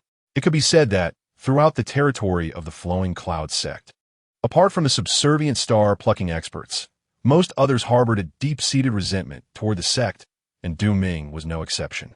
Initially, Du Ming had intended to soon seek refuge within the Flowing Cloud sect to gain access to a celestial realm for cultivation and break through to the star-plucking fourth layer, thus inching closer to the fifth layer. However, now, there was no need for that. Lin Shu appeared to be even stronger than the Flowing Cloud sect. With such a powerful ally, why would he require the sect's assistance? If he diligently completed his task, perhaps a breakthrough opportunity would present itself. With this thought, Du Ming felt a surge of determination and, before he knew it, found himself standing before the Liu residence. Seigneur Du, the gatekeeper of the Liu family, respectfully addressed him upon his arrival. Please wait a moment. I will report this immediately. No need. Du Ming waved his hand and charged directly into the Liu family grounds. Your master commands it. The Liu family must immediately surrender Liu Shan or face chaos. He had come with a mission, and Lin Shu clearly held a disdain for the Liu family. Therefore, Du Ming was not inclined to show them any courtesy, especially since the Liu family had previously harbored ulterior motives against him. He would not abide by their rules and thus stormed in. The commotion caused by Du Ming's intrusion was quickly noted by the members of the Liu family. Numerous elders, the family head, and even the ancestors appeared at once. Liu Lin, the patriarch of the Liu family, gazed at Du Ming and spoke. Friend Du, my Liu family has not wronged you. Is it not a bit rude to forcefully intrude in such a manner? Du Ming cast a glance at Liu Lin and confirmed Lin Shu's assertion. He had indeed broken through to the star-plucking third layer. However, Du Ming felt no fear. After all, he himself had immersed in the star-plucking third layer for over a century, reaching the peak, and only awaited a catalyst to break through to the fourth layer. Liu Lin had merely just achieved his breakthrough. Such a person posed no threat to him. Spare the pleasantries. This is my master's command. Surrender Liu Shan, and I shall leave at once. Otherwise, the chaos I warned of is no empty threat. Do not test my patience. Master? The members of the Liu family were taken aback, realizing they had indeed heard correctly. Initially, they thought they misheard, but now they could confirm that Du Ming spoke of a master. Who could possibly be powerful enough to command Du Ming? Liu Lan inquired, friandu. May I ask who this master of yours is? Do not feign ignorance. You know very well. Upon hearing this, Liu Lin's mind raced. In the entirety of the Purple Spirit Royal City, it seemed that only the young man who had recently appeared sought Liu Shan. Could it be that Du Ming's master was the powerful figure behind this young man? At that moment, Liu Shan emerged from one of the Liu family's courtyards. Gazing at Du Ming, Senior Du, I fear you will not be able to take me away today. What are you? Du Ming shot a glance at Liu Shan. You, a mere second layer of the Divine Passage realm, dare to interrupt my conversation with your family's head? With that, Du Ming prepared to strike Liu Shan. However, just as his hand was about to descend, a token appeared in Liu Shan's grasp. Senior Du, you should take a good look at this token. Upon seeing the token, Dominguez expression instantly shifted. The token bore the characters flowing cloud. It was the emblem of the flowing cloud sect. Moreover, it was purple. The flowing cloud sect's tokens were categorized by color, with gold being the most prestigious, representing the sect's leader and the supreme elders. Following that, the purple token was held by elders and the foremost true disciples. The purple token before him indicated that Lin Shu had the backing of either an elder of the flowing cloud sect or the mysterious foremost true disciple of the sect. As Du Ming retracted his hand, Lin Shu coldly remarked, "This token was bestowed upon me by the foremost true disciple of the flowing cloud sect. I wonder if Senior Du wishes to verify its authenticity?" The foremost true disciple. At this revelation, Du Ming's complexion paled. The most formidable aspect of the flowing cloud sect was indeed this foremost true disciple. In certain respects, they were more fearsome than some elders. The foremost true disciple was shrouded in enigma, with rumors suggesting that they had entered Yunji Academy. Yunji Academy, the legendary Supreme Academy of the Yunji dynasty, held unparalleled authority. If this were merely an elder's token, Du Ming would have been astonished, but since Lin Shu had orchestrated this affair, he felt no fear. After all, in his mind, Lin Shu's strength surpassed that of the flowing cloud sect. However, if it was the foremost true disciple, then matters became complicated. That was a member of Yunji Academy, the most exalted institution in the region, founded by the royal family of the Yunji dynasty, endowed with immense power. Du Ming found himself hesitating, uncertain of how to proceed. It seemed prudent to first relay this matter to his master and allow him to decide. This situation had surpassed his control, and without further delay, Du Ming sent a message to Lin Shu. Chapter 64. Yin Tianming. Childhood Uncle Yin. Yin Ni Academy? Upon receiving the transmission, Lin Shu was somewhat astonished. According to the information previously gathered from Yin Tianquang of the Jiangyue dynasty, the Yunanite dynasty was the true sovereign of Yinzhou, while the Luoyuan sect merely held a position of respect within the territory of the surrounding 18 dynasties. The Liu family was significantly inferior, even to the Luoyuan sect. The fact that an inconsequential woman from the Liu family could be connected to someone from Yunanite Academy was indeed surprising. Lin Shu transmitted a reply. "How much do you know about Yunanite Academy?" Du Ming was puzzled by Lin Shu's inquiry. After all, from Du Ming's perspective, Lin Shu's strength far surpassed his own, and he should possess a greater understanding of Yunanite Academy. However, since Lin Shu had asked, Du Ming could only respond honestly. Yunzhou is divided into 5 regions: southeast, southwest, northeast, northwest, and central. The Luoyuan sect is merely a relatively average force in eastern Yunzhou, while Yunanite Academy, being affiliated with the Yunanite royal family, is undoubtedly the pinnacle of power in Yunzhou. The Luoyuan sect's strongest is at the star-plucking 9th level. As for the strongest in Yunanite Academy, I am unsure, but I can assert that the star-plucking 9th level is not considered formidable there. Du Ming continued with a lengthy discourse. However, for Lin Shu, it was merely trivial information, as he ultimately remained unaware of the cultivation level of the strongest individual in Yunanite Academy. Was it Return of Void? Transcendent? Or perhaps someone beyond Transcendent? If it were Return of Void, Lin Shu would not be fearful. However, given the might of the Yunanite dynasty, it was clear that Yunanite Academy would not be limited to only Return to Void practitioners. The likelihood of encountering a Transcendent was greater. Should it be Transcendent? Lin Shu remained undaunted, as he had traversed the 3,000 heavenly ladders, and even in the face of a Transcendent, he would not be intimidated. Even if the opponent possessed slightly higher cultivation, he felt the same. What truly frightened him was the possibility of encountering someone surpassing Transcendent, as such a scenario would complicate matters if he were to offend them. Suddenly, Lin Shu pondered a question. Even if the foremost true disciple of the Luoyuan sect was indeed a disciple of Yunanite Academy, it did not necessarily imply that they were the strongest. It seemed he need not be overly cautious. Just as Lin Shu decided to take action, Du Ming's voice suddenly rang out. "Master, the foremost true disciple of the Luoyuan sect has arrived." Upon hearing the transmission, Lin Shu hesitated not and immediately enveloped the Liu family with his divine sense. Eager to ascertain the nature of this foremost true disciple, At this moment, within the Lu family, Lu Yun sect's foremost true disciple, Yin Tianming, regarded Du Ming. Shall we put the matter of Lu Shan behind us? With that, Yin Tianming directly tossed an object to Du Ming. Upon seeing it, Du Ming's heart jolted with astonishment. It was a star core. It was said that within the outer stars, there existed star cores that had undergone billions of years of evolution. Each star core gathered at least half of the power of the outer stars. A single star core was sufficient for an adequately qualified individual to cultivate to the pinnacle of the star-plucking ninth level. Yin Tianming truly displayed great generosity. Just this star core alone could purchase the entirety of the Xiling dynasty. Unfortunately, this matter was not within his authority. Were it up to Du Ming, he would have accepted it without hesitation, allowing everything to be settled. However, this was Lin Shu's affair, and it required his input.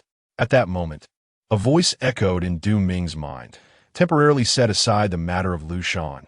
Bring that foremost true disciple of the Lu Yun sect here. Lin Shu did not anticipate that this so-called foremost true disciple of the Lu Yun sect would turn out to be an acquaintance. Receiving Lin Shu's message, Du Ming promptly addressed Yin Tianming. Young Master Yun, my master requests your presence. Your master? How intriguing that this young master requires my presence.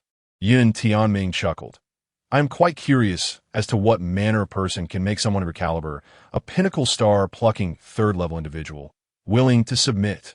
Lead the way. Yin Tianming took Lu Shan along and subsequently departed the Lu family with Du Ming. At this moment within the Lu family, numerous elders turned their gazes towards the family head. Master, what is the meaning of this? The family head himself was equally perplexed. When did his daughter establish a connection with the most mysterious foremost true disciple of the Lu Yun sect? Moreover, it appeared their relationship was quite significant, considering that purple token had been handed to his daughter. Elders, I am also unaware of the details. When she returns, you may inquire directly. Upon hearing this, many elders immediately shook their heads. One elder, feeling somewhat embarrassed, spoke up. Master, I previously voiced some unfavorable opinions. I kindly ask that you speak a good word for me when the time comes. As this was my error, the family head was well aware of the situation. They had advocated for the handing over of his daughter, and now, seeing her hold such status, they dared not mention it, fearing a reckoning from her later. This matter shall be addressed by you elders. With such a status bestowed upon his daughter, what did he have to fear? Even the patriarch would not intimidate him. The foremost true disciple of the Lu Yun sect was the most enigmatic figure of the sect, said to have entered Yun and I Academy. Yun and I Academy was a colossal force in Yunzhou. As long as the students did not perish, they had an excellent chance of breaking through to the star-plucking level and beyond. The patriarch was merely at the star-plucking third level. Du Ming led Yin Tianming and Lu Shan back to Lin Shu's residence. Master, young Master Yin has arrived. Lin Shu did not heed Du Ming's words, but instead gazed at Yin Tianming and ultimately exclaimed, Uncle Yun, is it truly you? Are you Xiao Shu? Yin Tianming looked at Lin Shu, his eyes brimming with astonishment. Then, unexpectedly, he knelt on one leg. Yin Tianming pays respects to the young master. This scene left both Du Ming and Lu Shan utterly bewildered. To be honest, Lin Shu himself was somewhat taken aback. He had previously heard from his father that he seemed to know a true disciple at the Lu Yun sect. Lin Shu had not anticipated that it would be the mysterious foremost true disciple. Even more surprising was that this foremost true disciple was none other than Uncle Yun, a friend of his father's whom he had known in his childhood. Yet, why would this family friend refer to him as the young master? Uncle Yun, what is the meaning of this? Yin Tianming cast a glance at Du Ming. You may step outside for now. Du Ming looked to Lin Shu, who nodded in agreement. With Lin Shu's permission, Du Ming exited the hall. Only then did Yin Tianming begin to narrate the entirety of the events that had transpired. Chapter 65, Mother's Arrangement. Ancient Sage. It turns out that Lin Shu's mother encountered Yin Tianming while she was out for leisure, during which Yin Tianming was being pursued by enemies. Upon noticing his latent talent, Lin Shu's mother chose to assist him in vanquishing his foes. In gratitude, Yin Tianming decided to follow Lin Shu's mother, who in turn agreed to impart her knowledge of martial arts to him. Thus, the two of them, master and servant, journeyed to Yunzhou, eventually arriving in the territory of the Luyun sect. There, Lin Shu's mother met Lin Songqiong, Lin Shu's father, leading to a series of events that culminated in their union. However, from that moment onward, Lin Shu's mother was aware that their journey would not proceed without complications. She began to devise a plan, facilitating Yun Tianming's entry into the Luyun sect, where he quickly became a true disciple due to his exceptional talent. It was during this time that Yun Tianming, following Lin Shu's mother's instructions, revealed to Lin Songqiong that he was a true disciple of the Luyun sect. Listening to this, Lin Shu could not help but inquire, "May I ask how my parents came to be together?" Yun Tianming immediately shook his head. "I am uncertain of the specifics, but I have a feeling that the master came to the Luyun sect's territory with a purpose, as if she anticipated their encounter." Lin Shu was momentarily taken aback, as if a sudden realization dawned upon her. The heavenly divination sacred method.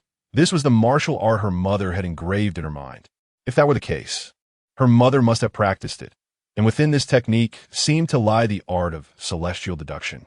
Perhaps her mother had utilized this art to predict something, which prompted her to venture into such a remote and underdeveloped location.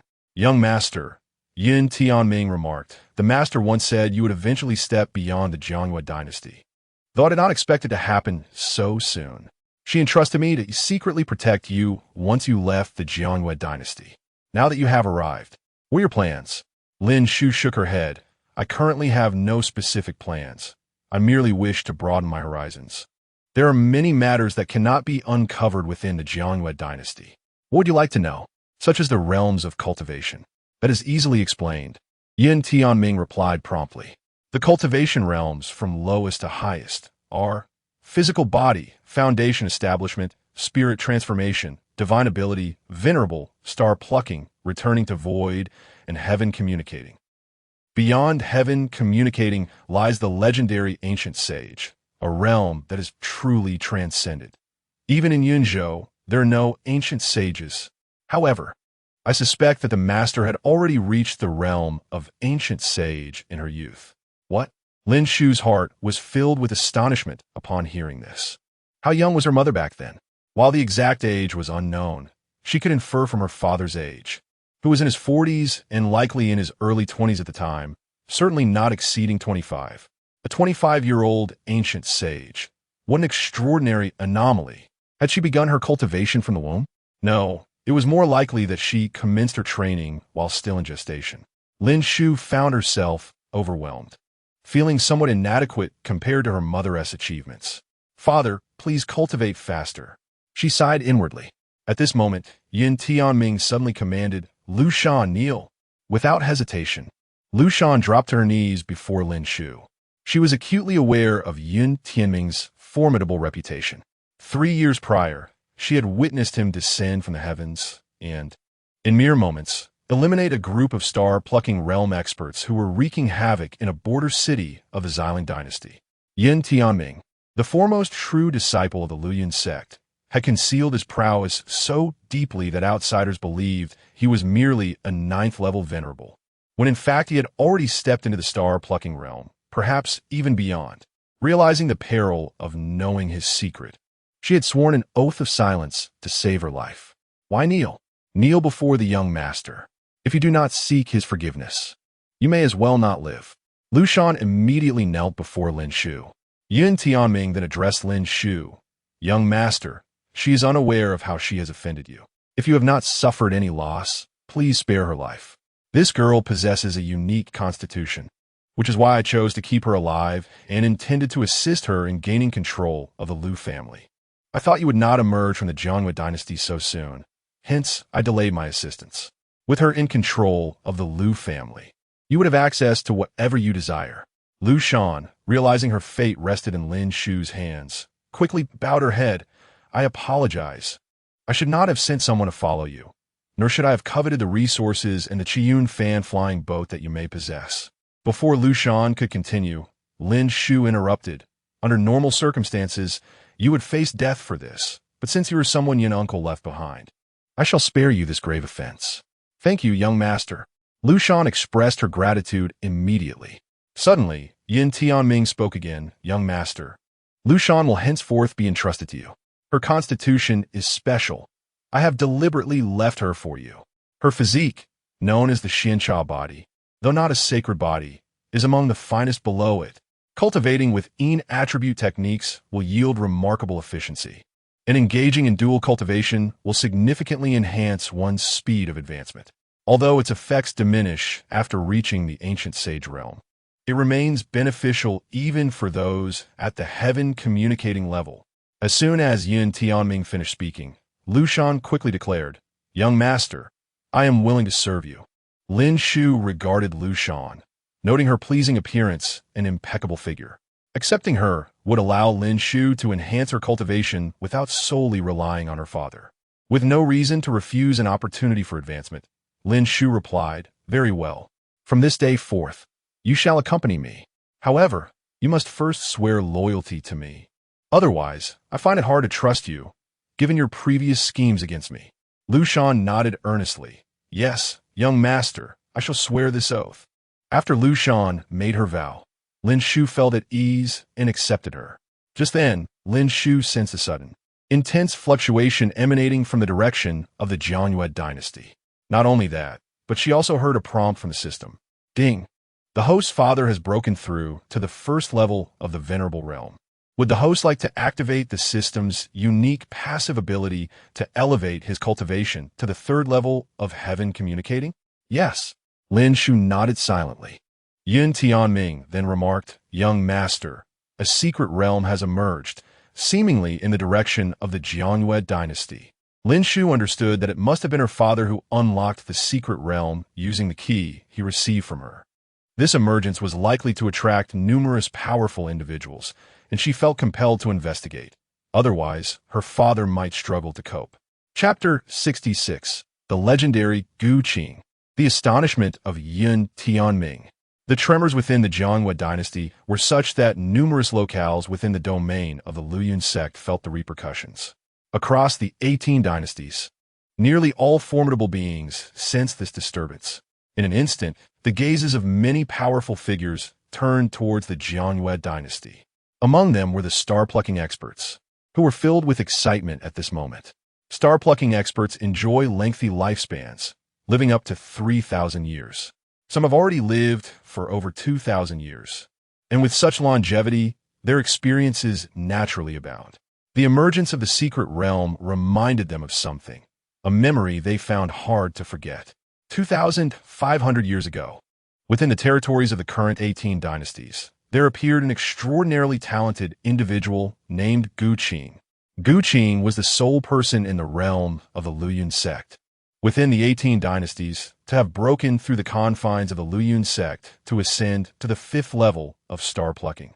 Others wishing to break through to the 5th level either belonged to the Luyun sect or submitted to it, as the sect controlled the celestial resources necessary for such a breakthrough, now referred to as a first-rate cave heaven.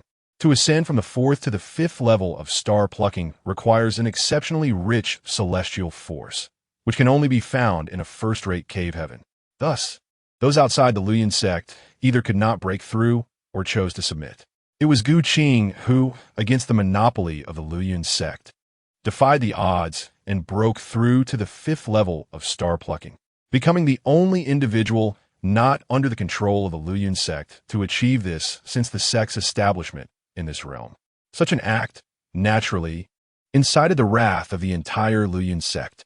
To solidify their dominion and ensure the perpetual legacy of the Luyun sect, they initiated a relentless pursuit of this individual. They presumed Gu Qing would soon fade into obscurity, a fleeting phenomenon. However, Gu Qing rose amidst adversity. Not only did he not fall, but his cultivation rapidly ascended through constant battles, ultimately reaching the pinnacle of the 9th level of star plucking. Regrettably, Gu Qing was too straightforward, always opting for direct confrontation rather than adopting a more subtle approach. Had he chosen to retreat slightly, perhaps he could have breached the elusive void realm. Yet, he did not, steadfastly confronting the Luyun sect. Ultimately, upon reaching the peak of the 9th level of star plucking and believing himself invincible, he attempted to break through to the realm beyond, the fabled void realm, right before the Luyun sect. Unsurprisingly, he failed. The star-plucking experts of the Luyun sect understood that if he succeeded, the sect would be utterly obliterated. To prevent this on that fateful day, a significant event transpired within the territories of the Luyun sect. A group of star-plucking experts, all over 2,000 years old, formed a self-detonation team.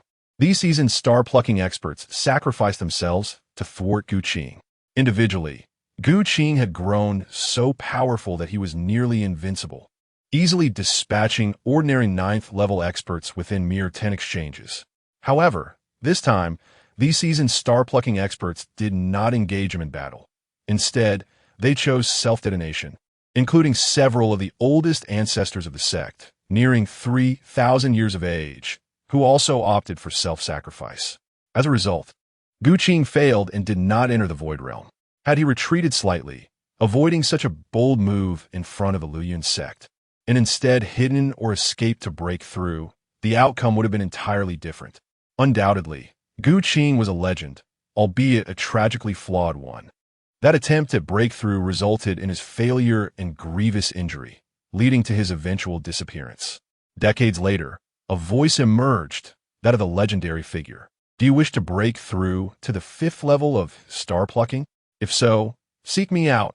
I have arranged my grave within a secret realm. Instantly, all star-plucking experts flocked to this call. It was the tomb of Gu Qing. If this individual had perished, finding his grave might reveal the secrets of his breakthrough past the Luyun sect's blockade to the 5th level of star-plucking. Furthermore, it could lead to the discovery of methods to ascend beyond the 5th level.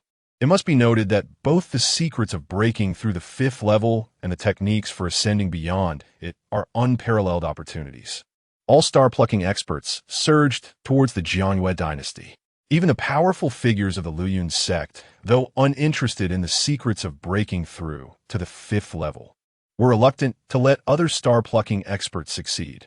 One Gu Qing had caused the Luyun sect to lie dormant for over a millennium, almost leading to its demise.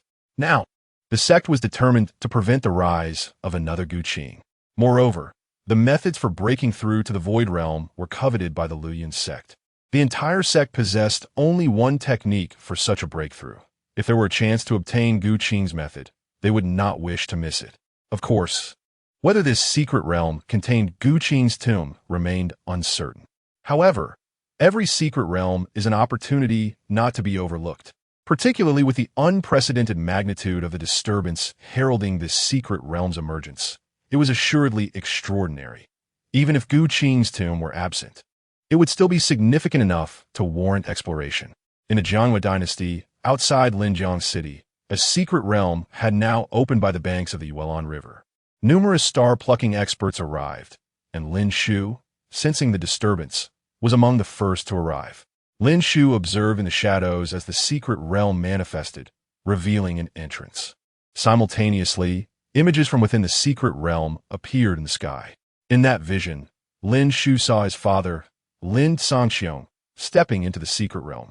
Who is this person? Could it be that he is the one who opened this secret realm? Even if he did, it does not guarantee he will seize the opportunity. Many star-plucking experts also noticed Lin Sangxiong's entry, and particularly, they were stirred by the sight of a tomb at the center of the secret realm. Some could no longer contain their excitement and rushed toward the entrance. However, as they approached, they were repelled by an overwhelming force. Simultaneously, a voice echoed, "Star plucking is forbidden." That familiar voice filled those present, some of whom had lived for over 2,000 years and had either seen Gu Qing in their youth or heard his voice. With elation, "It is him. That voice is undoubtedly his. It appears his tomb lies within." It is astonishing that such a legendary figure would choose to place his grave in this most backward dynasty, one devoid of even a single star-plucking expert. Many star-plucking experts, after expressing their awe, immediately began to take action. Since star-plucking was forbidden, they would arrange for the respected elders to enter. Although this secret realm was designated for star-plucking, it was established by Gu Qing before his demise. If they attempted to force their way in, though they might succeed in breaking through, the realm would collapse, and Gu Qing's tomb would fall into the void. The star-plucking experts had yet to touch upon the realm of the void. Thus, they would be unable to access Gu Qing's tomb thereafter. For the time being, they could only act according to the arrangements left by Gu Qing. Beside Lin Shu, Yun Tongming gazed at the unfolding images within the secret realm, momentarily stunned. How is this possible? Your father has actually broken through to the revered level? Chapter 67. The Defiance of Fate by Lin Songxiong. The Harsh Truth. Yun Tianming's astonishment took Lin Shu by surprise. Uncle Yun, given my mother's extraordinary prowess, it seems rather unremarkable for my father to have gained her favor and advanced to the status of a respected elder, does it not? Yun Tianming immediately shook his head. That is implausible. I am well aware of his talents. In this lifetime, he could only ascend to the realm of divine power at best. Becoming a respected elder is nearly impossible. Someone must have altered his fate. In the Jiangyue dynasty, it is unlikely anyone could achieve such a feat observing his talent. He has risen from a 3rd or 4th tier to a level that stirs my very blood.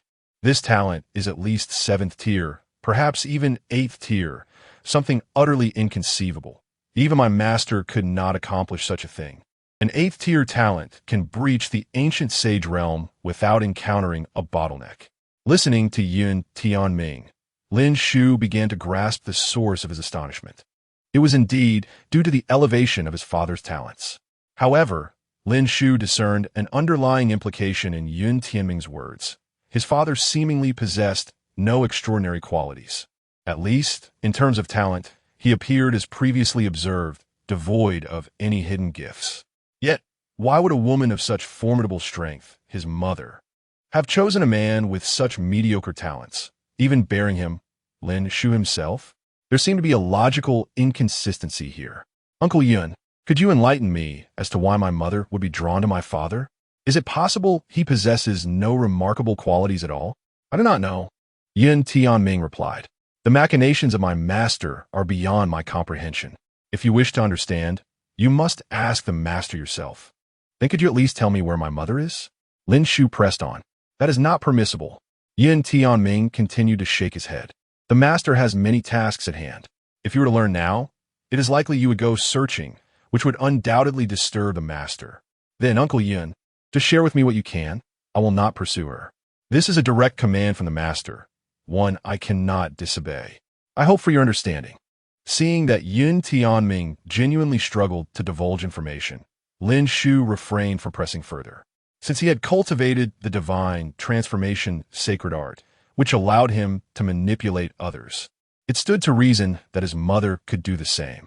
Perhaps Yun Tianming was under some form of restriction imposed by Lin Shu, preventing him from revealing certain truths.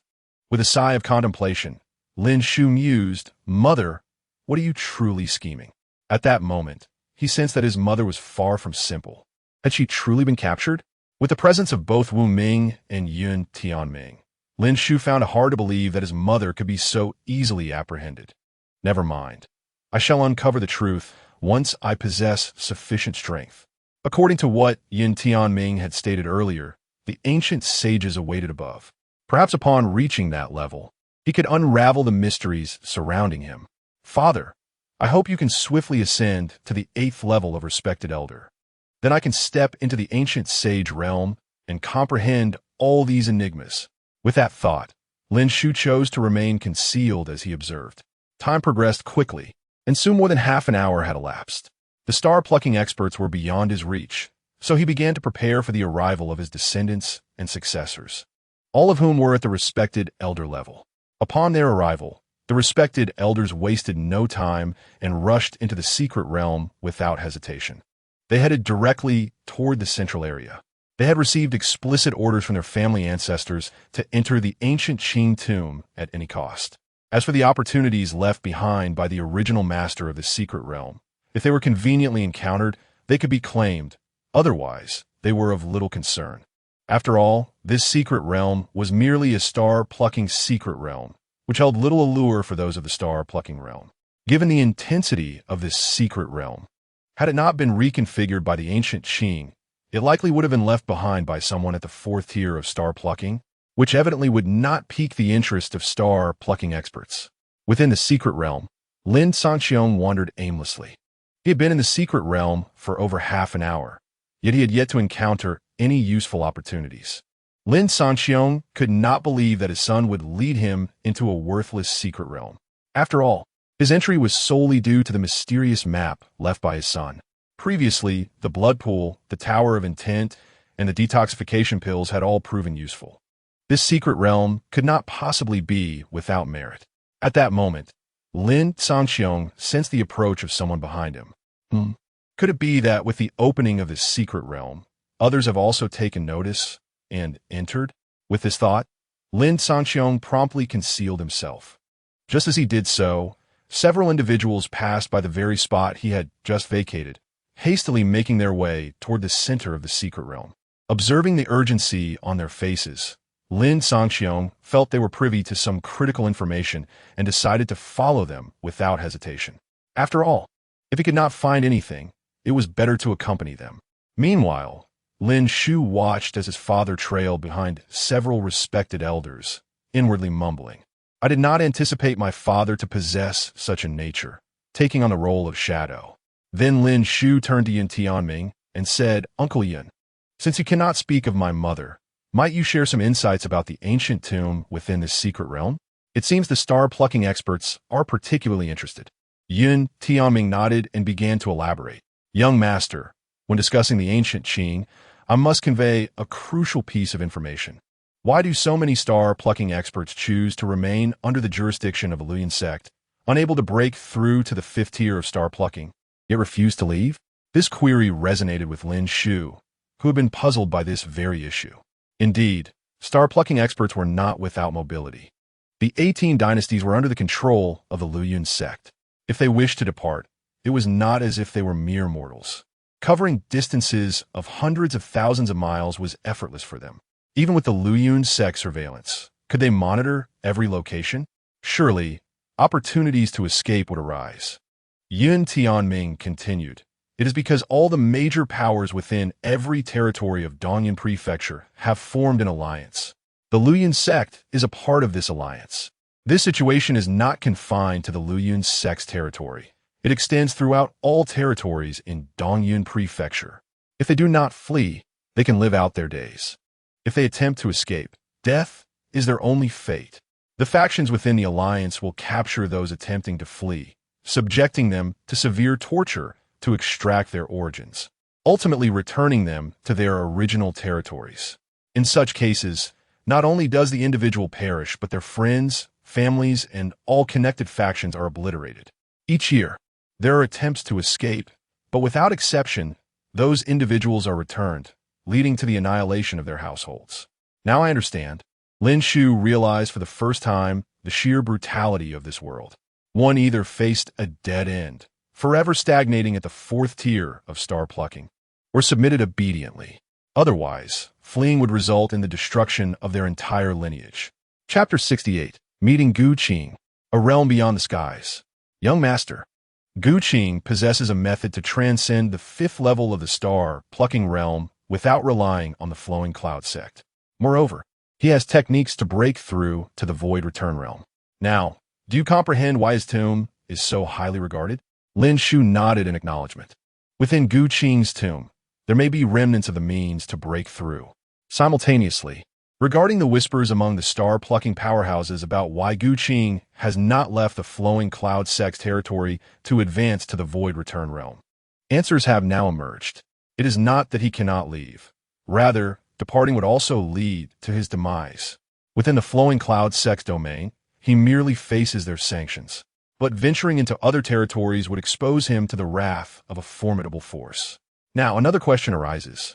Uncle Yun, having listened to the whispers from the star-plucking realm, Gu Qing should still be able to hide and break through.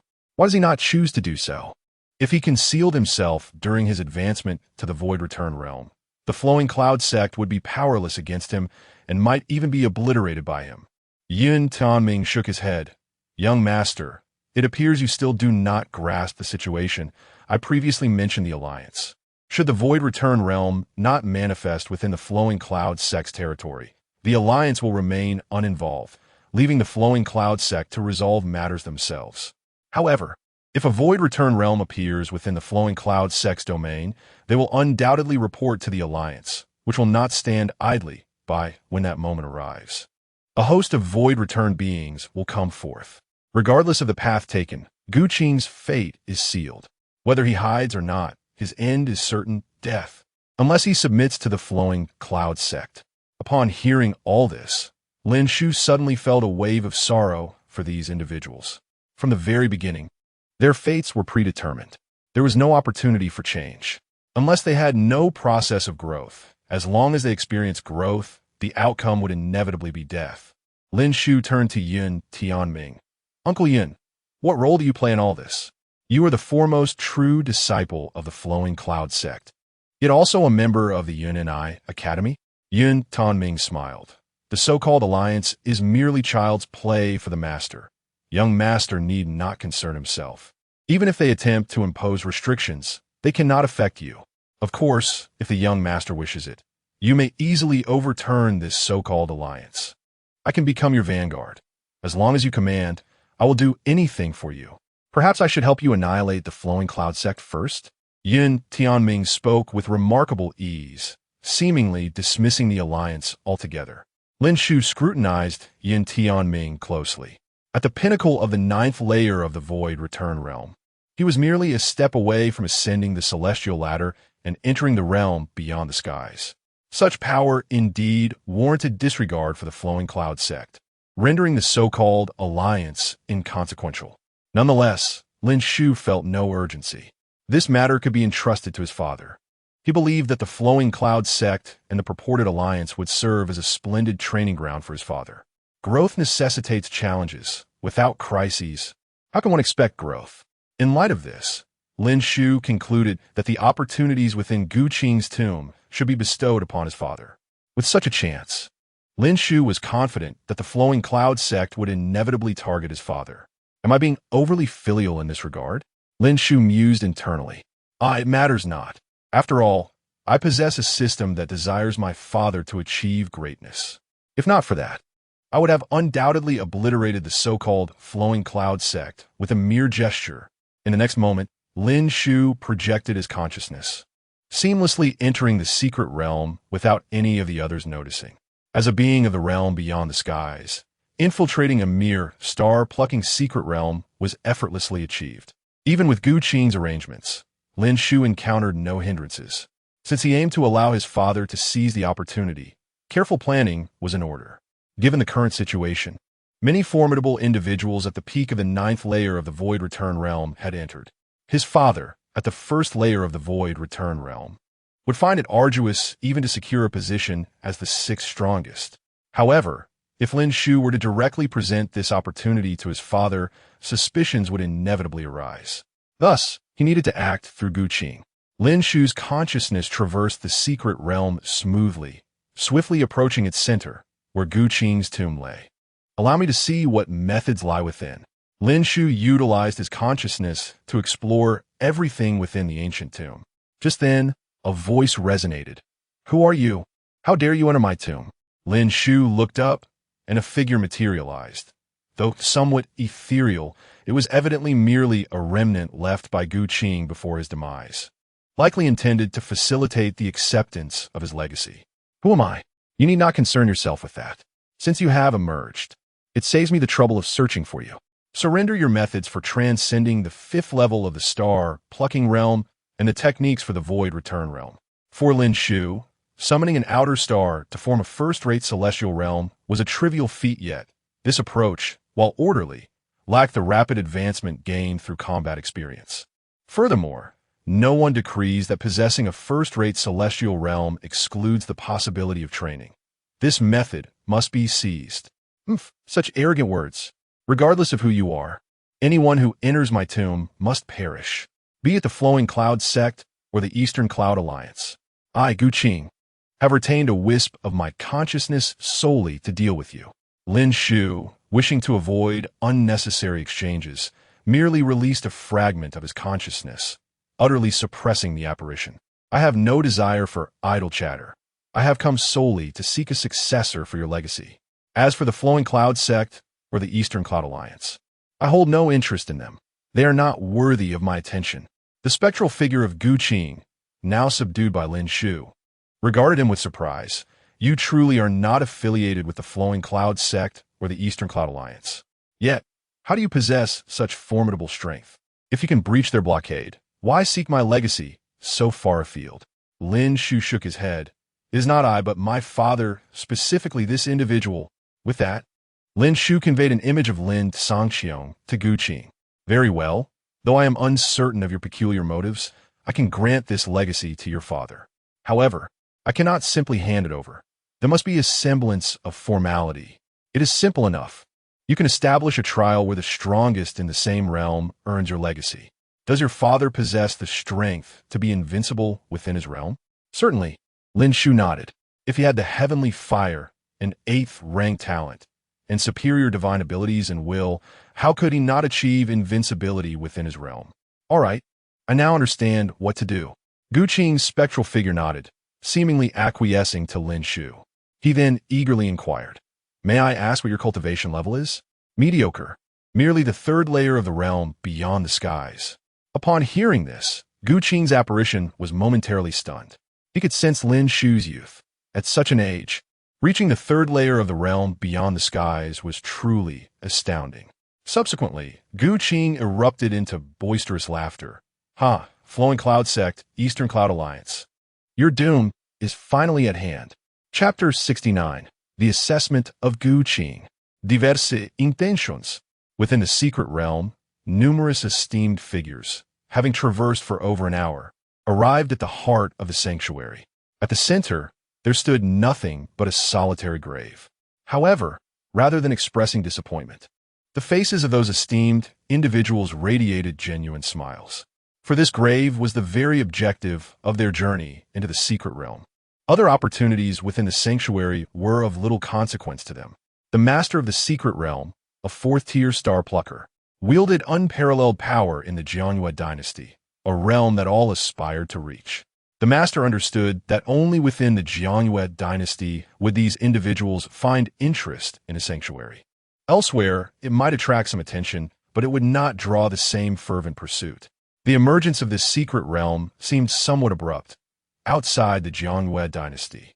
Only those of star-plucking strength could sense its fluctuations and arrive. Thus, the esteemed figures entering the sanctuary were all backed by star-pluckers, and in terms of power, they held no fear of the master, rendering them indifferent to his opportunities. Only the opportunities of Gu Qing captured their utmost attention. As the crowd gazed at the grave, a spectral figure left it, manifesting the essence of Gu Qing. The sight of this apparition caused a palpable tension among the assembly, with many esteemed figures displaying excitement on their faces. This was a legendary individual who had once inflicted significant losses upon the Luoyuan sect. As the sovereign of this territory, the Luoyuan sect had never faced such adversity until Gu Qing arrived. The non-Luoyuan sect esteemed figures present were filled with admiration for this legendary figure, and the appearance of their idol stirred their emotions profoundly. "Salutations, Elder Gu," many esteemed figures exclaimed in unison. Gu Qing, unperturbed, addressed them directly. "I am well aware of your intentions. You seek the opportunities that reside within me. Opportunities are reserved for the capable. Thus those who desire them must undergo trials." Curiosity sparked among the esteemed figures. "What trials do you speak of? Please enlighten us, Elder. We are prepared to face any challenge." "Elder, I pledge to give my utmost in these trials, so as not to tarnish your opportunities," they implored. Gu Qing continued, "The trial is quite simple. Only the strongest may claim my opportunities. However, considering your varying ages and cultivation levels, a direct contest would surely lead to discontent among those of slightly lower cultivation, who might believe their higher age grants them an advantage. Therefore, let us set the standard at the 1st tier of esteemed status. All participants shall have their cultivation suppressed to the 1st tier. Whoever emerges as the strongest among the 1st tiers shall earn the right to my opportunities."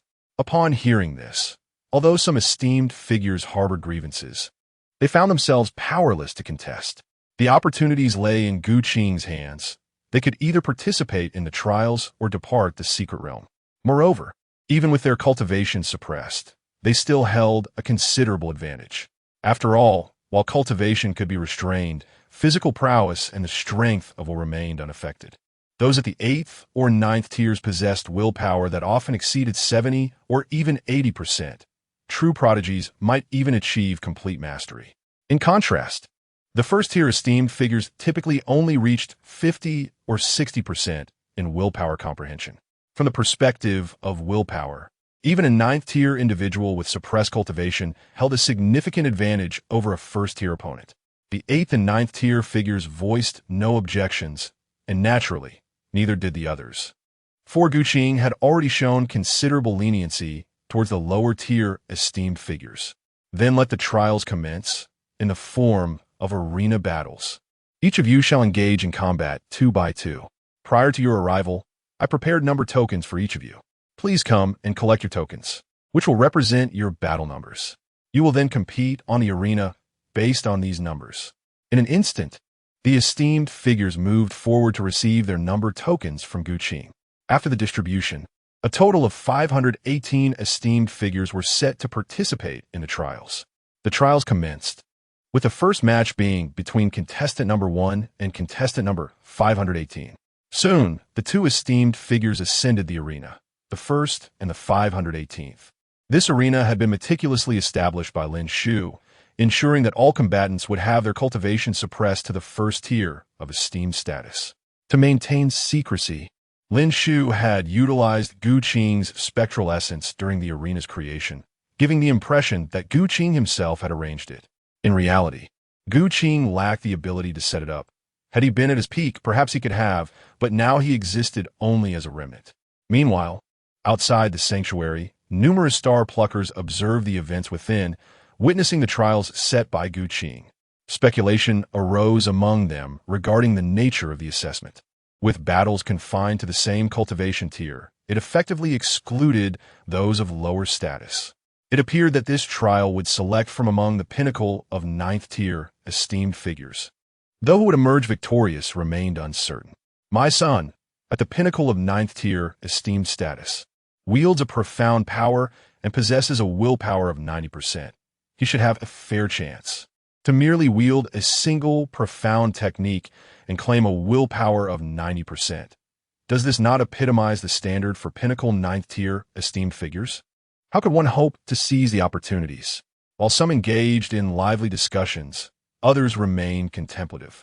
It was clear that opportunities were a double-edged sword. The Luyun sect was ever watchful, and it would be prudent to obtain them discreetly. At this moment, several star pluckers, particularly those who had sent their own 9th-tier descendants into the trials, harbored hopes that Guqing had devised contingencies. Otherwise, with so many eyes upon the victor, it would be exceedingly difficult to claim the rewards. They anticipated that Guqing had arranged something to ensure that the heir could safely depart with the opportunities.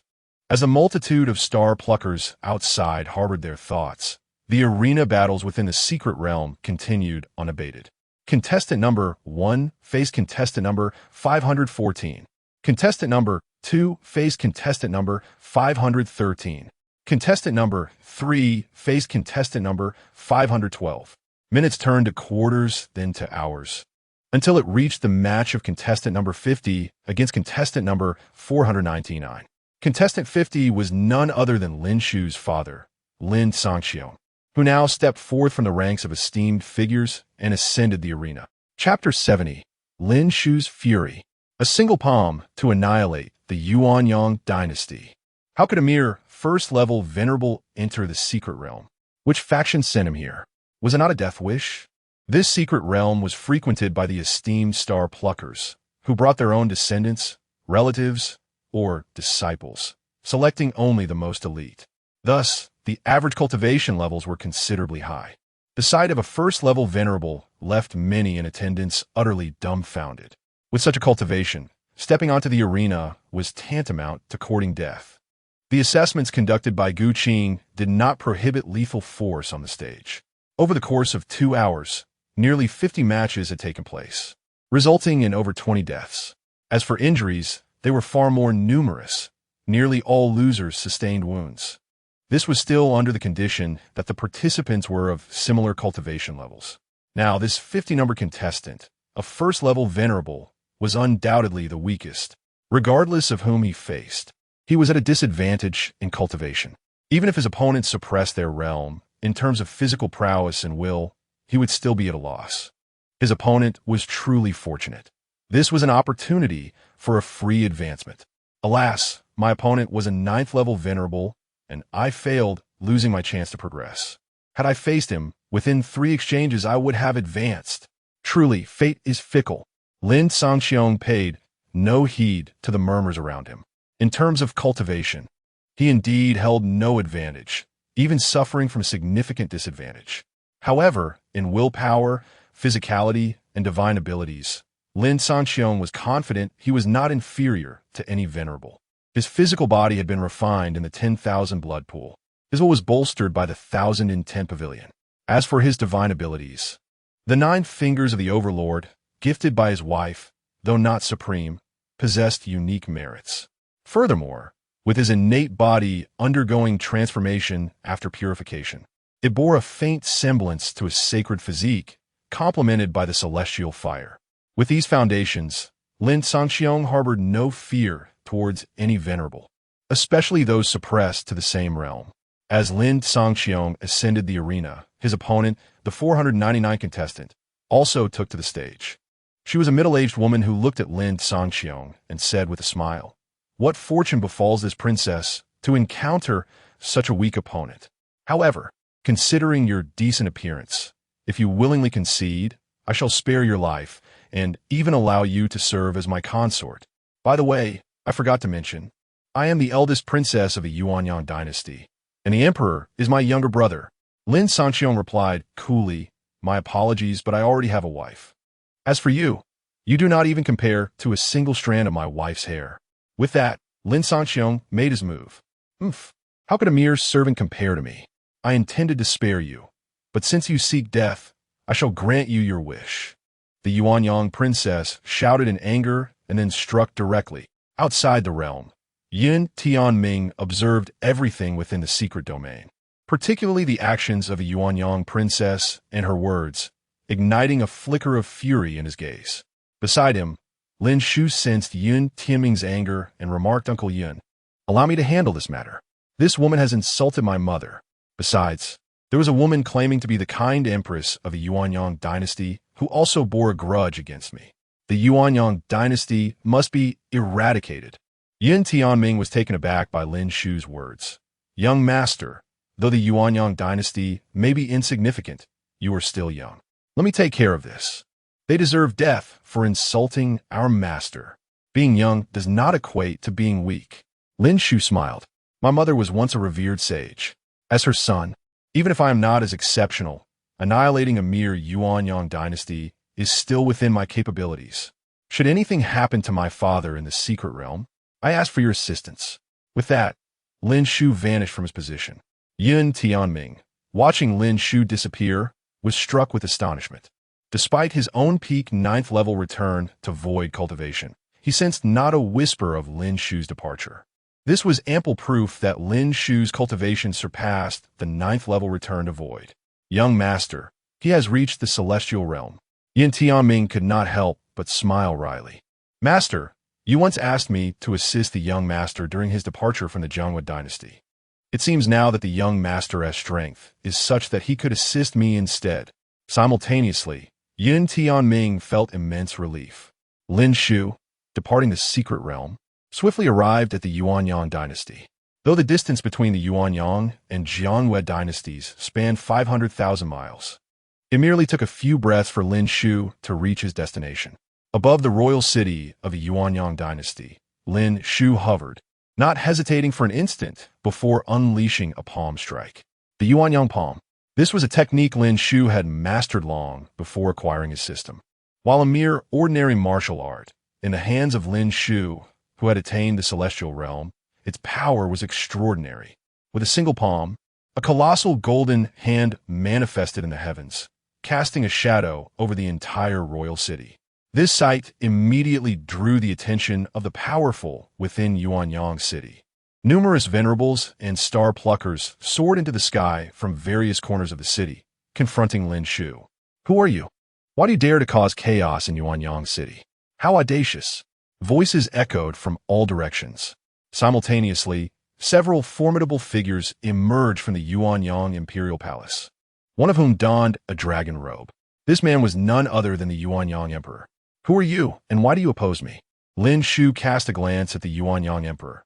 "A woman claiming to be the kind empress has a grudge against me, and another woman, the Yuanyang princess, has insulted my mother. Today, the Yuanyang shall be eradicated." With that, Lin Shu's golden hand expanded, enveloping the entire royal city within its grasp, stretching nearly 1,000 miles. The Yuanyang Emperor gazed at the immense golden hand, his expression filled with terror. Under its weight, he felt an overwhelming sense of helplessness, akin to that of an ant.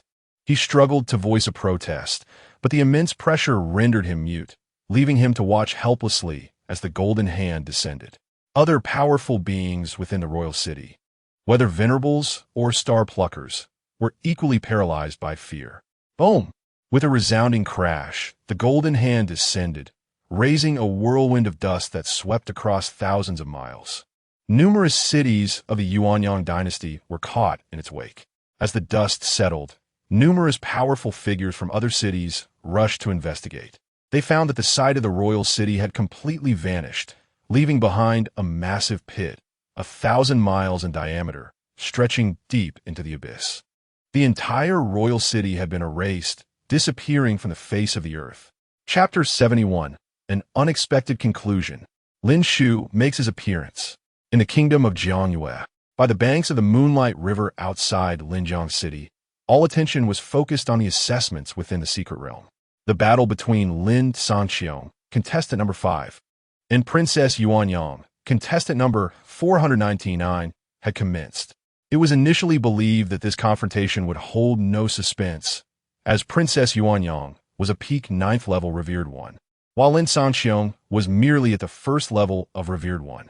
Although Lin Shu appeared relatively youthful, likely in his 40s, his exceptional cultivation was remarkable, showcasing extraordinary talent. Yet, he remained young, and in comparison to Princess Yuanyang, there seemed to be an insurmountable gap. To everyone's astonishment, as the battle began, Princess Yuanyang found herself at a disadvantage.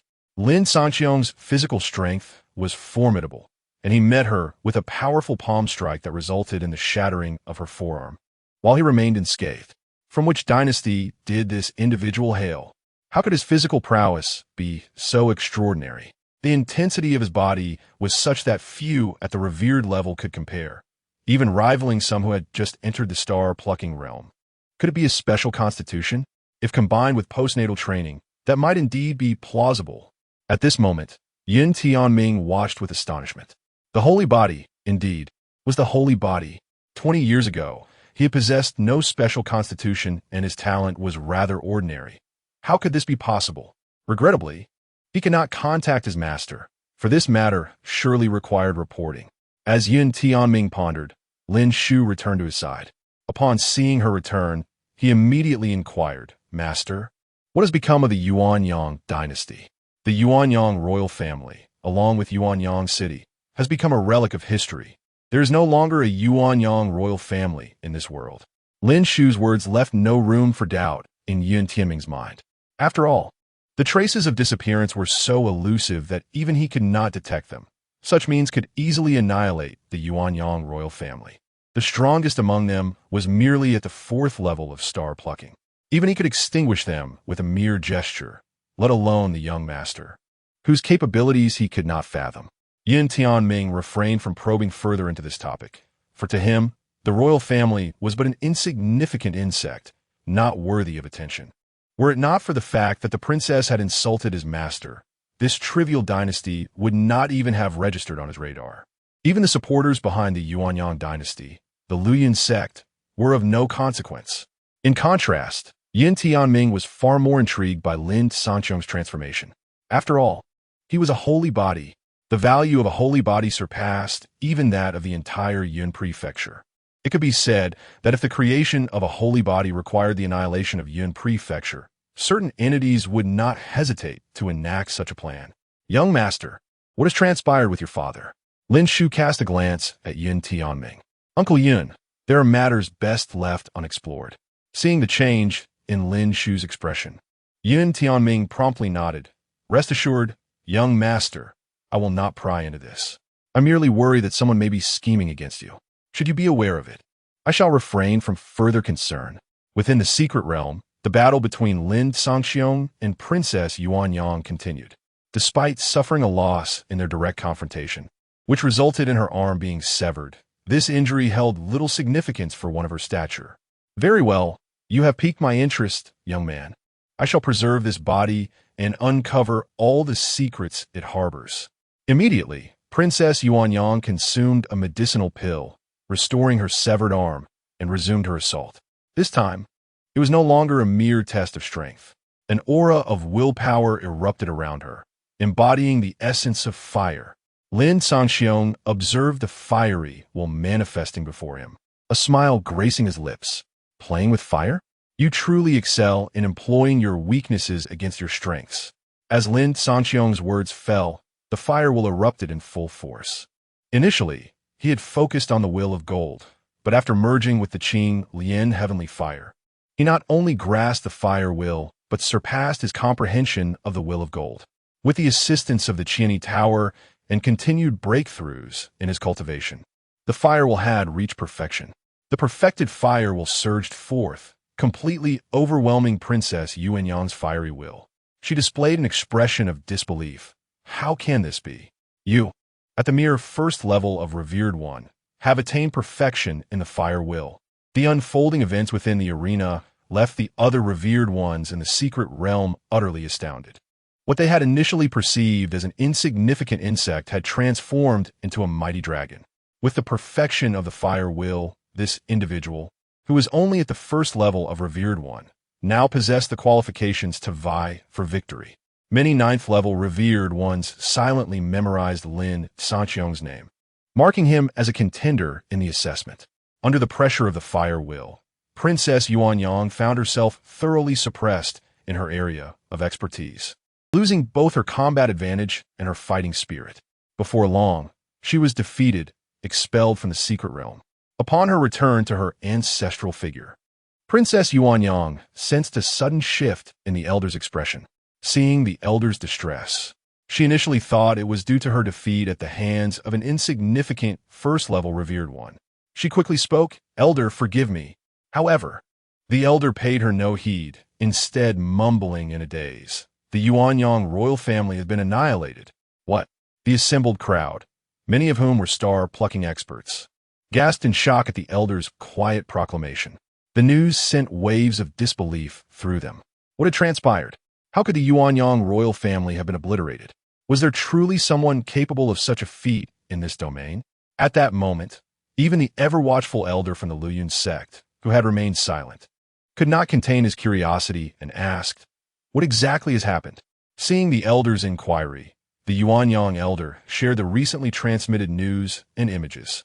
Soon, the scene materialized, revealing the complete disappearance of Yuanyang City, leaving only a vast pit at its former location.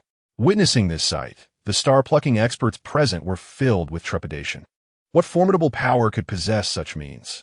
Though the Yuanyang royal family had an elder, they also had star-plucking guardians within the royal family and city. How could they have been so easily eradicated? The strength of the assailant must have been unfathomable. At that moment, a figure suddenly emerged, stepping forth before the Yuanyang elder. The newcomer was none other than Lin Shu. Chapter 72. The Cloudflow Sect? Annihilation. Who are you? The elder of Yuanyang asked, gazing at the suddenly appeared Lin Shu. With an indifferent expression, Lin Shu replied, "You need not concern yourself with my identity. Simply acknowledge that the Yuanyang royal city has been eradicated by me. You were meant to perish long ago, yet your so-called princess of Yuanyang was still within. Now that she has emerged, it is only fitting that you all accompany her on this journey to the afterlife." Upon hearing Lin Shu's words, the elder of Yuanyang felt a surge of rage ignite within him. What grievance have we, the Yuanyang dynasty, caused you that compels you to commit such heinous acts? Not long ago, a woman claiming to be the empress offended me, and just moments ago, your so-called princess of Yuanyang insulted my mother within the secret realm. Lin Shu's declaration left the elder of Yuanyang momentarily stunned.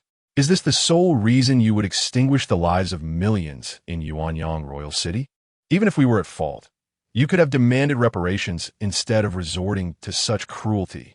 Lin Shu chose not to clarify. If he were to be deemed cruel and merciless, he would allow that belief to persist. In the next moment, Lin Shu made his move. Observing his actions, the elder of Yuanyang immediately addressed those around him.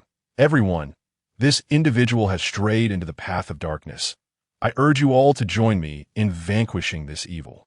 However, to his surprise, many of the star-picking experts present did not rush to assist him.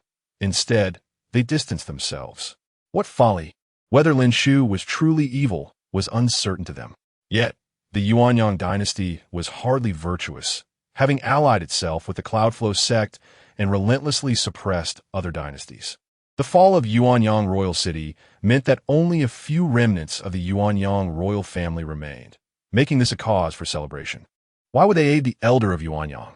Had it not been for the elder of Cloudflow sect's presence, they would have already acted to eliminate the remaining members of the Yuanyang royal family. Seeing the hesitation of the other star-picking experts, the elder of Yuanyang turned to the elder of Cloudflow sect for assistance. Finally, the elder of Cloudflow sect spoke. From whence do you hail? It appears this realm lacks individuals of your caliber. Unable to discern Lin Shu's origins, the elder of Cloudflow sect refrained from attacking, opting instead to cautiously inquire about Lin Shu's background. From where I come, you are not worthy to know. Should you wish to assist this old fool, feel free to act.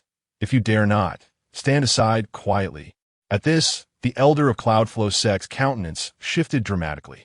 As a high-ranking member, he had never been treated with such disdain. While Lin Shu may possess some strength, the Cloudflow sect was not merely an isolated entity. It was a member of the Eastern Cloud Alliance. Could Lin Shu truly surpass the might of the entire Eastern Cloud Alliance? Realizing this, the elder of Cloudflow sect retorted, if you are so resolutely unaware of the situation, do not blame the Cloudflow sect for its rudeness. With that, the elder swiftly moved to stand beside the elder of Yuanyang, and the other members of the Cloudflow sect gathered around him. Turning to the other star-picking experts from the various dynasties, the elder of Cloudflow sect commanded, join me in vanquishing this evil. His tone was filled with authority, not a request, but a decree. Such was the Cloudflow sect's dominance. Within this realm, it commanded all. Upon hearing the elder's command, the expressions of the gathered star-picking experts shifted. This was indeed a dilemma.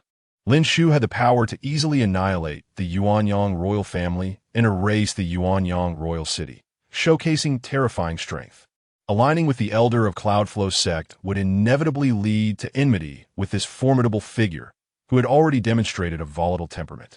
After all, he had obliterated the Yuanyang royal family for merely insulting his mother. Should they side with the elder of Cloudflow sect, they might face retribution if Lin Shu managed to escape. Conversely, remaining neutral was not an option. The elder of Cloudflow sect's tone made it clear that he would not tolerate neutrality. One star-picking expert, resolute in his decision, stepped toward Lin Shu. Clearly, he preferred Lin Shu's victory over the elder of Cloudflow sect's. After all, the Cloudflow sect had previously stifled their hopes for advancement, marking them as adversaries. My lord, you were the second to challenge the Cloudflow sect since Guqing. After Guqing's failure, I cannot bear witness to another defeat. Otherwise, the Cloudflow sect will continue to dominate this realm, casting it into darkness. Today, even if it costs my life, I shall fight.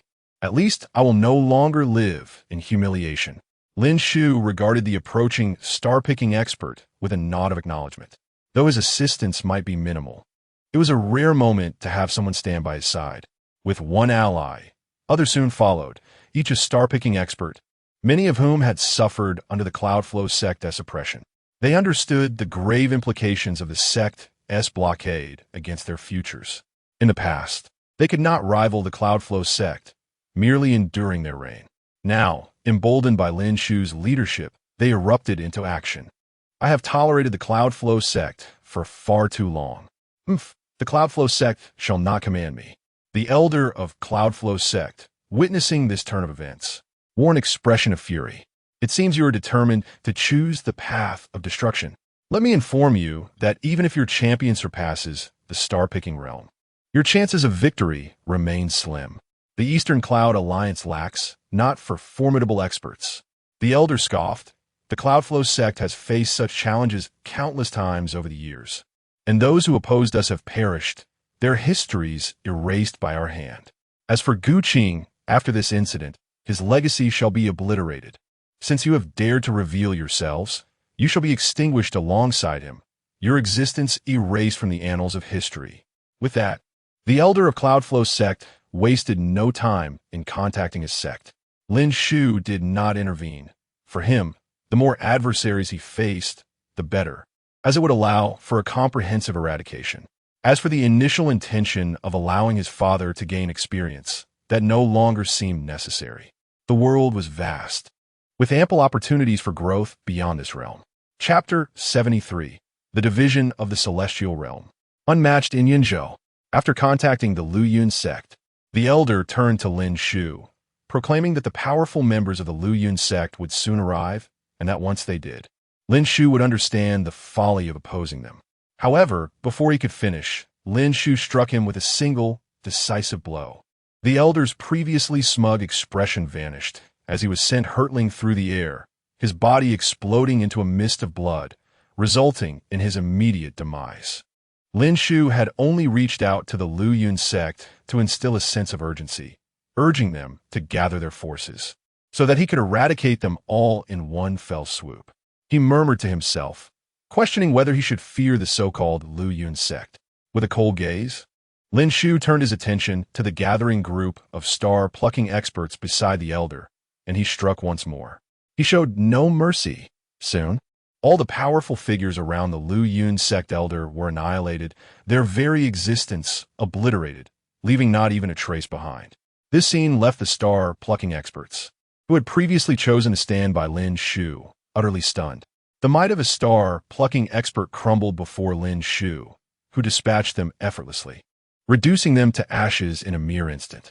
After vanquishing the Elder and his allies, Lin Shu addressed those who had aligned with him, congratulating them on their wise decision. He assured them that they were now free and that he would not impede their advancement. He encouraged them to draw down the celestial bodies from beyond if they had the strength. With that, Lin Shu turned his gaze toward the Lu Yun sect, contemplating their imminent gathering of forces. It was time to strike. As they journeyed, Lin Shu spoke to Yun Tianming, asking for his thoughts on the annihilation of the Lu Yun sect, given his status as the sect's foremost disciple. Yun Tianming quickly assured him of his unwavering loyalty, declaring that everything he possessed was a gift from his master, and that he had garnered resources independently. He had spent a mere decade within the Lu Yun sect, and any resources he had acquired were through his own efforts. He owed nothing to the Lu Yun sect and pledged his full support for its destruction. Lin Shu shook his head, asserting that there was no need for Yun Tianming to act alone. He would accompany him. He then inquired about the Lu Yun sect's foundational strength. Yun Tianming responded promptly, detailing that the Lu Yun sect boasted 5 peak star-plucking experts and over 20 others at the 5th level or higher. However, he emphasized that their true strength lay with the Eastern Cloud Alliance, the dominant force in Eastern Yinzhou, encompassing all territories therein. Should the Lu Yun sect fall, the Eastern Cloud Alliance would undoubtedly intervene. Moreover, as the Lu Yun sect had dominated the region for years, numerous talented individuals had departed, many of whom had advanced to the returning void stage. The most formidable among them had become a first-level instructor at the Yun Ni Academy and had attained the 2nd level of the Celestial Realm. Yun Tianming continued, explaining that the Eastern Cloud Alliance's audacity to block the paths of cultivators in Eastern Yinzhou was certainly backed by the Eastern King S Manor, a powerful entity with formidable guardians. Lin Shu was less concerned with the Eastern Cloud Alliance and more intrigued by the Eastern King S Manor. He inquired if Yun Tianming had any knowledge of the Celestial Realm. Yun Tianming promptly replied that the Celestial Realm was revered as the realm of monarchs in Yinzhou.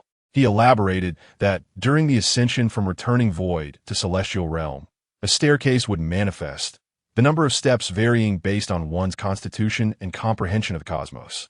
The staircase could have a minimum of 300 steps, with some claiming it extends to 3,000. Those who ascend 300 steps are bestowed the title of Yuan Emperor, while those who reach 1,000 steps are known as Earth Emperors, and so forth, culminating in the title of Emperor for those who conquer the mythical 3,000 steps. After a pause, Yun Tianming added that the Emperor stands unrivaled among monarchs. He recalled his master asserting that anyone who could ascend 3,000 steps upon entering the celestial realm was destined to become an emperor, capable of transcending the laws of existence. Lin Shu felt a wave of relief at this revelation, grateful that he had persisted in his ascent of the celestial staircase. "Young master?" Yun Tianming called, noticing Lin Shu's contemplative silence. "If your ascent was not particularly high, there is no need for concern. Opportunities to ascend again may arise." Lin Shu smiled softly, opting not to clarify. He understood the exalted status of an emperor, but felt it prudent to keep such matters to himself to avoid potential complications. Shifting the conversation, Lin Shu inquired about the distinctions between the titles of Yuan Emperor, Earth Emperor, Heaven Emperor, Supreme Emperor, and Emperor beyond their nomenclature.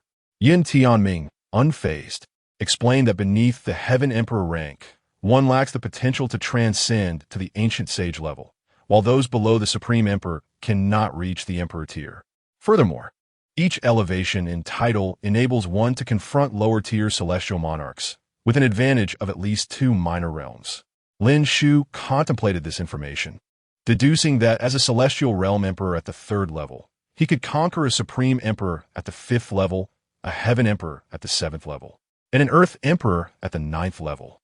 He then asked about the strongest figures within the Yun Ni dynasty and the Eastern King S manner. Yun Tianming replied without hesitation that the strongest within the Yun Ni dynasty was an Earth Emperor at the 9th level of the celestial realm.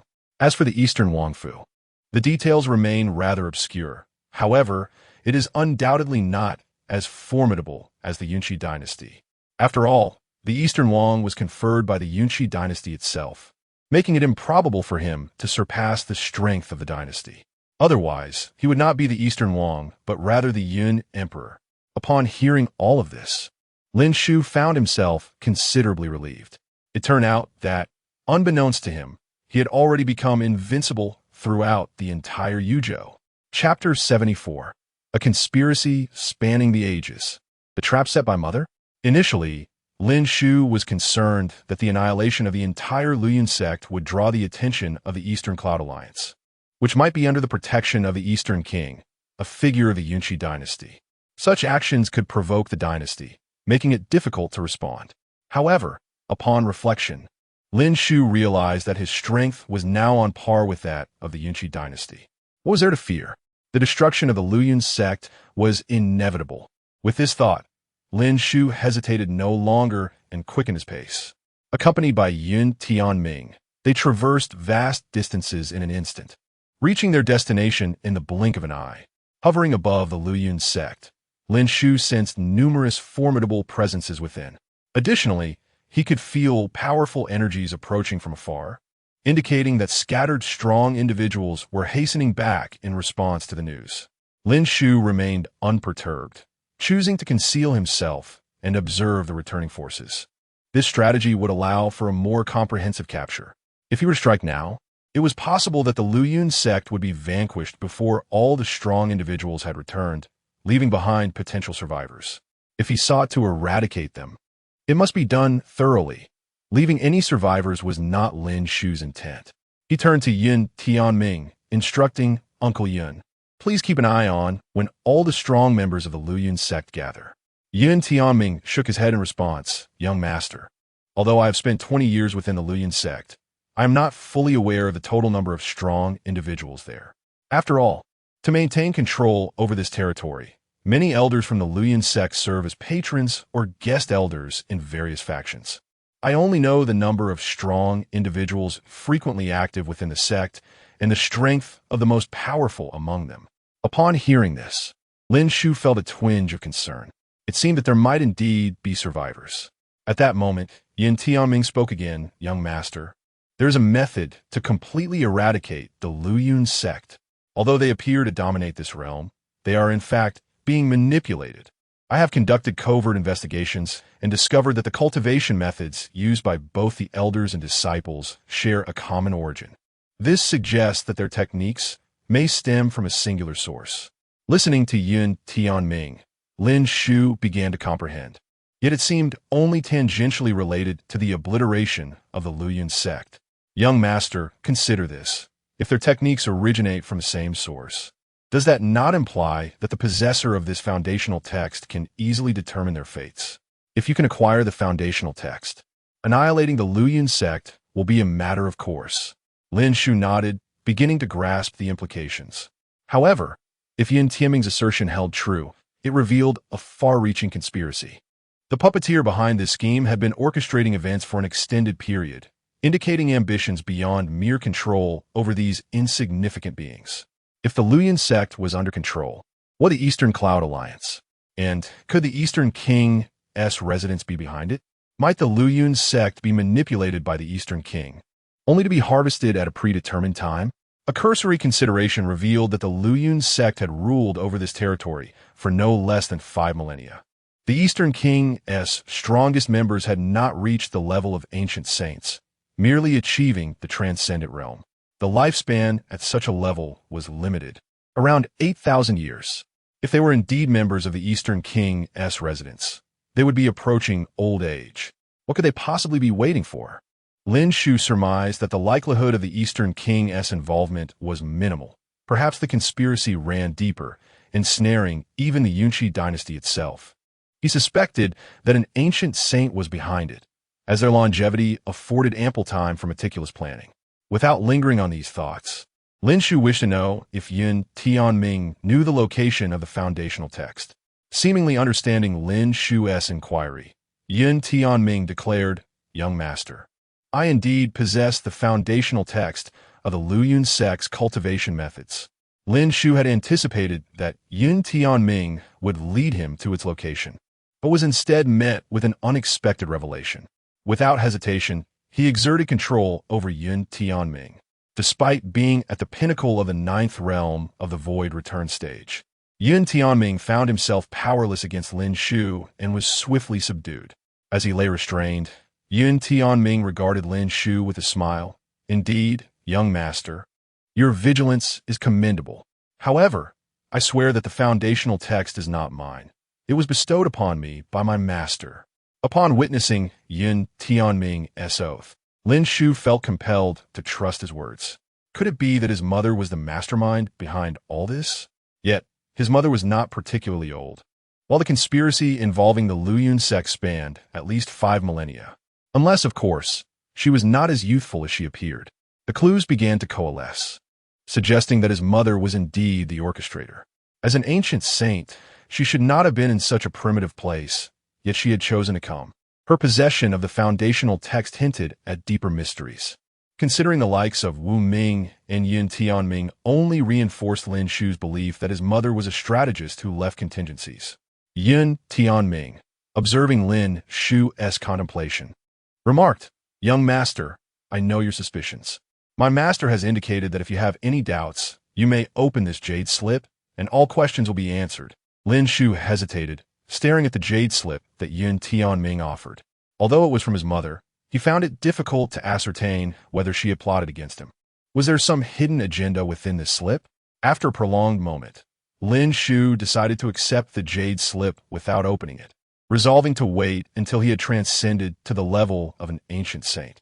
As for the Luyun sect, Lin Shu entrusted its fate to Yun Tianming, whose oath was sufficient to prove his loyalty. Thus, Lin Shu instructed him to eradicate the Luyun sect, indifferent to the possibility of leaving a few survivors. After all, with the foundational text in hand, any remaining survivors would be ensnared in a larger net. For now, Lin Shu dared not draw that net, but he was confident that it would eventually be cast. With these thoughts in mind, Lin Shu spoke decisively. "Uncle Yun, I entrust the Luyun sect to you. Rest assured, young master, none within the Luyun sect shall escape," Yun Tianming proclaimed, and with that, he made his move. Chapter 75. The Gathering of the Luyun Sect. The manifestation of Yun Tian's might. At this moment, within the grand hall of the Luyun sect, numerous formidable beings returned after receiving the sect summons. Master, what has transpired? Why have we been summoned back so suddenly? A star picker, having just returned to the Luyun sect, eagerly inquired upon entering the Grand Hall. The other returning powerhouses echoed similar questions, seeking the reason behind this unexpected gathering. Master, what has occurred? Could it be that the 18 dynasties have collectively rebelled? Otherwise, why will we all be called back? This shouldn't be the case. Even if the 18 dynasties did unite against us, it should not threaten the Luyun sect. The strongest among them are merely at the 4th level of star picking, and their numbers are far fewer than ours. They wouldn't dare to challenge us. The sect leader, observing the many elders and the star pickers dispatched to various influential factions, raised a hand gently, silencing the hall momentarily. The powerful individuals gazed expectantly at their leader, awaiting his words. The leader spoke slowly. Esteemed members, a secret realm has appeared in the direction of the Jiangyue dynasty, within which lies the tomb of the ancient Qing. Upon hearing the name Qing, the members of the Luyun sect were instantly taken aback. This individual had dealt a significant blow to the sect over the past 2 to 3 millennia, even forcing several peak elders of the sect to self-destruct in order to severely injure Qing. The thought of this historical figure stirred unease in their hearts. Master, could it be that Qing is not dead? Has he merely faked his death within the secret realm? The leader shook his head. Not at all. Qing is indeed deceased. However, during the exploration of that secret realm, an individual named Lin Shu clashed with a princess of the Yuanyang dynasty. A powerful being emerged from behind Lin Shu and obliterated the entire Yuanyang royal family, erasing the Yuanyang city from existence. One of our elders engaged in conflict with this being. He believed he could not prevail. Thus, he sent a distress signal. Within that signal, the elder suspected that this individual is a peak star picker, perhaps even having broken through to the void return stage. For this reason, I urgently summoned you all back to prepare to suppress this person in the Jiangyue dynasty. He may be another formidable being akin to Qing. We cannot allow history to repeat itself. Upon hearing the leader's words, the strong individuals in the hall comprehended the gravity of the situation. An individual comparable to Qing had re-emerged, presenting a dire challenge. Rest assured, Master, we triumphed over Qing in the past. We shall surely prevail against this adversary now. One declared. Indeed, although we lacked void-breaking weapons back then, many of our prodigies have since broken through to the void return stage and have brought back void-breaking weapons for the sect. With these weapons, even if Qing were to resurrect, we would easily subdue him. Master, allow me to go. I have recently broken through to the 9th level of star picking. While I may not match him in a direct confrontation, with a void-breaking weapon in hand, he would undoubtedly be no match for me. At that moment, a terrifying aura suddenly enveloped the Grand Hall. The powerful beings, sensing this overwhelming presence, did not hesitate to exit the hall, only to behold an individual standing ominously above the Luyun sect. It is you, Yunshinming. As the foremost disciple of our sect, why do you now attack us? Are you betraying the sect? The members recognized the figure as Yunshinming, once the greatest prodigy of the Luyun sect, now aligned with the Yunni Academy. Yet, they could not fathom why he would turn against them. Nevertheless, it was of little consequence. If Yunshinming chose to betray the sect, then they must take action. An elder stepped forward. Yunshinming, though you're the strongest prodigy our sect has ever seen, you are still young. Today, I shall teach you that a prodigy is merely a prodigy. Without growth, a prodigy amounts to nothing. This elder, the 3rd elder of the Luyun sect, had reached the 7th level of star picking. However, as soon as his words left his lips, he was effortlessly reduced to a mist of blood by Yunshinming, vanishing from existence. Not good. He is at the void return stage. The remaining powerful beings quickly realized the gravity of the situation. To easily obliterate a peak star picker demonstrated a level of power attainable only by one at the void return stage. Even a 9th level star picker would find it difficult to accomplish such a feat. The members of the Luyun sect gazed at Yunshinming, their expressions filled with shock. Yunshinming was not merely at the pinnacle of the 9th level, but had actually attained the void return realm, a revelation that left them astounded. It was known that the true disciples of the Luyun sect must be under 50 years of age. Yenshiming had undergone the sex age verification and could not exceed this threshold. Originally, even reaching the 9th level at a young age was remarkable. Now, to reveal his void return cultivation was nothing short of astounding. Never had they heard of anyone under 50 achieving the void return stage, let alone below 100. The Dongyun Alliance, with its multitude of strong individuals spanning the entire eastern region of Yinzhou, had no prodigy of such caliber. Yenshiming, are you certain you wish to proceed with this? You should be well aware of the Luyun sect's depth. We have several individuals at the void return stage, and even a celestial monarch residing within the Yunni Academy. Your actions not only signify your betrayal of the Luyun sect, but will also render you unable to ever set foot in the Yunni Academy again. Yinzhou shall have no place for you. To this, Yenshiming merely scoffed. My future is of no concern to the Luyun sect. Since the young master has issued his decree, the Luyun sect shall be obliterated today. No longer holding back, Yenshiming unleashed his full power. The might of the void return stage manifesting in a cataclysmic display that shattered the very fabric of the void surrounding the Luyun sect. Seeing Yenshiming's unyielding resolve, the sect leader could not help but call out, summon the Supreme Elders. Retrieve the sect's weapon, the Xuanshu Ding. The leader's voice echoed deep within the Luyun sect. Moments later, several powerful auras awakened, those of peak 9th level star pickers.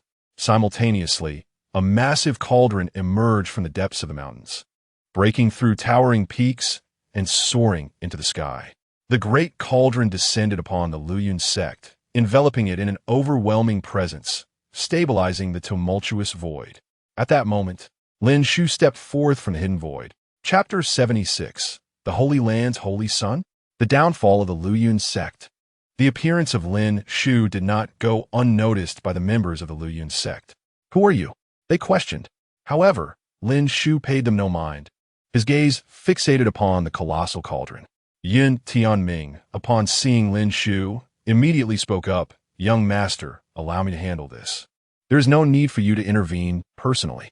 The term young master echoed in the ears of the Luyun sect's powerful warriors. Yin Tianming, a nearly 50-year-old returning to the void, possessed a talent that was unparalleled in Yuzhou. Such an extraordinary figure would hardly treat a mere youth with such deference. Unless this young individual hailed from the Holy Land, a notion that sent shivers down their spines. Legends spoke of the Eastern Wilderness, where vast territories were divided into 3,000 states. Yuzhou, among these, was merely an average state classified as inferior. However, the superior states boasted ancient sages, beings who transcended even the mightiest emperors. The forces established by these ancient sages were referred to as the Holy Lands. The respect shown by the remarkable Yun Tianming towards this young man suggested he might indeed be from such a revered lineage. The leader of the Luyun sect turned to Lin Shu. Might I inquire what grievances we have caused this esteemed guest from the Holy Land? If there are any, please speak, and we shall make amends. Even the leader, faced with a suspected Holy Land youth, found himself compelled to bow low. The Holy Land was a formidable existence. The Yun dynasty was but an insignificant entity in comparison, capable of being suppressed at a whim. Lin Shu merely glanced at the sect leader and remained silent, for his sole purpose was the colossal cauldron. This treasure, he believed, could bolster his father's strength when he traversed the world. Lin Shu collected the cauldron and vanished from sight. Yun Tianming, observing Lin Shu's departure, continued his assault.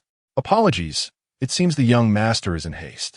In that case, all of you may come at me together. The members of the Luyun sect, witnessing the cauldron's removal, were struck with fear.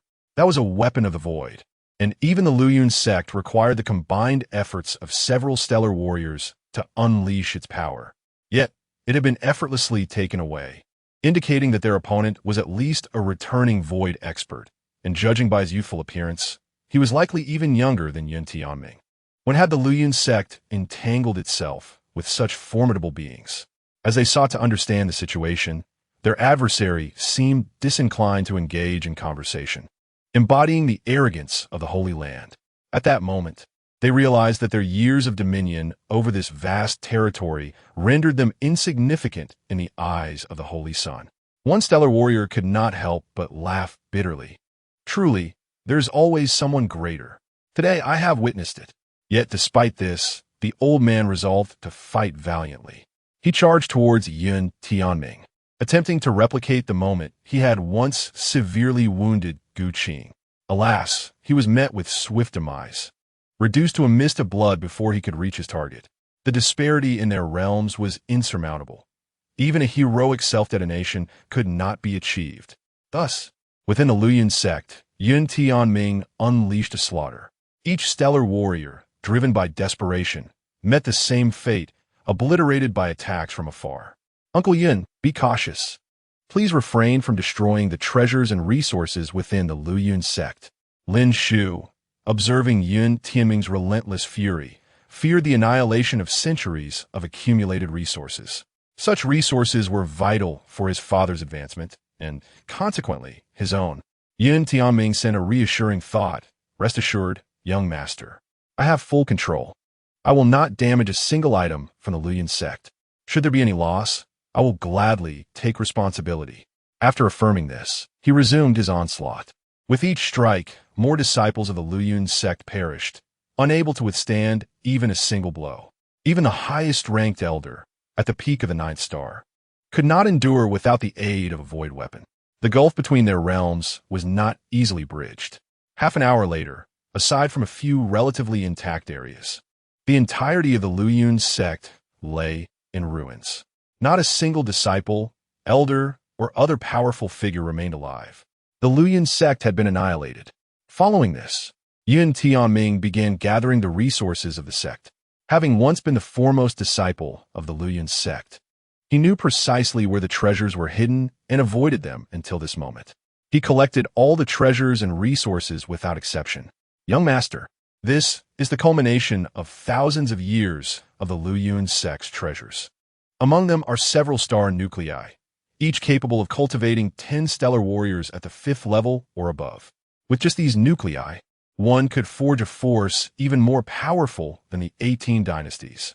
Lin Shu accepted the bounty, though the star nuclei held little use for him personally. They were invaluable to the Lin family, enabling its members to attain the rank of sovereign. The resources from the Beiyue Palace would elevate the Lin family, and the star nuclei would empower them to stellar ranks. It must be said, the eradication of the sect proved to be the most effective means of strengthening one's lineage. Lin Shu glanced back at the Luoyuan sect, then struck his palm down, transforming the site into a vast pit before departing with Yun Tianming. Outside Linjiang City in the Jiangyue dynasty, by the banks of the Moonstream River, the trials within the secret realm continued. Lin Sangxiong repeatedly ascended in rank, becoming a frontrunner for the championship. Having already triumphed over Princess Yuanyang and several 8th and 9th level sovereigns with relative ease, his prowess was astonishing. Gu Qing, observing Lin Sangxiong's performance, was taken aback. The young man's abilities were far beyond his expectations. With a first-level sovereign's dual consciousness perfected, an invincible physicality, and an extraordinarily potent constitution, was he even human? Yet, upon recalling Lin Shu, Gu Qing found solace. This family was indeed peculiar. Lin Sangxiong continued to advance, overcoming opponent after opponent. Ultimately, he emerged as the champion of the trials. Gu Qing, witnessing Lin Sangxiong's success through sheer strength, sighed inwardly and proclaimed, "Congratulations, contestant number 50. Lin Sangxiong, you have achieved ultimate victory. Herein lies the fortune I possess. From this day forth, it is yours. I believe it will shine brilliantly in your hands and bring you renown throughout Yuzhou." Lin Sangxiong accepted the jade slip, expressing his gratitude. "Thank you, esteemed elder." Chapter 77. Lin Shu, the great filial son. Lin Sangxiong, the one being pursued. In the Jiangyue dynasty, outside Linjiang City, by the banks of the Moonlight River. After Lin Shu and Yun Tianming had vanquished the Luoyuan sect, they returned from the secret realm. Outside the secret realm, numerous powerful figures watched Lin Shu's return and immediately bowed, greeting him with reverence. Lin Shu glanced at them and stated directly, "The Luoyuan sect has been obliterated. From this day forth, you need not worry about the blockade that hindered your aspirations to break through to the 5th star seizing level." Upon hearing Lin Shu's words, The gathered strongmen were taken aback. What? The Luoyun sect has been destroyed? This is astonishingly swift. Could it be that our esteemed elder is indeed a being beyond the stars? All the star-seizing experts were overwhelmed with joy. The downfall of the Luoyun sect signified their newfound hope for advancement, although this hope was not substantial, as breaking through to the fifth star-seizing level still required immense celestial energy, which they lacked. Even if they united to draw down the stars, success was not guaranteed. Yet, at the very least, there was hope. Under the Luoyun sect's dominion, they had dared not even attempt to draw upon the stars from beyond their realm. For to do so would have invited annihilation at the hands of the sect. Your great kindness shall be etched in my memory, a young expert exclaimed. The favor you have bestowed upon us is something I shall never forget. Should you require assistance, I would gladly face death without hesitation. Another added, your benevolence is deeply admired. One by one, the star-seizing experts expressed their utmost respect and admiration towards Lin Shu. Lin Shu, however, paid little heed to their flattery and turned his gaze towards his father within the secret realm. At that moment, his father had claimed victory and acquired an opportunity from Gu Qing.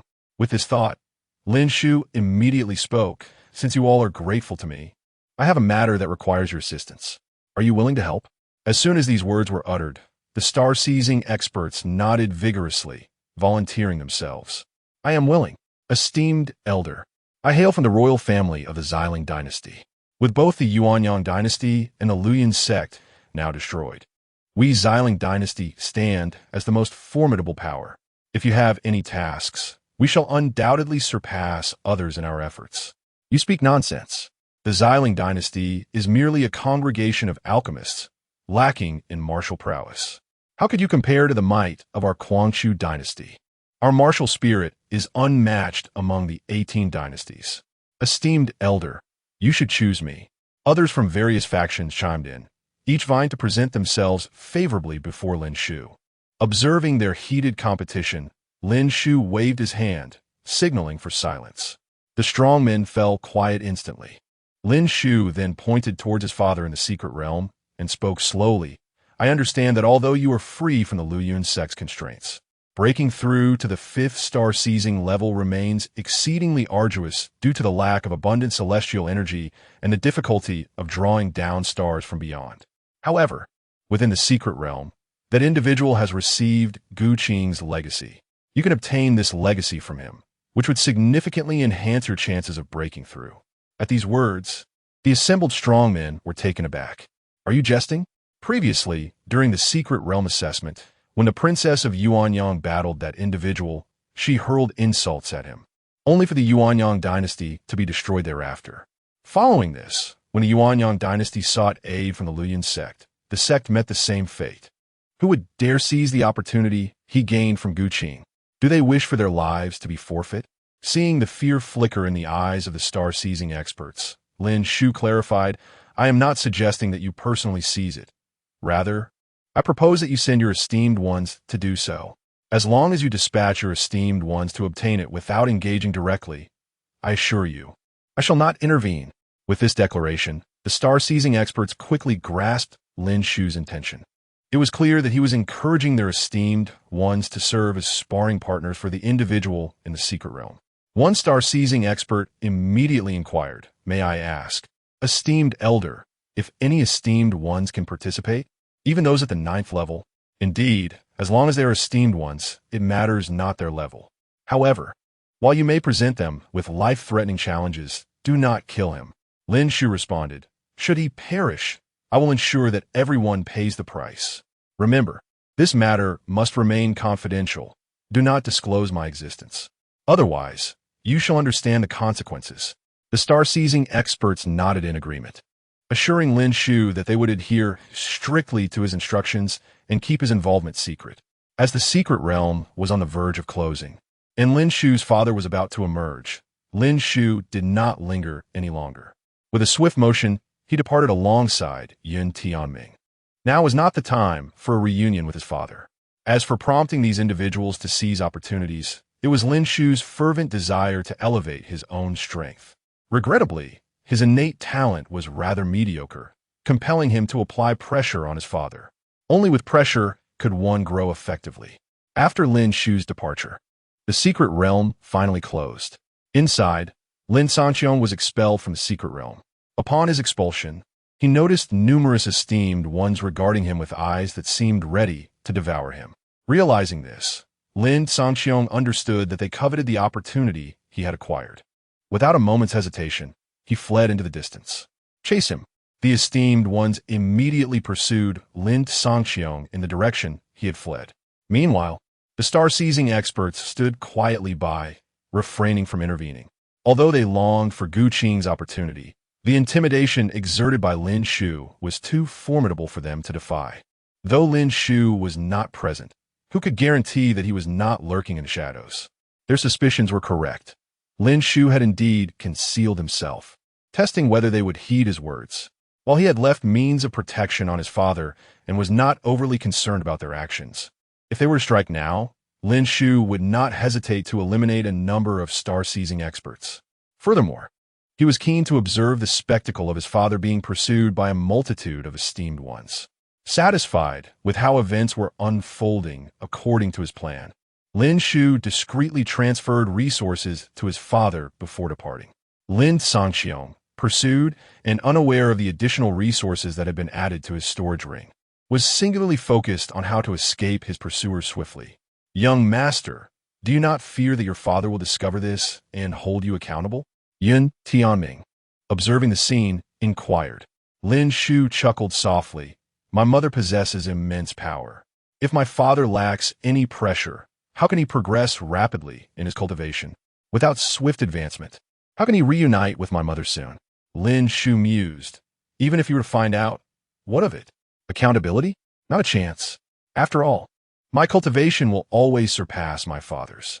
Any reproach would merely amount to a few words. If a few words could elevate both his and my strength, then the value is immeasurable. Let us depart. Lin Shu no longer focused on his father. Go to the Xiling dynasty and bring them here. Then proceed to the Yunqi dynasty.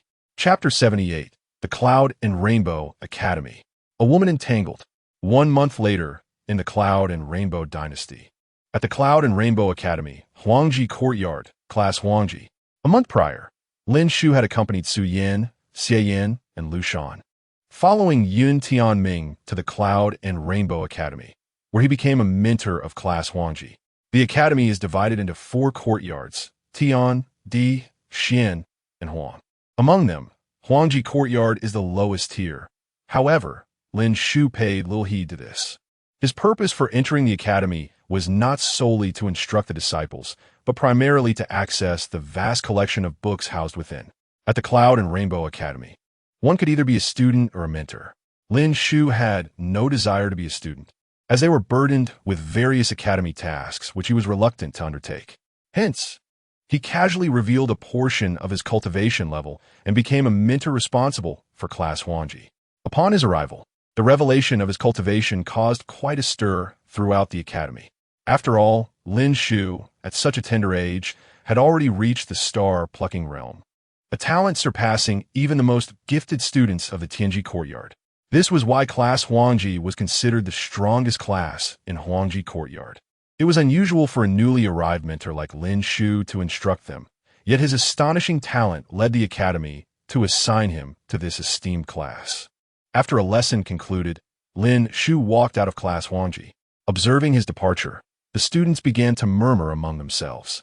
Is Lin Dao going to the library again? I wonder what kind of eccentric he is. Among the many splendid places in the academy, he prefers to collect miscellaneous books from the library. I initially thought that Lin Dao, being so young and already at the star-plucking realm, must be exceptionally diligent in his cultivation. Yet, over the past month, it seems I have never seen him practice. For a month, Lin Dao has only taught us the most basic principles. I even doubt the veracity of the rumors about him. From any perspective, he does not appear to be the figure of a prodigy.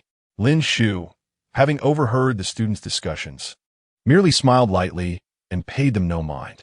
He then silently muttered, "System, display the attribute panel."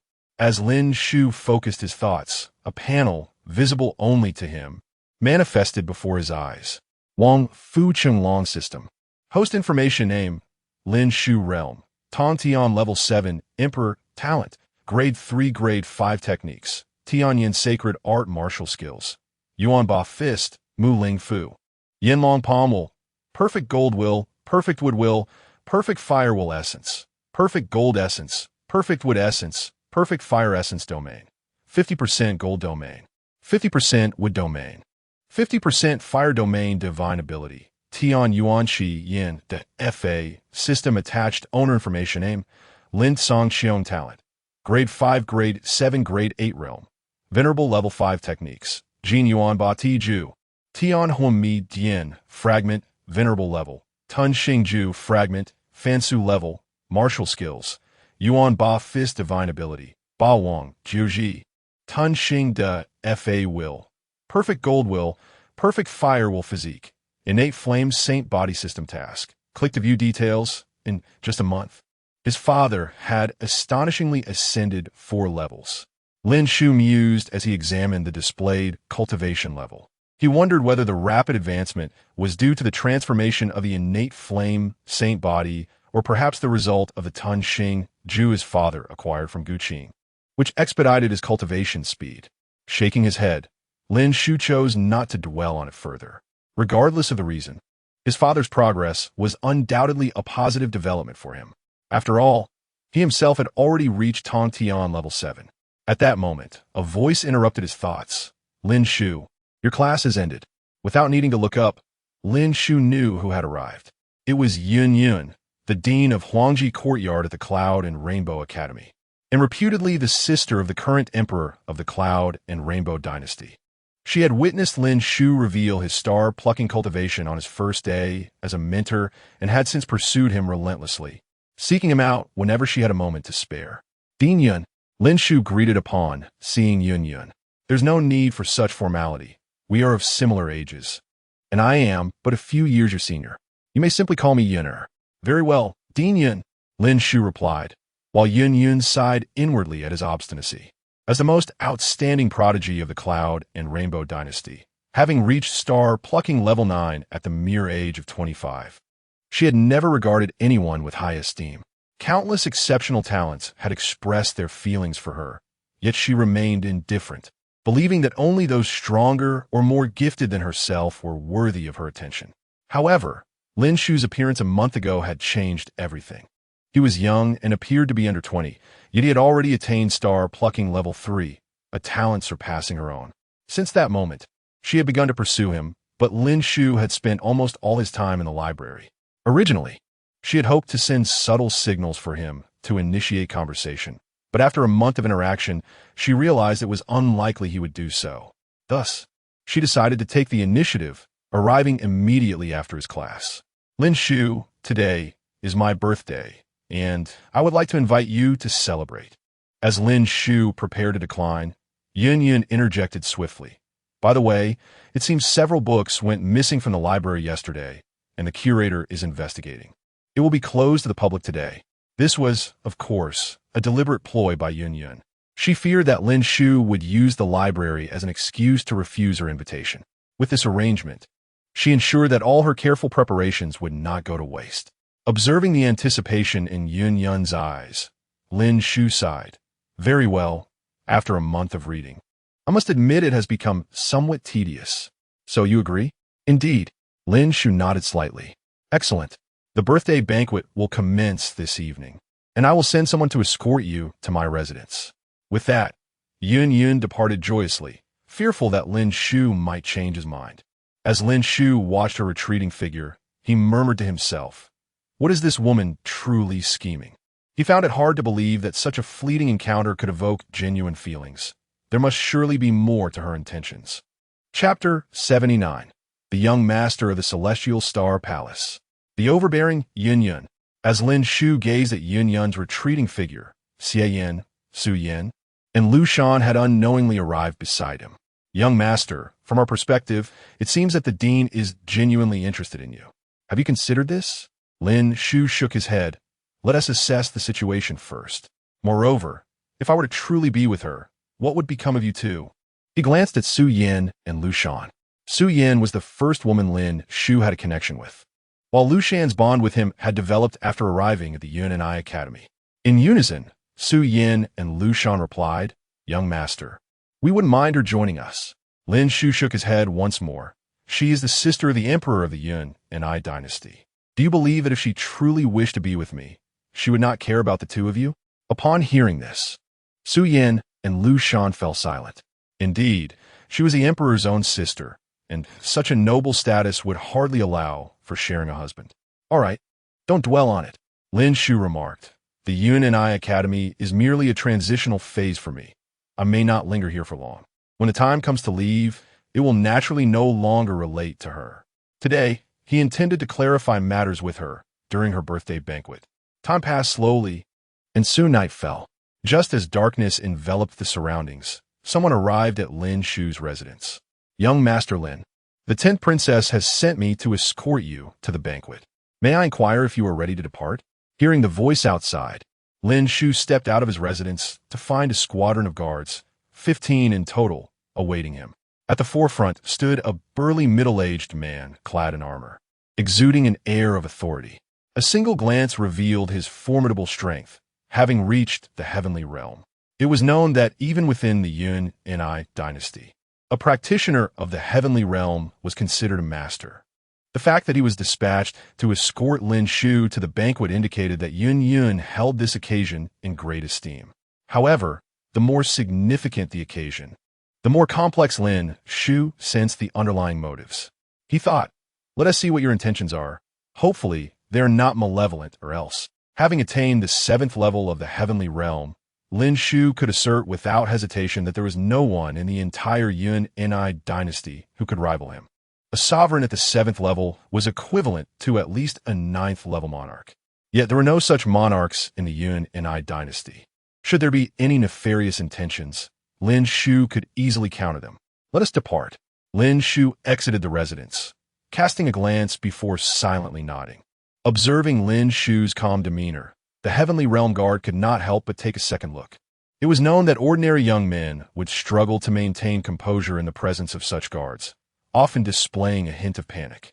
Yet, this individual remained remarkably unflappable, a testament to his extraordinary composure. "Young Master Lin, please enter the dragon carriage. It has been personally instructed by the 10th princess that you should not walk on foot."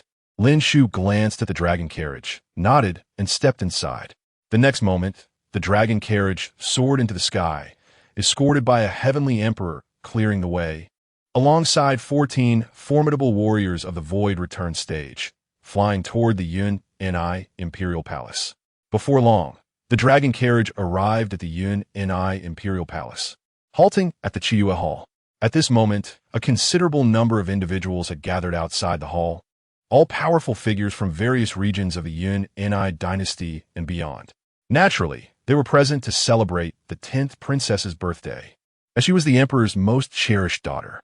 Given the Yun and I dynasty's status as the sovereign of Yun province, they could hardly afford to miss this occasion. Even without invitations, one must attend to maintain familiarity.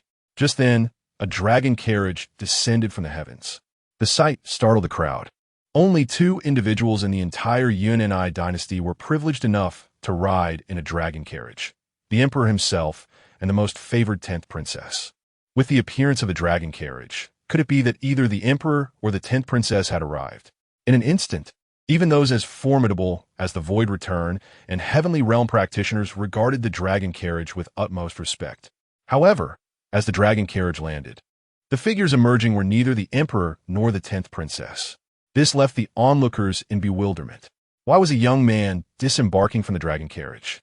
The emperor and the 10th princess were both women. Clearly, this young man was not one of them. Yet, why was he allowed to enter the palace via the dragon carriage? The crowd exchanged confused glances, unsure how to respond. After a moment of silence, a young man finally spoke. "Who are you? Why have you arrived in the dragon carriage?" Lin Shu glanced at the young man, but paid him no mind. Instead, he turned to the heavenly realm guard who had escorted him and inquired, "Where do we go from here?" The 10th princess has instructed that young Master Lin need not wait outside and may proceed into the Chiyue Hall. Lin Shu nodded and began walking toward the hall. However, before he could reach the entrance, the young man who had spoken earlier abruptly blocked his path. This young master is asking you a question. Did you not hear? Who exactly are you? Lin Shu turned to the heavenly realm guard.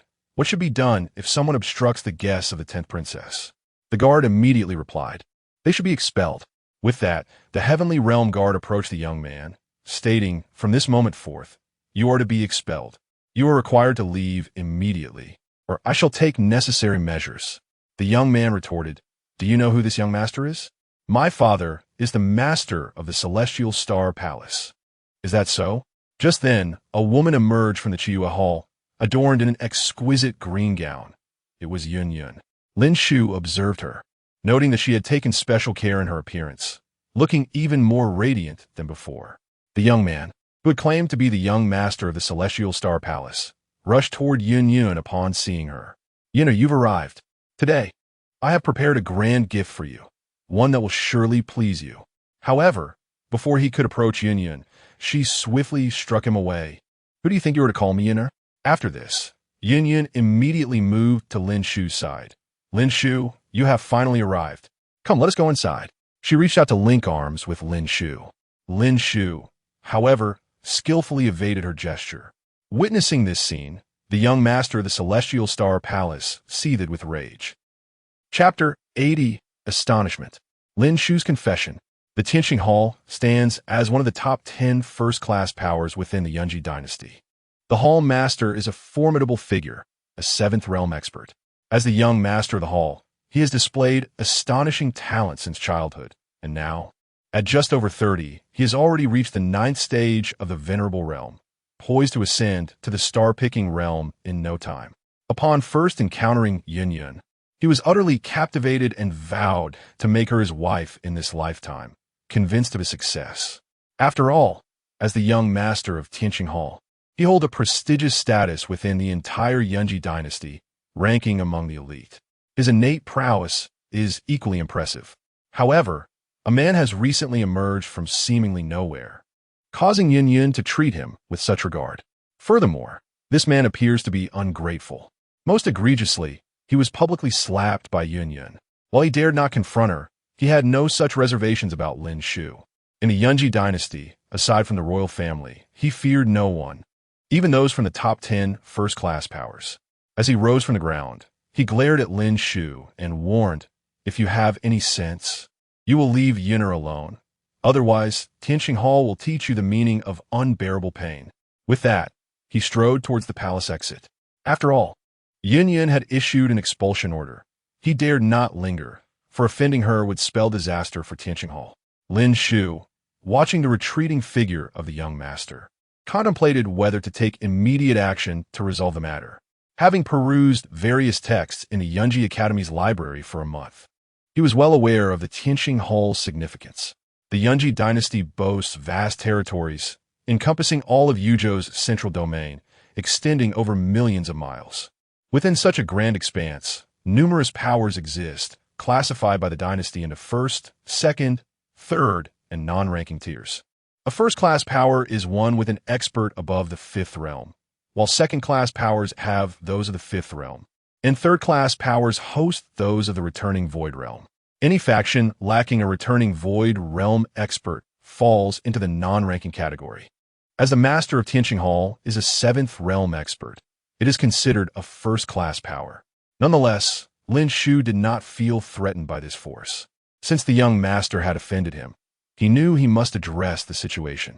Just as Lin Shu pondered whether to act immediately or wait until after the event to confront Tianqing Hall, Yun Yun abruptly interjected. It seems that the slap you received was insufficient to teach you a lesson. Therefore, you shall leave behind your legs today. Who permitted you to threaten a guest of mine? Do you think Tianqing Hall surpasses me and the entire royal family of Yunji? With that, Yun Yun launched an attack aimed at the young master's legs. The young master, merely at the 9th stage of the Venerable Realm, stood no chance against Yun Yun, who was at the 9th stage of the star-picking realm. In an instant, his legs were shattered. The spectators gasped in shock, glancing at Lin Shu, pondering who he truly was. He had arrived in the princess's dragon carriage, and she had personally welcomed him. Moreover, she had struck a first-class power, the young master of Tianqing Hall, and rendered him incapacitated. Throw him out. After breaking the young master's legs, Yun Yun coldly commanded, and soon the imperial guards acted, expelling him from the premises. Even then, Lin Shu remained perplexed about Yun Yun's intentions. Was she drawing enmity toward herself to provoke Tianqing Hall against him? Yet, her gaze suggested otherwise.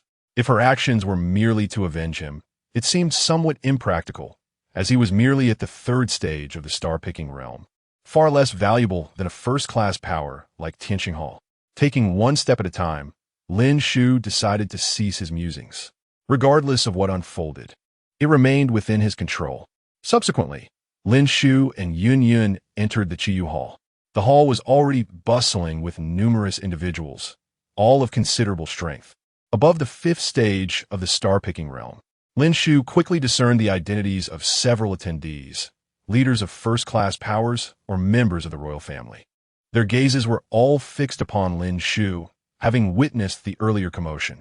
Yun Yun led Lin Shu through the grand hall until they reached the forefront. "Lin Shu, please sit beside me." Lin Shu said nothing and took his place beside her. Once he was seated, Yun Yun began, "I would like to express my gratitude to everyone for attending my 25th birthday celebration. Today, I have an announcement to make." Upon hearing her words, the guests straightened in their seats, anticipation palpable in the air. Yun Yun paused before continuing, "I have long been seeking a partner, one whose talent either surpasses mine or whose strength matches mine. At last, I have found him. He is Lin Shu." As her declaration echoed throughout the hall, all eyes turned to Lin Shu once more. Yun Yun was not finished, however. "From this day forth, I shall formally pursue Lin Shu until we become partners." The hall erupted in astonishment. Pursue? Such a grand declaration without a definitive commitment. Merely a pursuit? When had the 10th princess of the Yunji dynasty resorted to actively courting someone? Even Lin Shu was taken aback by the rapid turn of events. He had intended to let Yun Yun enjoy her birthday banquet before broaching the subject with her. Yet, she had caught him completely off guard. What should he do? Accept? Decline? Accepting was out of the question, especially with Su Yin and Lu Shan beside him. Refusing was equally impossible, at least not in front of so many guests. Based on her conduct thus far, Yun Yun had not exhibited any malice. In fact, she had stood up for him against the young master of Tianqing Hall, fiercely defending him. Lin Shu could not bear to reject her in front of everyone, as it would be a public humiliation. Caught between acceptance and refusal, Lin Shu ultimately chose silence. Ironically, his silence only fueled the guests' imaginations further. Meanwhile, Yun Yun, not having heard Lin Shu's refusal, felt a surge of joy. His lack of rejection suggested hope. Consequently, her spirits lifted considerably. "Everyone, I have concluded my matters. Please enjoy yourselves." Thus, the birthday banquet commenced, filled with merriment and excitement. Chapter 81. Yun Yun's Ambition. Forming a Dao partner. The banquet lasted for a full 5 hours, concluding only the next day. After the numerous guests departed, Lin Shu turned to Yun Yun and inquired, "What exactly do you intend to achieve? I can clearly inform you that I am already accompanied by a woman. Given your status, it is utterly unacceptable. I assume you would not wish to witness another woman beside your Dao partner, would you? Considering your relatively agreeable nature, if you have matters to discuss, you may speak directly. If the issues are not too troublesome, I may be inclined to assist you." Yun Yun smiled charmingly. "I am certainly aware of the women around you. Su Yin, Lu Shan, and Xie Yin. These three have entered the Cloud Rainbow Academy alongside you. How could I possibly be oblivious?" Lin Shu pressed, "Then why would you so boldly declare your pursuit of me in front of so many people? To be frank," he continued, "you possess remarkable beauty and considerable talent. Under normal circumstances, I would not refuse, but presently I have a woman by my side, and given your status, it is clear that you would not accept my association with other women. Therefore, you must comprehend that your proposal may likely be rejected. What, then, is the reason for this ostentatious declaration, knowing it may be turned down?" Yun Yun fell into a prolonged silence before slowly responding. "In this past month, you have frequently remained in the library, and you should come to understand certain truths about this world. In the Eastern Wilderness, there exist 3,000 states, and Yun State is but a lower-tier state devoid of a single ancient sage. Consequently, Yun State has long been coveted by other states.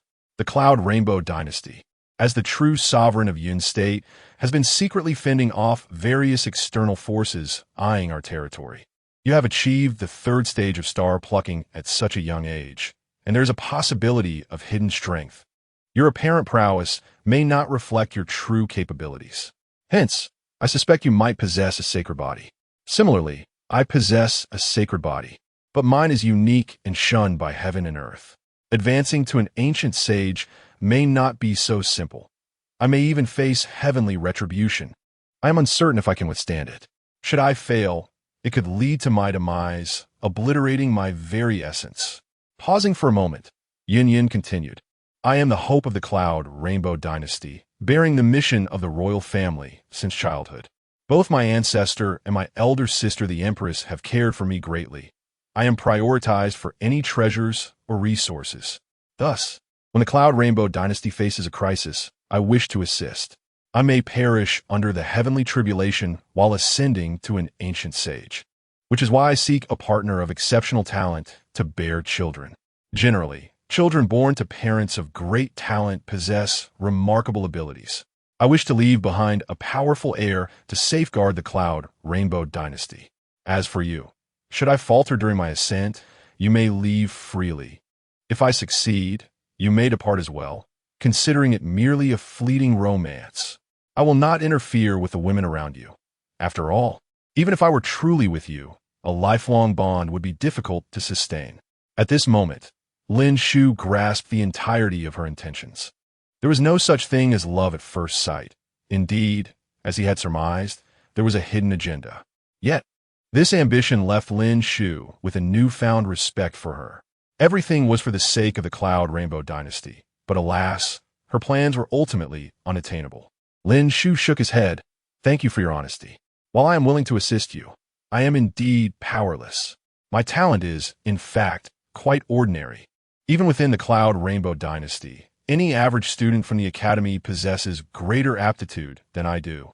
If you doubt my words, I can demonstrate my true capabilities before you. Lin Shu was acutely aware of his own talent. Previously, it had only been of the third rank. After enduring the baptism of the 10,000 blood pool, it had now reached the fifth rank. While a fifth-rank talent is considered exceptional within the Jianhua dynasty, it is rather mediocre in Yun State and utterly trivial in the context of the Cloud Rainbow Dynasty's supremacy. As a student of the lowest-ranking Huangji Academy, the talents of those in Huangji class surpass Lin Shu's, let alone those from the higher-ranking academies. Observing Lin Shu's earnest demeanor, Yun Yun began to believe him. Yet, she could not fathom how Lin Shu, if truly less talented than the average student of Cloud Rainbow Academy, had achieved the third stage of star plucking before turning 20. Moreover, the third stage is not the limit. There could be hidden potential. Given her own cultivation talent, she could not comprehend how it could be so ordinary. Thus, I cannot assist you. Lin Shu spread his hands, displaying an expression of helplessness. Yin Yun fell silent, contemplating for a long while. Suddenly, she declared with determination, I still wish to become your Tao partner. Why? Lin Shu was genuinely perplexed. He had stated his talent was ordinary, and becoming a partner would not yield children with the potential for greatness. If they could not produce children with the capacity for sanctity, then all efforts would be in vain. Yin Yin smiled. Indeed, my plan is precisely as you say. However, one aspect I have not mentioned is that you're the first man I have found somewhat pleasing in my life. While I cannot claim it to be love at first sight, I do harbor feelings for you. Thus, I still wish to form a Tao partnership with you. Perhaps your talent is indeed ordinary, but mine is formidable, and our offspring would still have a substantial chance of inheriting strong abilities. This opportunity is far greater than if I were to pursue another man of exceptional talent. Furthermore, you continuously assert your talent is low, yet your cultivation realm is not lacking in the slightest. This indicates that talent is not absolute. Perhaps you possess qualities surpassing mere talent, though I cannot discern what that may be. Nonetheless, I am certain that you are exceptional. I am willing to take the risk, and given that we have a 50% chance of producing a child with remarkable talent, our combined odds soar to nearly 80 to 90%. Therefore, I see no reason to abandon this pursuit. Yin Yun's words astonished Lin Shu. In this world, For the vast majority, talent reigns supreme. Yin Yuan, too, was a testament to this, as her desire for a child of extraordinary talent revealed. Yet, this woman, who valued talent above all, was capable of looking beyond mere ability and articulating such thoughts. This realization left Lin Shu quite taken aback. Yin Yuan was far more astute than he had initially assumed.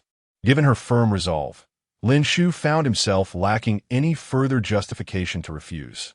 He nodded. In that case, I shall agree to your proposal. Remember your earlier words and do not interfere with those around me. Really, you agreed? Upon hearing Lin Shu's consent, Yin Yuan's eyes sparkled with delight. Chapter 82. The Revenge of Yin Yuan. Slaying the master of the Celestial Star Palace. Lin Shu departed from the royal palace, not in haste to return to Yun'an Academy. Had he intended to rush back, there would have been no need for him to leave alone. Yin Yuan had initially promised to accompany him, along with others to ensure his safety. However, she declined, for Lin Shu had a pressing matter to attend to. The Celestial Star Palace. Prior to yesterday's banquet, he had a confrontation with the young master of the Celestial Star Palace. The resentment in the young man's eyes as he was cast out was unmistakable, and Lin Shu anticipated retaliation. To preempt any vengeance, Lin Shu resolved to take the initiative and obliterate the Celestial Star Palace, thus ensuring his safety once and for all. The Celestial Star Palace is situated within the Celestial Star Mountain range of the Yun'an dynasty, a vast expanse stretching over 100,000 miles in the southern region.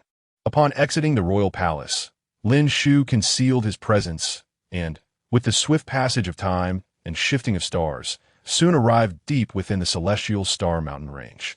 As he entered the mountains, Lin Shu made his way directly toward the location of the Celestial Star Palace. At that moment, he sensed intense vibrations reverberating through the mountain range. Powerful beings were locked in combat above the skies. Is there a battle at the Celestial Star Palace? It seems to be affecting the entire palace.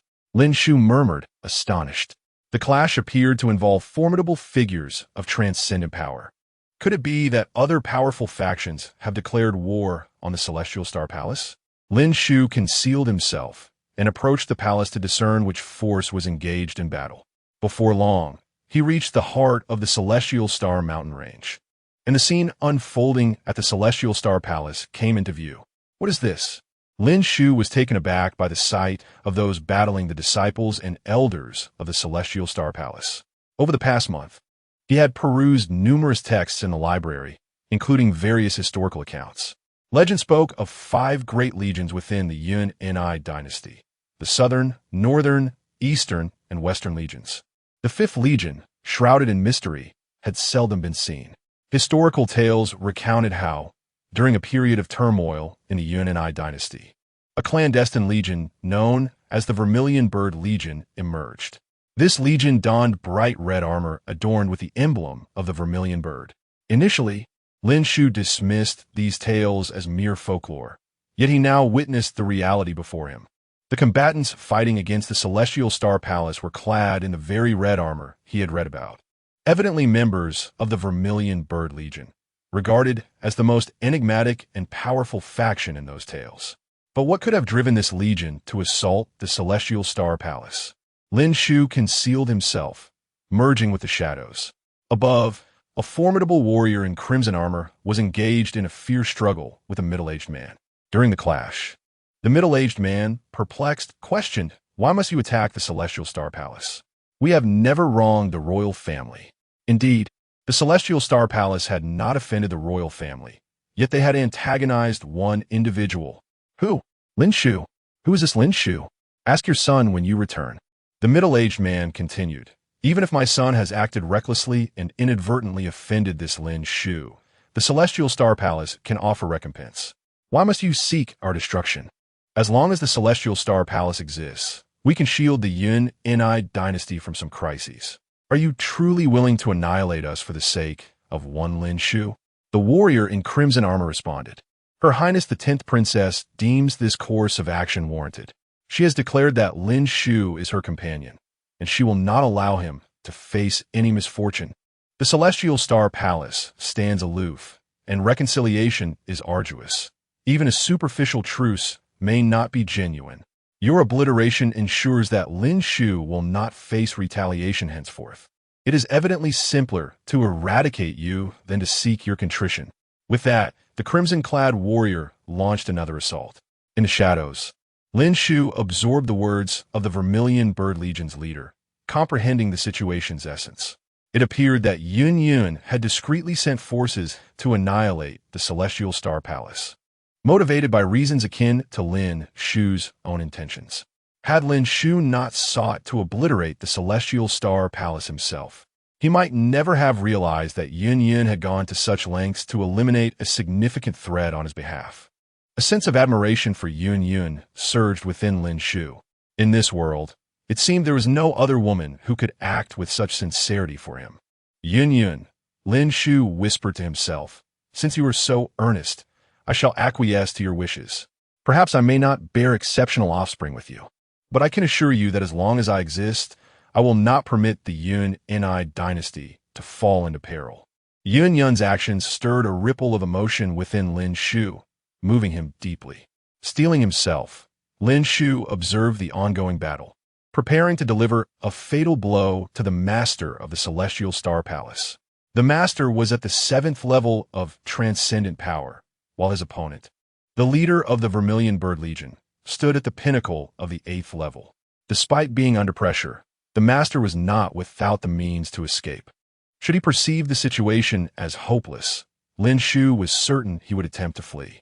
Thus, Lin Shu's objective was to ensure that escape was impossible, sealing the master's fate here. Indeed, as the battle progressed, the master of the Celestial Star Palace found himself increasingly overwhelmed. Glancing at the crimson-armored leader, he declared, Yun Jinghong, I shall remember this day. I will return and demand retribution from the Yun Ni dynasty for the massacre of my 80,000 disciples.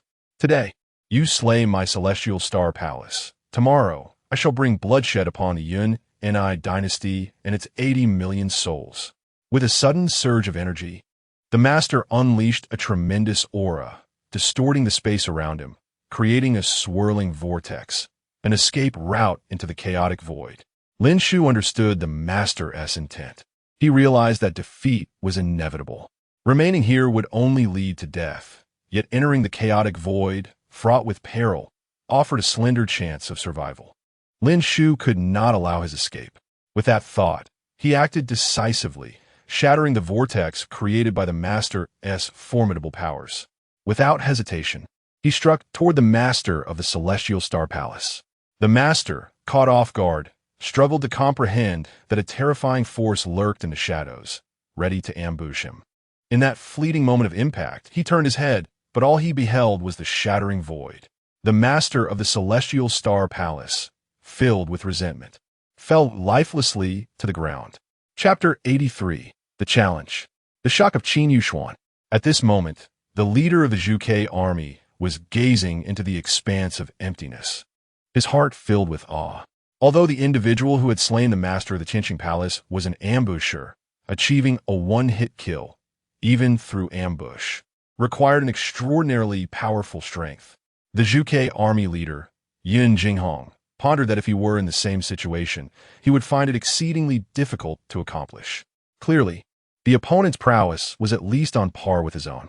As the leader of the Zhuge army, he ranked among the top 5 within the entire Yunqi Empire.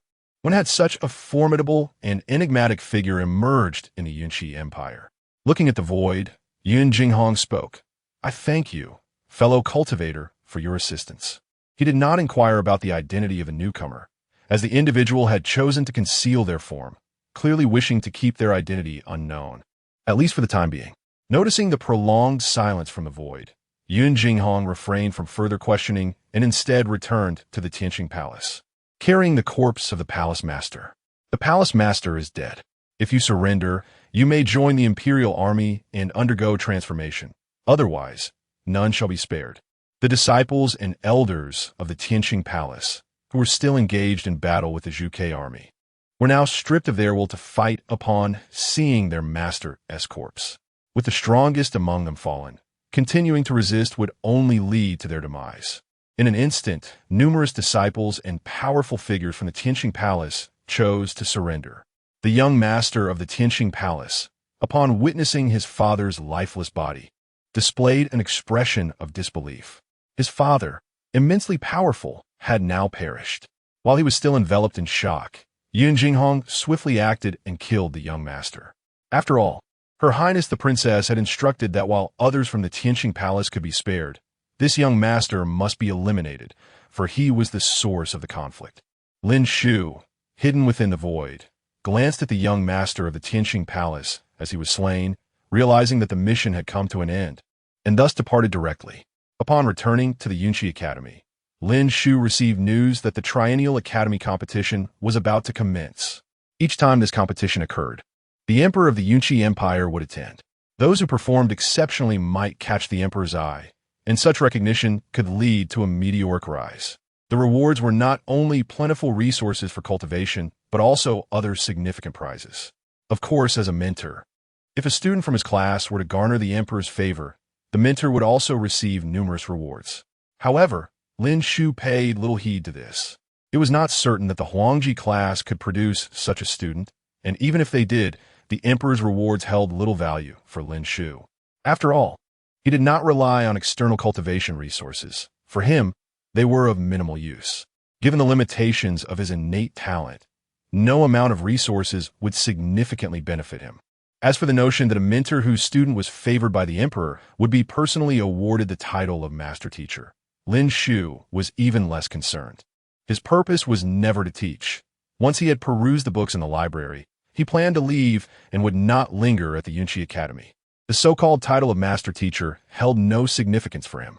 Yet, just as Lin Shu was dismissing the academy competition, a woman approached him. She was the mentor of the Huangji class too. Lin Shu, I challenge you. Lin Shu regarded her with confusion. He thought to himself that there seemed to be no previous conflict between them. Why did she wish to challenge him? Lin Shu chose to ignore her.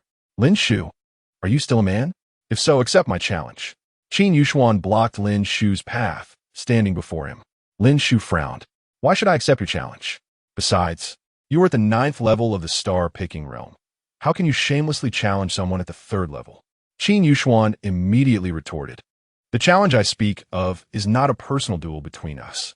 I would never challenge someone of a lower realm. What I mean is a challenge between our students.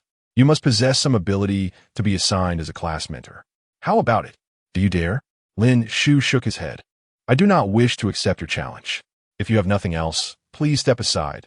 Do not disturb me while I go to the library. You. Qin Yushuan was momentarily speechless.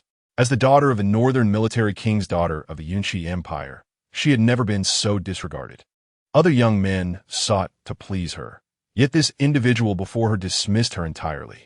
Originally, she was meant to instruct the Huangji Class 1, but due to Lin Shu's arrival, she was assigned to Huangji Class 2. Consequently, she felt unjustly treated.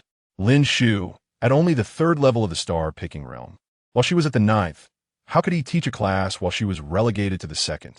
As the academy competition loomed, she sought to challenge Lin Shu and prove before the Emperor that the daughter of the northern military king was not inferior to anyone, not merely a beneficiary of favoritism. Yushuan Lin Shu. At that moment, the voice of Yun Yun resonated. Seeing her arrive, Lin Shu immediately spoke. Dean, please take her away. She inexplicably challenges me, and I have no desire to accept. She seems intent on sticking to me. Yun Yun, upon hearing Lin Shu's words, replied, You promised to become my Dao partner. How can you address me so formally? From now on, call me Yun'er. What? Qin Yushuan listened in disbelief as she looked at Yun Yun and Lin Shu. Yun'er, you have a Dao partner? And you are bonded to him? Having been away from the imperial city for the past few days, she was unaware of this development and was now utterly astonished. A princess of the empire, the most favored sister of the emperor, and an unparalleled prodigy with extraordinary talent. Although she, as the daughter of the northern military king, possessed outstanding abilities, she felt inferior in comparison to Yun Yun. And Lin Shu, in her eyes, he was merely someone who had taken advantage of connections to enter the academy, a mentor who lacked diligence in teaching, spending his days idly in a library perusing useless books without engaging in any cultivation. How could such a person possibly be worthy of Yun Yun? Indeed, Yushuan. He is now my Dao partner. There is no need for you to challenge him. After all, we are family, and it would be inappropriate to do so. The Northern Military King, having been granted a title, was naturally a member of the royal Yin family. Qin Yuxuan, as the daughter of the Northern Military King, and Yun Yun, as the sister of the Emperor, shared a close relationship. Since that is the case, I will not challenge him. However, Yinner, with your talent, why would you choose him? Qin Yuxuan, upon hearing Yun Yun speak, no longer insisted on challenging Lin Shu. Yuxuan, Lin Shu is only 18 years old. What? Upon hearing this, Qin Yuxuan was instantly stunned. 18 years old, and at the third level of the star-picking realm? How could this be possible?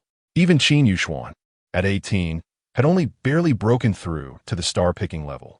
It is important to note that Qin Yuxuan possessed the legendary Holy Body, a prodigious talent with the potential to become a saint. Lin Shu, a person who was exceedingly lazy in cultivation and indifferent in teaching, in her eyes, was utterly devoid of ambition. Yet he had become a prodigy more remarkable than Qin Yuxuan, which genuinely took her by surprise. Yinner, is what you said true? At the time of testing, I was present, bone age 18, without a doubt. With Yun Yun's confirmation, Qin Yuxuan finally began to believe. Chapter 84, The Celestial Pill. The Empress and the Emperor. I am truly sorry. I have wronged you. Qin Yuxuan quickly turned to Lin Shu and offered her apology. Previously, I assumed you had gained entry through connections, especially since you spend all your time in the library, showing little interest in cultivation or teaching. I could not bear to see such gifted individuals from the Yunqi Academy become wasted talents. After all, they represent the future of the Yunqi dynasty. However, since you are indeed a prodigy, I trust you possess your own methods of cultivation and instruction. Thus, I shall not trouble myself further. Lin Shu, however, remained unfazed. It was true that he had not engaged much in cultivation. His innate talent was limited. With his capabilities, it would likely take centuries to break through to the celestial realm, a pursuit he deemed less worthy than broadening his understanding of the world. Teaching was merely a secondary concern. His primary purpose was to explore the vast collection of texts at the Yunqi Academy. After a month of diligent study, he felt he had nearly exhausted the resources available to him. With this in mind, Lin Shu spoke up. Yinner, what Miss Qin has said is indeed correct. I am not particularly passionate about teaching, and I have nearly completed my reading here at the Yunqi Academy. Therefore, I wish to resign from my position as a mentor. As the head of the Huangji Academy, I hope you will grant me your approval when I choose to depart. Yin Yin nodded eagerly, of course. Since you are uninterested in teaching, I would never impose upon you. I will approve your resignation. Simply inform me when you wish to leave, and I will arrange for another mentor to guide the Huangji class. By the way, I came to discuss something with you, Yin Yin continued, showing no concern for Lin Shu's teaching status. Yesterday, my royal sister and several elders became aware of the events that transpired, although they do not interfere with my decisions. The elders wish to meet you. I wonder if you would accompany me to see my royal sister and the elders? My royal sister? Lin Shu was taken aback. He had always assumed that the emperor of the Yunqi dynasty was male, but now it seemed there was a female sovereign, as indicated by the title royal sister. Excellent. I have time now and will be delighted to go. Really? Yin Yin exclaimed. Let me contact my royal sister and inform the elders that we are on our way. Qin Yuxuan interjected. Yinner, it has been a long time since I visited the palace to see Her Majesty. May I accompany you? The Duke of Northern Town is my royal sister's uncle, so Sister Yuxuan may call her royal sister as well. If Sister Yuxuan wishes to see her, she is always welcome. Yin Yin affirmed. Perfect. My royal sister is also curious about the current situation of the Duke of Northern Town, especially given the unrest in northern Yinzhou and the frequent activities from Yinzhou. I wonder if the Duke has noticed anything unusual. Yinzhou. At this mention, Lin Shu recalled something. Yinzhou was one of the 3,000 states neighboring Yinzhou with comparable strength. However, due to its unique geography, the fire attribute energy there was exceptionally active, and most powerful practitioners were adept in fire-based cultivation techniques. Consequently, they were generally stronger than their counterparts in Yinzhou at the same level. Moreover, there was another crucial factor. Previously, Lin Shu had received a mysterious map as a reward from the system. This map was exclusive to his father, and Lin Shu could not examine it directly. However, through his father's insights, he learned it was the celestial fire map, pointing toward a location that appeared to be in Yinzhou. The heightened activity in Yinzhou could indicate that the celestial fire would soon manifest. Alas, the map indicated that one must reach the star-collecting realm to access the celestial fire's location. Lin Shu pondered whether his father would arrive in time. A delay could mean missing the opportunity to seize the celestial fire. Noticing Lin Shu lost in thought, Yin asked, "Lin Shu, what occupies your mind? Are you anxious about meeting my royal sister and the elders?" "There is no need for concern. My royal sister is quite approachable, and the elders are very kind to me. They would never cause you distress." Lin Shu shook his head. "No, I was contemplating that since I am to meet the family, I ought to bring a gift.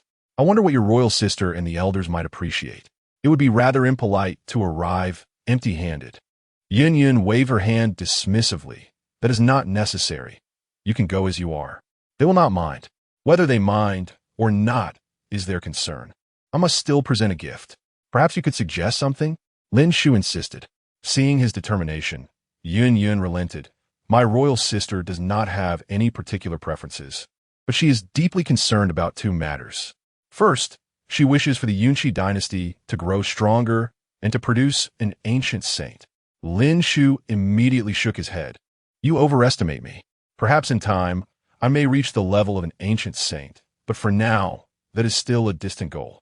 "Huh, that is a matter for the Yunqi dynasty to address. You need not involve yourself." Yin continued. "The second matter is the breakthrough to the celestial realm."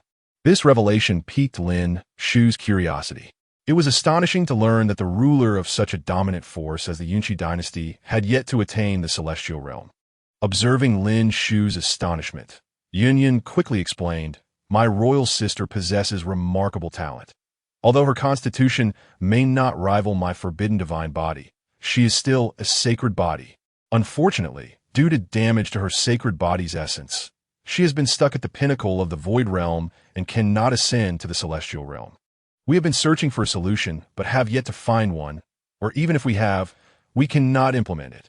Lin Shu inquired, "What method?" "The celestial restoration pill," Yin replied.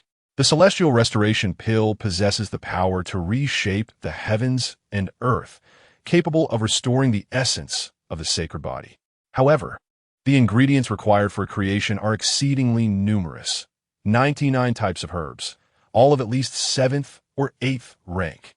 But that is not the crux of the matter. The key lies in the need for two rare elixirs. The first is the blood of a sacred body, which I can provide. The second is the blood of an emperor, which we have yet to obtain. The celestial restoration pill." Lin Shu recalled having seen it in the library. It was an 8th-grade elixir. However, he was not fully aware of its specific effects until Yin elucidated its significance. If the celestial restoration pill requires the blood of an emperor, that should not pose too great an issue. While Lin Shu may lack many things, he possessed something even more powerful: the blood of an emperor. If the celestial restoration pill made from the blood of an emperor is potent, then one crafted from the blood of an emperor must be even more formidable. Very well, I shall seek to gather the blood of an emperor. As soon as these words left Lin Shu's mouth, both Yin and Qin Yuxuan turned to him, their eyes wide with astonishment. Chapter 85. The Secret Realm of the Fire Sovereign.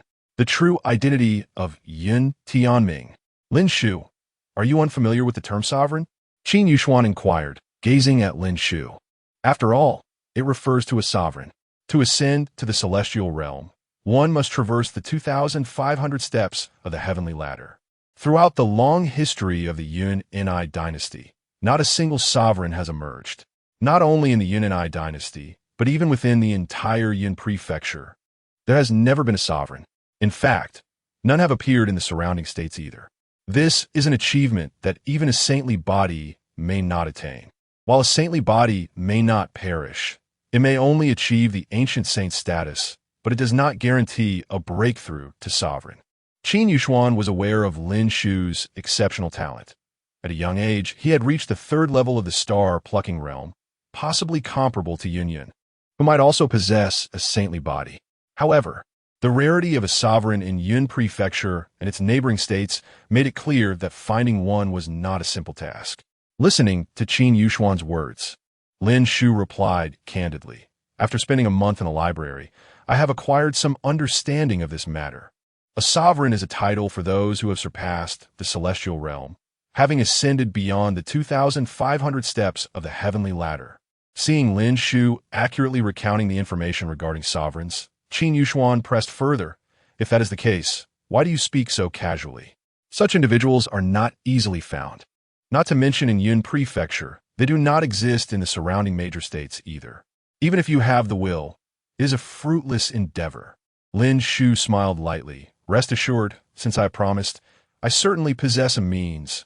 Yun, observing Lin Shu's confidence, interjected, "Lin Shu, if you truly can find them, you will become a benefactor to the entire Yun Ni royal family.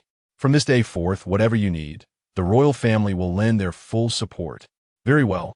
Lin Shu nodded. "In that case, I have a request." The reason Lin Shu sought their aid in obtaining the blood of sovereign was not only due to Yun being his current companion, but also due to another critical factor. With the frequent activities in the Yin Prefecture, Lin Shu suspected that the heavenly fire would soon manifest. The heavenly fire was of utmost importance for his father's cultivation of the heavenly fire secret tome. To contend for the heavenly fire, one must reach the star-plucking realm. Yet his father was only at the 5th level of the venerable realm. Although this cultivation level was already remarkable, it was insufficient. His father needed to elevate his cultivation to the star-plucking realm before the heavenly fire appeared, to qualify for entry into the domain where the heavenly fire was nurtured. Lin Shu was unable to expedite his father's breakthrough. Hence he sought the assistance of the Yun Ni royal family. After all, they were the overlords of Yun Prefecture and might possess some strategies. "What is your request?" Yun inquired. "As long as it is within the means of our royal family, we shall fulfill it." Lin Shu responded directly. "I wish for a venerable realm individual to rapidly reach the star-plucking realm. The sooner the better. Moreover, this individual must cultivate fire-based and devouring techniques." Hearing Lin Shu's request, Yun pondered. Meanwhile, Qin Yushuan spoke up. "If that is all, I happen to know of a place that may be suitable, though it is fraught with danger and necessitates strong protectors." Upon hearing Qin Yushuan's words, Lin Shu immediately inquired, "What place is it? What kind of protectors are required?" "The secret realm of the Fire Sovereign," Qin Yushuan elucidated.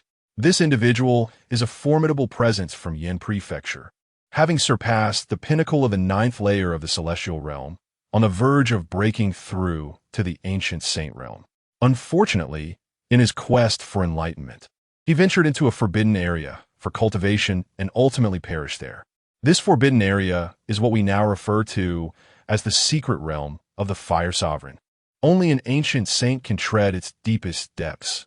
However, for a venerable realm individual to break through to the star-plucking realm, a protector of the 9th layer of the celestial realm would suffice, although it would be prudent to have at least 3.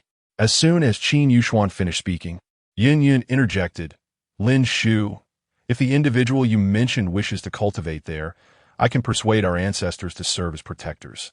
We have several 9th layer celestial realm elders in our royal family.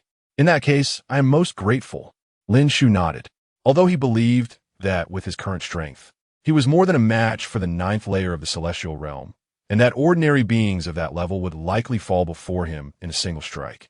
The significance of the forbidden area and the potential presence of other strong beings made it essential to have additional protectors. This would facilitate handling any unforeseen crises more effectively. "Very well, I will now seek the blood of a sovereign," Lin Shu declared. "As for the matter of protectors, please discuss it with the ancestors." With that, Lin Shu turned and departed. Watching Lin Shu's retreating figure, Qin Yushuan turned to Yun and asked, "Yun'er, do you truly believe he can find the blood of sovereign?" "I have faith," came the response. "Why is that?" "The entire royal family could exhaust its resources and still fail to find it, let alone him alone, because he himself claims his talent is rather mediocre, inferior to any student from the academy. Yet he has achieved the 3rd level of the star-plucking realm at such a young age. Uncle Tianming holds him in high regard." "What?" Qin Yuxuan exclaimed in astonishment. Mediocre talent, inferior to an academy student? The most ordinary of academy students must possess at least a 6th grade talent, while those in the Tianji Academy typically have 7th grade talent, many even possessing unique constitutions. Yet, despite this, they cannot reach the 3rd level of the star-plucking realm at such a young age. But Lin Shu has. The implications of this were profound. Most importantly, the Uncle Tianming mentioned by Yun Yun could only refer to Yun Tianming, the one who mysteriously vanished years ago and reappeared at the pinnacle of the 9th layer of the Void Realm. If Yun Yun is considered the most talented individual in the Yun and I dynasty, then both Yun Tianming and the current emperor possess the 2nd highest talent. The one who breaks through to the celestial realm first would take the title of 2nd in talent. In the Yun and I dynasty, Yun Tianming's importance is rivaled only by that of Yun Yun and the emperor, perhaps even surpassing it. After all, while Yun Yun possesses extraordinary talent, she is regarded as a taboo. The emperor has a saintly body, but its essence is damaged. Only Yun Tianming, seemingly without any peculiar constitution, has achieved such success, free from taboos and with no source damage, making him the most promising candidate for breaking through to the ancient saint realm. For such a pivotal figure in the royal family to regard Lin Shu with such respect was astonishing. Were it not for Yin Yun's words, Qin Yuxuan would never have believed it. Do you suspect Lin Shu possesses a terrifying identity? Indeed, but when I inquired with Uncle Tianming, he remained tight-lipped about it. Unbeknownst to Lin Shu, Yun Tianming was indeed a member of the royal family. At that moment, Lin Shu returned to his residence and sent a message to Yun Tianming. After all, his father was still in the territory of the 18th dynasty, and he needed to bring him to the secret realm of the Fire Sovereign. Chapter 86. The True Identity of the Fire Monarch. The Arrival of the Ancient Saint. Young master, you seek me? Yun Tianming, who was initially preparing to break through to the Tongtian realm, received a communication from Lin Shu and wasted no time in hurrying over. Upon his arrival, Lin Shu wasted no words and directly stated, Uncle Yun, I require your assistance with a matter. Please, young master, command me. It is not a significant task. I merely wish for you to travel to the 18th dynasty and bring my father here. I intend to take him to the Fire Monarch's secret realm. Yun Tianming was taken aback. Young master, you wish to take your father to the Fire Monarch's secret realm, the very place where a semi-saint perished? Indeed. Is there an issue with the Fire Monarch's secret realm? Yun Tianming shook his head. There is no issue per se, but if the young master intends to go, you might as well explore the deepest depths. Oh, Lin Shu expressed his surprise, saying, but I have heard that only an ancient saint can tread in those depths. Yun Tianming smiled. That is the case for others, but for the young master, there are no such prohibitions. In truth, the Fire Monarch had not perished. During his breakthrough, he nearly failed, but later received assistance from his master, enabling him to succeed. Since then, he had followed his master. Pausing for a moment, Yun Tianming continued. Over the years, the Fire Monarch has been cultivating deep within that forbidden realm, never leaving, which to the outside world seems akin to perishing. Now that the young master wishes to go, it is only fitting to summon the Fire Monarch, or rather, the Fire Saint, to meet you. Upon hearing Yun Tianming's words, Lin Shu understood, though he was curious about how many individuals his mother had arranged. From Jiangyu dynasty's Linjiang city, to Wu Ming, and now to you, Yun Tianming, along with the yet-to-be-met Fire Saint. Uncle Yun, do you know how many people my mother has arranged? Young master, I am not privy to that knowledge. I only know there are 5 around Yinzhou. Which 5? I do not know. Currently, I only know of myself and the Fire Saint. The identities of the other 3 remain undisclosed by my master when I inquired. Very well. Lin Shu acknowledged Yun Tianming's response and decided not to press further. In that case, you should set off and bring my father back swiftly. Rest assured, young master, I shall fulfill this task. With that, Yun Tianming vanished from Lin Shu's residence. After his departure, Lin Shu procured a special jade vial that could contain energy without leakage. Upon finding the vial, he made a small incision on his fingertip. This was done with careful control over his physical form, otherwise with his current strength. Even a strike from a royal weapon might not suffice to break the skin. Having undergone a breakthrough to the 12th layer of his physical form, Lin Shu had surpassed his peers significantly. Following his ascension through the 3,000 heavenly ladders, his physique underwent another transformation. Now, his strength was comparable to that of an ancient saint, if not the strongest beneath them, rendering him unparalleled. As the blood trickled from the incision into the specially sealed jade vial, Lin Shu was astonished to discover that his blood was golden. Throughout his battles, he had always fought with a higher realm against lower ones, resulting in victories without sustaining injuries. The only time he had come close to being harmed was during his ascent of the heavenly ladder, but at that time, he had not yet broken through to the Tantian realm. Now, having surpassed that realm, Lin Shu found himself effortlessly vanquishing foes without injury. Thus he was unaware that his blood had turned golden. As the golden blood filled the vial, Lin Shu felt an unexpected weight.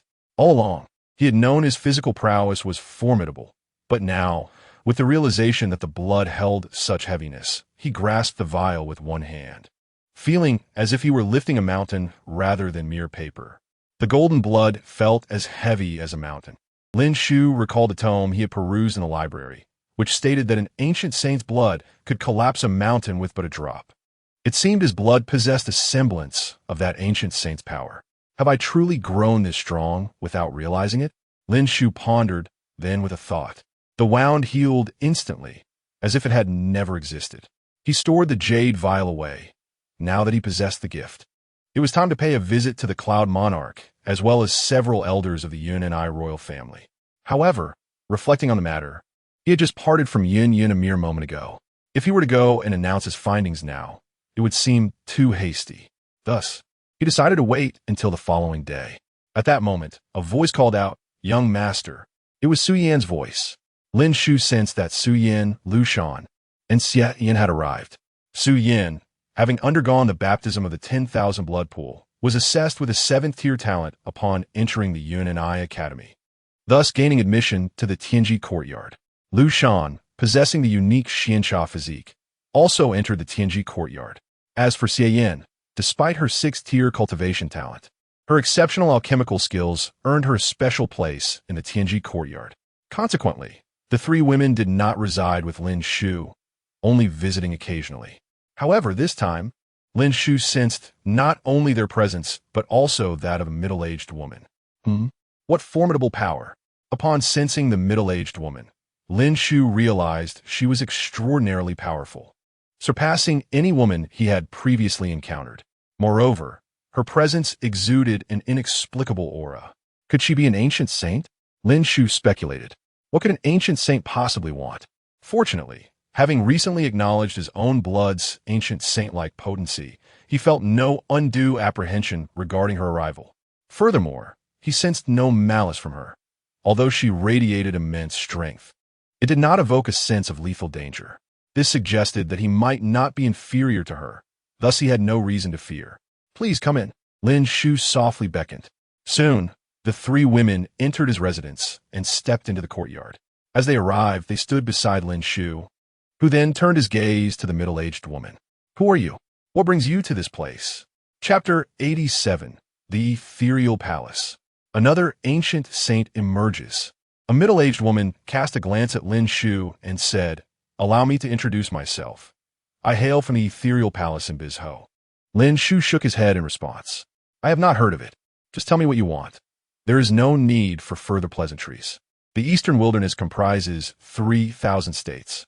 As for the specific states within this vast expanse, Lin Shu was only familiar with Yinzhou and its neighboring territories. Bizhou was a name entirely foreign to him, and he had not encountered it in any texts. Clearly, Bizhou was quite distant from Yinzhou. The middle-aged woman was not surprised by Lin Shu's reaction. After all, Yinzhou was a lowly state devoid of any ancient saints, relatively remote among the 3,000 states. In contrast, Bizhou was a mid-tier state with the presence of ancient saints, situated far from Yinzhou. It was no wonder Lin Shu was unaware of it. The middle-aged woman continued, "I have come to take these three individuals with me. The Ethereal Palace possesses immense power and profound heritage. It would be a waste of their talents to remain in Yinzhou. Joining the ethereal palace will grant them the guidance of ancient saints, and they may one day aspire to become saints themselves. Understanding her intent at last, Lin Shu realized the woman's purpose. However, should such matters not be addressed with the individuals themselves? He turned to the three women, saying, "This is a decision for you to make. My opinion is unnecessary." All three women spoke in unison. "Young master, we do not wish to go with her." The middle-aged woman then acknowledged, "Initially, I intended to take them by force. But since they are unwilling to accompany me, I sought your assistance. Perhaps you could persuade them. Their talents would be squandered in Yinzhou, and only by joining the ethereal palace can their potential be fully realized." Lin Shu waved his hand dismissively. "If they do not wish to go, I see no reason to persuade them." "You." The middle-aged woman was taken aback by Lin Shu's words, seemingly perplexed by his decision. "Are you truly willing to watch them waste their talents in Yinzhou? Do you understand what an ancient saint is? There is not a single ancient saint in Yinzhou. Their chances of encountering one are virtually non-existent. However, should they go to the ethereal palace, they stand a good chance of becoming ancient saints." Lin Shu gently shook his head. "I comprehend what an ancient saint is, and I recognize that if the ethereal palace possesses ancient saints, they would undoubtedly receive better guidance. Yet, if they do not wish to go, why should I force them?" At this juncture, Su Yin interjected, "Senior, since my young master has spoken, you should take your leave. I desire only to follow him in this lifetime. I have no wish to go elsewhere." Lu Shan echoed, "I am already devoted to my young master and will not leave his side." As for Xie Yin, she added, "Before I departed, my master instructed me to follow my young master at all costs. I cannot go against my master's wishes." Seeing the unwavering resolve of the three women, Lin Shu did not press further. The middle-aged woman, however, was growing increasingly irate. As an ancient saint, when had she ever humbled herself like this? Now, she found herself in the position of wanting to take three promising individuals under her wing, only to be met with outright refusal. Since persuasion had failed, she decided to adopt a more forceful approach. "No, you three must come with me. Today, I shall use force if necessary to take you." As she prepared to act, a voice interjected, "You should think carefully before you proceed." The moment the words fell, a woman appeared seemingly from thin air. The middle-aged woman was startled. She had not anticipated that Yunzhou concealed another ancient saint. Staring at the newly arrived woman, she inquired, "Who are you? Why do you interfere with the affairs of the ethereal palace? Although you are an ancient saint, the ethereal palace is not without its own ancient saints." The appearing woman glanced at the middle-aged woman with disdain.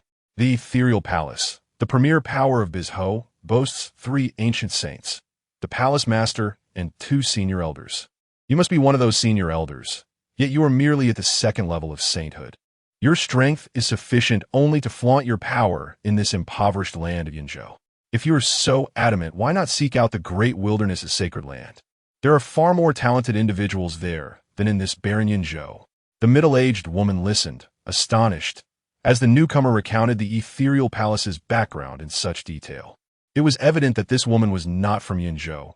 Even if she were, she must have traveled far and wide.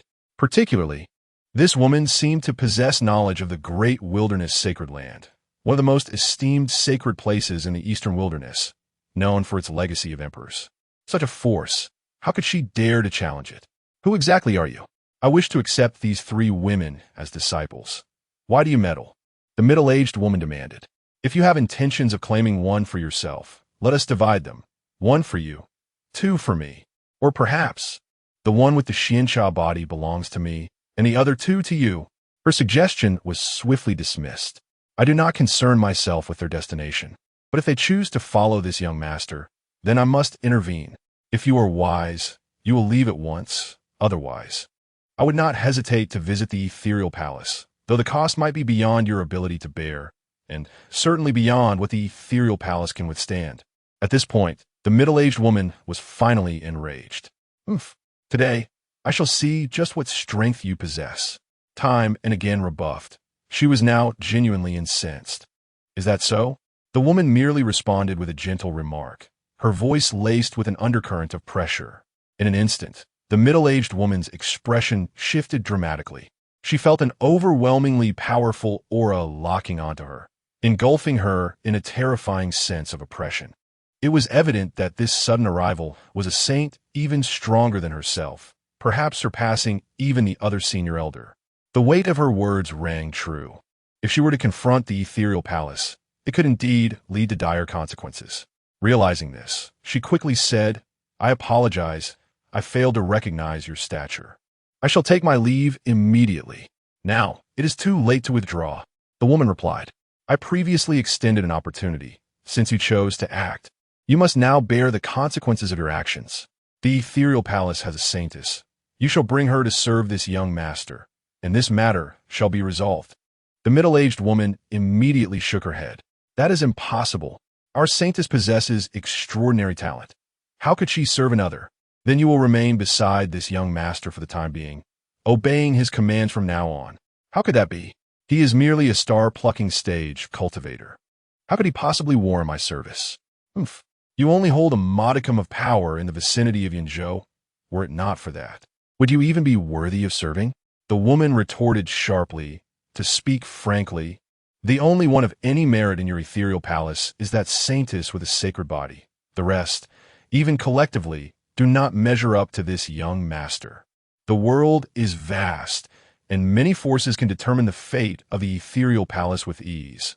The great wilderness sacred land is one such example. Do you know that the great wilderness sacred land could be easily destroyed in the eyes of certain entities?" Each word struck the middle-aged woman like thunder, leaving her astounded.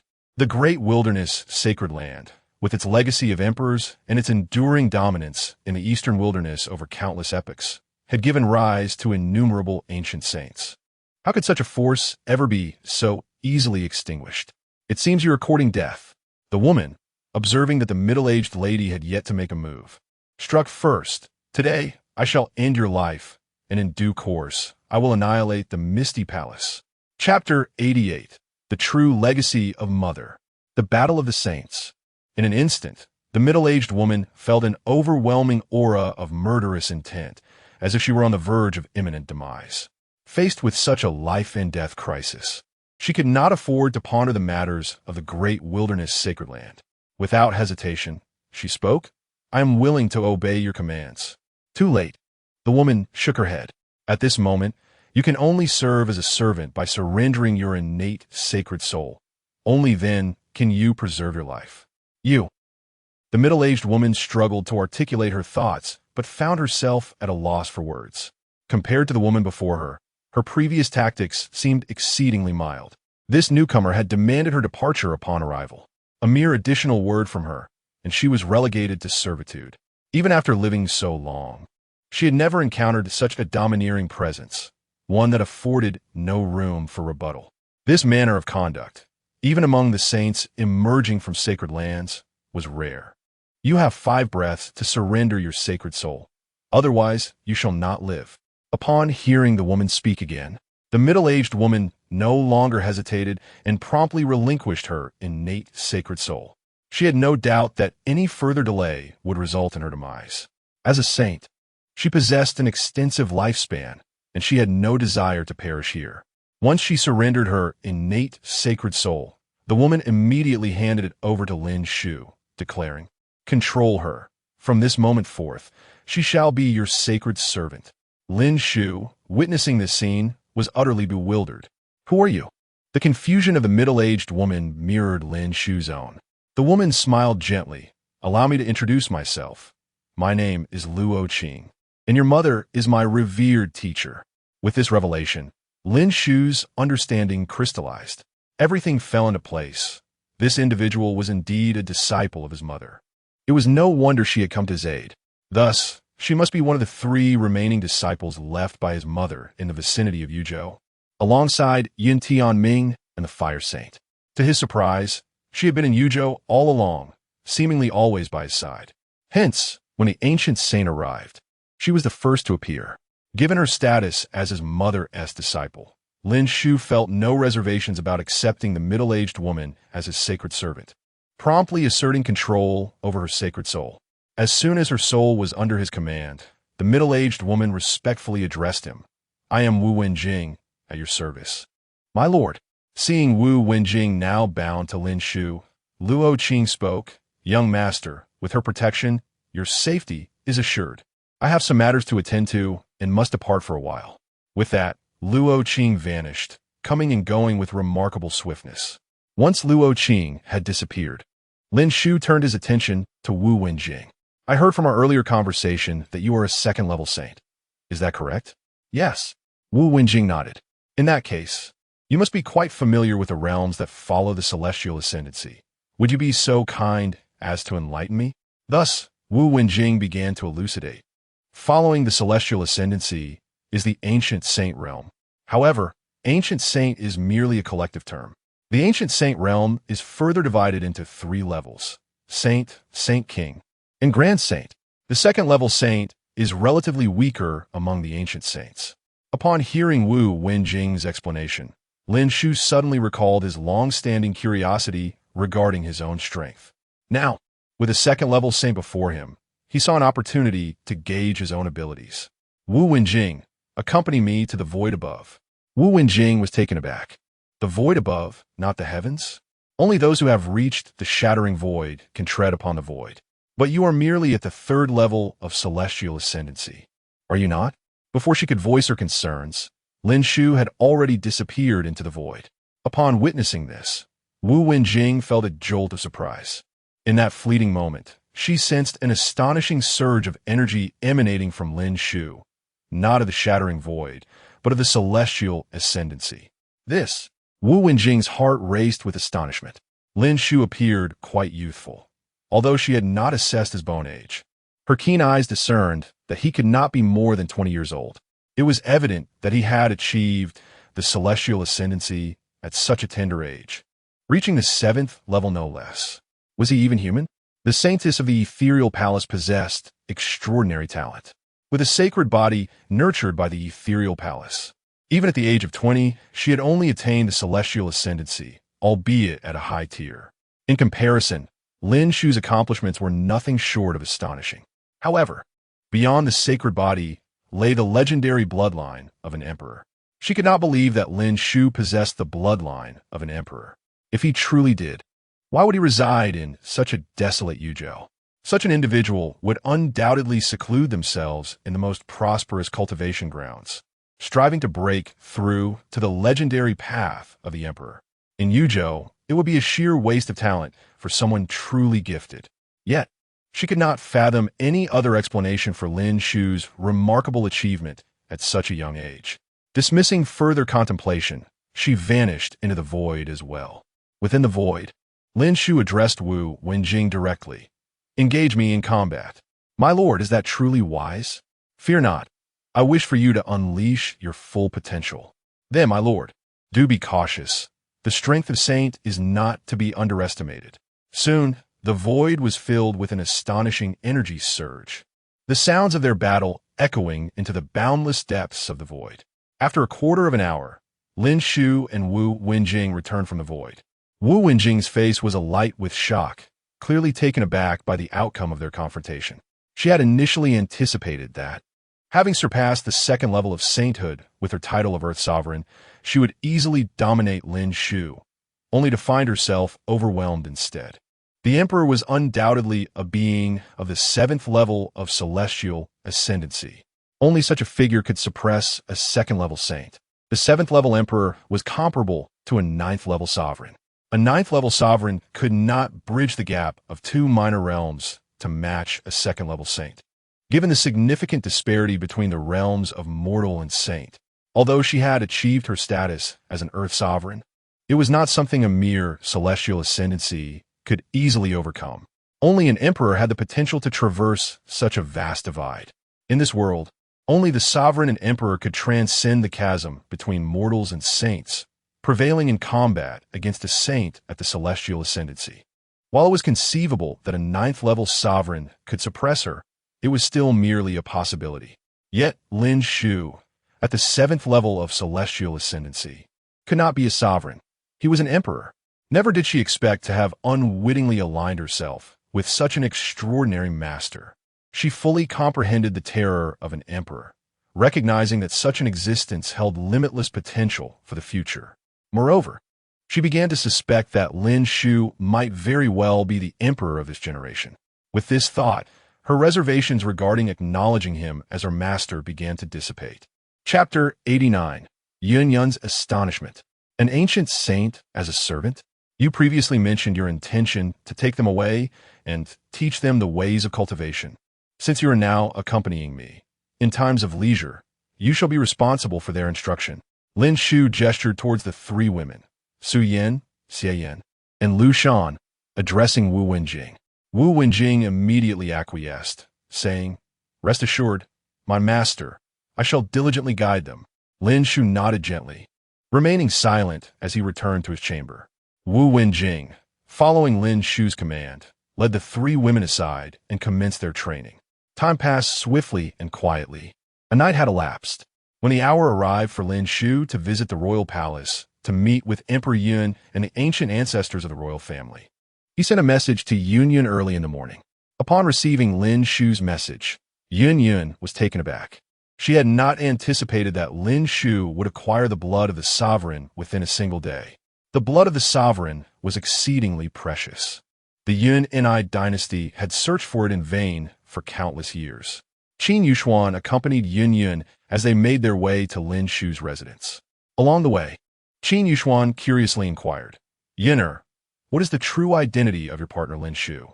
How could he so effortlessly obtain the blood of the sovereign?" Yun Yun shook her head.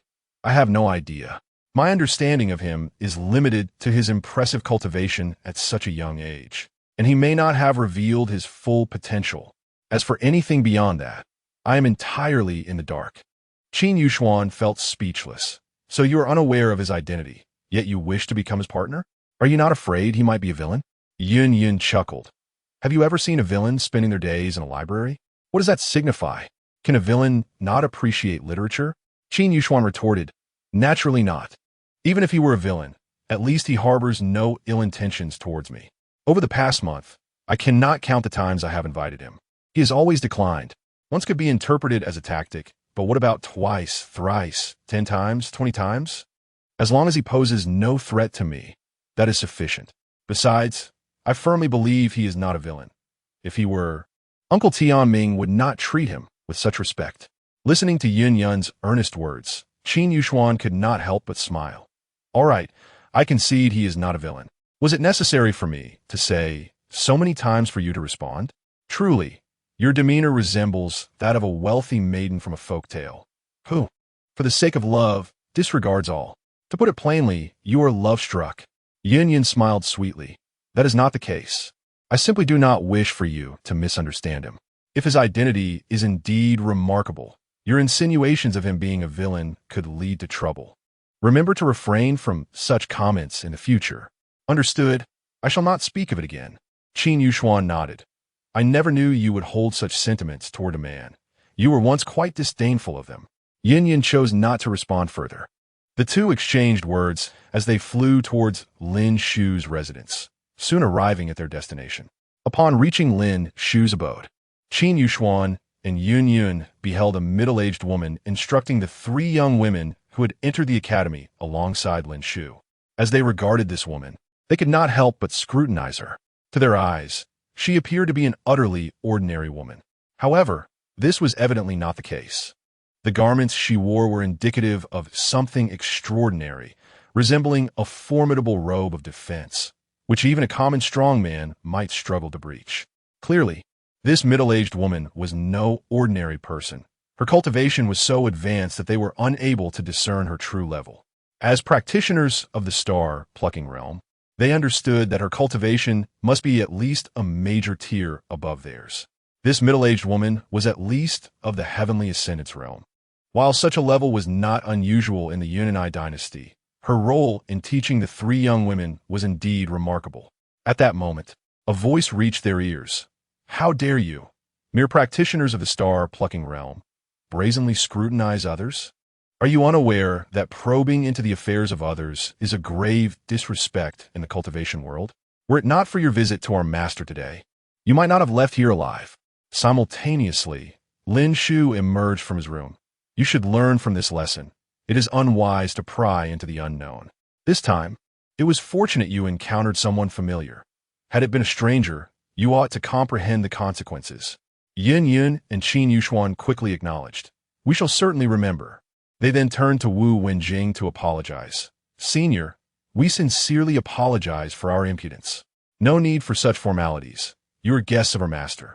I am merely imparting some etiquette of the cultivation world, so no apologies are necessary. Lin Shu, not wishing to linger on the matter, swiftly shifted the topic. So, are we ready to proceed?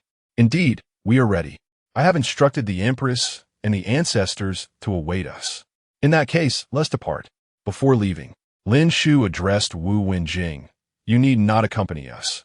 Remain here to instruct them in their cultivation. From now on, they shall not attend the Heavenly Extreme Academy. I trust you will guide them far better. That is certainly the case. The Heavenly Extreme Academy cannot compare me. They are merely at the Heavenly Ascendance realm. Merely at the Heavenly Ascendance realm? Hearing Wu Wenjing's words, Qin Yuxuan and Wu Wenjing were taken aback. They had presumed Wu Wenjing was merely at that level, but her tone suggested she regarded it with disdain. To be so unconcerned about the Heavenly Ascendance realm, could it be? Both women shared a terrifying suspicion in their hearts. How could this be? Especially considering such a formidable being deigned to refer to Lin Shu as master, which was even more astonishing. Let's go. Lin Shu observed the somewhat dazed expressions of Yun Yun and Qin Yuxuan and offered a prompt. Only then did Yun Yun and Qin Yuxuan regain their senses, leading Lin Shu away from the location. Along the way, Qin Yuxuan could not help but ask. Her curiosity piqued. Lin Shu, what realm does that senior truly belong to? Given your earlier demeanor, you clearly already knew. Why bother asking? Though Qin Yuxuan did not receive a definitive answer, Lin Shu's words indirectly affirmed her suspicion. Lin Shu, I may have offended you yesterday. I sincerely apologize for my behavior and hope you do not hold it against me. Lin Shu waved his hand dismissively. Fear not. Had I been concerned, you would not have left yesterday. Besides, your actions were understandable, given your connection to Yun'er. Naturally, I would not take offense. The three soon arrived at the royal palace. Chapter 90. The blood of the emperor emerges. The Cloud Emperor is astonished. Inside the imperial palace, Lin Shu followed Yun Yun and Qin Yuxuan deeper into the palace. With Yun Yun as their guide, they faced no obstacles. Soon, the trio arrived at a rather ancient hall, weathered by the passage of time. Lin Shu, this is the ancestral hall of my Yun family. The Empress and our ancestor are inside. Let's enter. As Lin Shu gazed upon the ancient hall, he sensed several powerful auras emanating from within.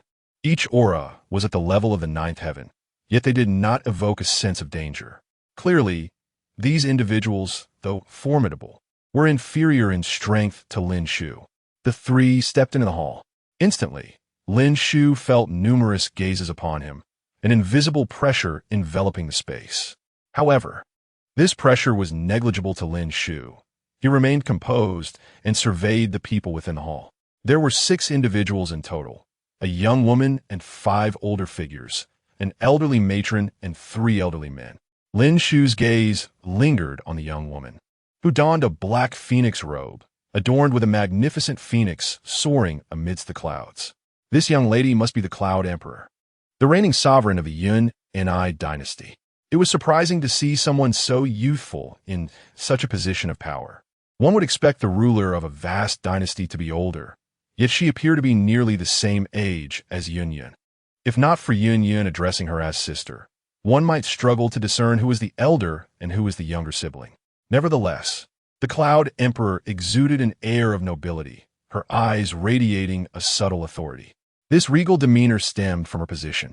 Comparatively, although the Cloud Emperor and Yun Yun bore striking resemblances, the former possessed a more mature and coldly elegant aura, while Yun Yun lacked such a demeanor. As Lin Shu appraised the Cloud Emperor, she too scrutinized him. The atmosphere in the grand hall grew somewhat tense until Yun Yun and Qin Yuxuan broke the silence. Yun Yun approached the Cloud Emperor, taking her hand. Sister, this is my partner, Lin Shu. Qin Yuxuan remained at a respectful distance, slightly bowing. I pay my respects to your majesty. She then turned towards the 5 elders. I pay my respects to the ancestors. A faint smile graced the Cloud Emperor's cool countenance. Yuxuan, there is no need for such formalities. You are of royal blood, even if you bear your mother-esque surname and not the Yun name. You may address me as sister or your highness. The formality of your majesty feels too distant. Your majesty, one must not neglect etiquette, Qin Yuxuan insisted. Seeing her steadfastness, the Cloud Emperor refrained from further argument and turned her attention to Lin Shu. At such a young age, to possess the cultivation of the third star ascension, you are indeed worthy of my Yun'er. Upon hearing this, Yin Yun immediately grasped the Cloud Emperor's hand. Sister, what do you mean by worthy? My bond with Lin Shu is my own decision. Do not impose courtly expectations upon him. If you do, I shall cease to bring him. Hearing Yin Yun's words, the Cloud Emperor's previously stern expression softened into a smile. Yun'er is right. I have grown accustomed to formality. Please do not take offense. I would never oppose Yun'er's choices. You weren't frightened, were you? Lin Shu was speechless. Frightened? What a jest. He feared nothing, not even the ancient saints. He shook his head, not out of a desire to speak, but from uncertainty about what to say. Though he was indeed unafraid, it felt inappropriate to declare so outright in front of his partner's family. To admit fear would be even less appropriate, so he opted for silence. At that moment, Yin Yun interjected to ease the tension. Sister, Lin Shu has brought you a gift. I assure you, you will adore it. Oh, the Cloud Emperor replied with a smile. Gifts are trivial. What matters is that he treats Yun'er well. Lin Shu then produced a jade vial without hesitation. As he uncapped the vial, an extraordinary aura immediately enveloped the hall. The 5 elders, who had been quietly observing, now approached Lin Shu with focused expressions, peering into the vial. Is this the blood of the Emperor? Such a unique aura can only be the blood of the Emperor. One elder inquired, but why does this blood appear golden? I have never seen golden blood before. Is it some sort of special constitution? The elders pondered the existence of various blood types, noting that some individuals' blood differed from the norm, but golden blood was entirely unfamiliar to them. Even sacred body blood was not golden. They knew that both Yun Yun and the Cloud Emperor possessed sacred bodies, yet their blood was not golden. Yun Yun's was black, while the Cloud Emperor's was a deep red tinged with purple. Another elder spoke up. No, this does not seem to be the blood of the Emperor. According to the records, the blood of the Emperor contains the essence of realms. Other heavenly sovereigns perceive realms, but the Emperor can infuse the power of the realm into their blood. It is said that even a single drop of the blood of the Emperor could give rise to an independent world. Yet this blood did not seem to resonate with any realm essence, but rather an extraordinary aura that evoked a sense of submission. As the elders began to sense the aura, they were astonished. How can this be? What manner of blood is this? It appears even more remarkable than the blood of the Emperor.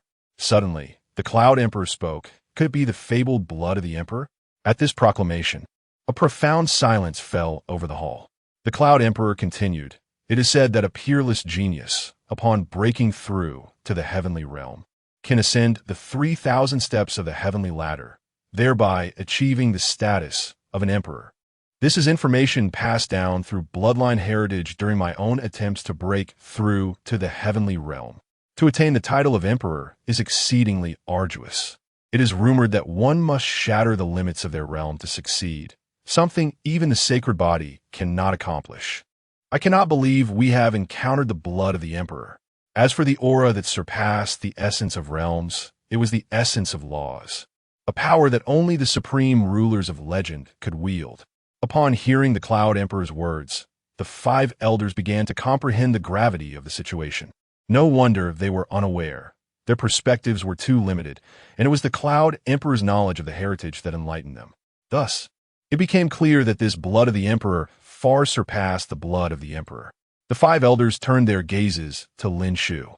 Do you truly intend to present this as a gift? Chapter 91. Lin Shu is the Emperor. Yin Yun's decision. Lin Shu nodded. Since I have offered it, it shall be regarded as a gift. Upon hearing this, the Cloud Emperor immediately bowed to Lin Shu. Thank you. With this imperial blood, I can concoct the sky restoration pill. Should I consume it and transcend to the celestial realm, I will undoubtedly achieve the status of emperor. You have granted me a new lease on life. From now on, any request you make, I shall gladly oblige. Lin Shu quickly replied, You are Yun'er, his elder sister, and I am her partner. We are family, and there is no need for such formality. The Cloud Emperor remarked, The imperial blood may very well be the only one of its kind in the entire world. Its worth is immeasurable. Any mere request pales in comparison to the value of the imperial blood. Seeing the Cloud Emperor's insistence, Lin Shu stated directly, In that case, I have a request, which I had previously discussed with Yun'er. I require several elders to safeguard one individual as they enter the Fire Emperor's secret realm. While the imperial blood is indeed precious, for Lin Shu, it holds little significance. At his current level, even if he were to lose some blood, he could easily replenish it. Conversely, his father's ascendance is far more vital. Should his father elevate his realm, Lin Shu would also break through to the ancient sage level. Once he reaches that stage, a transformation awaits him. The loss of mere blood is trivial. Although Lin Shu, with his current strength, may not seem to need the protection of the elders from the Cloud and Eye dynasty, he believes it is prudent to be cautious. After all, the secret realm is fraught with peril, and no one can predict the dangers that lie within. Despite having Lin Shu and Wu Wenjing, as well as the Fire Saint present, having additional protectors would cause no harm. The safety of his father is of paramount importance to Lin Shu. If his father were to perish, Lin Shu would be left uncertain of the system's efficacy. If it were to fail, relying solely on his own cultivation would be insufficient.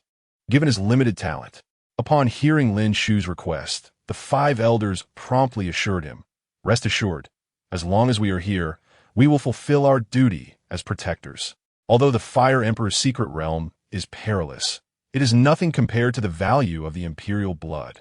Even if we were to perish, we would never allow harm to befall those we protect. Currently, the source of the sacred body can be replenished, and it could even lead to the attainment of the emperor status in the future. You have bestowed upon the Yun family a monumental gift, one that could ensure our prosperity for generations.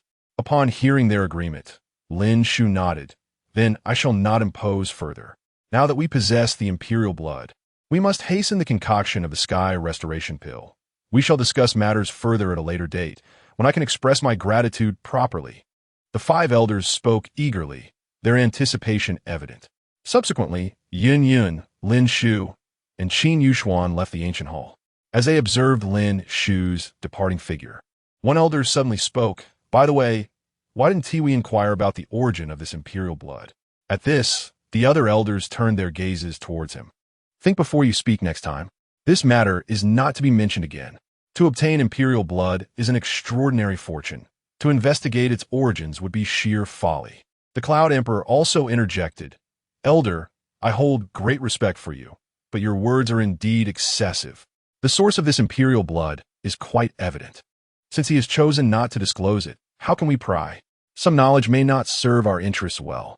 The Cloud Emperor understood well the true value of imperial blood. The only reason Lin Shu could present it is that it belongs to him. In other words, Lin Shu is the true emperor. Although Lin Shu is young, his status as an emperor in the celestial realm is astonishing. The existence of an emperor is reserved for those exceptional enough to stand out through the ages. Without extraordinary accomplishments, one cannot ascend to such heights. This is not a matter to be grasped through common sense. Yun'er, you have indeed found a partner unlike any other in this world, an emperor. The Cloud Emperor felt an overwhelming sense of joy for his sister. His sister possesses the forbidden sacred body, and there is a chance she may perish during her ascendance. However, with Lin Shu by her side, her fate might be altered. Should her destiny change, and she successfully enter the sacred realm, she could become one of the most formidable beings in this land. The Cloud Emperor did not dwell on these thoughts for long. Looking at the jade vial in his hand, his eyes filled with determination. I must swiftly replenish the source of the sacred body to break through to the ancient sage realm as soon as possible. When that time comes, I may still be able to protect you, Yun'er. Thereafter, the Cloud Emperor began discussing the concoction of the Sky Restoration Pill with the elders. The remaining materials for the pill had already been gathered, and with the addition of the imperial blood, they were fully prepared. The next step was the alchemical process. The refinement of the sky restoration pill is exceedingly complex. Thus, meticulous planning is essential. If they were to possess the imperial blood but fail to succeed in the concoction, it would truly be a wasted effort. Outside the palace, Yun Yun, Qin Yuxuan, and Lin Shu walked along the grand avenue of the imperial city. Suddenly, Yun Yun leaned closer to Lin Shu and whispered, "Lin Shu, thank you. I never expected you had already broken through to the celestial realm, and that you are an emperor. If I can attain the sacred status, I shall assist you in becoming a great emperor." At this moment, Yun Yun made a decisive choice. Originally, with her forbidden sacred body, if she could survive the tribulation of ascension, she would undoubtedly become an emperor. Previously, she had considered her own ascendance, but now, upon learning that Lin Shu is the emperor, she resolved to support him. For in every era, only one can ascend to the emperor's throne. If she were to ascend, Lin Shu would forever lose that opportunity. Conversely, even if she does not attain the emperor status, she still possesses a path to enlightenment. It may be more arduous than becoming an emperor. Yet if Lin Shu is willing to sacrifice imperial blood to restore her sacred body, what harm is there in her yielding to him? Lin Shu gazed at Yun Yun, perplexed by her sudden declaration. He was not surprised that she knew of his status as an emperor. Such matters are easily deduced with a moment's thought. However, he was puzzled by her final statement. His potential to become an emperor seemed not to depend on her. Or does she know something more? Reflecting on her possession of the forbidden sacred body, he wondered if she had some insight into the legacy of the sacred body. Could there be an underlying complexity to the title of emperor? Suddenly, Lin Shu had a realization. Is it possible that she said this because there can only be one emperor in a lifetime? With this thought, Lin Shu began to grasp Yun Yun's intentions. At this moment, he felt a mix of amusement and exasperation. "Yun Yun, are you worried I might usurp your claim to the emperor's throne? This is an outright withdrawal from the competition." Lin Shu shook his head inwardly. He possessed a system, and as long as his father's strength increased, he would inevitably break through. Pushing aside these thoughts, Lin Shu regained his composure. After all, the journey ahead is still long. Currently, he had yet to reach the ancient sage level, and as for Yun Yun, she had not even stepped into the void return realm. One could say she was being overly cautious. Unbeknownst to her, Lin Shu had a system, and by conventional logic, he was currently 2 major realms above her. Should he become an emperor, he would undoubtedly achieve that before her. Even if she wished to compete, time would not be on her side. Or perhaps her confidence in her forbidden sacred body led her to believe she could keep pace. Curiosity piqued, Lin Shu could not help but inquire, "What precisely is the nature of your constitution?" Chapter 92. The Movements of the Eastern Cloud Alliance. A reunion with an old friend. Meanwhile, in the eastern part of Yun Prefecture, within the Grand Hall of the Eastern Cloud Alliance, the most formidable forces from various territories have gathered. Just days ago, they received alarming news. The Lu Yun sect had been utterly annihilated. Although the Lu Yun sect was weak, arguably the weakest in the Eastern Cloud Alliance, lacking even a single transcendent master, it had dominion over vast territories spanning millions of miles across the 18 dynasties. Under its rule, no force or individual had ever dared to provoke the Lu Yun sect, let alone extinguish it. Thus, its fall cast a shadow over all present. The obliteration of a sect that had previously faced no challenge indicated the involvement of a powerful entity from outside its domain. The pressing question before them was whether the assailant hailed from the Eastern Cloud Alliance or beyond its borders. If the culprit was from within the eastern region of Yun Prefecture, it would be a manageable issue. The Alliance could simply nurture another sect to take the Lu Yun sect's place. However, if an external force was responsible, the situation would become dire. "My esteemed colleagues," began a middle-aged man, the leader of the Eastern Cloud Alliance and the master of Yun Tian Pavilion. "What course of action should we pursue regarding the Lu Yun sect's demise?"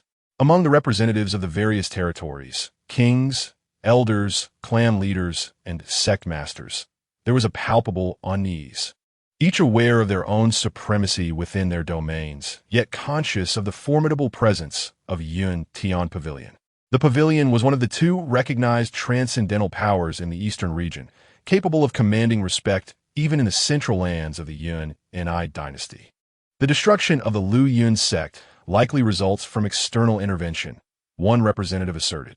Our internal forces are aware of the alliance's might. Such a decisive act against the Liu Yun sect would be inconceivable from within. I have already investigated the transcendent masters in my territory, another added. None have ventured into the realm of the Liu Yun sect. Let us not forget the ancient figure Gu Qing, countered a voice. He nearly brought about the Liu Yun sect's downfall in the past, only thwarted by the self-sacrifice of several ancestors. The hall erupted in debate, each faction voicing their opinions with fervor. The master of Yun Tian Pavilion raised a hand to quell the discord. I summoned you not to bicker, but to devise a resolution. A clan leader proposed, if the instigator is one of our own, we need not concern ourselves excessively. We can simply nurture another Liu Yun sect. If the assailant is external, we must remain vigilant, for their stealthy approach indicates they are formidable. Should we neglect this matter, we may invite further incursions that threaten our dominion over Yun Prefecture. What then shall we do? Another queried. We do not even know who the adversary is. Without that knowledge, our discussions are futile. At that moment, a young disciple entered, breathless with news. Master, it has come to our attention that the annihilation of the Liu Yun sect is likely linked to Lin Shu, who has recently gained notoriety in the 18 dynasties. Reports indicate that during the opening of the Gu Qing secret realm, he clashed with the esteemed princess Yuan Yang, leading to the latter's downfall. Upon hearing this, the pavilion master inquired, what do we know of Lin Shu's identity? He is the leader of a minor clan in the Jianyu dynasty, which ranks lower among the 18 dynasties, replied the disciple. Recent investigations revealed that Lin Shu was recently at the spirit transformation stage, but he was gravely poisoned and on the verge of losing his powers. Coincidentally, the young master of the Lin clan has been rumored to possess a divine talisman, which was later confirmed to be a result of his own strength. The pavilion master, intrigued, declared in that case, we shall pay a visit to the Lin clan and meet with Lin Shu and the so-called Lin clan young master. He turned to the representatives, pausing before continuing. Will you accompany me on this endeavor? A chorus of agreement followed, as the attendees nodded eagerly. A day later, at the Lin clan in Jianyu dynasty, Lin Shu, after enduring a month-long ordeal of relentless pursuit, had finally returned home. He was now acutely aware that someone had orchestrated these attempts on his life.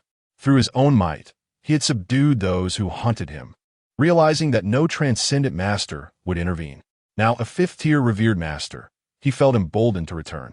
Not long after arriving, he was greeted by a familiar face. Yun Tianming, is it you?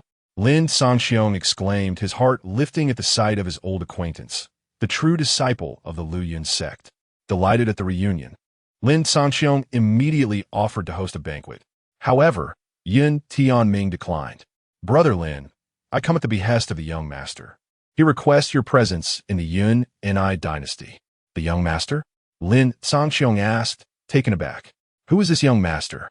Lin Shu. Chapter 93. The Crisis of the Eastern Cloud Alliance. The Lin family's calamity. Lin Shu. Upon hearing this name uttered by Yun Tianming, Lin Shu felt a moment of bewilderment. However, it did not take long for him to grasp the situation. Are you one of her people? The her Lin Shu referred to was, of course, his enigmatic wife. At this moment, he comprehended why she had brought Yun Tianming along all those years ago. The so-called chance encounter was merely a fabrication. It turned out that Yun Tianming had always been under her influence, which explained why he addressed Lin Shu as young master. Yun Tianming was not taken aback by Lin Shu's deduction. He nodded in affirmation, openly admitting, indeed, I am loyal to my master. Given this revelation, Lin Shu felt no hesitation in agreeing to accompany him.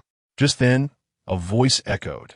The leader of the Eastern Cloud Alliance, Han Yun, has come to pay his respects to the young master and the head of the Lin family. The sound reverberated through the Lin household.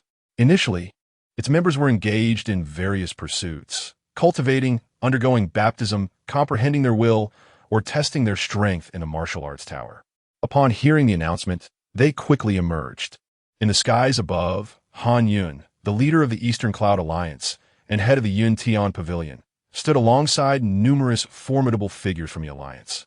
Gazing down at the Lin family, the sight startled many powerful beings. The Jianghui dynasty was at the tail end of the 18 dynasties, and Linjiang City was a rather obscure town within it, where most cultivators were merely at the physical body or foundational stage, with only a handful achieving the spiritual transformation realm. They were akin to ants. Yet, the Lin family was exceptionally unique. It was evident that they possessed treasures far exceeding the capabilities of the Jianghui dynasty's territory. Within the Lin family, there was a vast crimson pool, unmistakably a blood pool. From this pool emanated an extraordinarily dense energy, infused with the essence of many exotic beasts. How could this be? The energy signatures within the blood pool were so complex that even a cursory scan revealed no fewer than 100 types. Not merely 100. I would wager there are over 1,000 types. Some of these auras exert pressure even on me, a being of the void return realm. And they do not belong to humans, but appear to be from ferocious beasts. How could the Lin family possess a blood pool composed of the blood of such beasts? In the entire region of Yunzhou, ferocious beasts were nearly extinct due to the relentless hunts by the Yun Ni dynasty. How could the Lin family have acquired the blood of these creatures, let alone 1,000 types? Moreover, look at those ancient buildings. I can sense an unusual aura from them. I am unable to delve deeper. It seems my perception has been obstructed. The crowd exchanged astonished glances, their expressions filled with disbelief. The Lin family's foundation hardly resembled that of a mere family from a remote town. Just this foundation alone surpassed that of all major powers within the Eastern Cloud Alliance. Furthermore, the cultivators in Linjiang City were of extremely low realms, with the spiritual transformation realm being the pinnacle. In contrast, within the Lin family, there were numerous individuals at the divine ability realm, significantly surpassing the other cultivators in Linjiang City. Most crucially, these individuals were all exceptionally powerful in physical strength, with astonishing talents.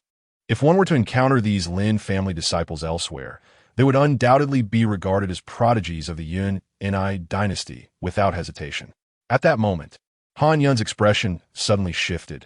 I did not expect that there exists a peak void return realm expert concealed within the Lin family. Upon hearing Han Yun's words, the other strong figures began to scrutinize their surroundings. However, aside from few who had reached the 7th level of the void return realm, others could not detect anything. Leader, could this person be the one responsible for the annihilation of the Luoyuan sect? Is it possible that the Lin family young master is backed by this individual? I believe that is highly plausible. A peak void return realm expert could indeed easily obliterate the Luoyuan sect. While they were engaged in speculation, Lin Sangxiong and Yun Tianming had also arrived in the skies above. Lin Sangxiong observed the approaching strong figures, each exuding an immense aura that pressed heavily upon him. Aware of their terrifying strength, he inquired, "Esteemed guests, what brings you to seek me?" However, Han Yun did not regard Lin Sangxiong, but instead turned his attention to Yun Tianming. "Who might you be? From where do you hail? Is the Luoyuan sect indeed your handiwork?" Yun Tianming glanced at Han Yun and casually replied, "Indeed, the Luoyuan sect was my doing, but as for my identity and origin, that is not for you to know." Presumptuous. An ally of Han Yun immediately rebuked, "Our leader is of the celestial realm, while you are merely at the 9th level of the void return realm. What gives you the audacity to speak to us in such a manner? Be wise and reveal your background, lest..." Yun Tianming shot a glance at the man. The 9th level of the void return realm is indeed barely adequate, yet your talent for flattery is commendable. If you are dissatisfied, you are welcome to step forward. I shall defeat you within 3 exchanges. 3 exchanges? Do not flatter yourself. Even if you were granted 30 exchanges, it would matter not. Do not think that just because you have slain a few insignificant ants from the Luoyuan sect, you can disregard all powerful beings. At that, the man prepared to strike, but was halted by Han Yun. Han Yun regarded Yun Tianming. "We bear no ill will. We are merely curious about your identity and your motives for annihilating the Luoyuan sect. The Yuan-Yang dynasty insulted my master, and the young master eradicated the Yuan-Yang dynasty. Naturally, the Luoyuan sect had no reason to continue existing." "Your master?" A peak void return realm expert actually refers to someone as master. How powerful must that individual be? Who is your master? Han Yun Ing Kurid, Integod. You are not worthy to know. Esteemed guest, I approach you in good faith. Why must you adopt such a tone? I am responding with equal sincerity. Whether you choose to believe, it is entirely up to you. In Yun Tianming's heart, the might of his master was such that these individuals were not worthy of knowledge. Leader, it seems he is unwilling to divulge the truth and has fabricated a fictitious master to intimidate us, waiting for us to subdue him before extracting the information. Indeed, everything about the Lin family is peculiar. If he truly has a master behind him, how could such a well-endowed family hide in such a desolate place? I believe he must have encountered some fortuitous opportunity, but lacks the strength to emerge, hence remaining concealed in this barren land to develop. Please, leader, grant us permission to take action. At this moment, Han Yun finally nodded. Regarding Yun Tianming's words, he was somewhat skeptical. Furthermore, even if it were true, Han Yun felt a sense of confidence. The Eastern Cloud Alliance had a strong relationship with the Eastern Wangfu. The Eastern Wang was a prince personally conferred by the Yun Ni dynasty, tasked with guarding the eastern part of Yinzhou. Although he was not as formidable as the four great border princes, he was still one of the four noble princes of the Yun Ni dynasty, only subordinate to the four great border princes. Even if the individual before him truly had such a master backing him, he would not pose a threat to the Yun Ni dynasty, unless that master was an ancient saint. However, there had been no sign of ancient saints in Yinzhou or its surrounding provinces. The only one who might have had a chance at sainthood, the Fire Emperor, had perished over a decade ago. Unless that ancient saint hailed from a far-off realm, why would this individual remain in such a minuscule territory? Having received the leader's permission, the strong members of the Eastern Cloud Alliance immediately took action. Chapter 94-95. Combined Chapter, Rescue Father. The Ancient Saint Spits Blood. Ding. Task issued. Junni Dynasty. After Lin Shu exited the palace, he strolled through the bustling streets with Yun Yun and Qin Yushuan. Suddenly, an alert from the system pierced the air. Hearing the notification, Lin Shu was taken aback. This was the first time the system had actively issued a task alert.